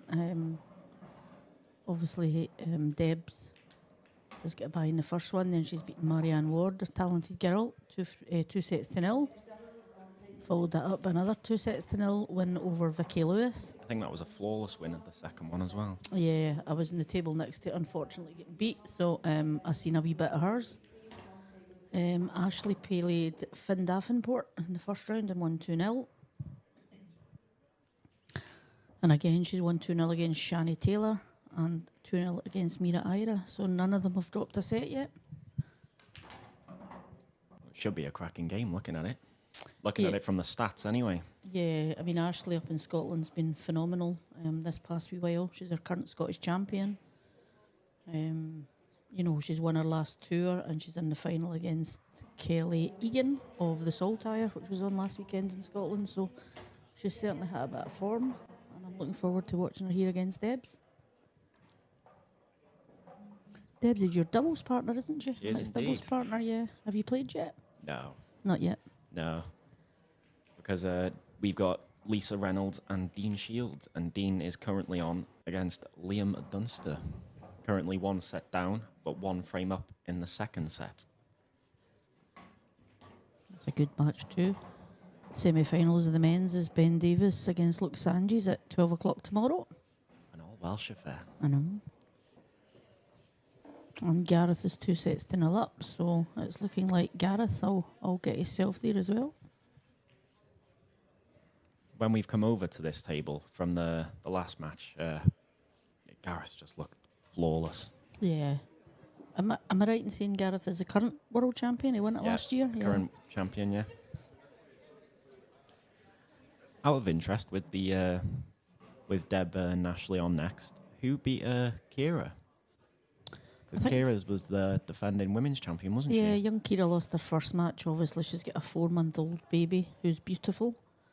I'm just trying to find her in the draw.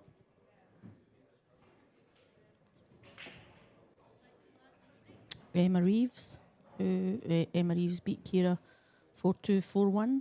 So, and I was chatting to Kira last night, and she's not really had much practice. It's only 4 months.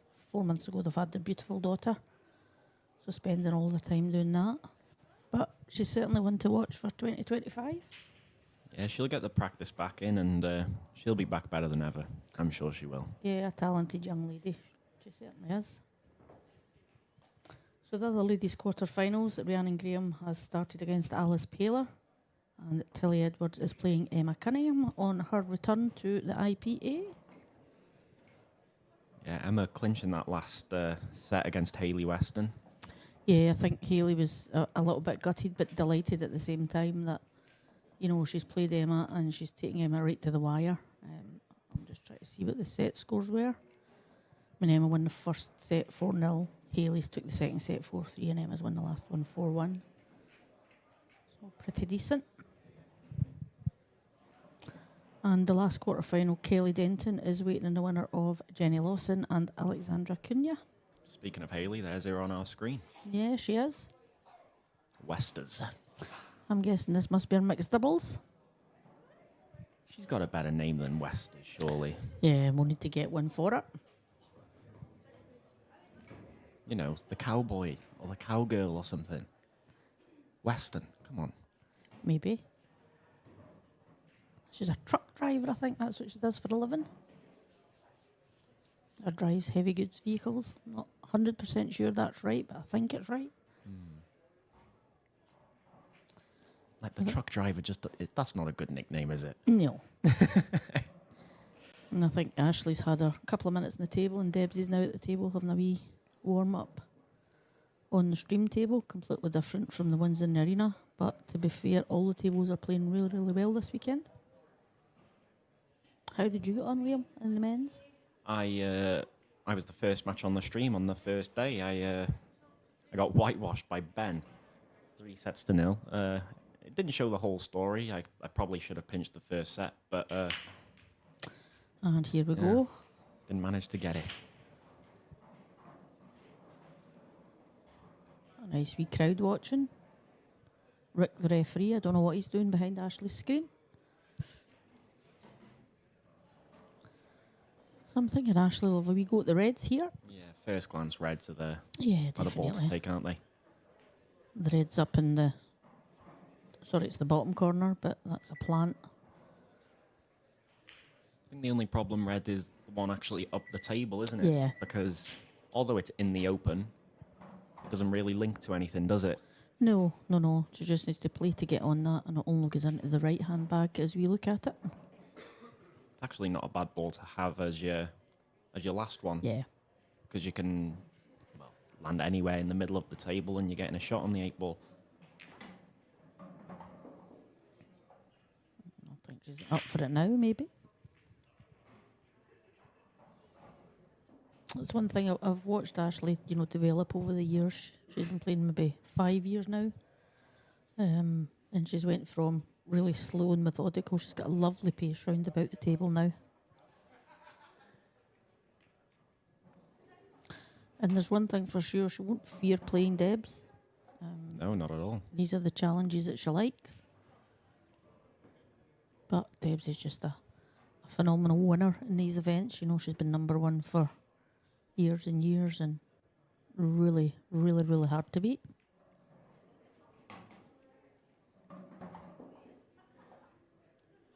With you saying about Ashley around the table and become a bit more methodical and stuff like that, that's going to play into her hands especially on this table. Absolutely, with the shot clock.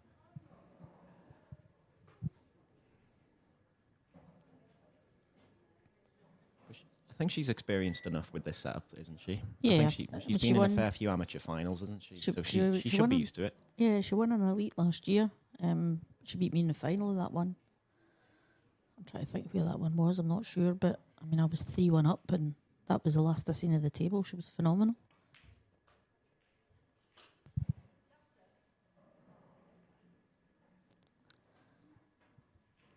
I'm not sure whether Debs will just put this over the bag or not. It's not like Debs if she did that. As a Scot, you've seen that first, didn't you? Absolutely. Yeah. I'd have that over the bag and see on you go, fill your boots. Let's see what you can do.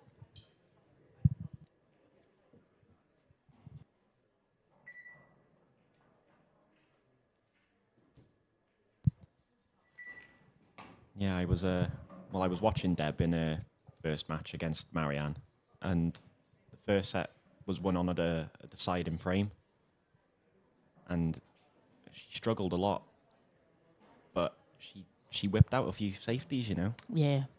to help get over the line. She can play any game, Debs, as can Ashley. This is going to be a cracker. I think this will be a 3-setter and 4 threes and 4 threes and 4 threes, I think. That's what the viewers want to see. I think that's what we want to see as well. Absolutely. Ashley's played in the mixed and she's out. Her and her partner get beat last night. Johnny McDermott. They played Emma and Liam, I think. And the first sort of 5 frames were 4 dishes, and the only difference to that was Ashley getting off in her break. I think Liam's played Johnny in every event, and they were Yeah. together in the doubles too. Yeah. So I think they lost in the first round of their doubles. He's beat Johnny in the last 64, and then he's beat him in the mixed as well. Yeah. Nice draw. Because they really didn't travel with one another. And you can see straight away, you know, that both of them are comfortable in the arena. Debs is just playing her shots the way she plays her shots. This one, she just needs to be careful here.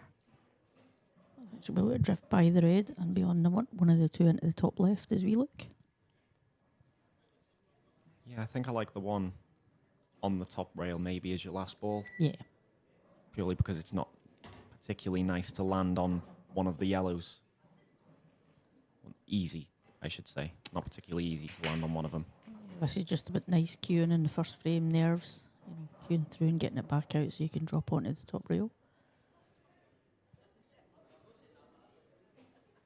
And Debs is sporting the Professional World Championship t-shirts by Onboard. She's one of the Onboard sponsored players. It looks a bit short for me. Yeah, yeah, and I don't know how easy it will be to hold because I'm not sure what the pace on the table's like. I think I'd be tempted to screw into the yellow maybe. And move it, yeah.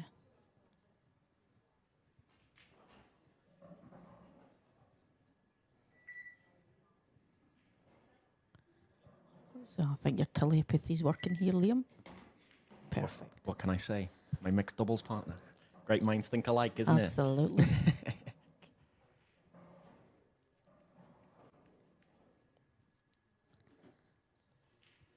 Again, though, still got a bit of angle on this. There is, despite how easy it looks, there's still a bit of work to do. Yeah, absolutely.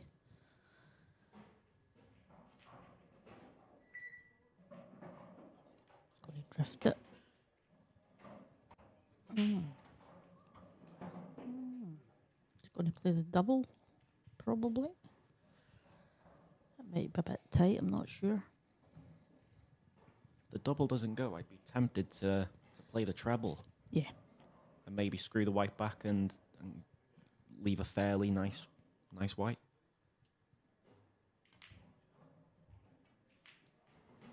Just She widen, stunned it. does it have that cushion, I think? Yeah. Big first pot here for Ashley.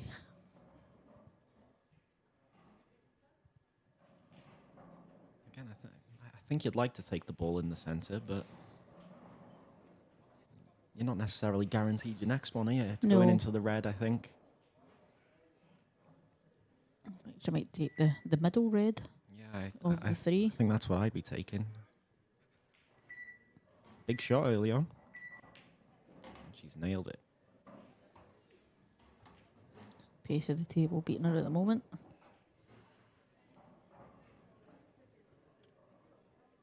not a bad shot to have, this, actually. Yeah, she can throw her arm at it. Bit of a shot to nothing. Yeah. Not leaving anything easier, yeah. I think she'll probably just try and, screw across to the left rail.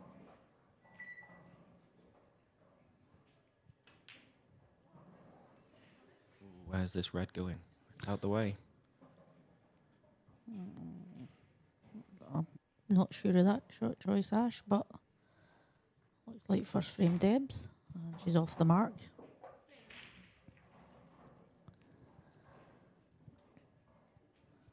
I keep having a little look at what cue Ash is using to break. For a while there, she was using my breaking cue to win tournaments, playing with it as a playing cue.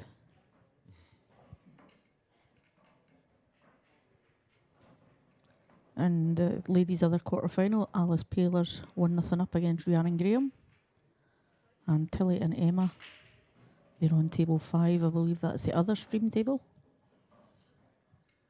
It doesn't look like Gaz is slowing down here. Nope, 2-1 up in the third set and 2-0.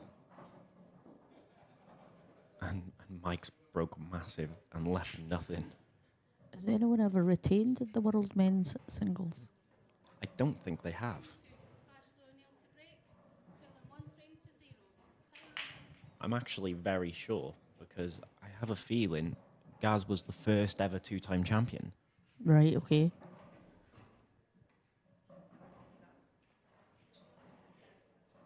So can he also be the first to back-to-back and the first 3-time Yeah, champion? you never know. These yellows look nice apart from one. The reds are either or, really, isn't it? Yeah, I think I like reds here. Yeah. Because, yeah, you've got that one bad yellow, but it's not particularly easy to land on the 8 either, is it? No.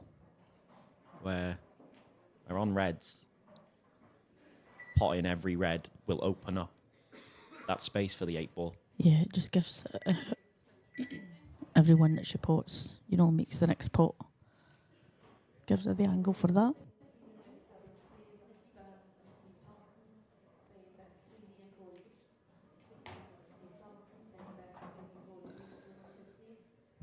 Debs looks in the mood tonight.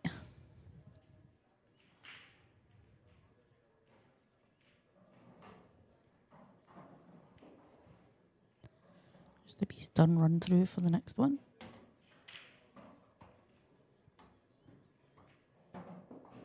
I have a question. Why is the game so easy when you're sitting watching, but when you're playing, it's so difficult? I've said the exact same thing before. I've never lost a frame from the commentary box, and I've never played a wrong shot from the commentary box. Oh, me neither. But played lots today. But credit where's credit due. I get beat by Rhiannon Graham. Finalist from last year. Yeah, and I lost the first 6 frames. That's not true. She won the first 6 frames. She was fantastic. Good way of wording it. Yeah, she was fantastic. I've managed to claw myself into the match and scrape a 4-3. And it was a scraped 4-3, I can assure you. And then from 2-1 up in the final set, I have broke. She's dished 2-all. She's broken dished 3-2. I've broke, potted 1, hung a bag, and she's dished. Absolutely phenomenal. And it was actually really nice to see her playing with that little bit of confidence, Liam. So she's now 1 each with Alice Paylor. And Tilly Edwards is taking a 1-0 lead against Emma Cunningham. Yeah, I don't want to sound bad the way it's going to come out, but she's very much the nearly person, isn't she, at the IPA in the women's event? Yeah, and see if she had that self-belief, and that's the thing with some women, they don't have the self-belief. And I've played her 3 times and she's beat me twice, and I've only beaten her once, and I've been playing for 100 years, and she just pots from everywhere. She's phenomenal potter. And if she would only believe that, she deserves to win tournaments, she should be winning tournaments, she will win tournaments. I don't doubt that at all. You look fantastic for your age if you're over 100 of them. Thanks.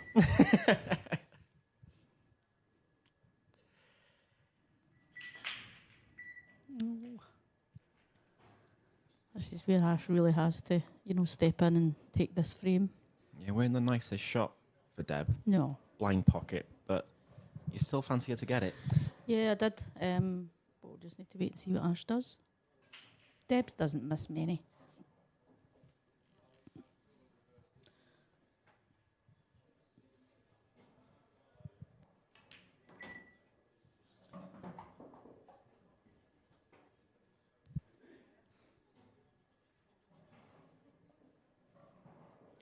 Smile, Ashley. She's run through a little bit too much. She should still be okay, I think, from here. Yeah. But I think this next one's actually quite important. Although she's got 2 yellows over the middles, it's not particularly easy to land on your next one. No. So she'll have to be very controlled in the way she plays this. Can she drop it, or will she have to run off the bottom cushion? I think she'll try and drop it. Yeah, it's held enough. Yeah, she should be okay here. But again, it's, you know, she's got to pull out a pot.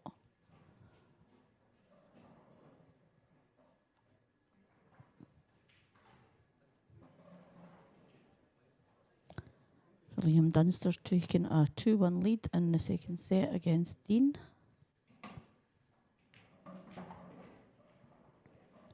As that yellow just slides in. Yeah. Just creeped in off the jaw. Michael must have finished that frame because it's 2-all in the third set against Gareth.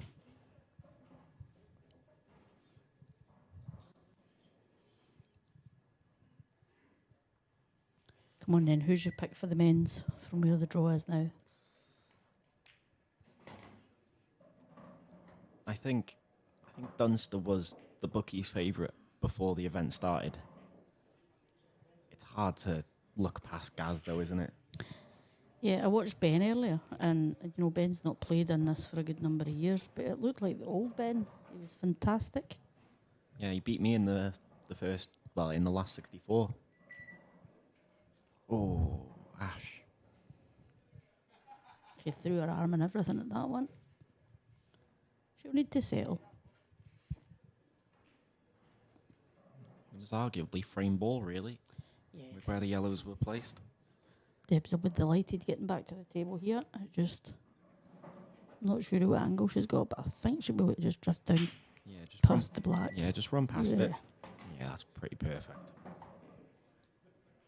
If she could have put that anywhere with her hand, I think she would have picked about that. Absolutely, yeah.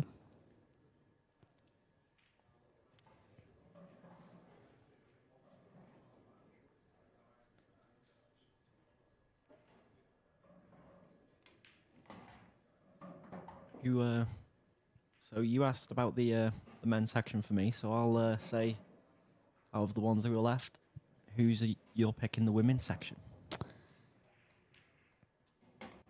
I want Ashley to win it because she's Scottish. That's not what I asked, Yvonne. I know that. What about Jenny? I'd love Jenny to win it as well because she's Scottish. So an ideal world for you is a Jenny Lawson, Ashley O'Neill final. Yes. Then who would you want to win? Scotland. Scotland's already won. Good answer. The truth be told, I don't really care who wins if I don't. But no, I don't mean that. You know, I think Debs is going to take a bit of beating. You know, I fancy Debs. If Debs beats Ashley, I think Debs will be in the final. Yeah. I have a wee sneaky feeling for Tilly. And the reason is I watched Tilly play last weekend. I'm not sure she's got the game there. You know, Emma's phenomenal. She won the other rules European Championship last weekend, so she's played a lot of pool and she's just mega talented. She had a good win in the last round though, Tilly, beating Claire Biddle 2-0. Yeah. Claire's come on a lot though, around from around my area. Claire is. Yeah. Claire played a way back when I first started playing as well. She's been around a long, long time. Picked up the last amateur event. Yeah. In the Isle of Man, didn't she? Yeah, and that was that Tilly that won the elite? I think you're right. Yeah. then you see Ashley's husband to be just behind her there. Scotland ladies manager Connie. Sitting next to young Caitlin, mega talented young girl as well. On the other side's Deb's crew. Yeah, Rach. Rach is always there, isn't she? Yeah. And you know, this will mean a lot to Deb's. Deb's, for those that don't know, lost her mum recently. And that's, you know, for her to be here competing, she just needs to do what she does. Hard thing to do, you know. Some years have been there, some years have not. It's a big, big loss. Yeah, I'm sure she won't mind me saying, but when she was playing Marianne in her first round, I watched all of it, and I was, you know, trying to gear up. Come on, let's go. And after the match, she gave me a big hug and said, I really needed that. Like, you helped me through that match. And I was like, well, I'm always going to support you anyway. But she said, all I want to do now is just call my mum. Do you know what I mean? Yeah. I was talking to her at breakfast, and, you know, I've been through quite a wee bit recently, and Debs has always been on the phone, and, you know, when she lost her mum, it's really difficult. I lost my mum, 9 years ago now? It's a horrible, horrible pain that never gets, you know, you never fill that void. But as I said to her, what would your mum say? And she would tell me just to go on with it. I says, well, just go on with it then. And here she's now in the quarterfinals, 2-0 up against Ash, so. But no, I'm not soft at all. But we know where your heart is. I know. She's a credit, you know. She gives it 100% into everything, Debs. And yet, I remember her showing me pictures of her mum and Rachel's mum on their scooters. They were away on holiday, a lot of them. They were on their scooters, so. That's a tragic thing, but she's here doing her mum proud, and, you know, her mum was her #1 supporter. And how emotional would Debs be if she manages to win the title this weekend?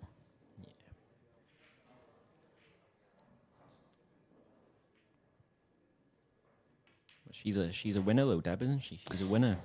Prolific winner on the IPA circuit. You know, I remember way back when the IPA first started, I didn't play on it, and she played Shona Lucas twice in the final and beat Shona twice in the final. And for somebody to do that, you know, Shona's fantastic, and Debs has beat her twice. So I would like to know how many actually IPA titles Debs has won. I'm sure somebody, statistician somewhere, can tell us that.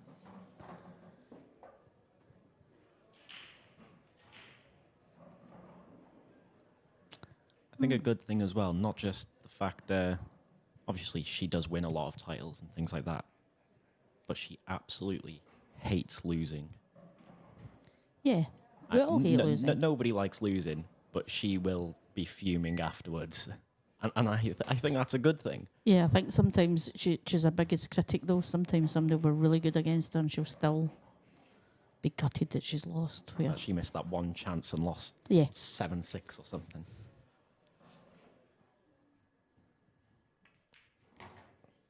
Ashley. I was going to say Ashley's been taking these well, but she's just got into that a bit. She just needs to make sure she pots this.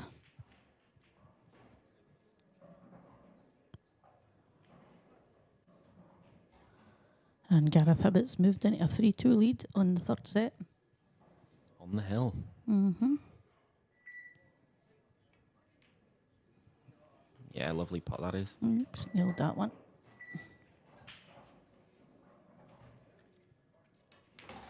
And that's actually now in the match.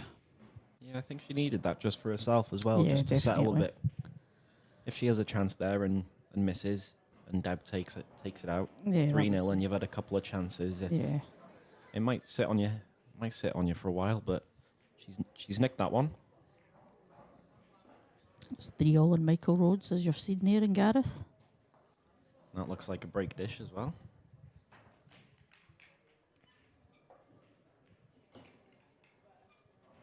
Dean still battling in that second set against Liam. Yep. 2-all and that's it. Come off a near 4-hour match, did Dean, on the stream table to go straight back on against Liam Dunster. Who was he playing? Anthony Monarch. I've just looked at that stats on that. 12 breaks and dishes, or dishes in that match with Anthony and Dean. Yeah, it was despite the dishes, it was a. Because I watched the match in my room, it was a really weird game. Mm-hmm. There was a lot of missed positional shots, a couple of missed balls, in-offs off the break, whites off the table off the break. So many dry breaks. It was just a bit of everything. Yeah.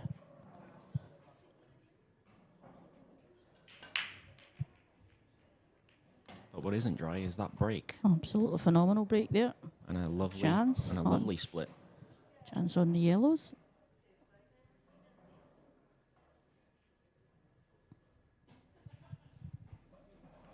Yeah, I think it'd be going yellows here for me. Yeah, I'd agree. You've got a nice opener. Oh. I think because that red's there, she's just took that a bit for granted, thinking I can't miss this. Yeah, she could have took it off the red if there was any doubt whatsoever. She'll be kicking herself there.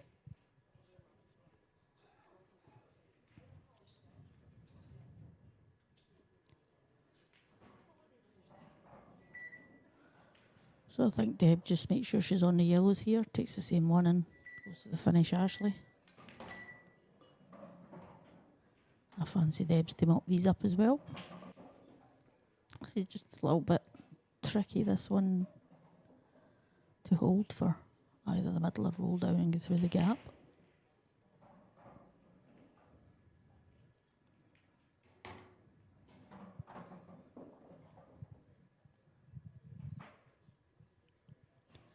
Jenny Lawson's took a 3-2 lead against Alexandra in their deciding set. And the winner of that, I would imagine, will be straight on against Kelly Denton.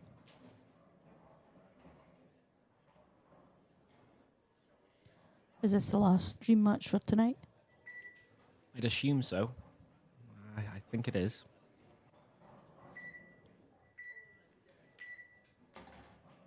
Finishing on a cracker, hopefully. Yeah, and you playing your mixed doubles tonight? I'd assume it'd be tomorrow now, Yeah. which I don't mind because that means I'm through to the Saturday. Courtesy of Mark McAllister, I'm there with you. You're still going. We've had two wins in the mixed doubles so far. I had to phone him. He was out at, is it Prashad? That's a lovely Indian roundabout here. I had to phone him. He was sitting and having a 9-courser and tell him to get back for the mixed doubles. Only a 9-course. Yeah. Nice pot there. Yeah. Bit tricky this shot though, I think. Yeah, a little bit higher. It would have been easier positioning, but she's going away probably from her work. Yeah, if she's straight, in line with the pocket, she can probably just top it in a bit and leave either yellow, I'm thinking. Yeah. If she lands short, she's got the one above, but I think she'd like to land on the one at the bottom. That's about as good as she could get from where she was there, I think.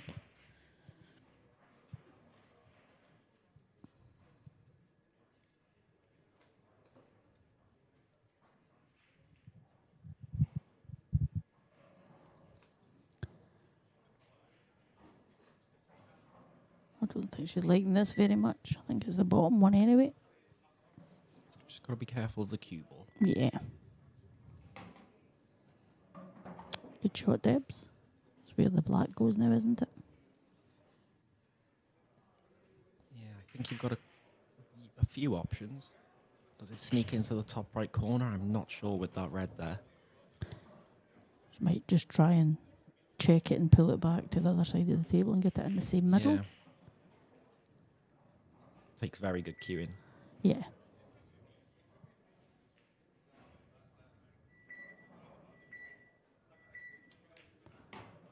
That looks very good from here. Mm-hmm. Good shot.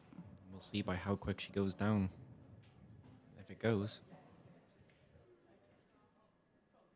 Yeah, she's only had a quick glance, so I'm assuming it goes.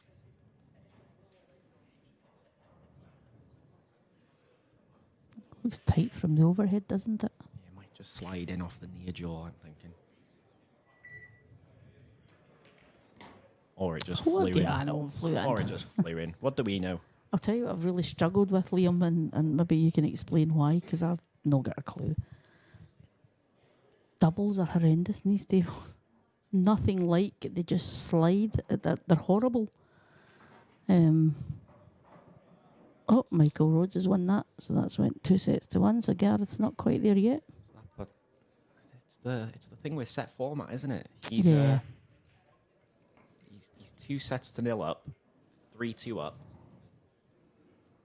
and now well, he was 1 frame away from being in the semi-finals. Yeah. Now he's 4 frames away again. Absolutely. And sometimes it's more mental than anything, this game. I don't know where he gets his stamina.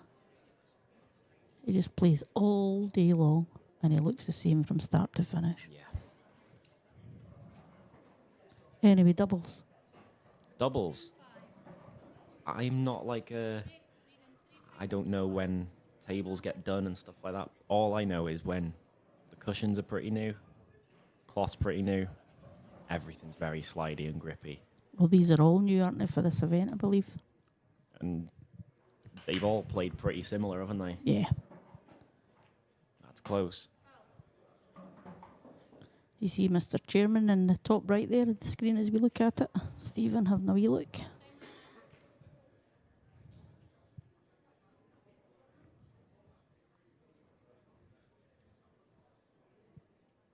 How do you think the events ran this week? Yeah, I mean, Braun sits at that table from start to finish. She's absolutely phenomenal. TD's it from the first ball to the last ball.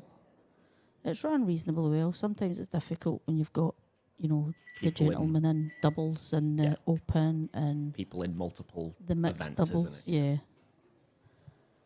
And you've just got to wait. It's difficult to, get everything played down, but they've done a fantastic job. I wasn't expecting it to be semi-finals for the Saturday. I'm not sure what stage the men's doubles is at.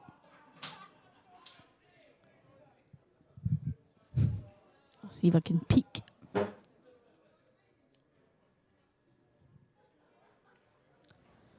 So the men's doubles is at the last 16 stage. You're on at 11:30 tomorrow.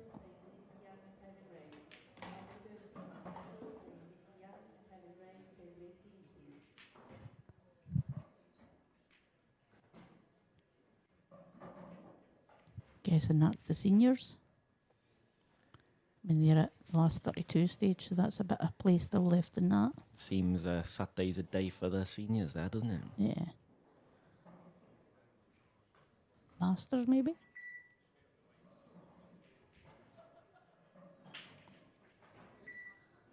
The Masters is the last 16, so they're all pretty well played down. But again, it's just the same people playing in multiple events.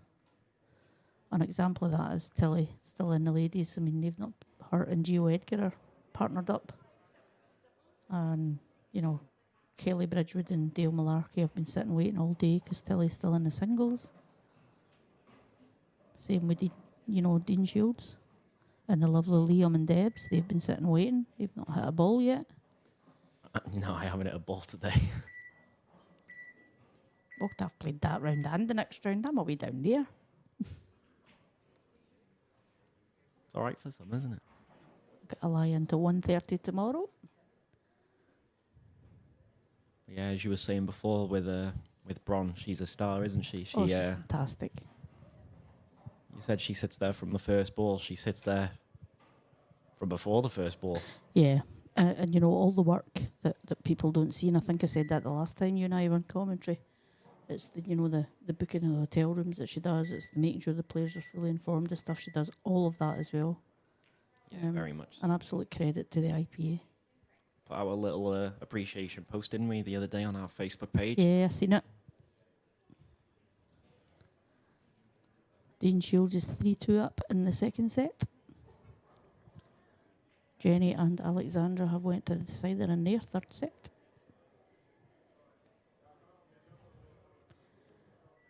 On table 5, Tilly and Emma must be having a fudge fest. It's 1-1 still. None of them are Scottish, are they? No. And Rhiannon and Alice are 2-2 in the other quarter final. Yeah, Alex has had a very good year in the amateurs, isn't she? Yeah. She's going into the elites next year, I believe. Yes, she is, yeah. I'm looking forward to the elite this year. There's a lot of Shona Lucas is on it, Emma's back, there's lots and lots of talented players come back on it, and the girls that have earned their right coming up through the amateur rankings. A few Scots have gone through as well, haven't they? Yeah, young Caitlin's come up. Caitlin Kennedy, isn't it? Yeah. Her name's going to be the Claw. I don't know if you've ever seen her break, Liam, but her hand, I'm doing actions in the commentary box here. She's just showing me. Goes into a big claw, and we were talking about the minions. There's apparently a claw in the minions. So I think that's going to be our new name, but it is over. And the cue goes over the top of the ball and pulls it back. It gives me the fear every time I see her breaking. Oh, Debs.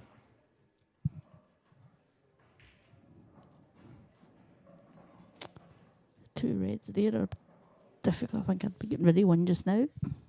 It's been a very open match, I'd say, so far. Yeah. I think maybe apart from the one, I think, Ash missed the first initial yellow and Deb took him out. But again, Ash had a chance in that frame, but they've all been very open. They both had chances. Yeah, the two of them are very open all the time. I think I'd be covering bags against either if I was there. Fortunate enough to make it to there. Not like you.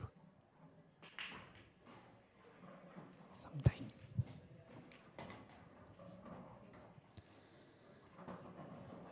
Try to work out what Ash is doing here. I think that'll plant down to that one and give her a wee opening. I'd like if she could to plant the top red of the two, but I'm not sure it goes from there. It would be nice if she could and it followed through and she had the other red into the middle, but Yeah, I don't think she is. No. Yeah, so it mustn't have gone, but she's played that well.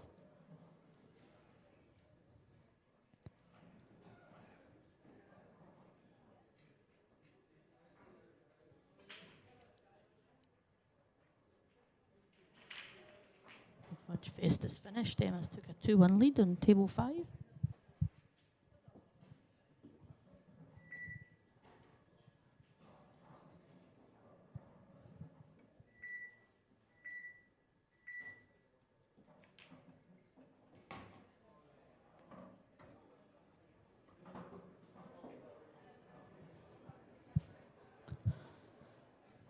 Just a little bit where you leave your white now, isn't it? Yeah, I quite like the red over the corner pocket. I think to last, and then just drop it in for the black in the left middle, centre. Yeah. Just float this round a wee bit. Looks like she's widening the angle. Good shot. Lovely. And the black goes bottom left, bottom right, middle. She can play for wherever she wants. It also goes in the two tops, but I don't think it's going anywhere near there. Absolutely not. Unless something goes horribly wrong.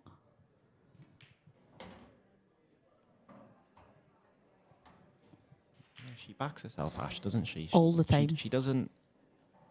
Because I think I would have been trying to stun that, just try and get a bit closer to the black, try and make it, immiscible by these. You've got to cue them well, but she's very confident in herself, isn't she? She'll never compromise the pot to get better position. She just backs herself to get the finish. Good way to be. And that's why she backs herself. Yeah. 3-2 first set.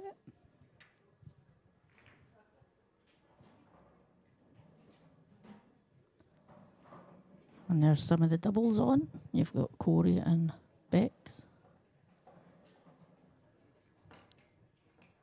Against Nikki and is that Shane? No. Steve. You were close. First letter. He's probably played as long as I have, Steve, as well. I remember him as a young lad coming up and playing and stuff. Michael also pinching the first frame of that fourth set. Yep. But Gaz is on looks like a pretty routine finish here for himself to level things up.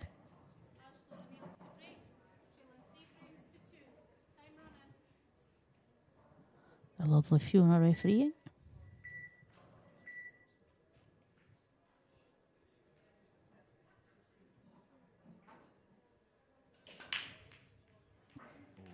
was tracking, wasn't it? And the black goes in. Sorry, not sorry. That's what was happening there. I think Deb would be pretty relieved because the white was flying in. Yeah. And if the white flew in, I think she would have jumped out of her chair and the black would have dropped. And then she she just would have sat been back down. fuming. I know I would be fuming anyway. But if the laws of pool tell me something, Dry. she goes dry here. Not happening.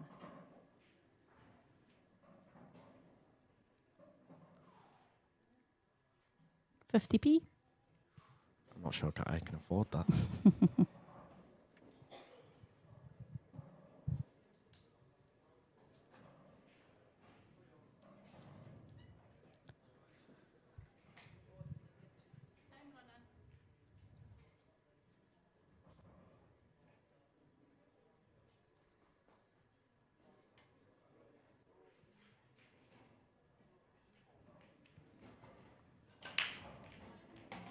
Glad I never made a bet.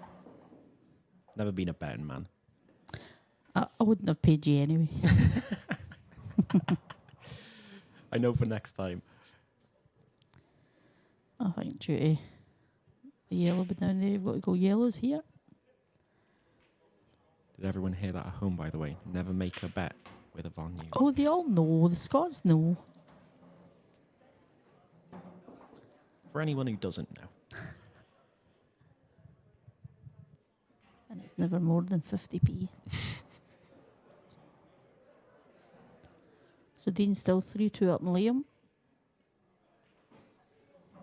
Still a long frame in the last 16 of the women's event as well. Between Yeah. Alex and Jenny. Still a decider. I think someone's won that and they've not hit the finish button yet. That's been a long match. They'll be tired. Whoever wins that's to go back on. That's been on since 6:30. So 3.5 hours. Yeah, and the winner of that match plays Kelly Denson, and Kelly's been off for, I think, maybe a good 45 minutes so now. So she'd be feeling fresh and ready.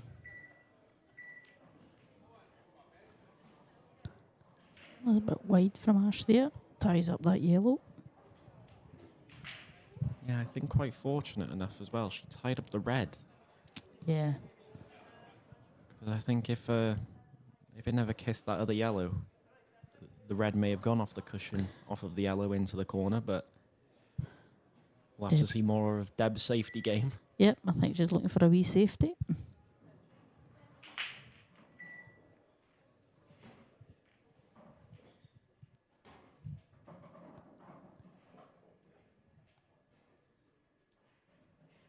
Gareth Hibbett's levelled that match. That's 1 frame all.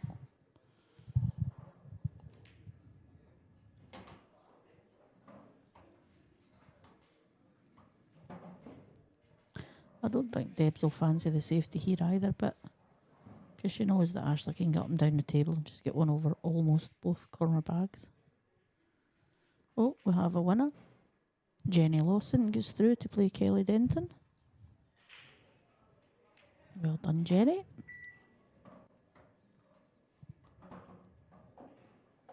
That's a good win for Jenny, considering Alexandra, won an open. That'll give Jenny a wee bit of confidence. Quarter finalist. Yeah, commiserations to Alex as well, because she's had a very good year, isn't she? Yeah, I think absolutely. she probably would have fancied this coming into the tournament with the form she's had on the amateurs this year. Yeah. It doesn't look like Deb's slowing down here. Nope. Deb is doing the Deb Birchall thing. Yeah. And going for him. I think I'd be rolling the red on and off the reel and putting the white tight on the other red, but I think that's the right shot. But Deb doesn't do safeties. Sometimes. Normally. Yeah, normally. Well recovered, Liam. from 3-2 up, if she doesn't get these when she's going, it's all of a sudden it's 3-0 from, 3-1 up, wasn't she? Yeah. There is a route, to be fair. If she gets enough angle on the red into the bottom left corner, She can top through the gap of the two yellows and go into the bad red. But again, you're trusting a bit to luck there, aren't you? I'd still have snookered. Surprise, surprise. Oh, Debs. I mean, she got it open, but the thing she had to make, Yeah. she hasn't made. And doing that has opened up Ash's bad yellow too. Yeah. So now Ash could be away here. It's the, steering the white underneath the red and out again. Yeah, And she's a lefty. Oh, it's a little touchy shot, isn't it? I was going to say we call her Ashley O'Sullivan. Well done. Yeah, it looks simple, but it's a little touchy. Yeah.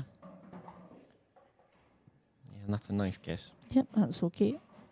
Just play it on and off the top rail, I would think. I reckon you could probably just drop it in, I'm guessing.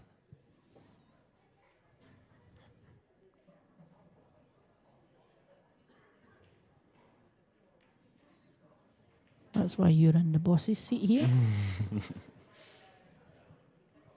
Yeah, camera angles can be a bit deceiving, though. It did look like quite a bit, didn't it? But with how these tables play, they're very, I want to say very quick, but Quite responsive to what you Yeah. do, aren't they? like you feel like you could hit them slow, Yeah. but they do just keep on going.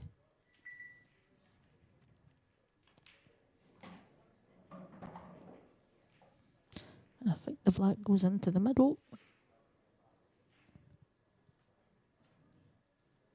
Would you just be dropping this in? Yeah. Just give yourself a chance? Yep. That's the confidence Ashley's got in her potting ability.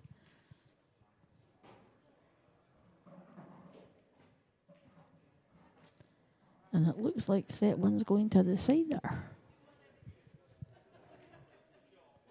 Yeah, with this 8 ball.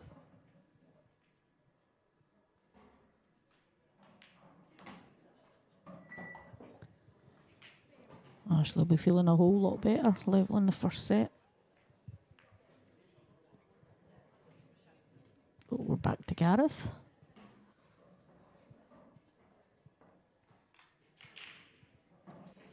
Looking at the fact he hasn't just gone down and dropped the black in, Guessing I'm his gonna yellows? have a say he's on yellows. Yep.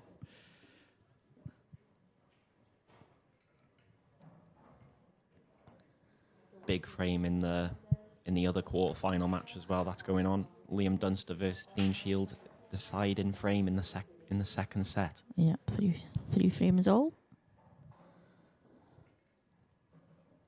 It's a big frame for Dean, that isn't it? Yeah. It's also a big frame for Liam, but he's also got that little cushion that Yeah. you've got with winning a set. Massive difference from 2-0 to 1-all, especially when you're playing Liam Dunster. And you've got Alice Peelers in a 3-2 lead against Rhiannon, and Emma is 3-1 up in Tilly.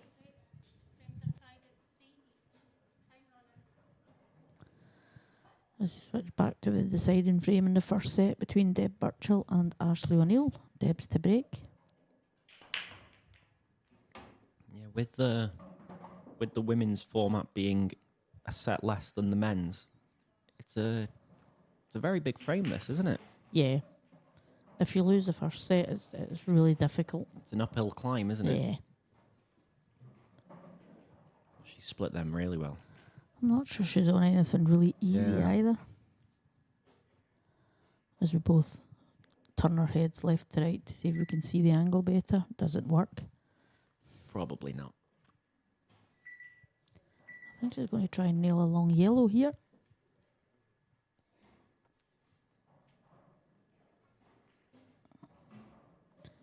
And then when I turn my head, I don't think you can see the yellow that I was talking about. What would you do, Liam? I think I'd be taking on probably the red at the bottom of the table. Yeah. Element of safety in it. For the cut. Oh, that's very tough. It was a very tough shot to start with, that was. Yeah. I shall go yellows here.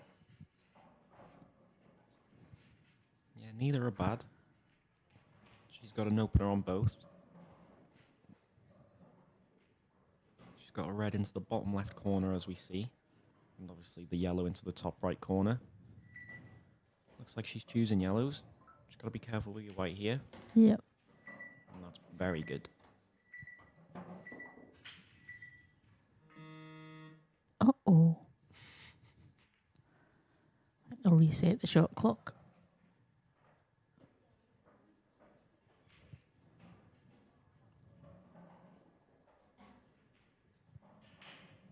Keep glancing back at Liam and Dean to see if anyone's won that frame yet, but it's still showing 3 frames all. Yeah, it's the finish Ashley's got on here. It's deceivingly quite a tough finish. Yeah. The yellow by the middle pocket, but on the right side, that is, surrounded by reds. Yeah. It's quite tough to land on that. Yeah. So I think that's why she's taking it now. And then she'll just try and float into the gap where the 3 are. Doesn't want to be bridging. Now it's about how she gets on the black, really, because I fancy her for the 3 yellows.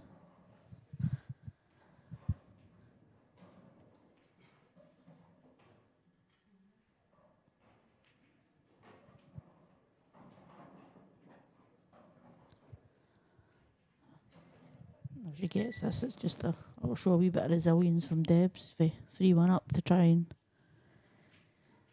get yourself into the next set.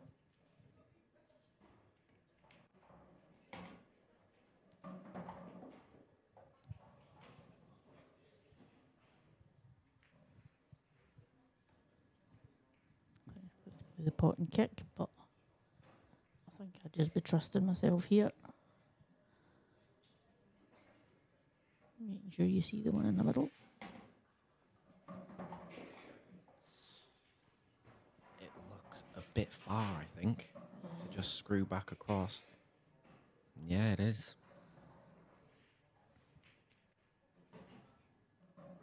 You've got a choice here now. Yeah, I think she'll play the double. I hate the doubles in these tables. Double into the corner or double into the middle? I think she'll play for it into the middle. Oh, I don't think it's on. No, I think just too low maybe. She's looking at it, but maybe it is on. Looking at that. Punch it to straighten it a bit.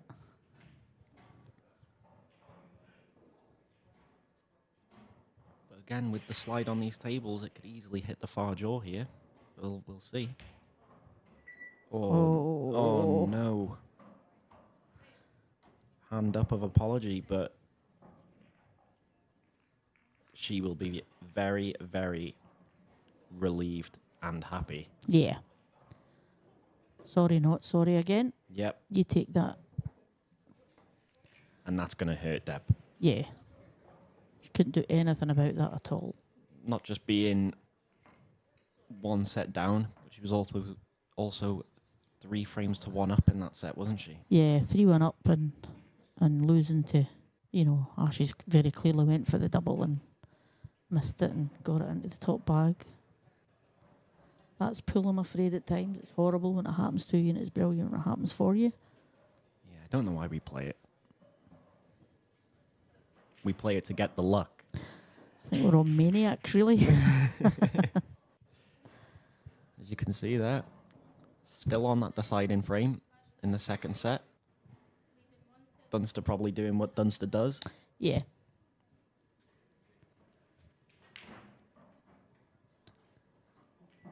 Ashley above the wee skip there. She'll be delighted with that one. Oh. Commentator's curse. Said on our scoreboards there, 4 frames to 3, but it is 1 set to the good for Ashley O'Neill. And 0-0 in this second set.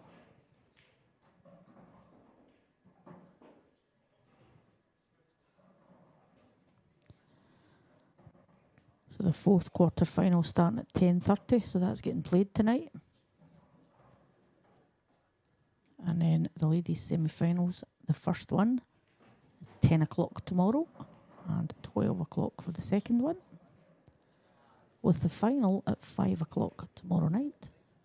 both of those matches streamed on the second table, Table number 5. which you can catch on the YouTube channel. Yeah. And the men's semi-finals is 12 o'clock for Ben versus Luke on the mainstream table, followed at 3 o'clock by either Liam and Dean or Michael and Gareth. This is quite an important frame for Deb, I think. She just want to get back into the groove that she had to start off the match. Yeah. Especially the way it ended, that first set. Yeah. It looks like she's on the yellow. She's just kissed into the bottom left corner. Showed a little bit of frustration there.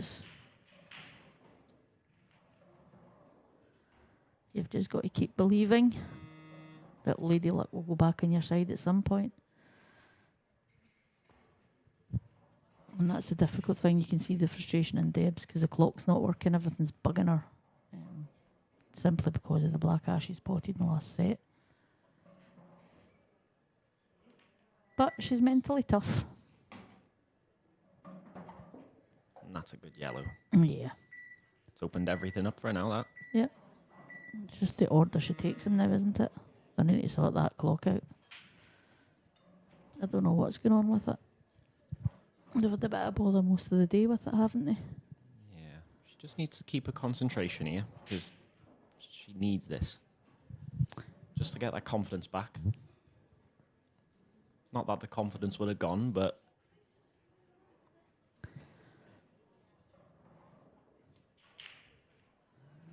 Yeah, that's a nice pot. Yeah, Alice Paler has taken the first set in her quarter-final against Rhiannon Graham. Ooh, and Dean Shields has pinched the second set against Liam Dunster. So 1-1 in that affair.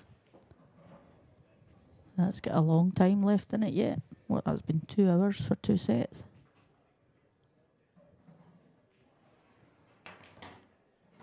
If it goes all the way, hour a set. Yeah. And Debs, I think, totaled herself here. No, she's not. You can see the bottom one.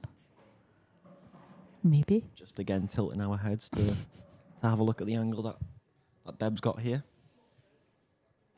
Yeah. I don't mind this shot that Deb's looking at. Looking off the bottom cushion into the yellow, into the right centre. It's a fairly big pocket. You've still got to hit it fairly well. Colder extension, that's the right thing to do.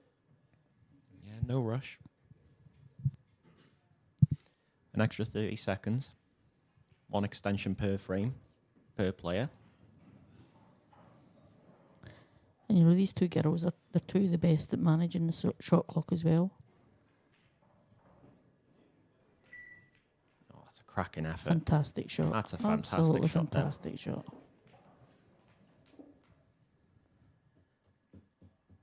That was me tapping the table. And I think she's with not moving that red. I think that's very ideal. Yeah. Because you just pot this yellow, drift back across to say where she is now or lower, and you can play that black into the right centre with the big pocket still off of the red. Oh, Debs. Oh, Deb. Just put a little quick one in there.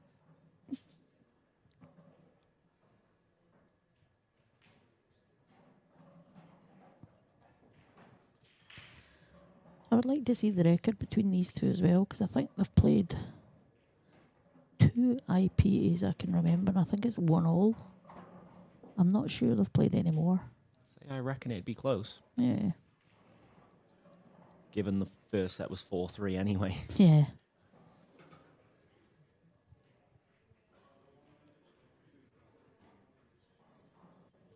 Ashley's preparation's been really good. You know, we had her 2 days of tournament last weekend, and she won one and in the final of the other.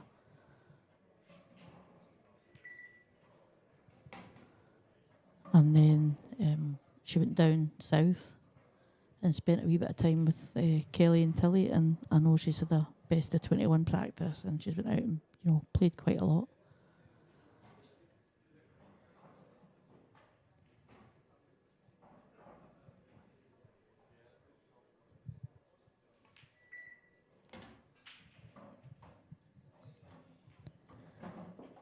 despite the scoreboard on the bottom of the screen.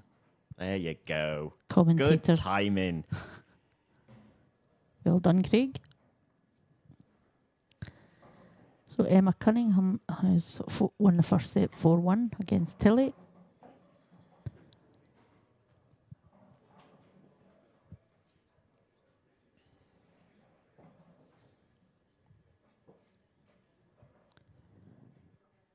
And early doors, this is a tough one for Debs to take. She had commentator's curse. You're good at this, Liam. Yeah.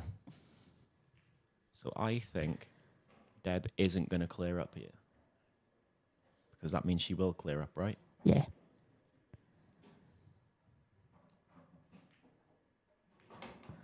If she doesn't clear up here, I will give you 50 pence. No, you won't.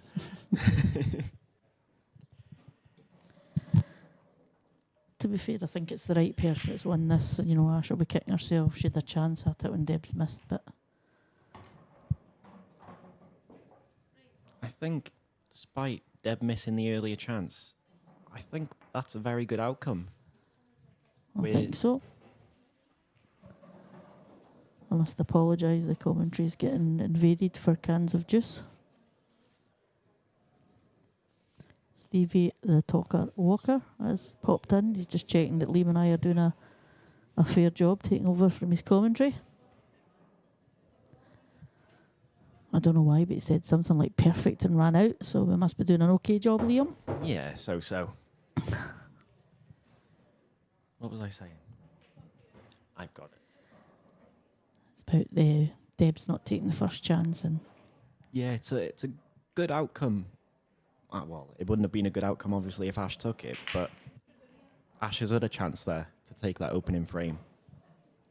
And she hasn't. Would that be sitting in her head? No, I think Ash lets things like that go really quickly now. It used to, but, you know, the development that she's had over the past sort of few years, she's went from there or thereabouts to a consistent winner of things up in Scotland. I mean, she comes to the IPAs and she's there or thereabouts at them all now. Once again, Gaz, one frame away from winning the match, but Michael Rhodes at the table. Someone for his standard looking like a pretty routine finish there. And then again, if Mike pips that one, it's level game, and Gareth is once again 4 frames away from winning. Absolutely, yeah. That's the great thing about the set format, isn't it? Yeah, I mean, I watched some of Pete Fisher playing Mark Farnsworth, and, you know, I didn't realise how good a player Pete was until I've seen some of that.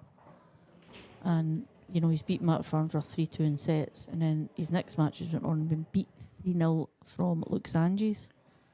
Yeah, that weren't so much Pete played poorly. He missed a couple of chances, but nothing major. But Luke was absolutely phenomenal in that match. He's a good one to, you know, he's come back over to the IPA, and he's, you know, this is his first event back, and you look, he's in the semi-final already. So it's fantastic.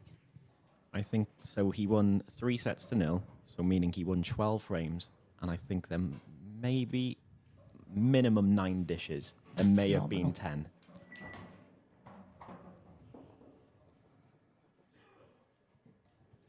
So Jenny and Kelly have just started their match on table number 6. So that is all of the ladies' quarterfinals on.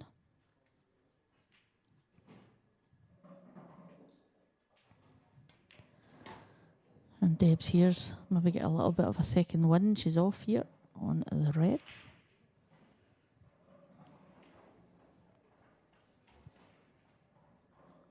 Our scoreboard said 10-10 when you look at it, doesn't it? That's probably their record against each other. Probably, 10 each. yeah. I think I'll maybe need to go on Cuescore and have a look, because sometimes you can find how you've got on via an opponent. The good thing about this match, with the way they both played, they haven't been slow, have they? No, definitely not. They both stuck to their game, gone for their shots, and evidently just backing themselves. Yeah, and it's only the odd occasion you hear the pips, from 10 down. Yeah, don't get me wrong, it hasn't been flawless from either player, but they're going for their shots and they're sticking with them, and it's a good thing to see, isn't it? Yeah, you've got to believe the work that you've done before you come here is going to get you through. It's a clever Nice shot. Yeah. Just hitting the right side of the yellow just to bring the white a bit further up, to get a bit closer to this red, and narrow the angle a bit more. Yeah, get the yellow nearer the cushion, so it's slightly more difficult than open play. Of course, you're looking at the safety side of it. Always. This is a little touchy one, just a little drag in. Ooh. Oh, she might be on it. Definitely hasn't played it that way. You can't really be sorry after the black in the first set. You've got to get a little bit back sometimes. And a little bit more, I think, with how much that black was worth. Yeah. But that's done and dusted.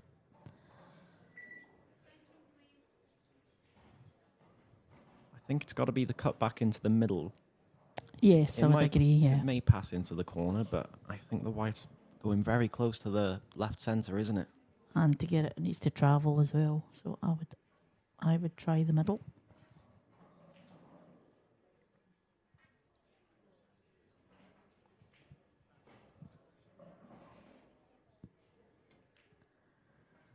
Nailed it. Just a bit short. Yep.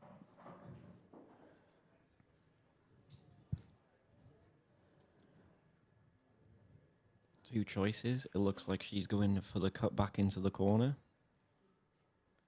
I think the cut back into the corner, or maybe just drop it in off of one of the yellows into, well, the yellow lowest into the right centre. But I think the cut's the safer option and the one most players would go for. Yeah, I think she'll play the cut. Bridging not very nice though. Oh, Debs.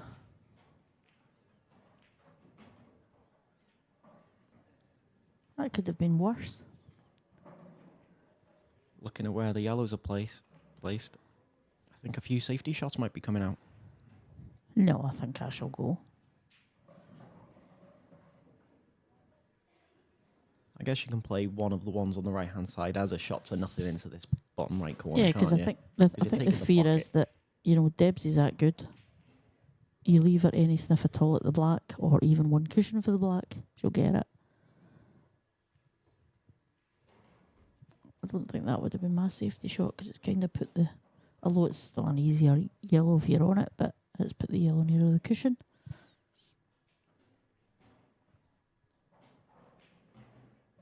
Do you think she'll go for the swerve? It looks that way. Any contact on it's good contact. Yep, that'll do. Mm-hmm.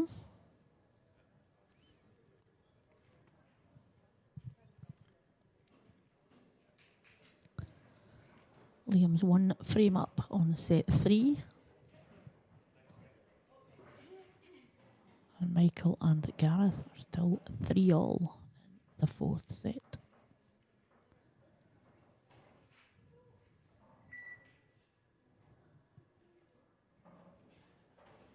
Big shot. Yeah, very well played.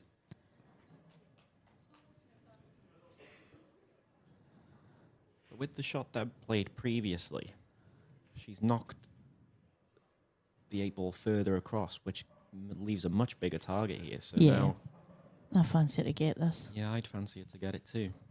Just got to watch the slide off of this cushion. Yep, there you go. Oh, the lovely slide. That's why I don't play them.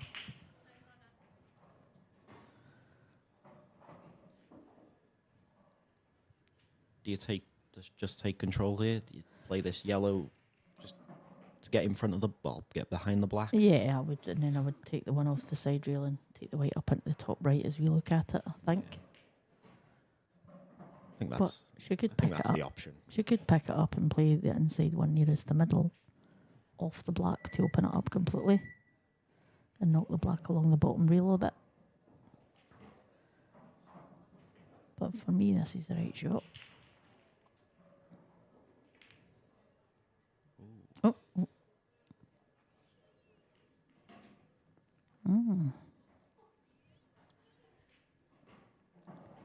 think I'd have hit that a little gentler. I left the black down here. But she obviously sees something.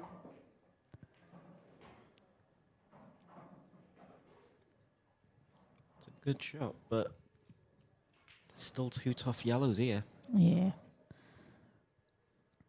I think she might end up leaving the one in the cushion to last now. Or not, just playing it now. Yeah.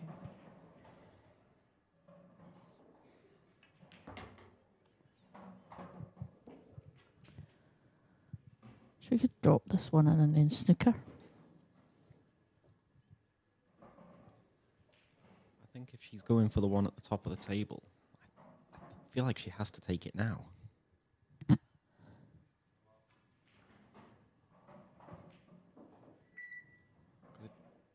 The one at the top of the table doesn't look particularly nice to land on the one down here, and she's tried forcing that back.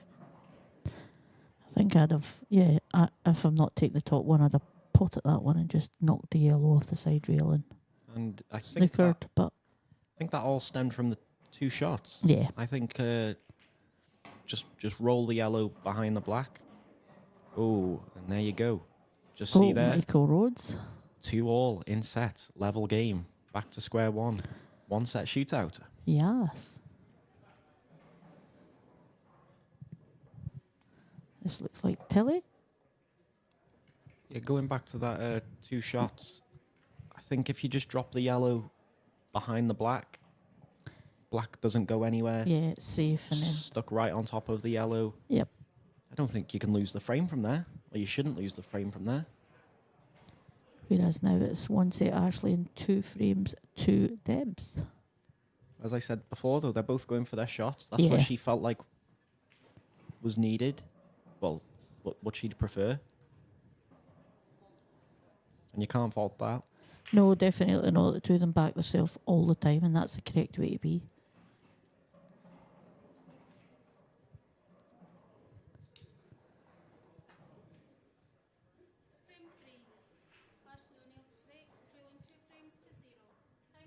Tilly here, currently 1 set down to Emma Cunningham. Yep, Emma won that one 4-1.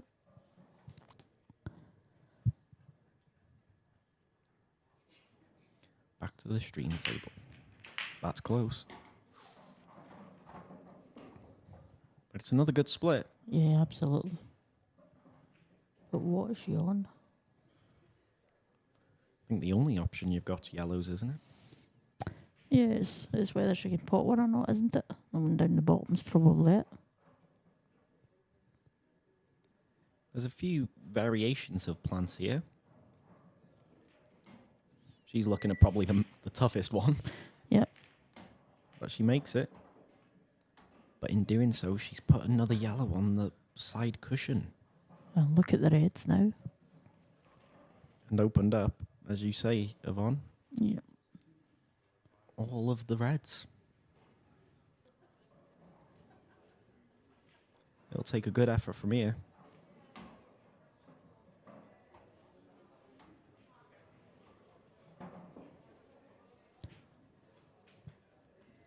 Hasn't landed on anything, but in doing that shot, one of those reds is tied back up, so got a little bit of insurance there. Yeah.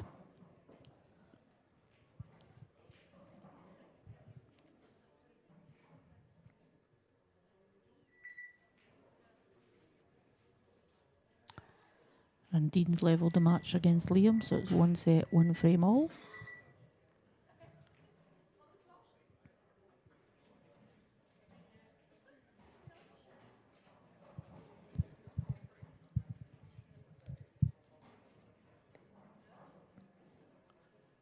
I thought there was a gap there just to get the yellow off of the right-hand cushion off there. Yeah.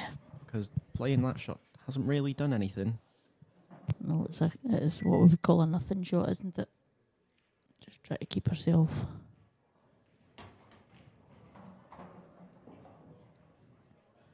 Debbie's got a chance here to float up. The red on the left-hand cushion does double into the centre. Yeah, the right hand centre.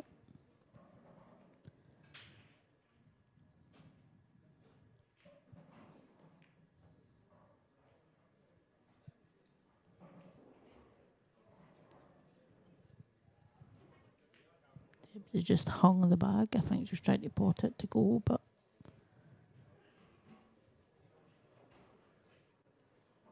Kelly Denton's taking the first frame against Jenny, so it's 1-0 Kelly.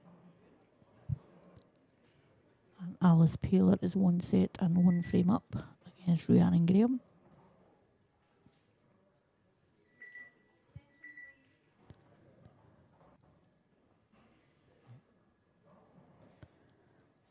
Ashley's used their extension, so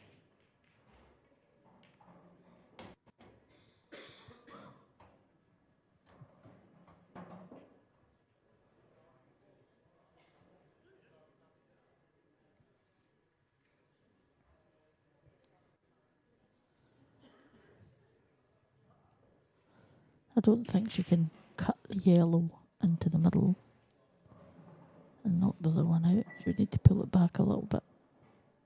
She'll have to cue this well to get the white out a bit. Yeah. It's wide. And now Debs has got a good opportunity to take a 3-0 lead. I would imagine the double's the only thing that will stop her, Liam. If that. Shot that someone like Deb would see. Not that you look at it at first glance, but it does plant into the left corner. Yeah.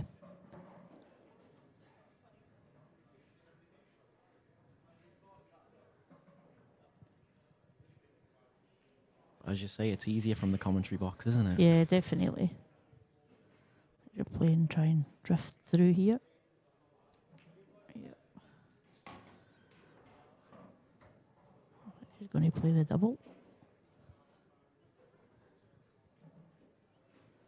So again, it's a double that opens everything up for Ashley, and if you don't get it. Yeah, I completely agree. Big shot in this set.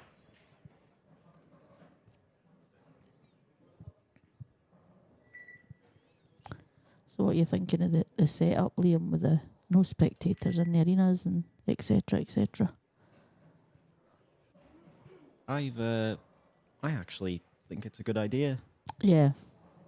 I like the enforcement of the don't go on your mobile phone. Yeah. I quite like that as well. You know, Paul and Stephen and the team are trying to make changes, make it very more professional. The streaming's fantastic. The arena's now fantastic. I think slowly but surely they'll get there.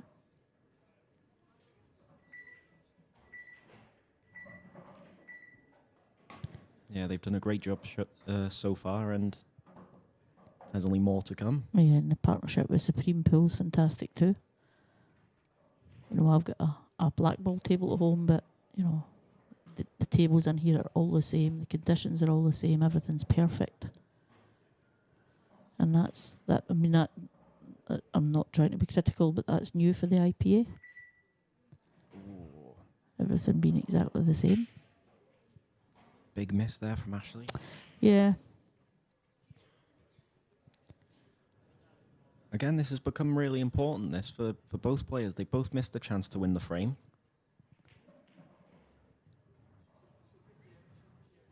So can Deb hold herself together here? Yeah, I think so. I think she'll just screw around about this one. Ooh, wiped its feet. But she's all right. Yeah. It's the one below the black. She just needs to play to go on that. I'm not sure if that'll knock by that red. Sorry, that yellow on the right hand bag as I look at it. I like the idea of trying to screw down for it now. Yeah. Because it's not going to be a nice ball to land on from that one over the pocket. Looks like she's going to try and come around. Use the yellow. That's exactly what I did today. All day long. It's really frustrating because she's hit that really well too.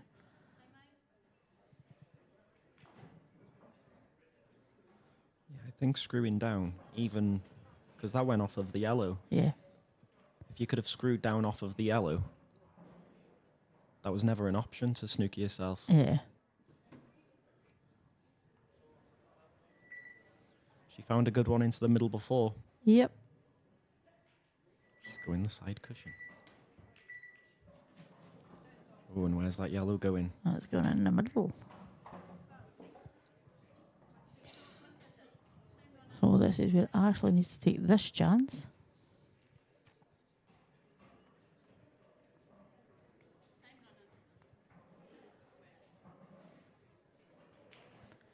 And that's where the game's frustrating, isn't it? You've got yourself, you've played the shot and just runs a little bit further than you expect it to. Needs a nice kiss.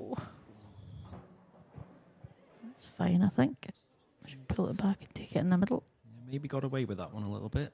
Yeah. I don't think she would have planned to go anywhere near there. No.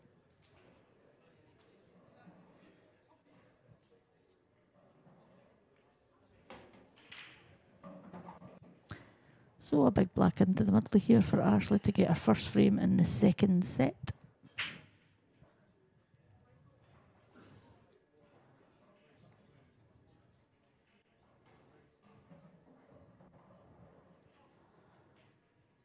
Liam and Dean must be having a huge battle. It's still 1-1. A good black from Ashley. 2 frames to 1 and 1 set to 0. Deb's leading 2 frames to 1 in the second set. In the other quarterfinals, Alice Paylor's 2-0 up in set number 2 and 1 set to 0. Emma's 1 frame up and 1 set up against Tilly. And Kelly Denton has just taken a 2-0 lead in the first set against Jenny.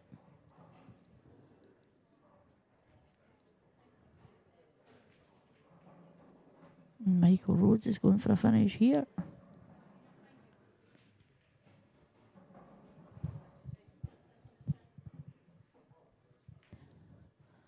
This was someone for Michael if he manages to get over the line, wouldn't it? He's got a little stride about him. He's going for a finish in the first frame in the final set.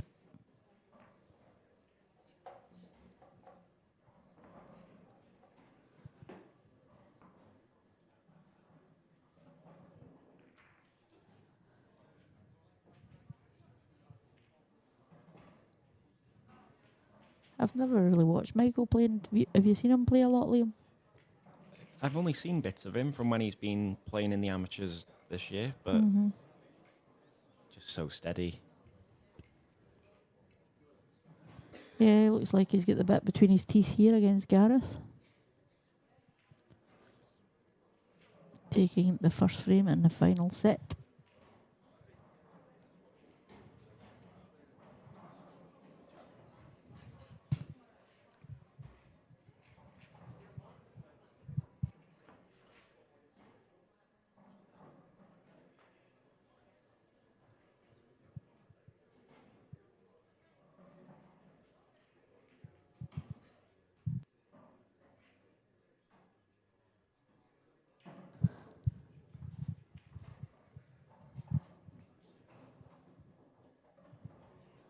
We just get the thumbs up from Renzi. Thanks, Renzi.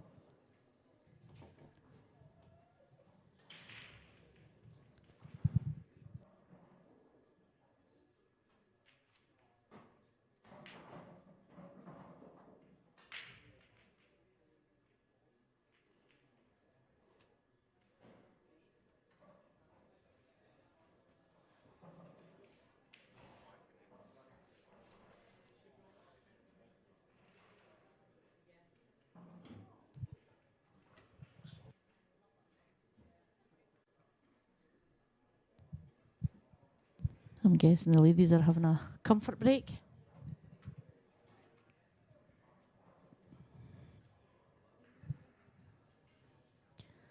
There's a lot of good mixed doubles pairings in the event as well when you see them.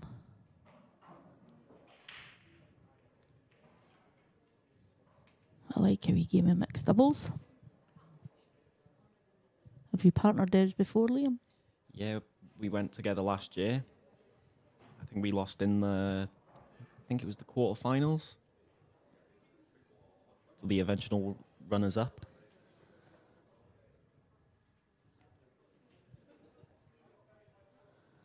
I'm just flicking through the events to see if there's any scores I can bring you.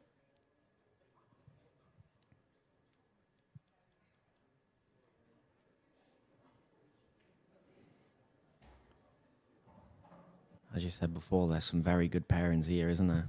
Yeah. Top of the page. Yvonne Ewing and Mark McAllister.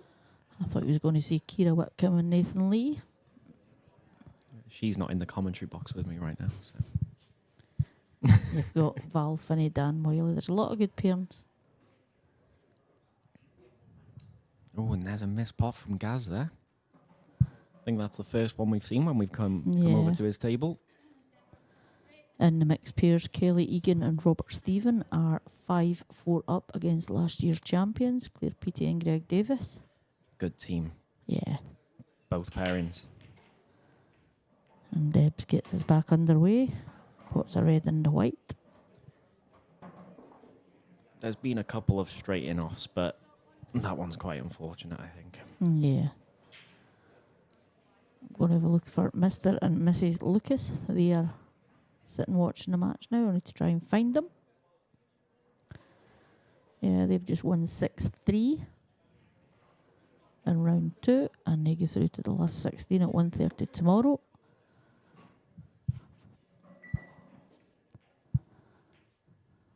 I'll need to wind up showing her. She was telling me she was going to do her ironing or something tomorrow.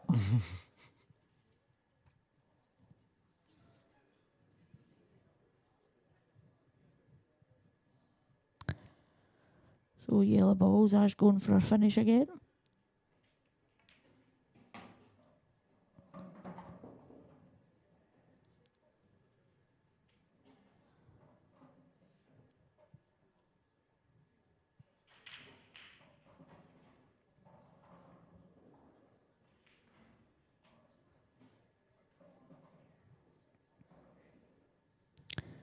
Bridging over the red here, a little bit difficult. Played that really, really well, Liam. Yeah, well cued.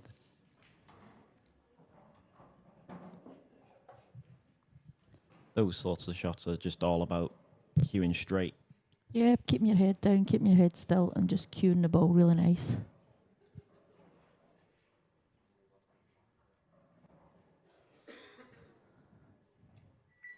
So Rhiannon's won her first frame in the second set. I don't know if I've said that. She's 2-1 down to Alice Paler and 1 set down. Tilly's levelled set 2 against Emma, 1 frame all, or 1 set to Emma. And Liam and Dean are still 1 set all and 1 frame all.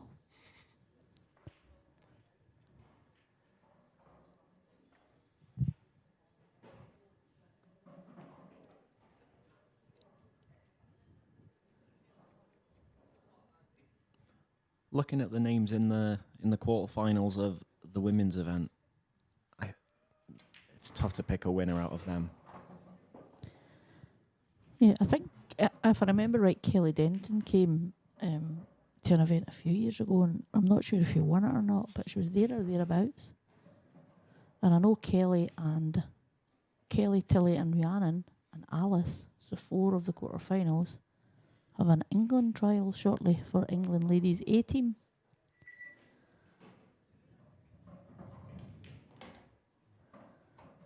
Assuming Deb's already in that category. Yeah, Deb's is already in the team. I think England have lost, there's a few players stopped playing. Amy Beecham, I think there's 3. Vicky Lomax and Kerry Griffith, I think it's all stopped playing for England A, taking a wee bit of time out. So, and I think there's 8 girls trialling for 3 places. A fantastic opportunity for them. Not easy shoes to fill, but they've all got the game to do it, haven't they? Yeah, definitely. I mean, Alice has won, a couple of IPAs. Rhiannon's been there or thereabouts. Tilly's won an IPA. Kelly, I think, I'm not sure if she won or not, but she was there or thereabouts. So they're all, they're all winners. And I wouldn't like to choose the people getting through in that trial. Yeah. I wouldn't like to be the bookie. No. At least it's got a difficult task there.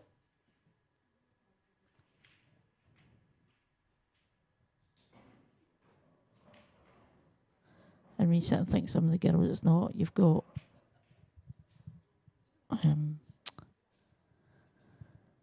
Kelly Egan, who I don't believe she is trialling. but she was up in Scotland last weekend and is in the final of the Saltire. So she's to play Ashley O'Neill in that final.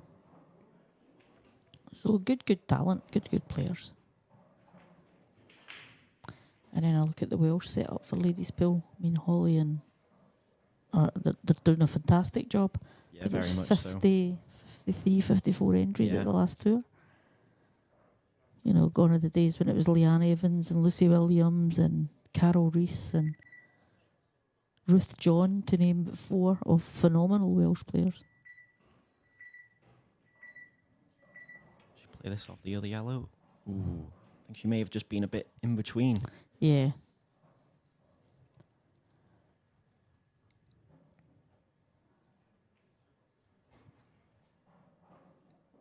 So Jenny's won her first frame in the quarter final. It's now 2-1 to Kelly. These are sometimes the toughest shots that Deb's got here, where it's all about ball control. Yeah. You're not missing the pot.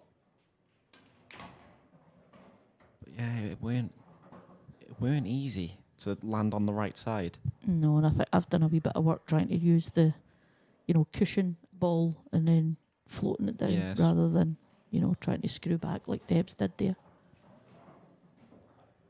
She's got choices here. She can either try and screw on and off for the bottom red into the right-hand corner, or she can just try and drop into the 8 ball, I think, for the a red into the bottom, into the same corner pocket. Yeah, I think it's the 8 ball. Good shot. That's where the black goes now. A blow at the cheeks. She can just top this on and off the rail, can't she, Liam? Yeah, I think so. And take it into the middle. But knowing Deb, she'll screw back and take it off the yellow. It's that vision sometimes. I think she's got to play it quite hard quite hard off of the yellow if she's playing that. Yeah, I think I'd have topped it. I think she would have liked to be a bit straighter on it. Yeah. She's got to cut it back a little bit into it now, which I don't think she would have wanted. Again, I think it's got to be played at pace, so... Yeah, she's pretty good at these normally, Debs. We were playing against them in Bridlington last year. And I've got Debs in toast. Fantastic. The ball's in the middle of mine.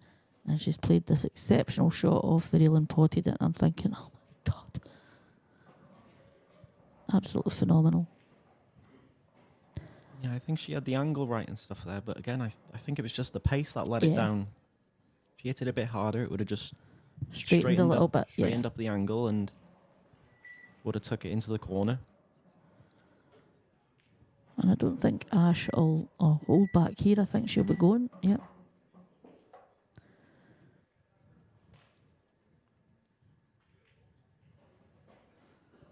So when they get these shots that I think I'm getting too old for this game, Liam. I mean, every day of the week she could have just put that in underneath the black, but I just knew she was going to go. And she's phenomenal. The two of them are phenomenal. It's been a good quarter final. I've enjoyed watching it so far. I think it's choose what you'd prefer, yeah. You can either bring it out for the double or maybe play with a bit of run inside, try and get back into it, or even just try and land on it. She's a run inside person. That's very unlucky, but she's still got a shot. Yeah. And Michael Rhodes is taking a 2-0 lead in the final set against Gareth. And Liam and Dean are still 1-1.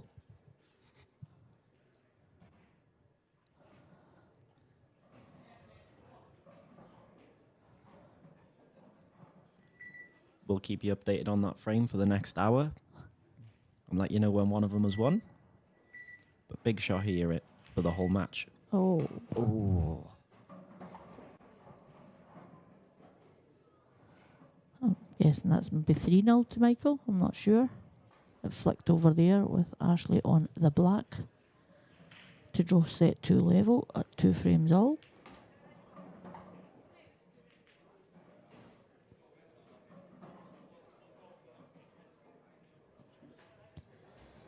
Sorry, not sorry. Did you see that? Yep, it's 3-0 Michael Rhodes. So those 2 3 chances Gaz has had on the hill. Yeah. I don't think he's had a chance really in those frames, but Yeah, it's been 3 quick fire frames, hasn't it? And I'm pretty sure this will be Michael's break. and now all of a sudden Michael Rhodes has got 4 chances. On the hill. 4 chances on the hill to knock out the defending champion. Opting for the cut break. You just think you want to make a ball, and he has. And they've split well. But does he have an opener?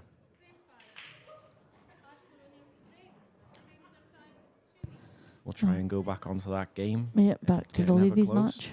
Yep. Oh, Dean Shields is 2-1 up. Whee! Well done, Dean. Ooh,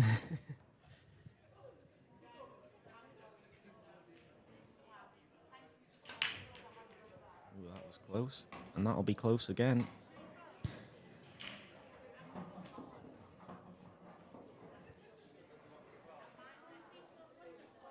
Slap of the leg there from Ashley.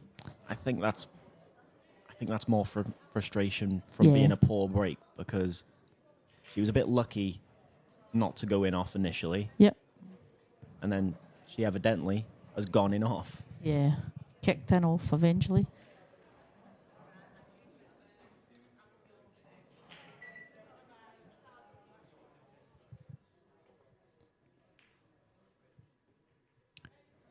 So Jenny has levelled her quarter-final, 2 frames all against Kelly. And Rhiannon has levelled in the second set against Alice at 2 frames all.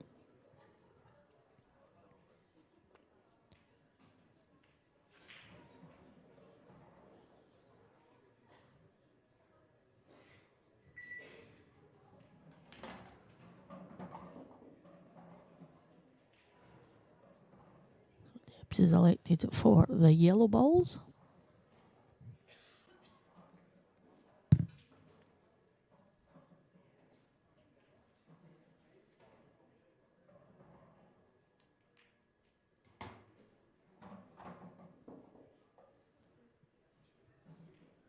Just tried to move that red out the way, and in Yep. doing so has made that yellow not go anywhere.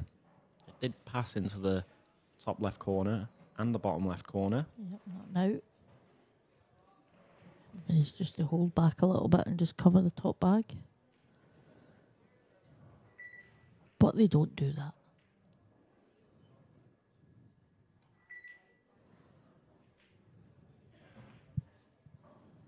Ashley will be delighted to get back at the table after getting off.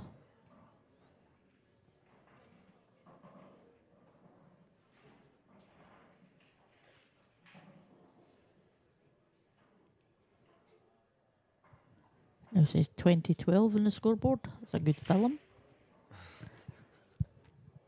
Film. Film.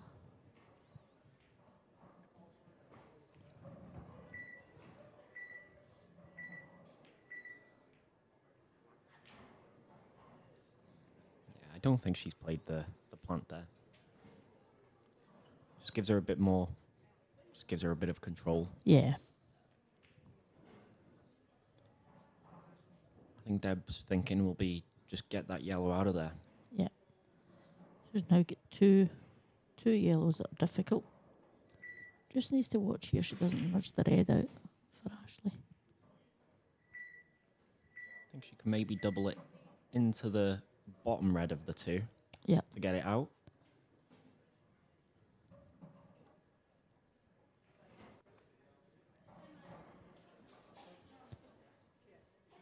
Getting the rest, I think.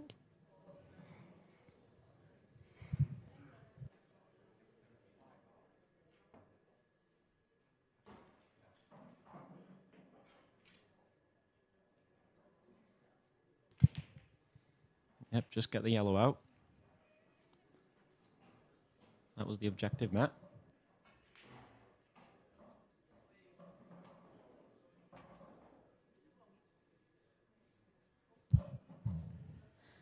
Yep, the yellow's out now. It's all about those two in the left-hand side now, isn't it?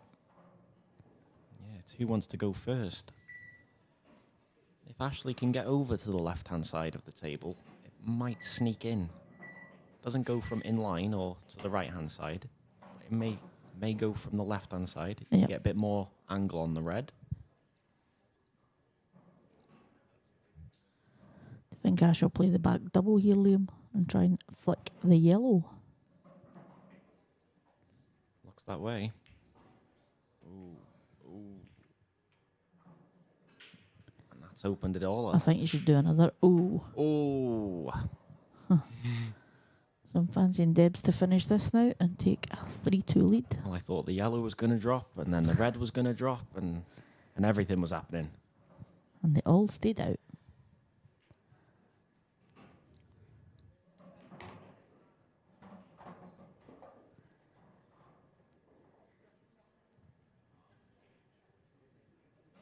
Just needs to be a little bit careful here, Debs.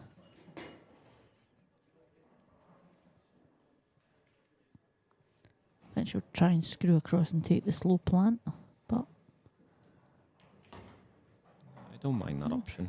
yeah, I think maybe see the bottom one, can she, and screw round about and get back on it again. Yeah, she's got options. She could just drop it in and leave the one at the bottom, and then come back up. But she could also, as you say, screw around. Yeah. Dean's taking a 3-1 lead against Liam. That's not me, by the way. That's Liam Dunster. Yep.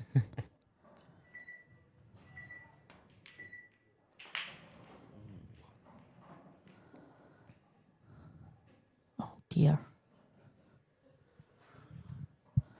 And you can see the top one, I think, Ash, here. I think Debs will be getting a wee bit frustrated.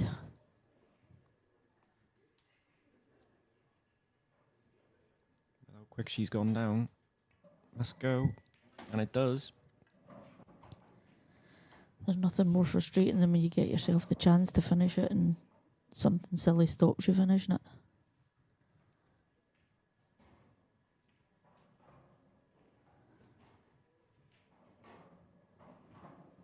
Just taking her time here.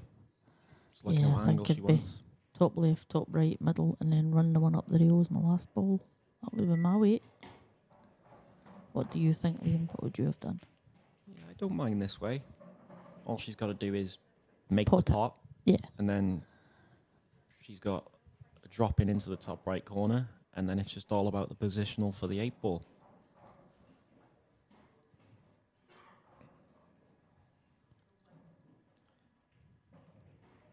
So all she wants to do here, she doesn't have to do anything with the white. Just make sure of the pot. And again, hasn't. that's just trying to do too much, isn't it?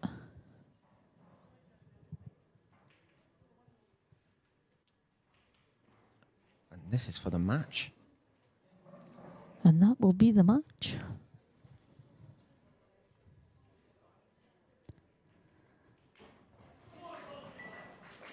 Wow. Phenomenal performance there from Michael. Well done. The defending champion, Gareth, leaves the tournament at the quarter-final stage. Great effort from Gaz, to be fair. Absolutely, yeah. But I don't know if he had chances to win the frames when he was on the hill, but I'm sure he might be kicking himself. And he was, what, 2 sets up, wasn't he? 2 sets up, and then he was up, well, he was on 3 frames in both sets that he lost. Yeah. And then, I think a whitewash in the last set? Do you know, I was actually going to say, Debs, you'll need to watch the white there. She needs an earpiece. Yeah. So Ashley on a finish with 2 shots to go on the hill. People may be surprised that Mike's beat Gaz, but everyone who knows Mike's, he knows he's a fantastic player. Yeah. He must be, because, I mean, you look, he's beat Lee Shepherd 3-2 in sets as well. That's a phenomenal performance too, because Lee's fantastic. He's beat Dan Davey 3-0, so he's had a fantastic tournament. He deserves his place in the semi-final. Well done, Michael Rhodes.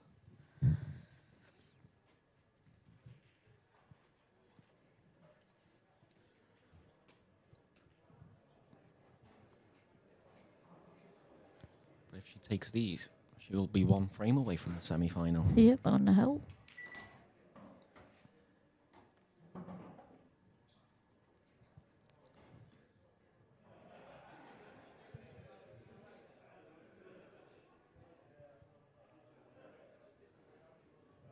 And this is a different Ashley. Normally she'd be down just rattling that black in. But she was round, checked her angle, checked it, and now she'll just play it. To take a 3-2 lead and put herself on the hill.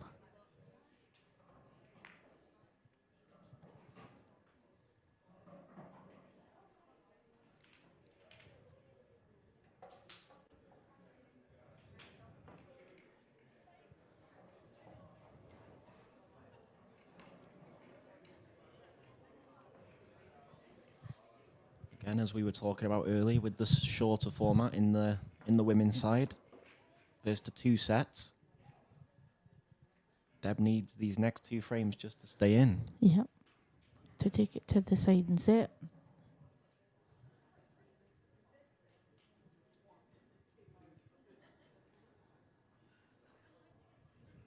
In the mixed doubles, I'm just flicking through the results. Emma Reeves, Dan Davey are 4-3 up on Hayley West and Steve Wall. Kaylee Allen and Ryan England are 5 frames all with Laura Gillett and Jake Newlove. Beck Sweeney, Corey Reese, Nikki Bowen, Steve Thompson. Beck Sweeney's winning 5-1.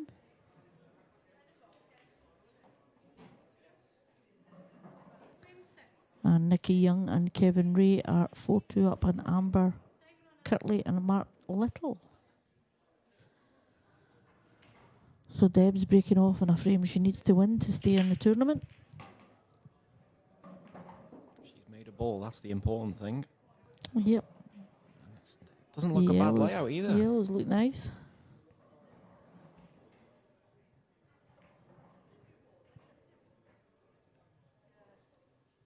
You feel like, as it is, these need to go, I think. Yeah. If she doesn't get these, she'll be kicking herself, I think. And I think just don't overthink it. Just take your time, work out your finish, and on you go. Because every day of the week, Debs would finish this.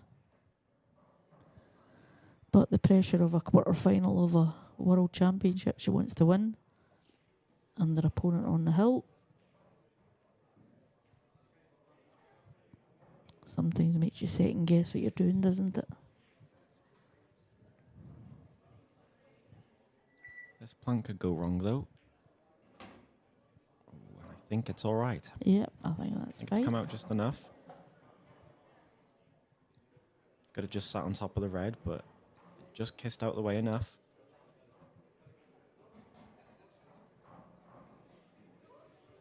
If I wasn't Scottish, I would like to see a deciding set.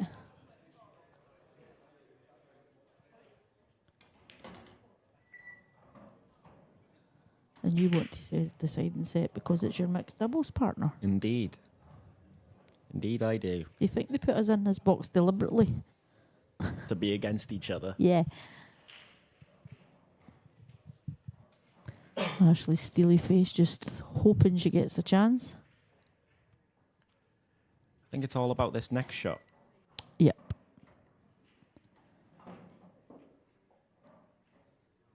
Looks a bit straight to do anything, I think. Yeah.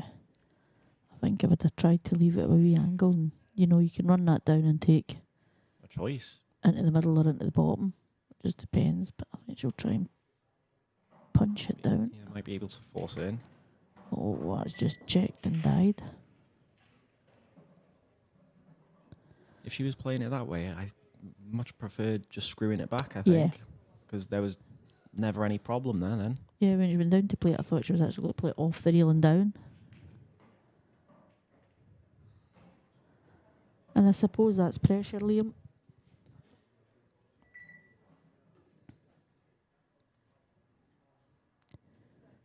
Guessing it was a total.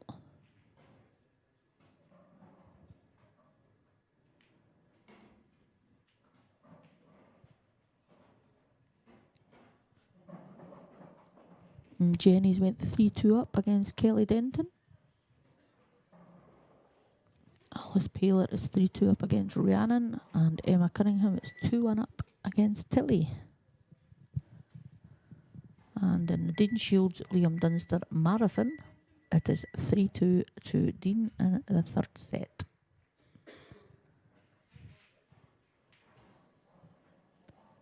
Winner of that match playing Michael Rhodes, Yep. who, as we just seen, knocked out the defending world champion. Yeah, he's knocked out a lot of good players so far, so I wonder if anyone's had a bet on Michael Rhodes winning. And that is very well played. Yep. Don't think she played the pot there. She wouldn't have minded it going in because she's still on the red she's closest to, into the bottom left corner, but I think she played the snooker. Yeah. Do you like that shot? Yeah.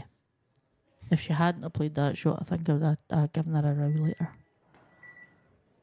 Good contact from Debs, that's Yeah, all very she good could hit. do. But all of a sudden, the Reds all go. The one Ashley's closest to now is a bit tricky. It does lead to the red at the bottom of the table, That was just my kissing la- into the yellow. Yeah, that would be my last two, I think. Yeah. I'd leave the one over the middle to get them. This plant could be a little bit tricky. If that's what she plays, double kiss it in maybe. But she can play it with an element of safety.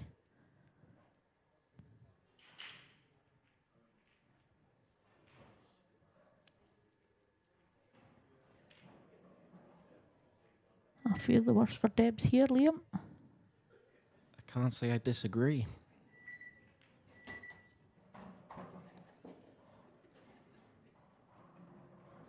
And from 3-1 down in the first set, was it 3-1 down she was? Yeah, Ashley? yeah, it was. It's been a very open match, though, hasn't it? Yeah.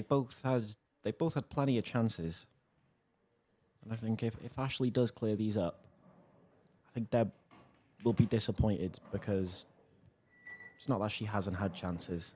Yeah, and that's absolutely perfect. So take these two down here now. Yeah. Get them out the way. Could even tie up the yellow onto Yeah. the other yellow as well. A sit and count, you know, if Debs was 3-1 up in the first set, it's now 6-2 Ashley. And there's not many players in the world, I would suggest, can do that to Debs.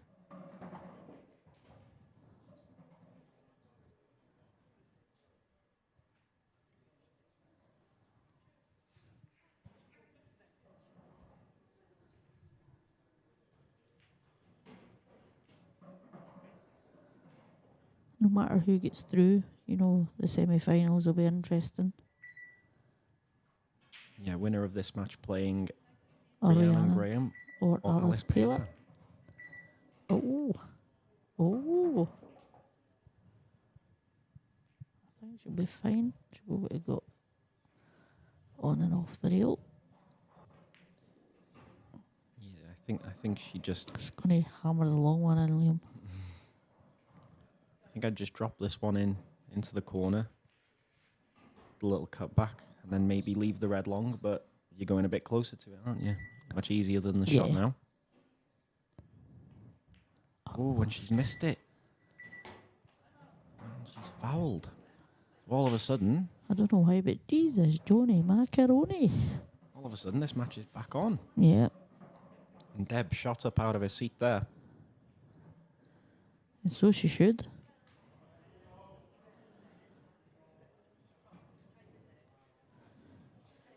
Every day of the week, I'd have said Ashley would have slammed the long one in, and then, you know, the one she cut there took that as her last ball. She's that good a long potter. And as we're talking about who the winner of this match will play, the winner of this match will play Alice Paylor, Yep, a good win for Alice.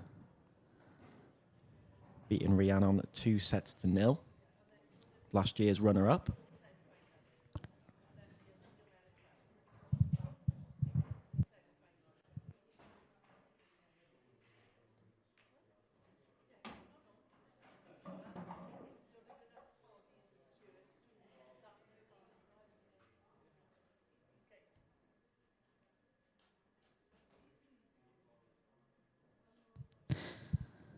So Deb's on her yellow here.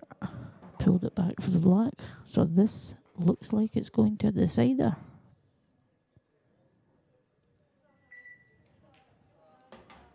Deb will be mightily relieved just to still be in this tournament. Yeah. Never mind the match. Ashley will be kicking herself.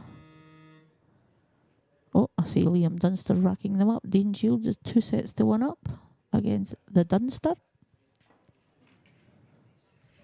You've got to respect Dean for his endurance here. He fought through a near 4-hour match with Anthony Monarch on the stream table, and he's been on for over 3 hours now. Yeah. Against Liam Dunster, 2-1 up. And Jenny Lawson has taken the first set after being 2-0 down against Kelly. So Jenny's having a wee go to try and reach the semi-final. Emma Cunningham's 3-1 up in the second set against Tilly. Tilly Edwards from England. So, and 1-0 up. So that's looking like Emma potentially going through. And this is a massive frame for both Debs and Ashley.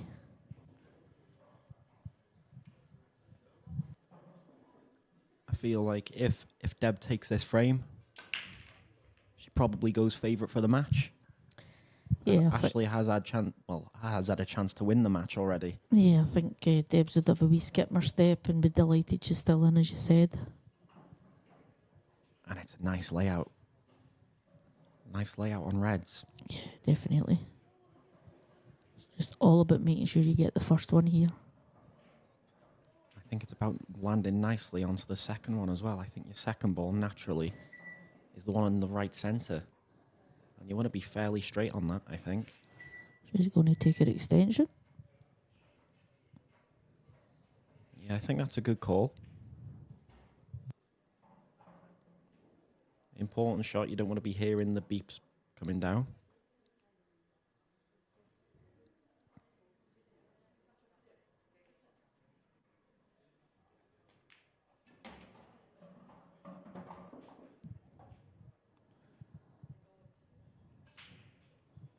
A little bit awkward, but that'll do fine. At least she got the colour set she wants. I still think I'd take the one into the right centre here. I don't think she's going to get any better on it than she is now. Nope. It leaves a tough shot next shot. But I think she'll just take what she's given here. Yeah, take your medicine, as they say. Oh, she's even tried to get it further out. That'll do her, I think. And if that drops in... We'll know if there's a pretty nod to the ideal. head just now. She's having a good look. Yeah, I think she thinks Yeah, it she's goes. eyeing it up, so... Mhm. Cracking chance here. Yeah, definitely. Prolong this match for another set.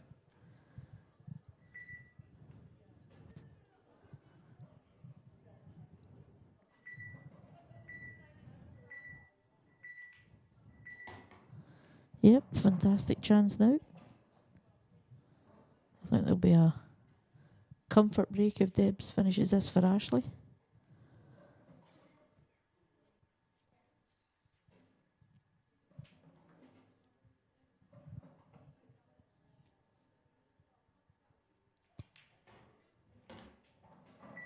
Ooh, I think she's just got away with that one. Yep. A wee bit of drag. Hold it for the middle. And this is looking like... I don't think she likes it though. Yeah, you can see a wobble of the head, can you? Showing she's not entirely comfortable with it, but just got to take what you're given here. And shaking her head, I think she thought it was running a bit further there. Yeah, I think she's okay. I think she's got a cut on the top one, which will make her perfect for the other one. Yeah, I think she might be on both. I think she can make her choice here.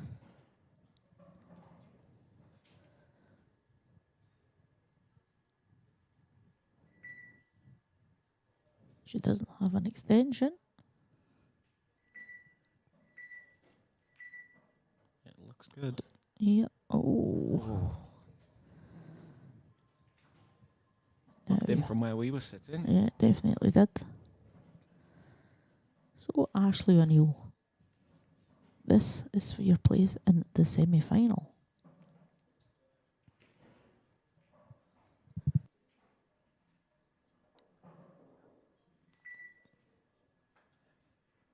Again, this is probably how Deb was feeling last frame when Ashley went in off. Yeah. Where Ashley's probably thinking, here, we should be in the third set now.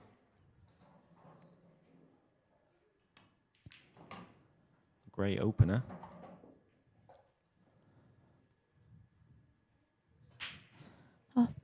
I was having a wee look there and see the one she's now on at the top right. I think I'd have played that off the red, moved the red. Yeah. But again, it's easy sitting here and you don't see the angles properly. It also would have been good for Ashley if she just clipped that red on the way through.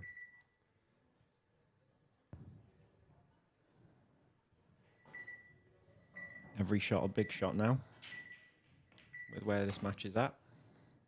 She doesn't even look phased with the beeps going. He was down to 1 second there.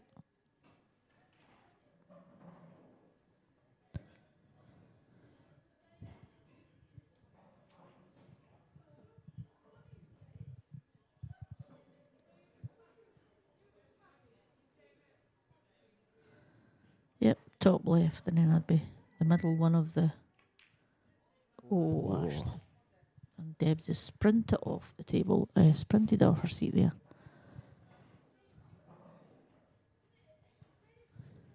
You know, for the two of them being probably the top two in the IPA just now, over last year's sort of performances, they've done a couple of that, haven't they? Where they've been on the... Yeah, they both made mistakes, haven't they? The shot to win, and it's maybe just been a wee quick one thrown in. It just shows you what it means to the girls. You've seen Deb initially look to see if the black passed into the left centre. It doesn't look like it does from where we're sitting, but she had a look at it.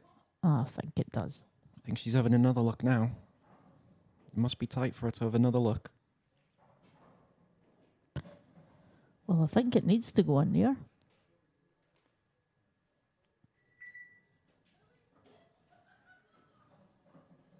We will see. It doesn't go in She's there played then. that pretty well. Yeah. I And think this she is would have just... liked that off a second cushion. Yeah, this is just a little bit pot in the black, isn't it? Because the white's safe because of the yellow. But if you miss the black and give Ash 2 from here... Yeah, also a chance of potting the yellow, as you say. Yep. Just ignore the yellow. Ignore where the white going. Just make sure of the pot. Yep, so Emma Cunningham has reached the semi-final, courtesy of a 2-0 to sets win over Tilly. And she's missed the black. And she hasn't potted a yellow, which might be a big factor. Yeah, definitely, Liam.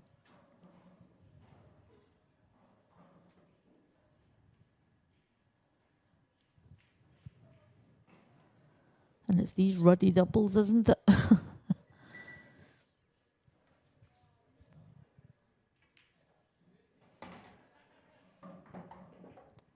We top this through and move it and I hope that it bounces over towards the other bag. It's all about that one yellow now, isn't it? Yeah, I think running into it's not a bad option. You should be on to the other one next to it. Or do you just stun it in and play a tough pot? Because you're not guaranteed to get it out. You might knock it even worse. You've always got a chance with where it is now. And that's what she's done. Yep. Backing herself, as we say. I think you can choose which way you want to go now. You can either go the one on the right-hand cushion or the one into the centre. It'll be the same shot afterwards anyway.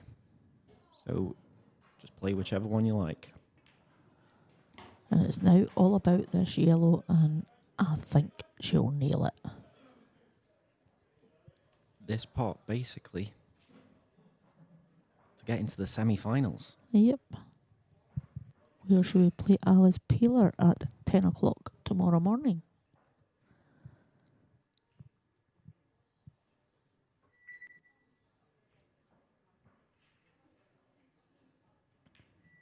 Looks good.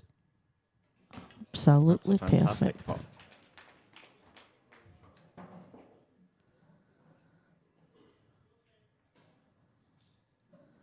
Yep, a little skip in the step. Absolutely phenomenal. She'll be relieved to get over the line because she's missed a few chances. Yeah. Congratulations, Ashley O'Neill, into the semi-final.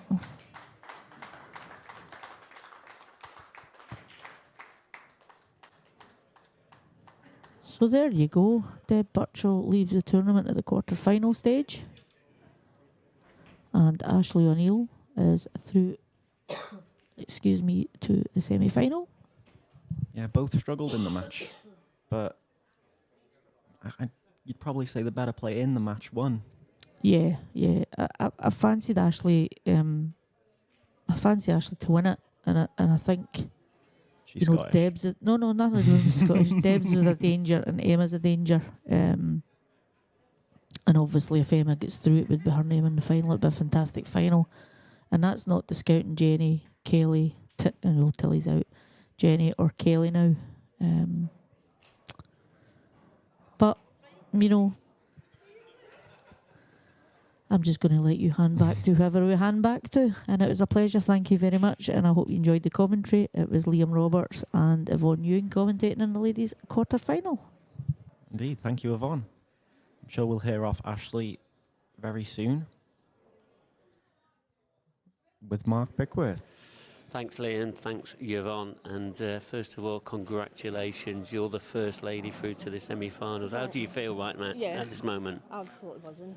Didn't play overly well. A few loose mistakes. The table pace kind of put me out a wee bit. But just happy to get there. And I said to Stephen just before you girls kicked off, you know, about, when I say kicked off, I mean when you started playing, sorry, about, you know, you've won IPA titles, haven't you? You know, and you know how good a player Debs is as well. I mean, did it feel different out there? Does it make a difference because it's the World Championships? Yeah, it does. I was really nervous the full time. Took maybe 4 or 5 frames to settle, and then settled, and then, yeah, as I say, a few loose shots, but got there.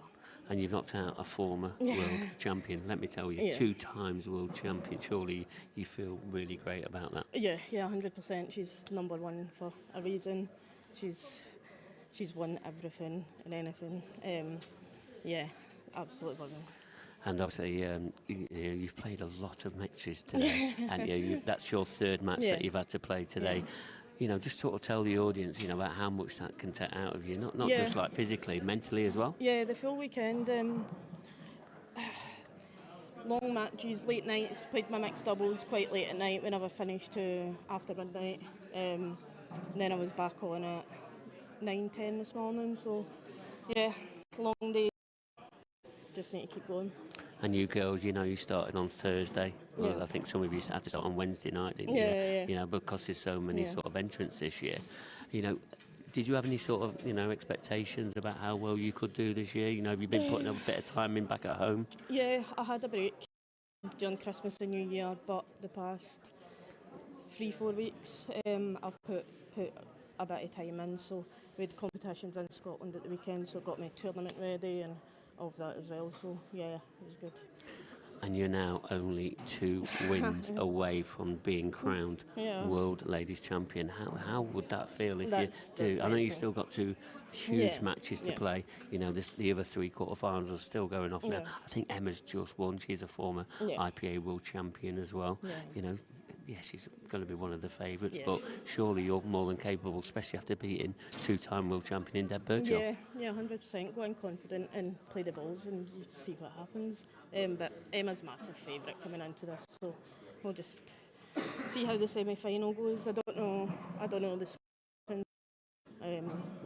we'll see. I know We'll see Jenny. what I I know play in the Jenny's morning. still playing, and I Yeah. think there's a couple of other games on Yeah. as well. But first of all, well done. I know Thank you. you had a little bit of support in Yeah, I your did, yeah. corner there, which always helps, and that. It So does, yeah. I can just tell you Keeps how me happy you sane are. sometimes. So. And I yeah. know, I think you're top of the draw, so I think you're on at 10 a.m. 10 tomorrow, a.m., yeah. so not too much sleep to No. dwell on it and that. So, but well played, Thank you. and good luck for tomorrow morning. We'll look forward to Cheers. seeing you Thanks in the morning. very much. Well done. Thank you. Well Cheers. played. Thanks. Well, that's Ashley O'Neill into the semi-finals. Stephen Walker, how tight was that match? Two 4-3s. Yeah, I mean, we like the drama, we like the excitement. I think we got it there, and yeah, it was unbelievable. Deb, at one moment you thought she was going to nick it and take it to her third set, and what a finish from Ashley at the end there. Absolutely unbelievable. That yellow under that pressure. Yeah, it's not very often I'm speechless, but that was first class. Good. I know she's a fellow Scot, so Yeah. you might be a little bit biased in that. But I mean, how do you think she's feeling right at this moment about being two-time and former world champion in Deb Birchall? Yeah, I mean, I've obviously just watched her sitting here speaking to you, and you can see the buzz, the excitement. I mean, she might not sleep too quick tonight, but she's on early in the morning. But Deb is obviously a slight favourite. She's two-time world champion. She's going for her third. She's multiple event winner. She's obviously the IPA ladies #1. But Ashley, I mean, we know her really well in Scotland. She's a top player, and you see the way she cues the ball. She's absolutely fantastic. I mean, she'll be delighted, but she'll know that the job isn't done yet.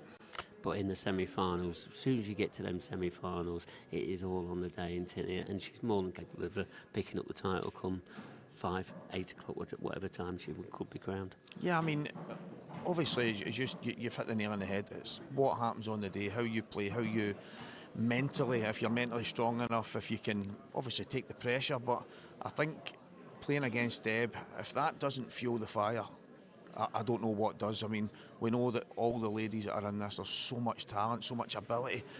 And a lot of the time it boils down to what's between the ears. If you've got that mental edge on your opponent, and Ashley showed real steel there. So, I mean, she can go all the way, but she's going to hit us. It's going to be a tough ask. Yeah, there's going to be 2 world champions crowned tomorrow. Obviously, we spoke about the ladies' semi-finals. That'll be happening from 10 o'clock and 12 o'clock, and then the final, all time dependent, of course, at 5 o'clock. But just talk about the men's semi-finals. There's still a quarter-final that's still going off currently in it, and I know it's pretty tight. Yeah, I mean, obviously Liam Dunster and Dean Shields are still going at it right now. I mean, I don't know what time that match might finish, but those 2 guys, you'd need to drag them off the table. None of them want to give an inch. I know Dean was in front. I'm not sure what the exact score is right now, but I know it's really tight. Liam's at the table. I can see that from here. But yeah, I mean, whichever one of they 2 make it into that semi-final will be a worthy addition. But Liam's obviously a former world champion himself. Yeah, and talking about former world champions and the current world champion, just tell the audience what else is sort of happening in the last half an hour. Yeah, well, we've had some high drama. The guy that I was probably edging towards as my favourite was a current holder, defending champion. But Michael Rhodes has put him to the sword. Gareth Hibbett is out. Another world champion has dropped. It's unbelievable, isn't it? So there is another world champion that's still in the draw. It's Ben Davis. You know, he started this campaign off on Thursday on this stream table, and he's gone on to obviously beat Mark Boyle. But you know, he's more than capable of picking up a second world title. Yeah, I mean, he just looks to me like he's having fun, and I think if you're enjoying it, then the game becomes that little bit more easy. And for Ben, it always looks easy, but we know it's never as simple as that. And as I say earlier, he had a look at me, shrugged his shoulders as if I don't know what's happening, but I'm glad it's happening. And he's in the semi-final, and the way he's playing, I would not be surprised if he ends up the one lifting that trophy again. And he's going to have to play Luke Sanchez, though, in his first match at 12 p.m. How do you see that one going? Because we saw the way that Luke Sanchez played on here, and then I spoke to him here in the studio. This guy, he's up for it. He really wants to be picking up the world title as well. Yeah, Luke means business. He's, to me, he's got the bit between the teeth. He feels he can get it. You can see that with the look in his eyes, the way he's talking. He's not here to make up the numbers, and I mean, the way he played in his quarter-final there was pretty ruthless, but he is I suppose you can call him the young upstart against the Welsh legend, and it's going to be a contrasting battle, but it's going to be an exciting one. And a Welshman in the final. I know, yeah, that's an absolute definite, isn't it? It really is. So, an exciting one we hope for. Well, that's it for us tonight, and we're going to be back. Well, we're going to be bringing you the ladies' semi-final at 10 a.m. on our second stream table, but for our main table, that's going to be starting at 12 p.m. tomorrow. Make sure you join us. Good night. Good night.